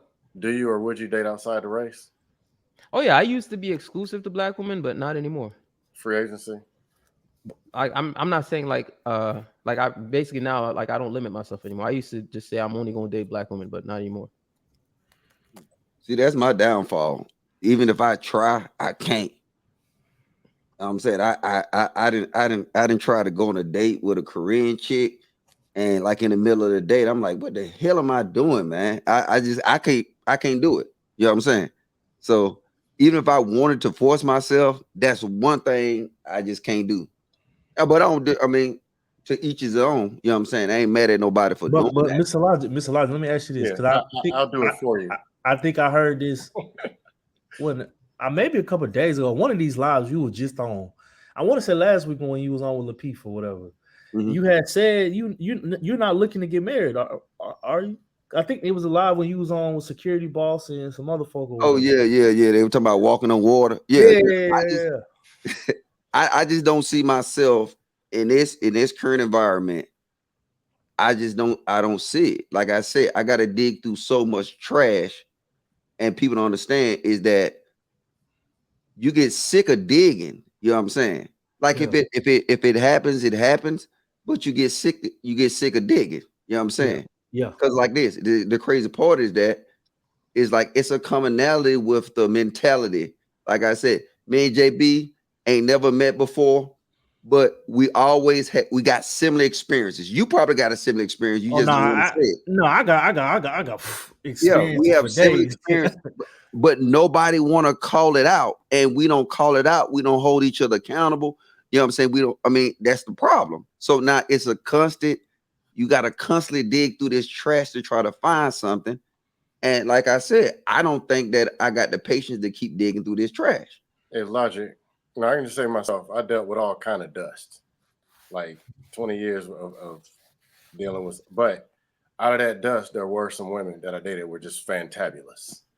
Mm-hmm. So I still try to focus on those, like those few women that I dated that were so great, and a couple of them went on and got married, like elsewhere. So, I try to still remember that there is some decent women left. You ever been to this area, Tyson Coney McLean area? Huh? No. You ever been up here like Tyson Coney McLean? I stayed in Arlington. I stayed in Alexandria. I stayed in. I moved around a lot. I was there in 2016 and 18. It's bad, bro.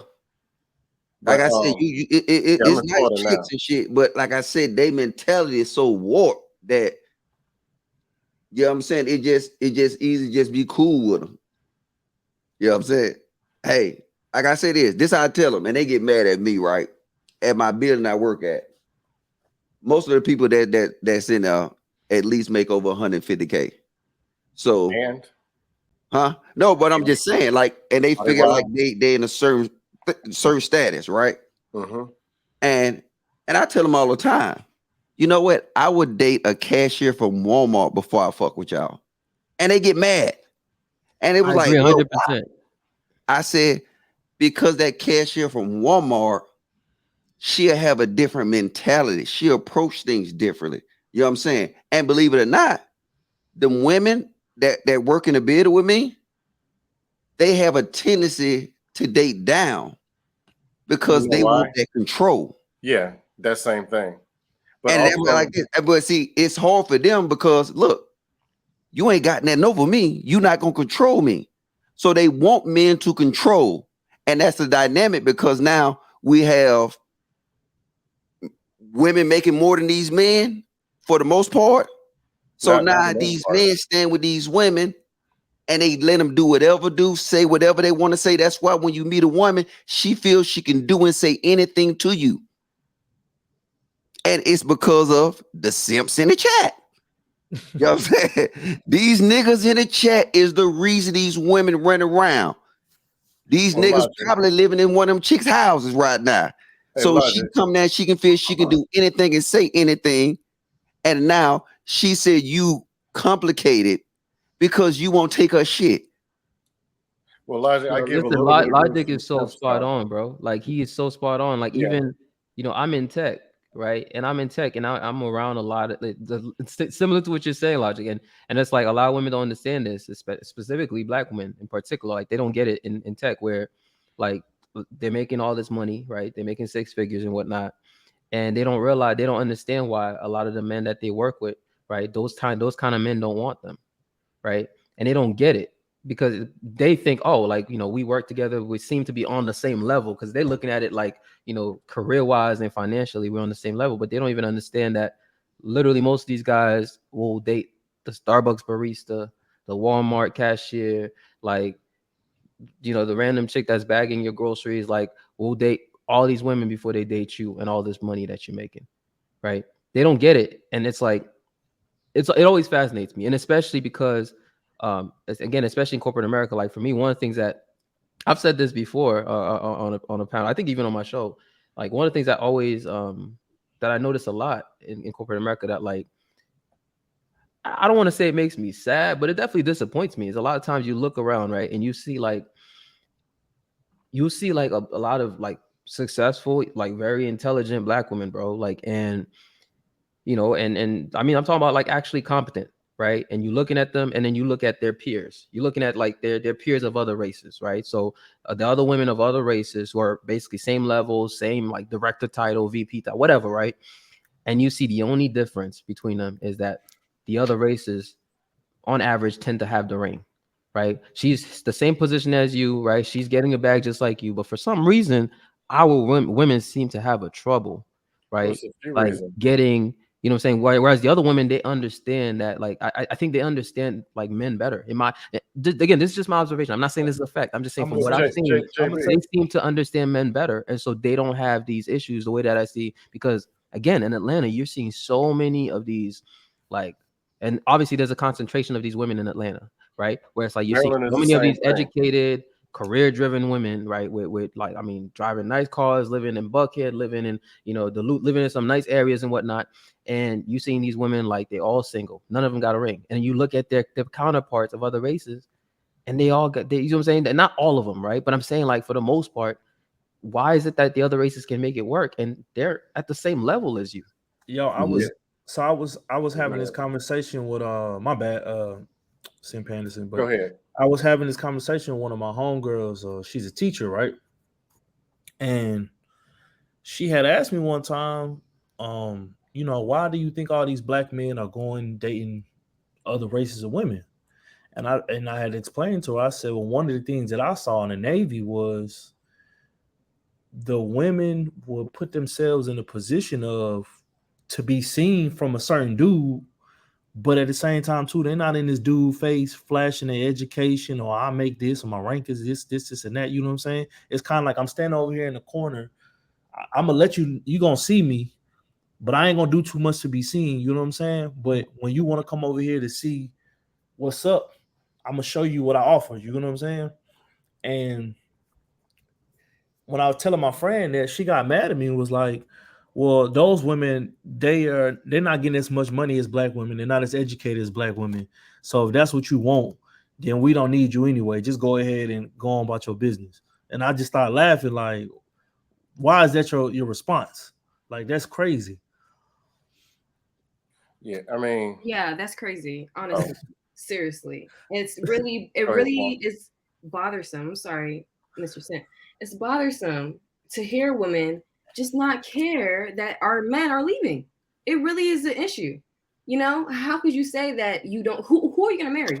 If all the men just keep leaving, all the marriage-minded men just keep leaving, and black women love to marry black men, what are you gonna do? You know, I brought that up. Oh, go ahead. It is a small percentage. It's not really most black men, but it really does bother me because that means that women are not willing to change. Because if they're not gonna change for themselves and they're not gonna change for the men, they're not gonna change for anybody, honestly. But Cam, I'm just want to add this and then send panels so you can take it over. The sad thing about it is, yeah, it's a small percentage now, but the younger generations, not even a lot of them, not even looking a lot of younger black girls way, because it's the nails, the hair, the way they act in school. You know what I'm saying? So it's like right now it might be a small thing, but the numbers are gonna jump like crazy over. Yeah, hey, I'm gonna give a. I got to say this because this just happened 2 months ago at my job, right? You got to fade back in, man. No, hold on. I'll fade back in a minute. No, but yeah, them haters don't need to see me no way. But look, check this out. It's a dude that he was an intern. He just got back. He just got on with the company probably 7 months ago. He met this woman, right? She's a lead. So she's an actual lead. So you know what I'm saying? If you know how corporate work, whatever, blase. So they got married. She quit. Right? The black women in the job said how dumb she was, all this shit and whatever. And then so I talked to her and I said, I think it's a good thing, but I'm just interested. Why did you quit? She said, I'm finna focus on my family. Every black woman in that job talking shit, they doing all kind of crazy stuff. And it's insane that it's a mentality that come from our culture. That she was making like she didn't give a fuck about no money. You see what I'm saying? This dude, the intern, he really ain't even got a position, right? And she said, hey, look, we get married. I'm going to take care of my family. And then she put in her notice, right? Have you ever heard of anything like that in the black community? That shit foreign. And simps in the chat. I love y'all simps though. Go ahead, keep talking shit. Hey, that need to be I just clipped. say, oh, go ahead. No, go ahead. No, all I was saying, they need to be clipped so they can press the little on the sound, the button on the soundboard. But go ahead. Nah, the whole, I don't get it because the women said, okay, this would just really get it. I'm just not figuring out. The woman asked for a 6-figure man, 6 feet tall, 6-pack abs, and 6 inches, and all this other sixes and stuff. Then when it gets there, don't you know that he's probably going to want something? Are the women curious to just even take 5 minutes and ask the man what he wants? Or what he needs, then 2, what he wants. Then maybe you can get these men. But 6-figure women can't get the 6-figure men because they're not offering anything. They're coming with their job, their degrees, and whatever. And me personally, I don't want to come home. I make a healthy salary. I'm over the 6-figure income. I didn't go do all this work to go and make this money, to go home, park my car in the driveway, and had to get ready to go compete with my spouse for power in the household. I'm supposed to be the man. You asked for a leader. Here's a leader. Why do I want to come home and compete? And the money ain't even that 6-figure money she got. That's not even for me. Yes. I would rather take my money and spend it on a woman than have her money in the household and have to fight with the woman over power in the household. You're supposed to be leading. Every chick I meet, they say, "What you want from a woman?" I say, "A peace of mind." Oh, that's easy. They gonna make it past 2 weeks. Well, Mr. Logic, to your point, like my StreamYard was acting up. I was trying to unmute, but it's funny when you actually jumped in to say that, because what I was about to say is, I think a lot of it has to do with pride. Like, a lot of Black women have this immense amount of pride, especially the more success they attain, right? The more success they get, the more access they get, they have all this pride. And I think the difference, again, I'm not telling y'all this is a fact or whatnot. I'm just saying what I've personally witnessed, observed, experienced, okay, in corporate America and just in the professional world, is that, like, one of the things the difference I notice is that the Black men have a lot of pride. And what you'll see is that Becky, for example, she has no problem whatsoever figuring out, like, what I've noticed she'll do is, like, where the Black woman will not, like, she'll try to keep things strictly, in terms of work, and just, like, maybe, joke around with you every now and then. But my point is, like, the way that other women will go for what they want is very interesting to me, right? And what I've noticed, like, Becky will do, for example, is she'll try to find a way to take you out of the office, right? So she'll try to find a way, like, hey, you should grab coffee sometime, or I'm going, what are you doing on Saturday? I'm trying to go to a concert. You know what I'm saying? Like, always try to find some way to take you out of the office, right? So that she could, get that kind of access to you. And I think Black women, they're just not, like, they pretty much just kind of just fall back. They fall back. And they have all this pride, and then you just watch, like I've watched this happen. I've watched dudes that were on the same team or in different teams, whatnot, like, just from, having lunch together or on offsites or whatnot, meeting these women, and next thing you know, oh, they're together. You're hearing the rumors that they're together. Next thing you know, like you said, she has no problem quitting, right? Once it becomes an issue for the company, she has no problem quitting. The Black woman, me quitting my job, my 6-figure job, over, like, she's not doing it. And so it's always interesting to me, like, to see the level of risk other groups of women are willing to take, or just in terms of just, like, taking that step to get their man, to get that marriage. And but they understand that what a man wants is a peace of mind. And I don't got how many times I say this though, but the thing is why Black relationships fail is because you got 2 people working. So if I gotta go and deal with traffic, DC traffic is crazy. I gotta deal with all that. I gotta the deal with work. Then I come home to a woman who did the exact same thing that I went through all day. Who's gonna heal who? Both of us wounded. So now we come to a household where both of us wounded, and then now we need some healing, and it's not gonna work.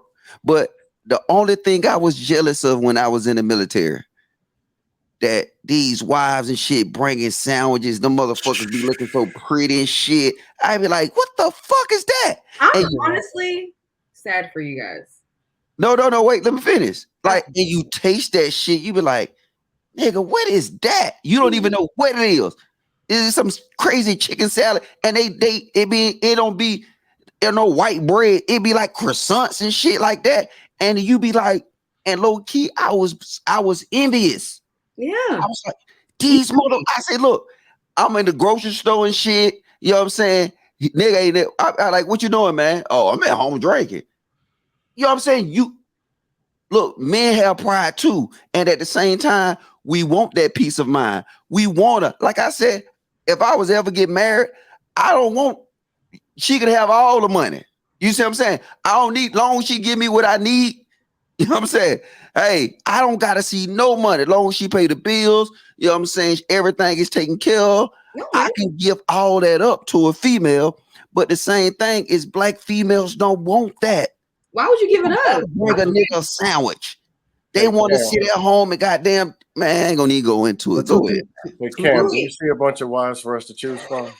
Yo, give it up? Every time Mr. Logic face to face. Nah, Cam, I think what he was saying was, Cam, like basically, you know, if you're his peace of mind, like he has no problem of, you know what I'm saying? Even if she's your peace of mind, you would give her your paycheck?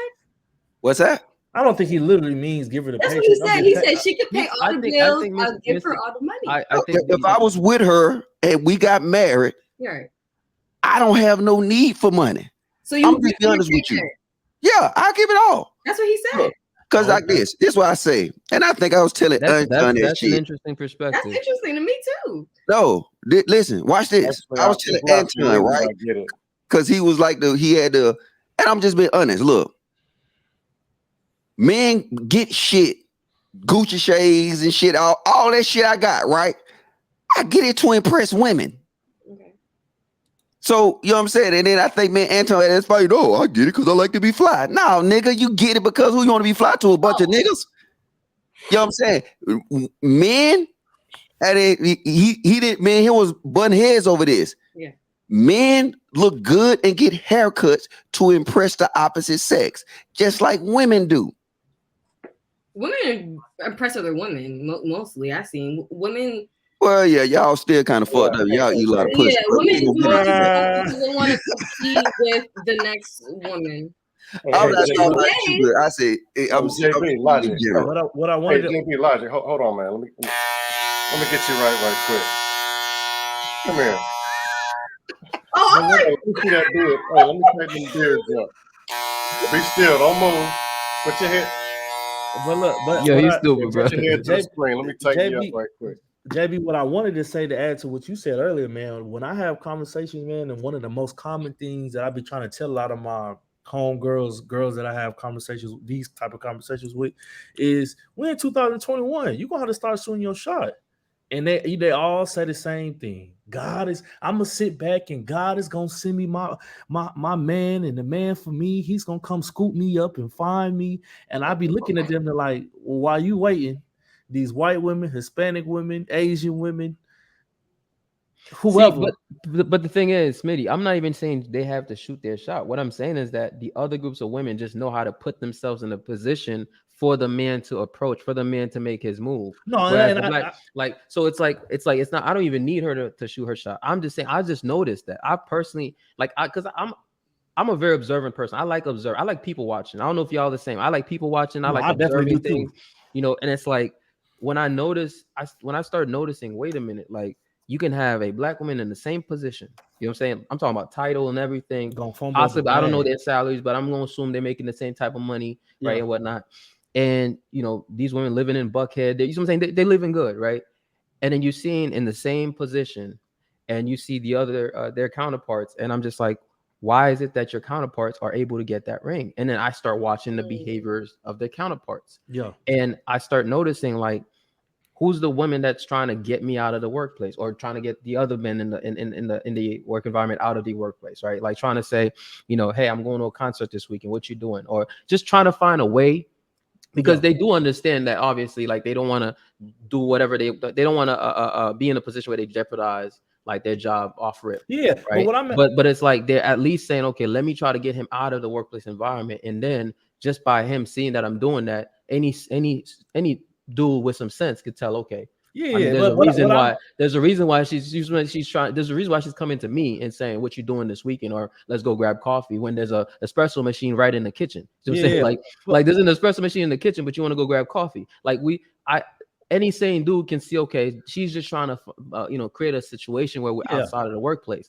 But the black woman will never even do something like that. Like she'll never even make those kind of moves. And maybe I should have used the phrase "shoot your shot," but I get exactly what you're saying, because, like I said, when I was in the Navy, I seen it all the time, and it blew my mind. Like a chick would find like a dude like baseball, you know what I'm saying? And hey, you ever went to go see so and so play? I can explain it. Maybe we should, stuff like that, and it just be mind blowing. Like damn, like they really out here. Like I ain't gonna say necessarily setting dudes up, but it's just like the follow through is crazy. Like. Well, Smitty, remember our culture, and well, y'all's culture, not mine. I'm free agent. But no, in the culture, women up here, men down here, we owe them something. The men aren't good enough. Every woman is supposed to default. They can come out here at 346 pounds, 6 kids. And the default is you can throw your man away and always grab another one. You gain value with age. So when you're 43, independent, and got your they can be making $38,000 a year. Now they're strong and independent. That the man is always there. The man is entitled.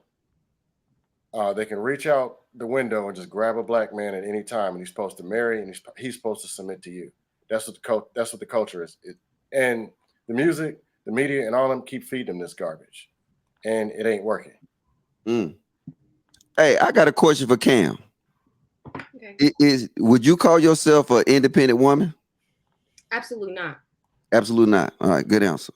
But most can you say a majority of black women call themselves independent, right? Yes.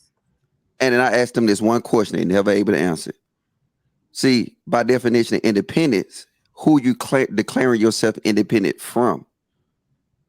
I guess their parents. They parents?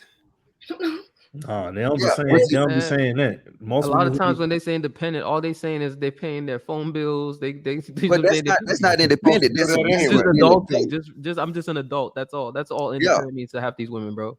Because if you look at the context where they use the word independence in, it's always in the context of with a man. They independent. They don't need this man. So now, by default, they're declaring their independence from a man. Right. Yeah. Only group of women that declare their independence from a man. Right. And then we wonder, what's the problem? Black women don't feel like they need men. Just like in the scenario that JP was saying, white women know that they need men to get to the end of life, no matter how much money they make. Black women think that they could do it on their own because that's what they chose to believe. They believe the rhetoric that was told to us. I mean, honestly, my grandmother, I had to tell her, like, don't say certain things to me because that's not where I'm going. Don't tell me to be independent because that you could tell me to succeed, but remember that I want to get married, and you need to put that just as high when you're praising me, when you're telling me, oh, you should do this, you should do that. Yeah, don't only tell me to focus on career, but that's what our women have been telling us. And I'm Jamaican, so my grandmother, is from Jamaica. She lives there now, and she's telling me, she literally said, "Don't get married till I'm 40," and I had to stop her in her tracks. Hey, sorry, JB. You need to kick off this panel and call her and tell her don't come on the panel no more. You need to wife her up if she telling the truth. I swear to God, you can call my mother. She told you. I'm talking to you. Your name ain't JB. I'm talking to JB. Mr. Logic, we already working on it. Don't worry about it. Bro. Okay, all right. Hey, look. Check this out.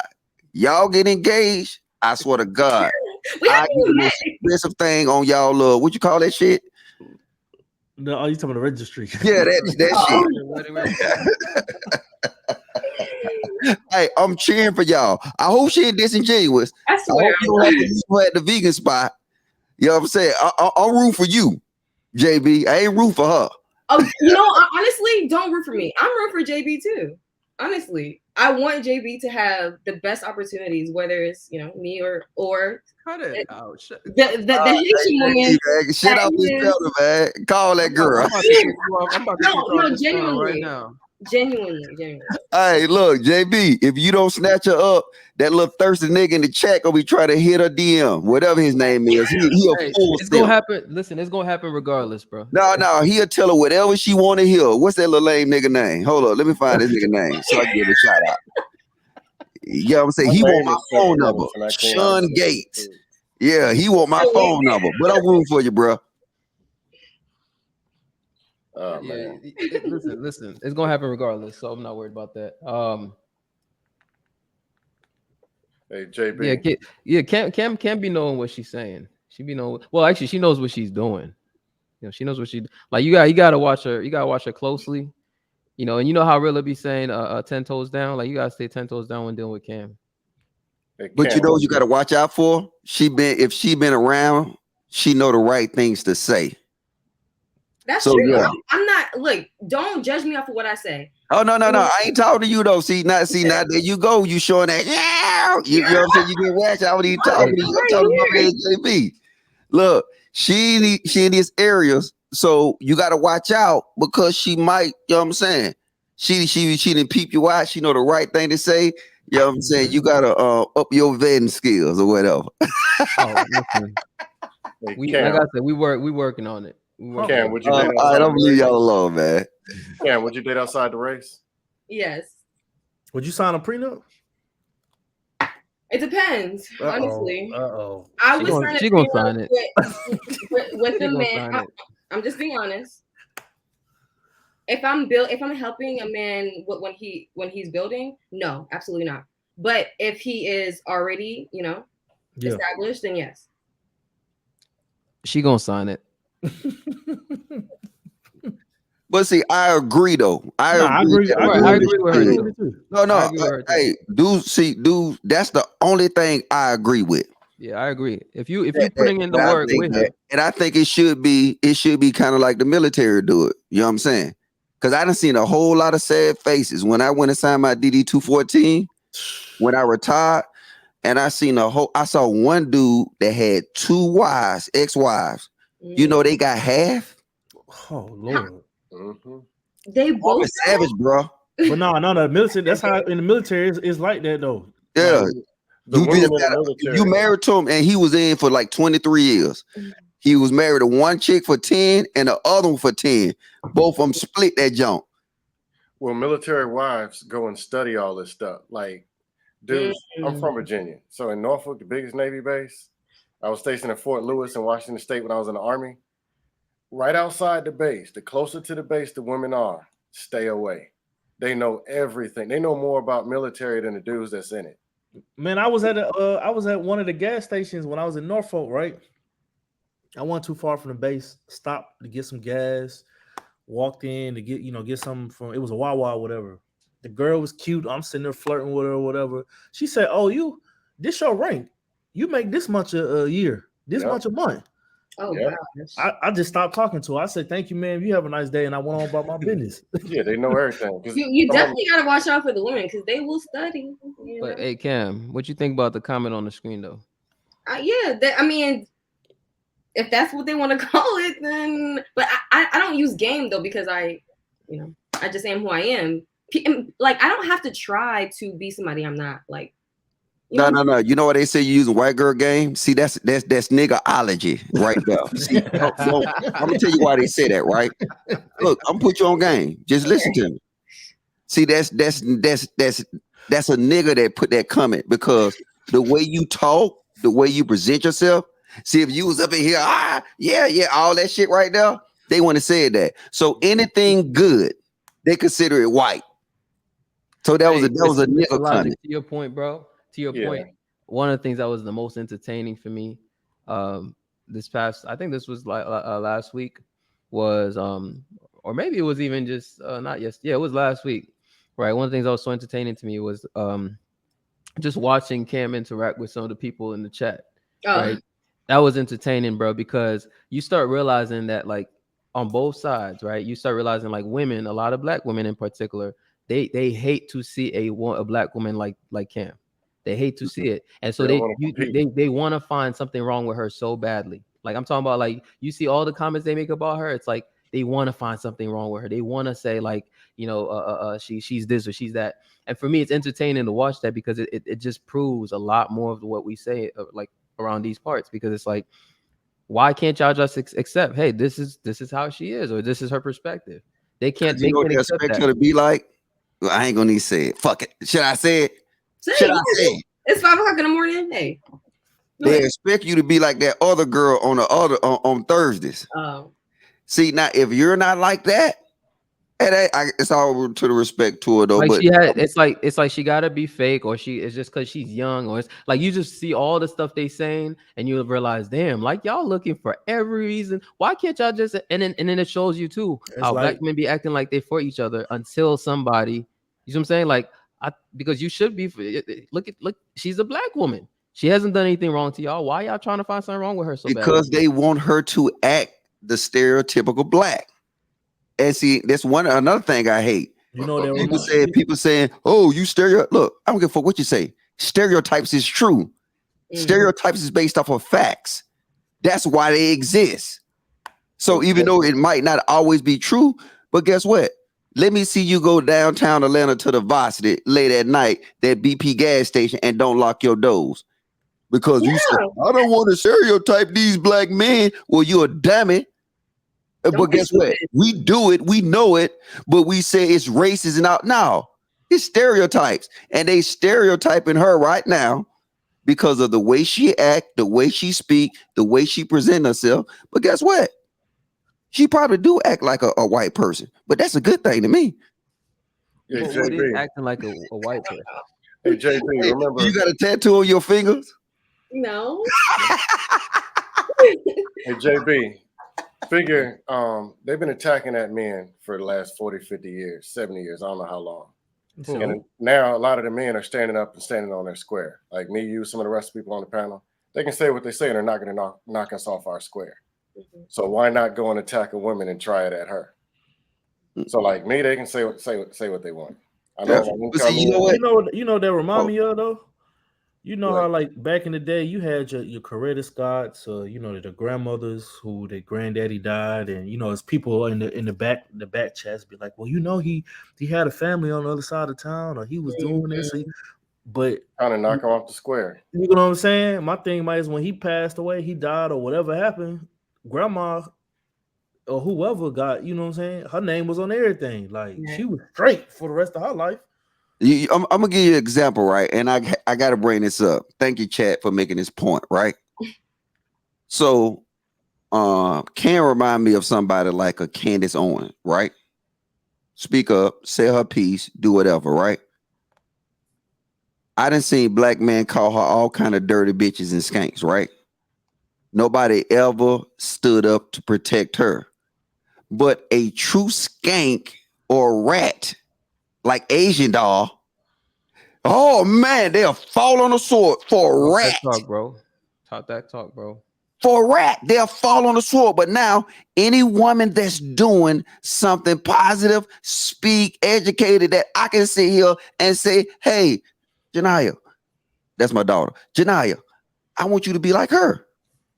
Right? Dude, simps outnumber us 3-1. There's a factory on the other. The culture, they got a factory over there. That's what the kids are. The women and kids, they breeding the simps. And a lot of us over here, I'm single and childless. Yeah, but see, again, Mr. Panderson, right? What I'm saying is that at least on the male side, we can, again, I personally hate the whole. I'm standing on my square, just like at least on the male side, we can. For me, what I find fascinating is how all the stuff that these black men talk about, all of it goes out the window when they run across a woman like that.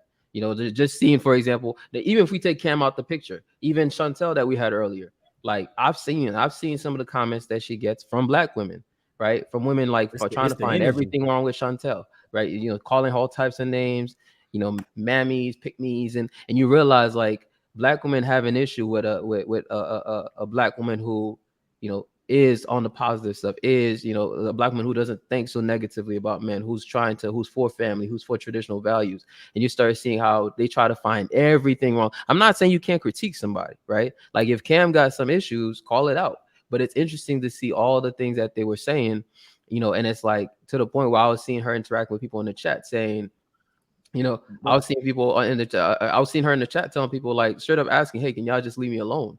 You know what I'm saying? But And I it's feel like like Hey, look, to and see I'm a gonna say black one woman. more thing, and I'm gonna Think leave about Cam this. alone. Think about this. To see a black woman get to the point where she has to ask other black women, "Can y'all leave me alone?" To me, that is both like, I don't want to say sad, but it's both interesting and entertaining at the same time because it Hey, goes no, against fuck 'em. it goes against all the Pretty things that much. they say, all Hey, the things tell that 'em, they be saying about protecting black women, and it goes against all of it. Hey, well, tell guess 'em what go ahead though? and Guess cam what? up You then. don't also hear, and I'm finna fade to the black when I say this. Mhm. Check this out. I ain't gonna hear no smoke detectors.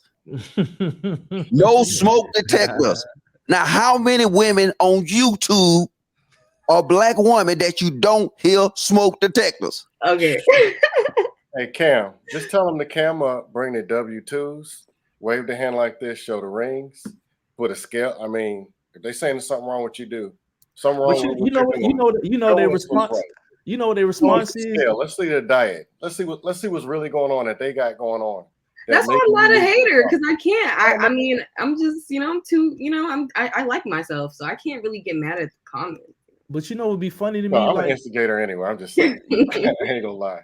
you know what would be so funny to me when you have a woman like Cam, and other women are like sitting there trying to attack him or whatever, and then you'll say, well, where's your boyfriend or your husband at? Or they'll say, well, just because if I was married or had a boyfriend doesn't mean that it's a healthy or a happy relationship. So you can't use that.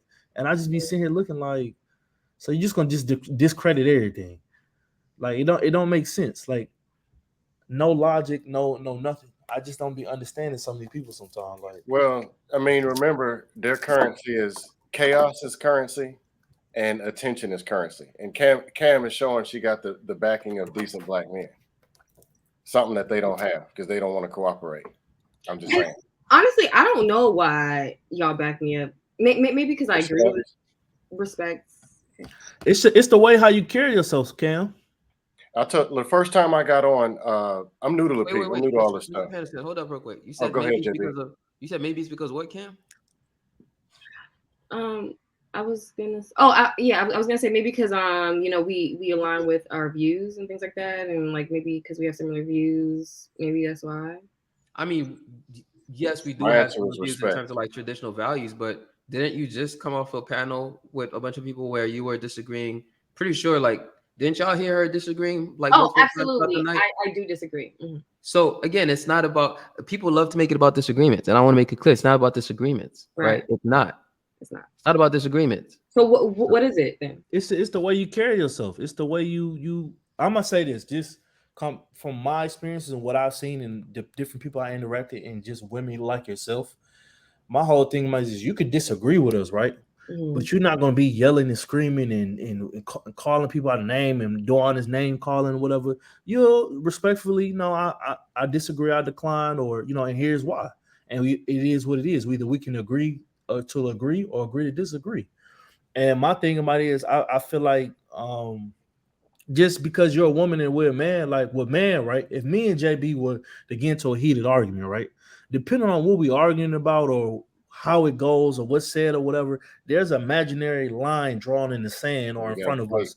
Like if JB crossed this, it's not even necessarily that we just have to fight, but if JB or I do anything to either one of us, somebody might have to get their head knocked off. Like that's just how it's gonna be.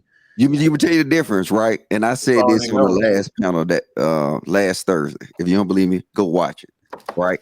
And then now look at the examples that I gave, right? Men are protectors. When they get in heated debates, guess what we talk with? Our hands.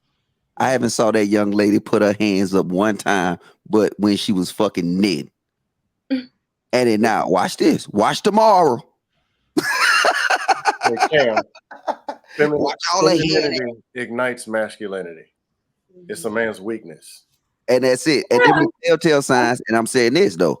I ain't trying to disrespect no woman, but I'm saying if we see something good and it's working, then adapt it. Right. I don't give a fuck if a Korean do it or a Chinaman do it or whoever do it. If something good and it works, that's an old saying that, you know what? Why recreate the blueprint? Just take the blueprint. We trying to recreate the blueprint for the black community when all we got to do is open our eyes and look around. The blueprint is out there, but guess what? Folks don't want to pay attention to the blueprint. We want to sit here, and you don't believe me? Go look at all the Instagram lives and anything that you see. Go to another YouTube channel right now, and you'll see when any woman get into the debate or anything, or anytime she disagree, she start using her hands because it's ratchet. Don't use your I hands. did use my hands today. Did I not? Did I? I ain't see you did start wagging your finger a little bit. You know, you did start wagging your finger. Oh yeah, because I had numbers I want to use. That's why. That's cap. You were wagging your fingers. You Yeah, turned it. You tried. Listen, you tried. this. You tried it. You tried it. You tried that seamless, transition. But I caught you're you. right, JB. I did. Hey Cam, I caught you. all people are held accountable. So if you go turn modern feminist, you know it's open season, right? Mm-hmm. Oh, Jedi Mike, let him in, man. I ain't never been on a panel with him, man. That's my man. Hey, Jedi. I was just about to. I thought you were asleep. Hey, look, I want to say something to him. I ain't never been on a panel with him, man. I was asleep. You slept and we still up. Yeah. Well, how you doing, man? I'm Mr. Logic. Yeah. Well, So, yo, hey, yeah. hey, First you of all, run marathons, don't you? You don't want to call about me being a pastor and all this stuff. I'm praying women's draws off. This mess. I'm like, what? Do whatever work, bro. If you find it work, teach me, and I got it. But you answer my question. Do you run, don't it? Excuse me? Do you run? Yes, sir. Yeah. Yeah, I can tell. Your energy, I can tell. Oh, like you you what? Hey, you from Africa? Nigerian, sir. Nigeria. I'm Okay. born here. Yeah, I can tell, man. My partner from Abidjan here running food. Look, I know some goddamn Abidjan. Y'all, look, watch this. Do anybody speak French? JB does. You do? All right, what I'm saying, JB. Ready? Mm-hmm. Hey, Suni Wangu Wamsi Wawa Mi Lele. That was not French. That is French. Say that again? Yes, that's Ivory Coast. It's French. It's a French song. That's the only thing I learned when I went to one more Abidjan. time. Are you sure you're saying the right thing? Because that was yes, I didn't heard it. I didn't hear it. It's a French song, man. How you gonna tell me? Say it one more time. Say it one more time. I ain't gonna say it again, man. Fuck all that shit. Look, I'm telling you, it's French, man. I spent a good amount of time in Abidjan. Do it. Say it one more time. Go ahead. All right, let me think of that though. All right, what about this? Il a fait pour moi. Yeah, Eli Fair. You said Eli Fair. He did something. Yeah. No, he has done for me. Eli Fair what? Eli Fair what? What did you say? How to say he has done for me. Eli Fair pour moi. I don't know, man. It's been a long time. That's correct. I told you that. Look, man, nigga, I'm cultured, man. Don't play with me, bro. No, I thought you were saying Eli, like he did something and you didn't. You skipped over this. Oh yeah, I ain't finished. Yeah. Look, man, I just know a little bit, man. I'm cultured, bro. You know what I'm saying? Y'all got some big ass shrimps. If you never been to Abidjan, people take your ass Abidjan. They got shrimps that's bigger than your motherfucking fist. So you were in Cote d'Ivoire. Cote d'Ivoire, yeah. Okay, all right. Yeah, I'm well trapper, man. My damn, hey, I'm telling you, my damn passport look like these motherfucking food stamp cards. All kind of stamps. All right, JB, you speak Spanish? JB, you speak Spanish? Say that again. I do not speak Spanish, but I feel like I've been around Spanish folks, like Hispanic folks, enough that I be catching a lot. Why didn't Janae didn't show up? Then came up. I be catching a lot of Spanish. Yeah, like if you speak Spanish around me, I'll understand some of it because I go to a Hispanic church, so I'm around a lot of Hispanic people all the time. But I don't speak Spanish, no. Cool.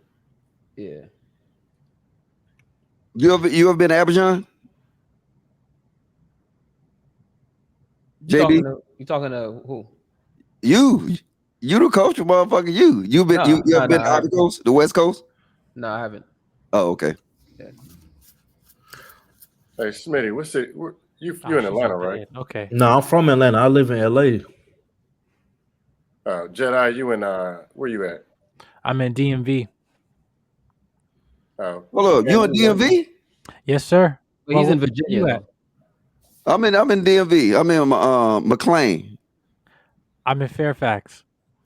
You right down the street, man. I go down there to Costco. Yeah. Yeah. Shit, look at her. Hey, Yeah. hey, big Jedi Mike finna go to the strip club. We going to the stadium. Listen, you're not about to corrupt Jedi, man. He's Hey Cam, you from the West Coast somewhere? Yeah, she, The West Coast? no, she's in the East No, Coast. she said she's in Maryland. Yeah, I'm Maryland. Oh, right around the corner. But she's not from Maryland though. I'm not from Maryland, no. where you from? I'm originally from New York. I was raised in South Florida. Yeah. I was born in San Diego, and I moved down to Virginia when I was 2. My dad was Navy, so. But I did live in LA, wherever you're estimating. Oh, for real? It's cool out here. I wanna live out the country again because these fools over here, man. I wouldn't live out there unless there was a reason. Like my my grandmother has land in Liberia, so I want to go over there and build. Okay. Yeah. Y'all listen to Go-Go? Yes. I love go-go. I actually really like go-go gospel music. That's really Go-Go gospel? That's really yes. I like the old Go-Go. No, Mr. Backyard, TCB. Hey, what other languages do 2000s people on here? Go-Go. What other languages do people on here speak? I'm curious. Like everybody on the Pero panel. habla español si necesitas. Okay. Pero yo What tengo about un acento como un gringo. what about you, Jedi? He said he speaks Spanish all day. Wait, Jedi. Jedi, Your fam is from Nigeria. Like, what are you guys like? What is it like, Yoruba, or like what's? You talking about the language or the religion? Yoruba. I'm talking about like tribe. Igbo. You Igbo, okay? I'm part Jamaican. Like, do you speak any other language? They also got some Ghanaians in me as well. So it's like but more dominant is Nigerian though. So yeah. I speak a little bit of Korean. But I can't speak treat though. I can't. I try. I'm learning. I'm trying to learn, but I'm like That's crazy. The people you meet. You got 2 people that's in the DMV area and JB. JB, you coming to the DMV area, ain't it? I just moved. I'm actually. You know what? No comment. No comment. I was about to say something, but no comment. I just moved comment. from College Park. I just moved from College Park, Maryland in October. I ain't never going back. I was trying to move out there because of my job, but it's just too expensive. I'm not trying to live out there. I hate Maryland. I hate Virginia, and I hate DC. I ain't never going back. What did she say? Too expensive? Well, for me, because I'm the broke part of the broken destiny. No, I'm saying what you said. Maryland too expensive? College Park is too expensive. College Park, Georgia? No. She talking about Maryland. Aren't you in okay. I don't even know where that's at. I don't even really go. Like I pass all that part of Maryland and just go to Baltimore. I can tell you, I actually don't even live in the area. I live in Baltimore, so I could you live in Baltimore? Yeah. Baltimore. Oh. I could tell you. Take a drive. Hey, JB, everything I said, take that shit back, man. I'm not from here. Okay, I just live here. No, look, she used on anything to fight, man. Like Baltimore, hellhole. They can't even keep their roads fixed, man. Every time you drive on that highway, shit is worse than New York. How you gonna have a pothole on 95? I got a pothole on 95. They got potholes on 95, and you got to pay a toll. So I'm like, what the hell? Baltimore is the Thriller video at nighttime, and most of the meth heads be white. I'm just kidding. It really looked like how it was on The Wire. No, Worse. Come on. All right, come on. Let's not create this narrow view of The Wire and It's 100 times worse than Hawaii. Trust me, Hawaii. No. I said The Wire. I said The Wire. Oh, I thought you said Hawaii because Hawaii got some fucked up roads too. I've been in Hawaii. Babylon. Bruh, trust me, it's dirty. The potholes everywhere. Don't nobody care about nothing. It's like, man. Come on. Yes, you got to go to like. Don't live here. You got to get to like Townsend or something. That's where Yeah, don't say where you live. You got to get to like Townsend and White Marsh. I mean, Mr. Logic, hold up. Don't live there, so Mr. Logic, you saying all that? You saying all that? But I mean, even Atlanta, bro. Like all these potholes in Atlanta. It's no different to me. But people Bro, always bro, talk if you think bad potholes in about. Atlanta, go to Baltimore. Well, people Go to always talk Detroit. bad about Baltimore, and you're right, Mr. Logic, because we got issues, but it's not Bro, the like worst I in don't the know, world. man. I mean, It's actually I'd have to experience it because like even I mean the I amount would of say times it that depend on like what part of Atlanta the you amount in. of times that I damn near died for on my motorcycle off these potholes, bro. Like I mean, No, the potholes are bad out here. the I can't lie. potholes in Atlanta, bro, they crazy because they just out of nowhere. Atlanta, but see, Atlanta, the potholes, you only see the potholes on a highway, southwest Atlanta. Yeah, what I'm saying, it depends on where you at in Atlanta. Yeah, Nah, like even 166 or something like that. That Nah, what you see. even in some, I mean, because I used to live in Brookhaven, right? And that's I mean, Oh, I know Brookhaven. yeah, I used to live Brookhaven, in Shanley? yeah, I used to live in Brookhaven, and On a highway though. I'm talking about the highway. I stayed Like in imagine Midtown. going 70, 75, and then you just hit a massive pothole. Like you don't see that. It's unheard of. Besides like New York and Brooklyn. It's unheard of. Baltimore highways is a pot. I mean, man, I'm telling you, bro. It's nothing like that in Atlanta. fair I enough, stayed but in I mean, there's Atlanta. enough potholes on the like just residential streets that I don't know. To me, it's still it's no different, bro. Like the amount of times that I almost died, bro, on my motorcycle, like it's. I mean, you just and the thing is, you don't realize it after you until after you fall into it, bro. So Yo, Logic, you say you're from East Lake, like over there past the stadium, like by Grove Park over there? Nah, I used to live in I bounced all over. I used to live in Pool Creek in the Southwest, like when I was younger, elementary school. So middle school, high school, I was right there, East Lake Meadows, right there, like off of Glenwood I don't know where Glenwood is. and Second Avenue. I know where the street East Lake is. That boy was Yeah. he So was in the over there, trenches. they tore it down now. It's He like was in the trenches. it's some nice ass houses now. It used to be some projects, and then now, my mom moved over there in West End, not West End, West Lake. So West Lake area over there, like Chapel Road, Martin Luther King. So yeah, so I didn't live all over Atlanta besides the north. I was only there like a year and a half, 2018 to 2020. I was in Midtown. Yeah, I did get. No, I just wanted to answer this. I sold my MT-07. Oh, you did? I sold but I still got my Harley. I'm trying to sell my Harley right now. So, yeah, I'm trying to sell my Harley right now. But I did sell my MT-07. See, I can't get no motorcycle, man. I drank too much. So you know what I'm saying? Shit, y'all see me on the news. You know, I can't do that. I got to be on 4 wheels. No, you don't even need to be on no wheels drinking. Ooh. That's a good point. That's an excellent point. Dude, I don't drink. No, I ain't look drinking at Cam. Look at Cam in the comment. You the police here? No, man. Look, I don't drink and drive, man. Look at Cam in the comments, but you know, Right, they didn't That's a motto out here. No, look, it's a bar on the top floor on the roof of my building. So yeah, I really don't got to go nowhere to drink no more. And then pretty much in this area, everything is like, you know what I'm saying, it's walking distance. I don't know, like if you know the Townsend, McLean area, you know, you just walk everywhere. So yeah, I don't need to drink and drive no more. Wait, Them so days over. can we talk in the private chat? The who? The private chat. What the fuck is that? The private chat? You're on StreamYard, ain't you? Never mind. Oh, yeah. The back chat. Yeah, Jedi, okay. Jedi, the answer is no, Jedi.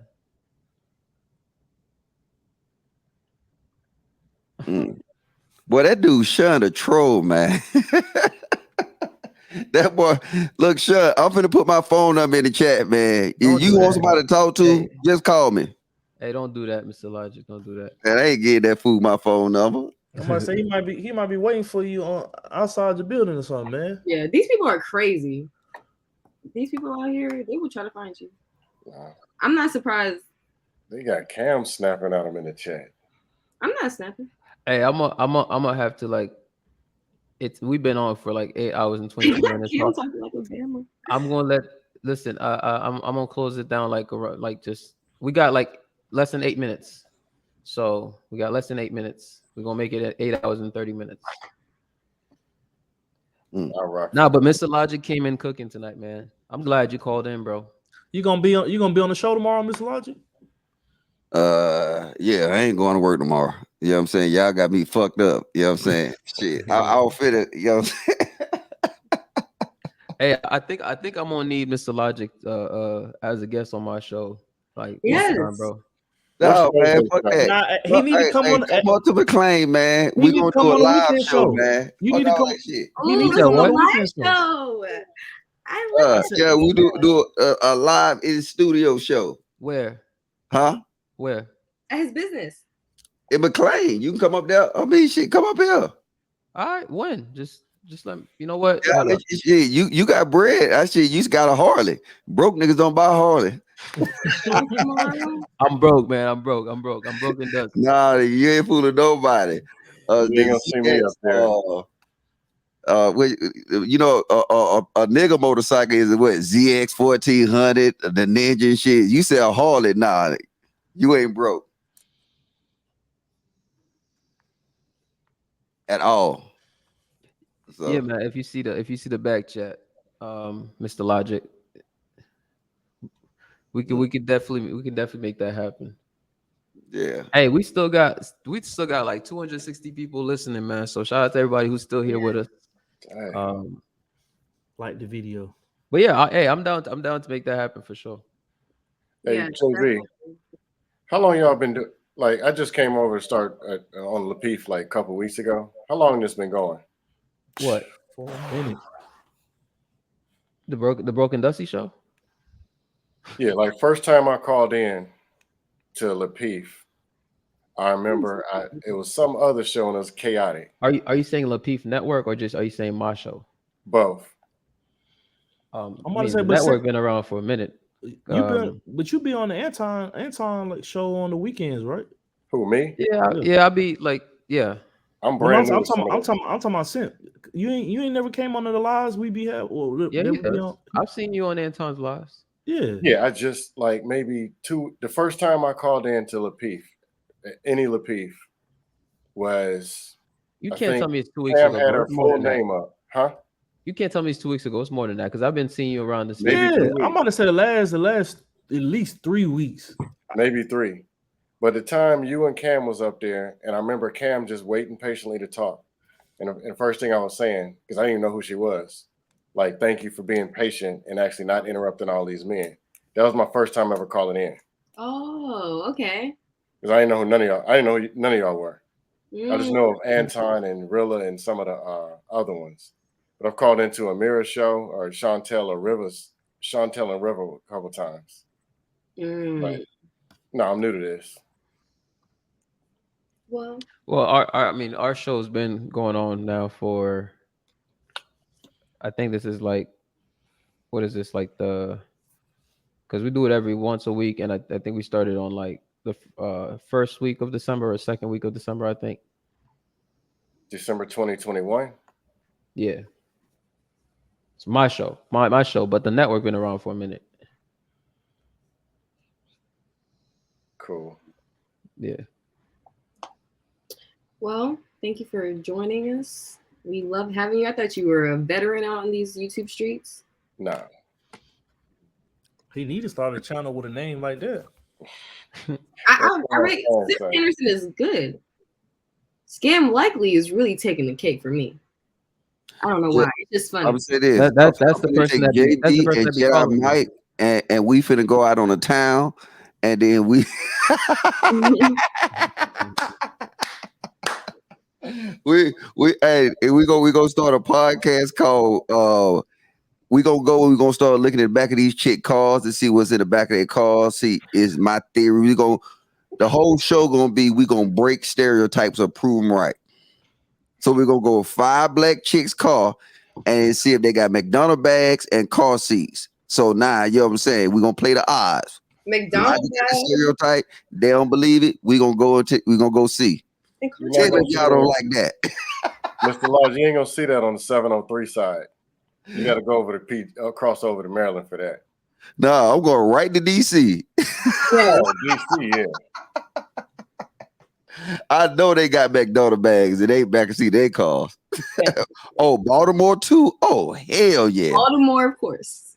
I'm telling Not you. me though. We're gonna go to the gas stations in downtown Baltimore, and we're gonna see we're gonna look for the pickles, and they're gonna be sold out. You know what's funny though, because I'm not even gonna try to front off of what you're saying, because I literally I don't even go to like regular gas. I try to only go to Wawa, because I don't know, I just don't appreciate certain things about the city, but it's cool. Wawa got good food. See, we don't really have that like nowhere else where you know what I'm saying. If you never been to Wawa, y'all need to go to Wawa. Oh no, I remember the first time going to Wawa when I was in Virginia. I'm like, man, what is this? This is Yeah, crazy. you can order some shit. They had all kind of crazy shit. Yeah, you salute the Wawas, man. I appreciate Wawas. That's the only good thing going over that bridge. Shout out to Wealth Engineering. I'm happy that you can actually listen to me and not be triggered. I appreciate that. Hey, Cam, question. Yes. It's like they was going through the number one thing that just makes them consider a chick red. My number one red flag is gray weave. That's automatic X for me. What's your number one thing if a dude comes Did you up? say gray weave? Gray, silver, whatever. I'm like, Yes, he did. 26, Women do this. Weave looking 66. Now, bruh, that's disrespectful to a black woman. You got to call it right. It's called platinum. That's blonde though. The Once gray you're washing is the like a dishes with new it. thing where like women, I don't know.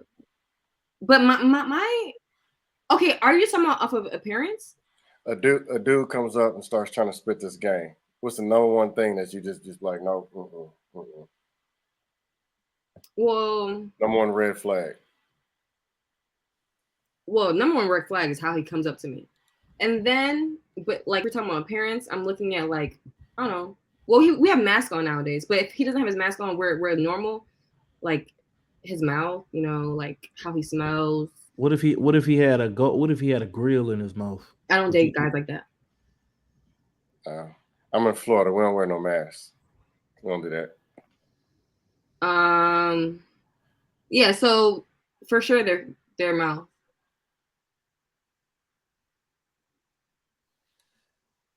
Hey Cam, I tested having grills, right? Yes, you told me this story. What about have you nose seen them? rings? Did I show you?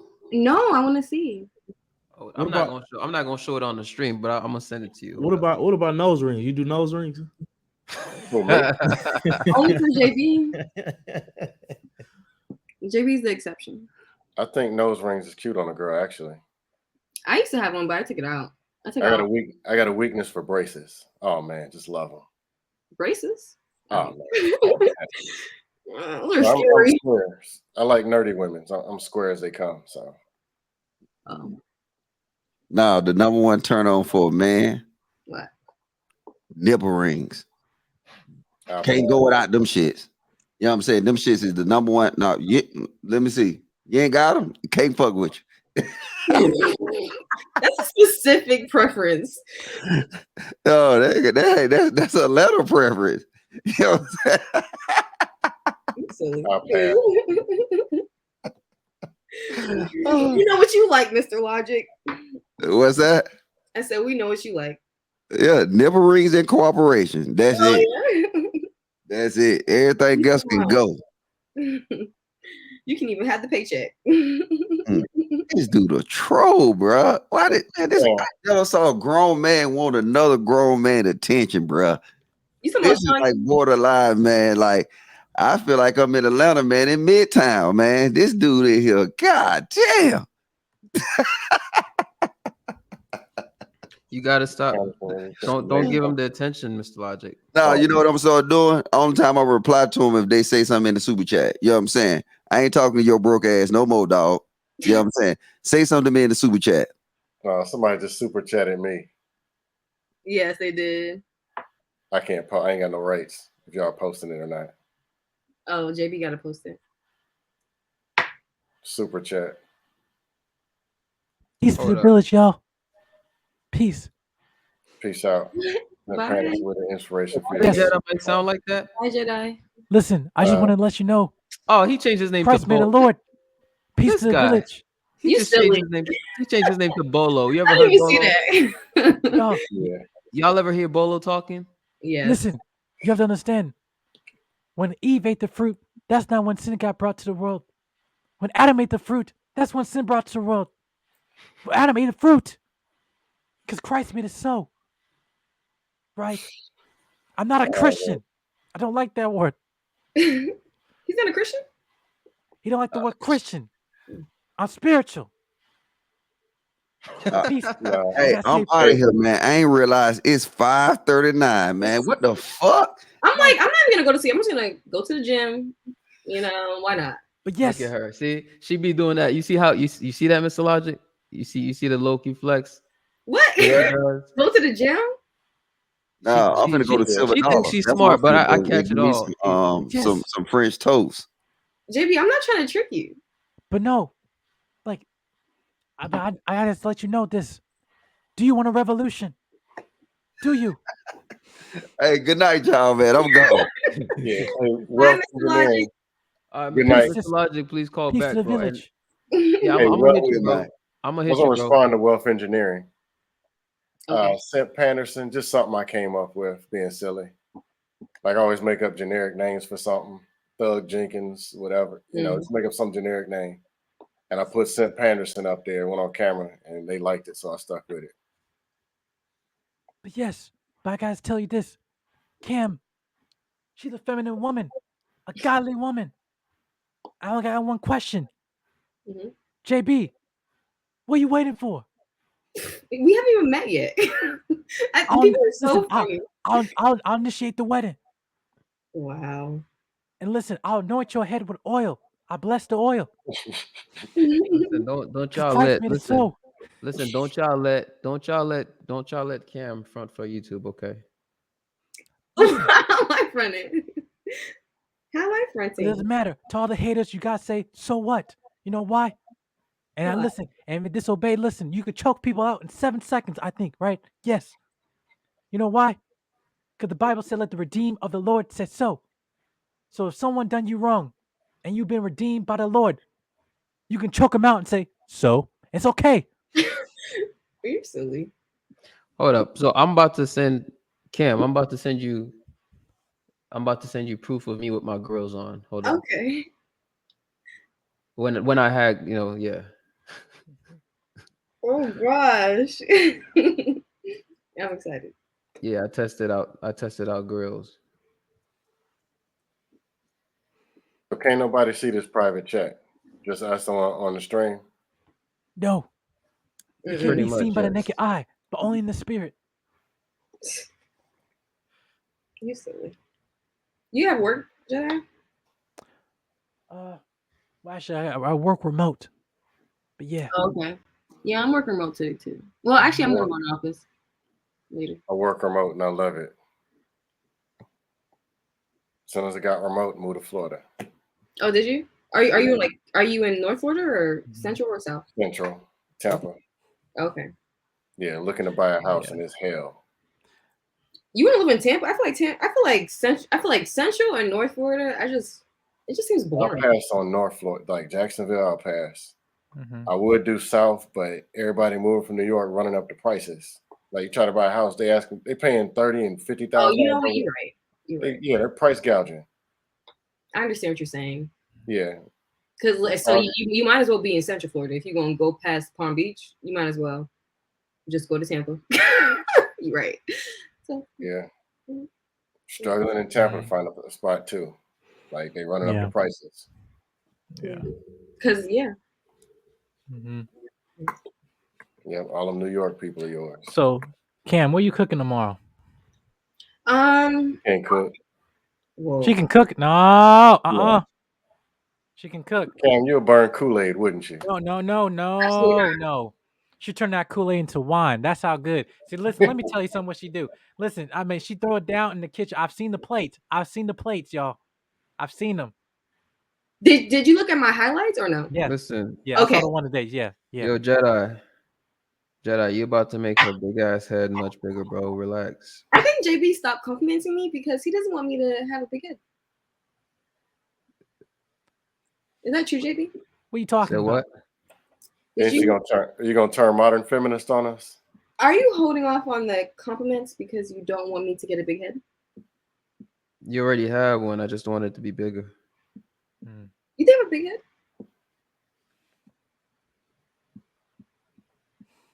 I said what I said. I said what I said, Cam. I think you heard me clearly, right?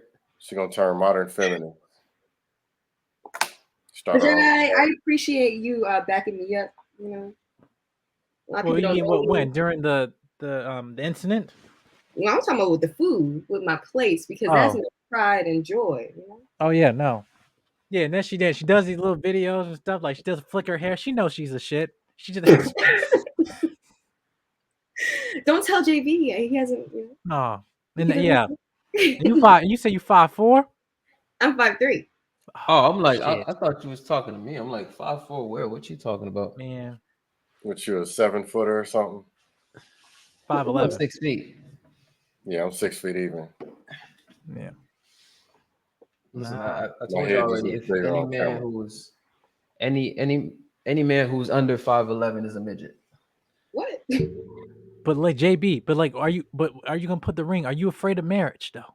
TLA. Like, listen, what am I talking about, guys? Listen, it's the court system, right? See, and you have to understand, because when we get these situations, we gotta talk about the investigation, right? Right. Yes. So listen, I'm gonna let you know, I've been an attorney for over 25 years, right? I'm also a guardian ad litem, which is one of the highest certifications you can get in the state of Georgia. Right. First of all, shout out to Where's Super your Chats, y'all. headphones? What? Where's your headphones? Oh, no, I got the things on. Yeah. Yeah, I got this too. Yeah. Now he be on I'm that too. from Well, we Virginia. got Mike as well, you know. Lead attorney here. Hope you guys are doing well. But shout out to the chat, y'all.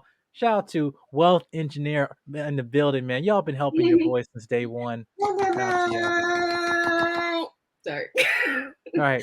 I really like lead attorney. That's like one of my Right. favorite. Right. Yeah. So if somebody put, Sim Panderson's YouTube channel link in the chat, y'all been helping out your boy. Yeah. Hey, so Cam. Yes. What's up with the hesitation on the prenup? Well, I thought you agreed with me. With the men that I, if I choose to build with a man, I'm not saying a prenup.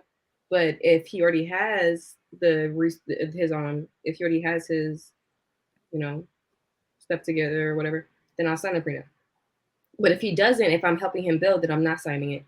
But if he already built before he got with me, then I will sign it. Hey Cam. So you're not signing the prenup? Did that like She gonna sign it, bro. With like you're not JB, signing the prenup? Are She gonna sign it, bro. Are you asking me specifically with Jonathan? Answer the question. Don't worry about it. Don't worry about it.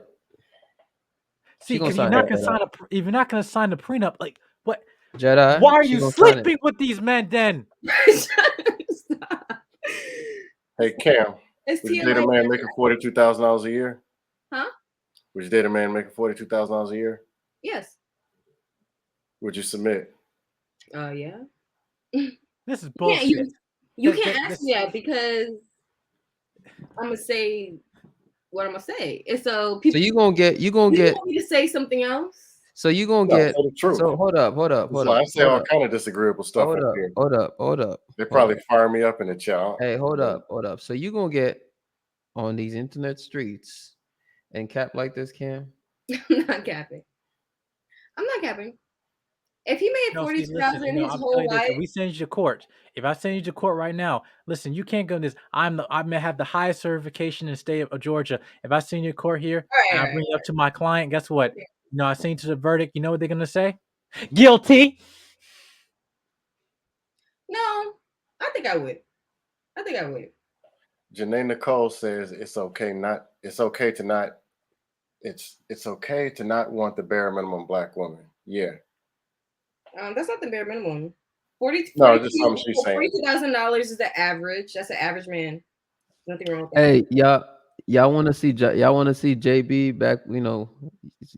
Some years back, in my full Pookie energy with my locks at the script club. Wait, I thought you were gonna send it to me only. No, this one's not the one with the grills. Oh, But y'all want to see this? yes. I don't even know if this is a good idea, but hey, this was Posting it to me and my everybody. full. This was me and my full Pookie energy in my in my section at the script club. Okay, y'all ready? Screenshot it, guys. 1, 2, 3. I can't believe this shit right here. Oh god. Oh, you went back, Shirley? Big Shirley. That's thick Shirley to you. Oh, that's funny as hell, man. Somebody was tipping that. Well, sorry. Where am You I, know, man? you know how they feel about the light brights. This is Stop in Atlanta, bro. playing. This is in Atlanta. You know how they feel. I rebuke. I rebuke. Where are my manners? Candle of the evening. Chanel Yeah. May. You're silly. You are silly. Cologne of the evening. Dark Temptations. That's actually my favorite part of the show. So I guess Mr. Logic was right when he said we all have a little Pookie in us. Absolutely. Absolutely. Especially you. That was a limited time situation. Okay. I am not a Pookie. I always say I'm as square as they come. Always have been. I'm more than square, bro. If you square, I don't know what I am. Mm-hmm. Hold up. So Cam, how tall are you? Who they going in on the chat now? I'm 5'3". Dress size. It's a 2'4". Wait, what you mean? Well, Virginia, that was a black woman, bro. You said 2'4"? Mm-hmm. All right. I'm After usually 2. I'm usually 2, but No. You can't overtalk me. You can't overtalk me, ma'am. See, that's that bullshit. See, that's the problem, you modern women. You don't know when to no shut up and listen. That's the problem, right? All right. Don't. This your final warning, ma'am. All right, ma'am. So after you're pregnant, before you have children, do you want to Hey, pay y'all want to stay see? home to pay Y'all sit want to the see when I? bills? Y'all want to see when I mess with this chick who ended up like breaking my windows? She broke your windows. Yeah. What? And it wasn't even. Oh, this is. I'm not even gonna get into that story, but I'm gonna I just have show a y'all. serious question. I'm gonna just show y'all the broken windows real quick. Damn. Yeah. What'd you do? Well, she still shouldn't have acted like that. But I have a question for you, JB. What's up? Do you have women who would, let's say, how do I say this? Do you have women in your life that would try to sabotage you? And like try to come into your life? Let's say you moved on to a new woman. Do you have women that would like come into your life and try to do something? You said to a new woman. I don't have any woman. I'm an incel. Do you have any women that are trying to that would be upset if you got into a new relationship? I'm not in a relationship with anybody, so why would somebody be upset? Well, so where was that woman when you were in the bed? Like, you turned the camera with? Where's she at? Yeah, this is from years ago. This is from first of all, this is from years ago. It could be past women. That's what I'm saying. It could be exes, old exes. No, don't lie. I don't have those type of problems, man. Like I said, I'm an incel. That's what the internet had told me, that I'm an incel. Okay, so I found that out about myself, and I've accepted it. Hey, Jedi. Yes, sir. As far as the crazy women, dudes know what they're dealing with. Exactly. Fair enough. How can I say it? I hold dudes accountable too. People say I don't, but it be the dude you talk to, and they meet this girl or whatever, and then you tell her, "Hey man, she kind of crazy. Hey man, what's up with that over there?" No man, that ass, man. But look at that ass. Like, dude, don't do that, man. They know. 3 weeks later, they're crying. They got some story. Dang. You like Kodak Black? A little bit. Yeah, I'm about to say that. I'm Boom. telling y'all, like people think I was capped when I said like y'all have not seen. Did you ask that question? Do any of us have Y'all women? have not seen. Listen, y'all have not seen JB. Big Bad Bull. Shout out to Big Bad Bull. Y'all have women. No, Y'all have I not was just seen asking. JB. No, I'm out taking. here. I'm off the Whoever market. asked that question, single. I'm off the market. No, I was asking JB if he I'm had on women the, that I'm would on the market. Never mind. Everybody is really up with this, but it's 6:00 in the morning. So JB, are we gonna stay here? I'm still trying for some reason, man. I got so many. Like, I'm still trying to find that picture for you. Oh yes, I want it. Cause I didn't take that many pictures with my grills on. I never had a grill. Never had what? A grill. I thought you said never had a girl. My bad. I was like, no. You never had a what? No. Like, Sim, come on, Sim. You never had a what? No, I'm a late bloomer, but I ain't that bad. Come on, man. See, this is what I'm saying. Like, y'all letting Cam come up here and just cap for YouTube. Hold up. See this right here? Like, y'all don't understand. We way past that. Trying to get Janae Nicole in the we camera. way past that. Okay. Not a fake argument. Just for practice. We way past that. Yeah. Wait, but I'm gonna just let Cam do her thing. Don't worry. Go ahead, Cam. You know, I would love to see a live stream with. I want to see with Cam, Tamika, and Janae. That'd be, and Manny. I don't know about Janae. What's wrong with Janae? I'm not sure about Janae. Janae be, oh man. But here's the thing: it's called I'm trying to variety get for a Janae to cam reason. up now. Yeah, it's Janae, called variety Cam for a up reason. right What are you now. talking about? Cam up right now, Janae. She said she's in bed. I'm like, man. Cam up. I want smoke. What's up? I would love to see that. No. She said, I think I'm just gonna stay up at this point. They want me you to might agree as with well. everything. That's not true. That's not true. Hey, Janae, I actually play fair. That's not true, Janae. I got a lot of mouth. Why are y'all responding to this? I'm just, like, people. That's what I've been told y'all. This is the narrative. Like, you just want us to agree with you. We know it's bullshit. So why even respond to it? Yeah. Well, the reason why I question Janae is because I'm like, what are your motives? Like, why are you even here? Like, she doesn't like when men complain about their problems. So why do you want? She doesn't like when men talk.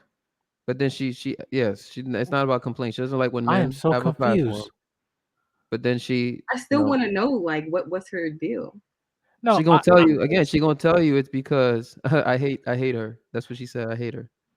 Yeah, she said JP hates drop the link. Yeah, Oh, she said drop the link. She said Oh, drop the link. say no Hey, more. Janae, I want the smoke first. What you got? Yeah, but hold on. Janae is sweet and all, but you know. No, I'm just clowning. Yeah, nah, drop the link. Don't you start backpedaling, Cam. I'm not. Stand She's your nice, ground. but that doesn't mean that she don't got. Drop the link. Uh-oh. I dropped it already. Uh-oh. There we go. Only Cam. No, excuse me. Only Janae. My bad. Only Janae. Yeah, only Janae. We don't got time for the other folks. Can we bring just one Dusty, maybe? No. Just one Dusty. One random Dusty. Two's enough. Two's enough. Bro, y'all got less than 10 minutes because we're about to reach 9 hours, and I'm gonna shut down at 9 hours. So Shut if it Janae's down. gonna hop on, she need to get her I ass want up to know. here right My name now. was dropped on the show, and I was like, well, who put my name in their mouth? What's going So on? I see somebody in the back with Janae's name, but I need her to come up because the rules still apply, Janae.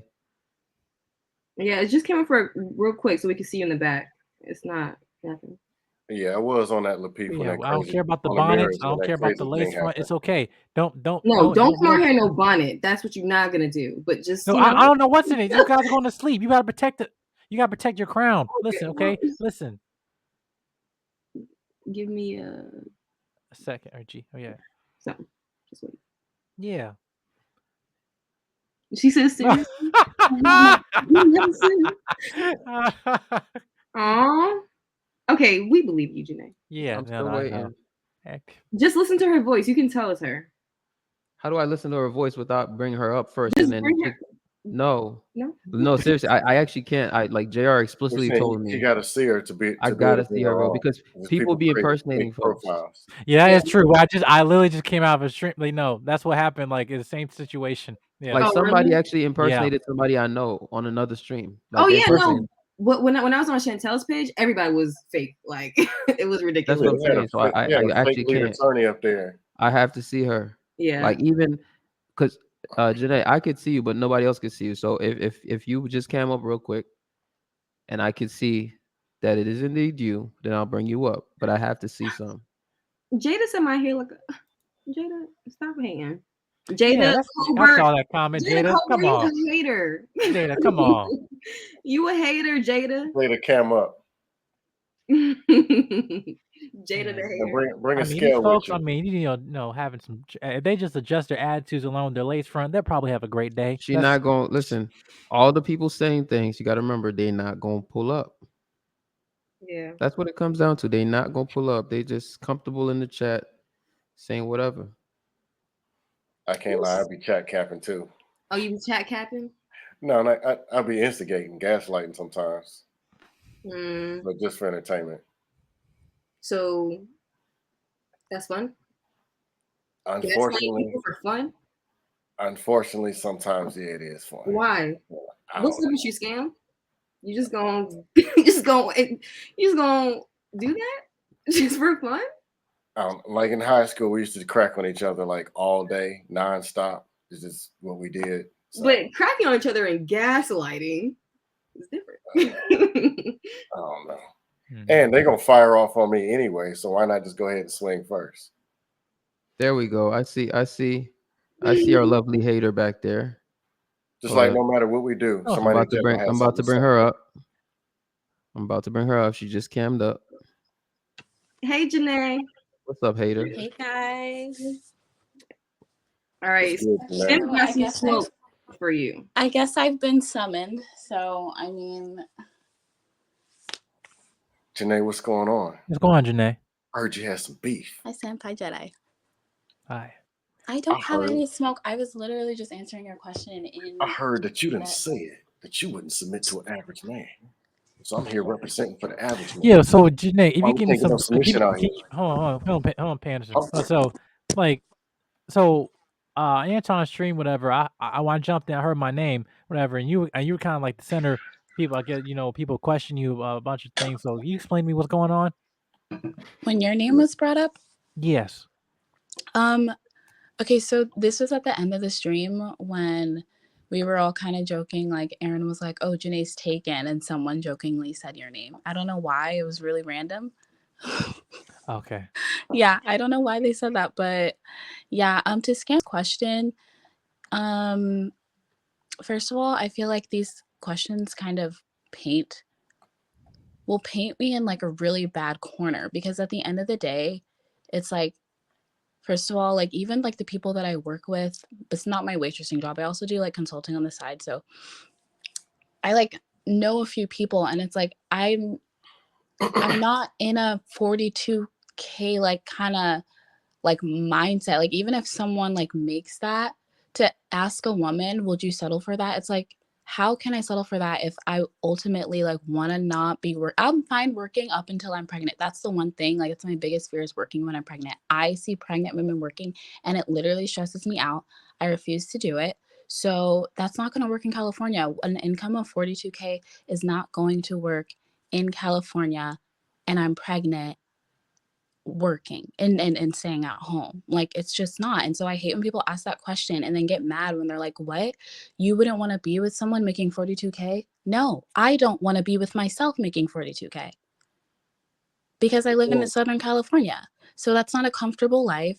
And I just don't even think it's fair to ask that question to women, especially when you guys are like, oh, well, you guys need to quit your jobs when you get married. How am I going to quit my job when my man is making 42K? That's just not even like, it's not even okay to think about, like, honestly. And plus, I explained this on Anton's podcast too. My parents, while we weren't rich, like I grew up in a very comfortable life. Like my parents took care of me tenfold. Like, I mean, we weren't rich, but I saw a lot. There was a lot of, my parents make a lot of money, like, and they're not college educated. You know what I mean? Like, it's not like I had a typical like thing like that. They just, excuse me, excuse me, we were just blessed. And so for me to like be fake and be like, oh, I would be with the man making 42K. I don't even think I would be attracted to someone for marriage for that. Like, doesn't mean he's a bad guy and money isn't the most important thing. But if you're asking me about money, that's just how I feel. So if that makes me a gold digger, I don't even know what to say, you know? No, my honest opinion, I was just clowning, but honest opinion is if you can attract a man making 42,000 a week, hey, get what you can attract. I ain't got nothing against it. Well, it's the thing is too, it's like I also have goals, right? I plan to either I'm gonna make a lot of money in my life or my husband's gonna make a lot of money in my life, you know? I have like very smart parents. I have my own things going on. I'm Like, gonna be like, but what do you I do? mean, I don't want to say too much, but I just started like kind of doing some admin consulting and marketing consulting, mostly marketing. Admin's like whatever, but I don't know. This guy like I like reached out to him. He owns this like energy company, and I like reached out to him, and surprisingly, like he's been hiring me for a lot of jobs. He's recommended me. Like he got me this other like part-time job that I've been working too for this other guy. So I don't want to say too much because I don't want to jinx it, but it's like even worse comes to worse, like my parents both have, you know what I mean? Like I'm gonna be fine. So I just hate the 42K argument because it's not even a comfortable life. I've never lived on 42K. You know what I mean? Hey, y'all, I don't I'll let one of need y'all to do this, comment. but hey guys, we're about to reach the 9 hours. I do wanna I know we're talking to our hater Janae. I also just want to, before JB, sorry to cut you off, but like JB, I'm not a hater, okay? It's just that was I have a that your like feminine voice, Janae? what do you mean? I always talk in this voice. I always am just gonna say my opinion. Like, I don't know, and maybe it's a bad habit, but Cam. I don't dislike when men say things. It's just that the other night, my point was it's very Do y'all notice annoying. how Janae how different she sounds right now? Go ahead, Janae. No, because I know I'm about to ruffle feathers. Because I ruffled feathers the other night when I said this. And so now I'm like, let me think, let me try to say it in, you know, a softer tone. Also, I'm a singer, so it's just more comfortable to talk in this tone because it's like my head voice. But anyway, you guys, it's not about me not liking men or like feeling like, oh, they can't talk. It's just that, like, can we like not be so critical of people like over and over? I don't know. Maybe because I've just consumed so much of it like in a very short span of time, like in this last year. And so at this point, I'm like, oh my God, really? Another video saying the same thing? Like, is that really all there is to discuss here? Like, I don't know. I could write novels about things that men do that I don't necessarily agree with, but Janae, unfortunately, you can't have it your way, just like we can't have it our way. Things are what they are. And the things that we're saying, they're actually true.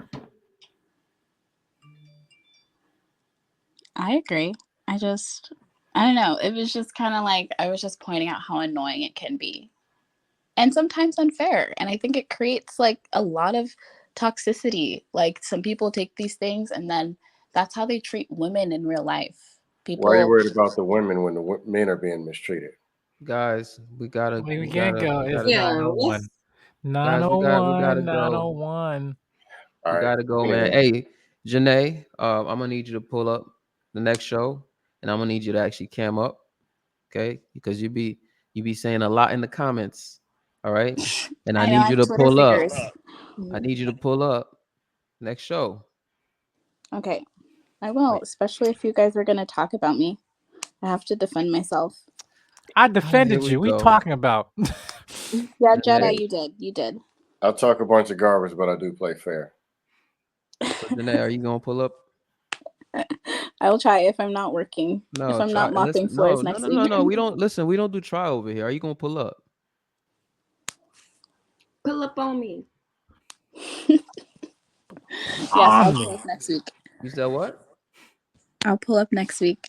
Okay, so we have witnesses, right? We have what? How many people that have witnessed her saying this? I'm Okay. writing it down. Shit. So we're gonna be holding you accountable.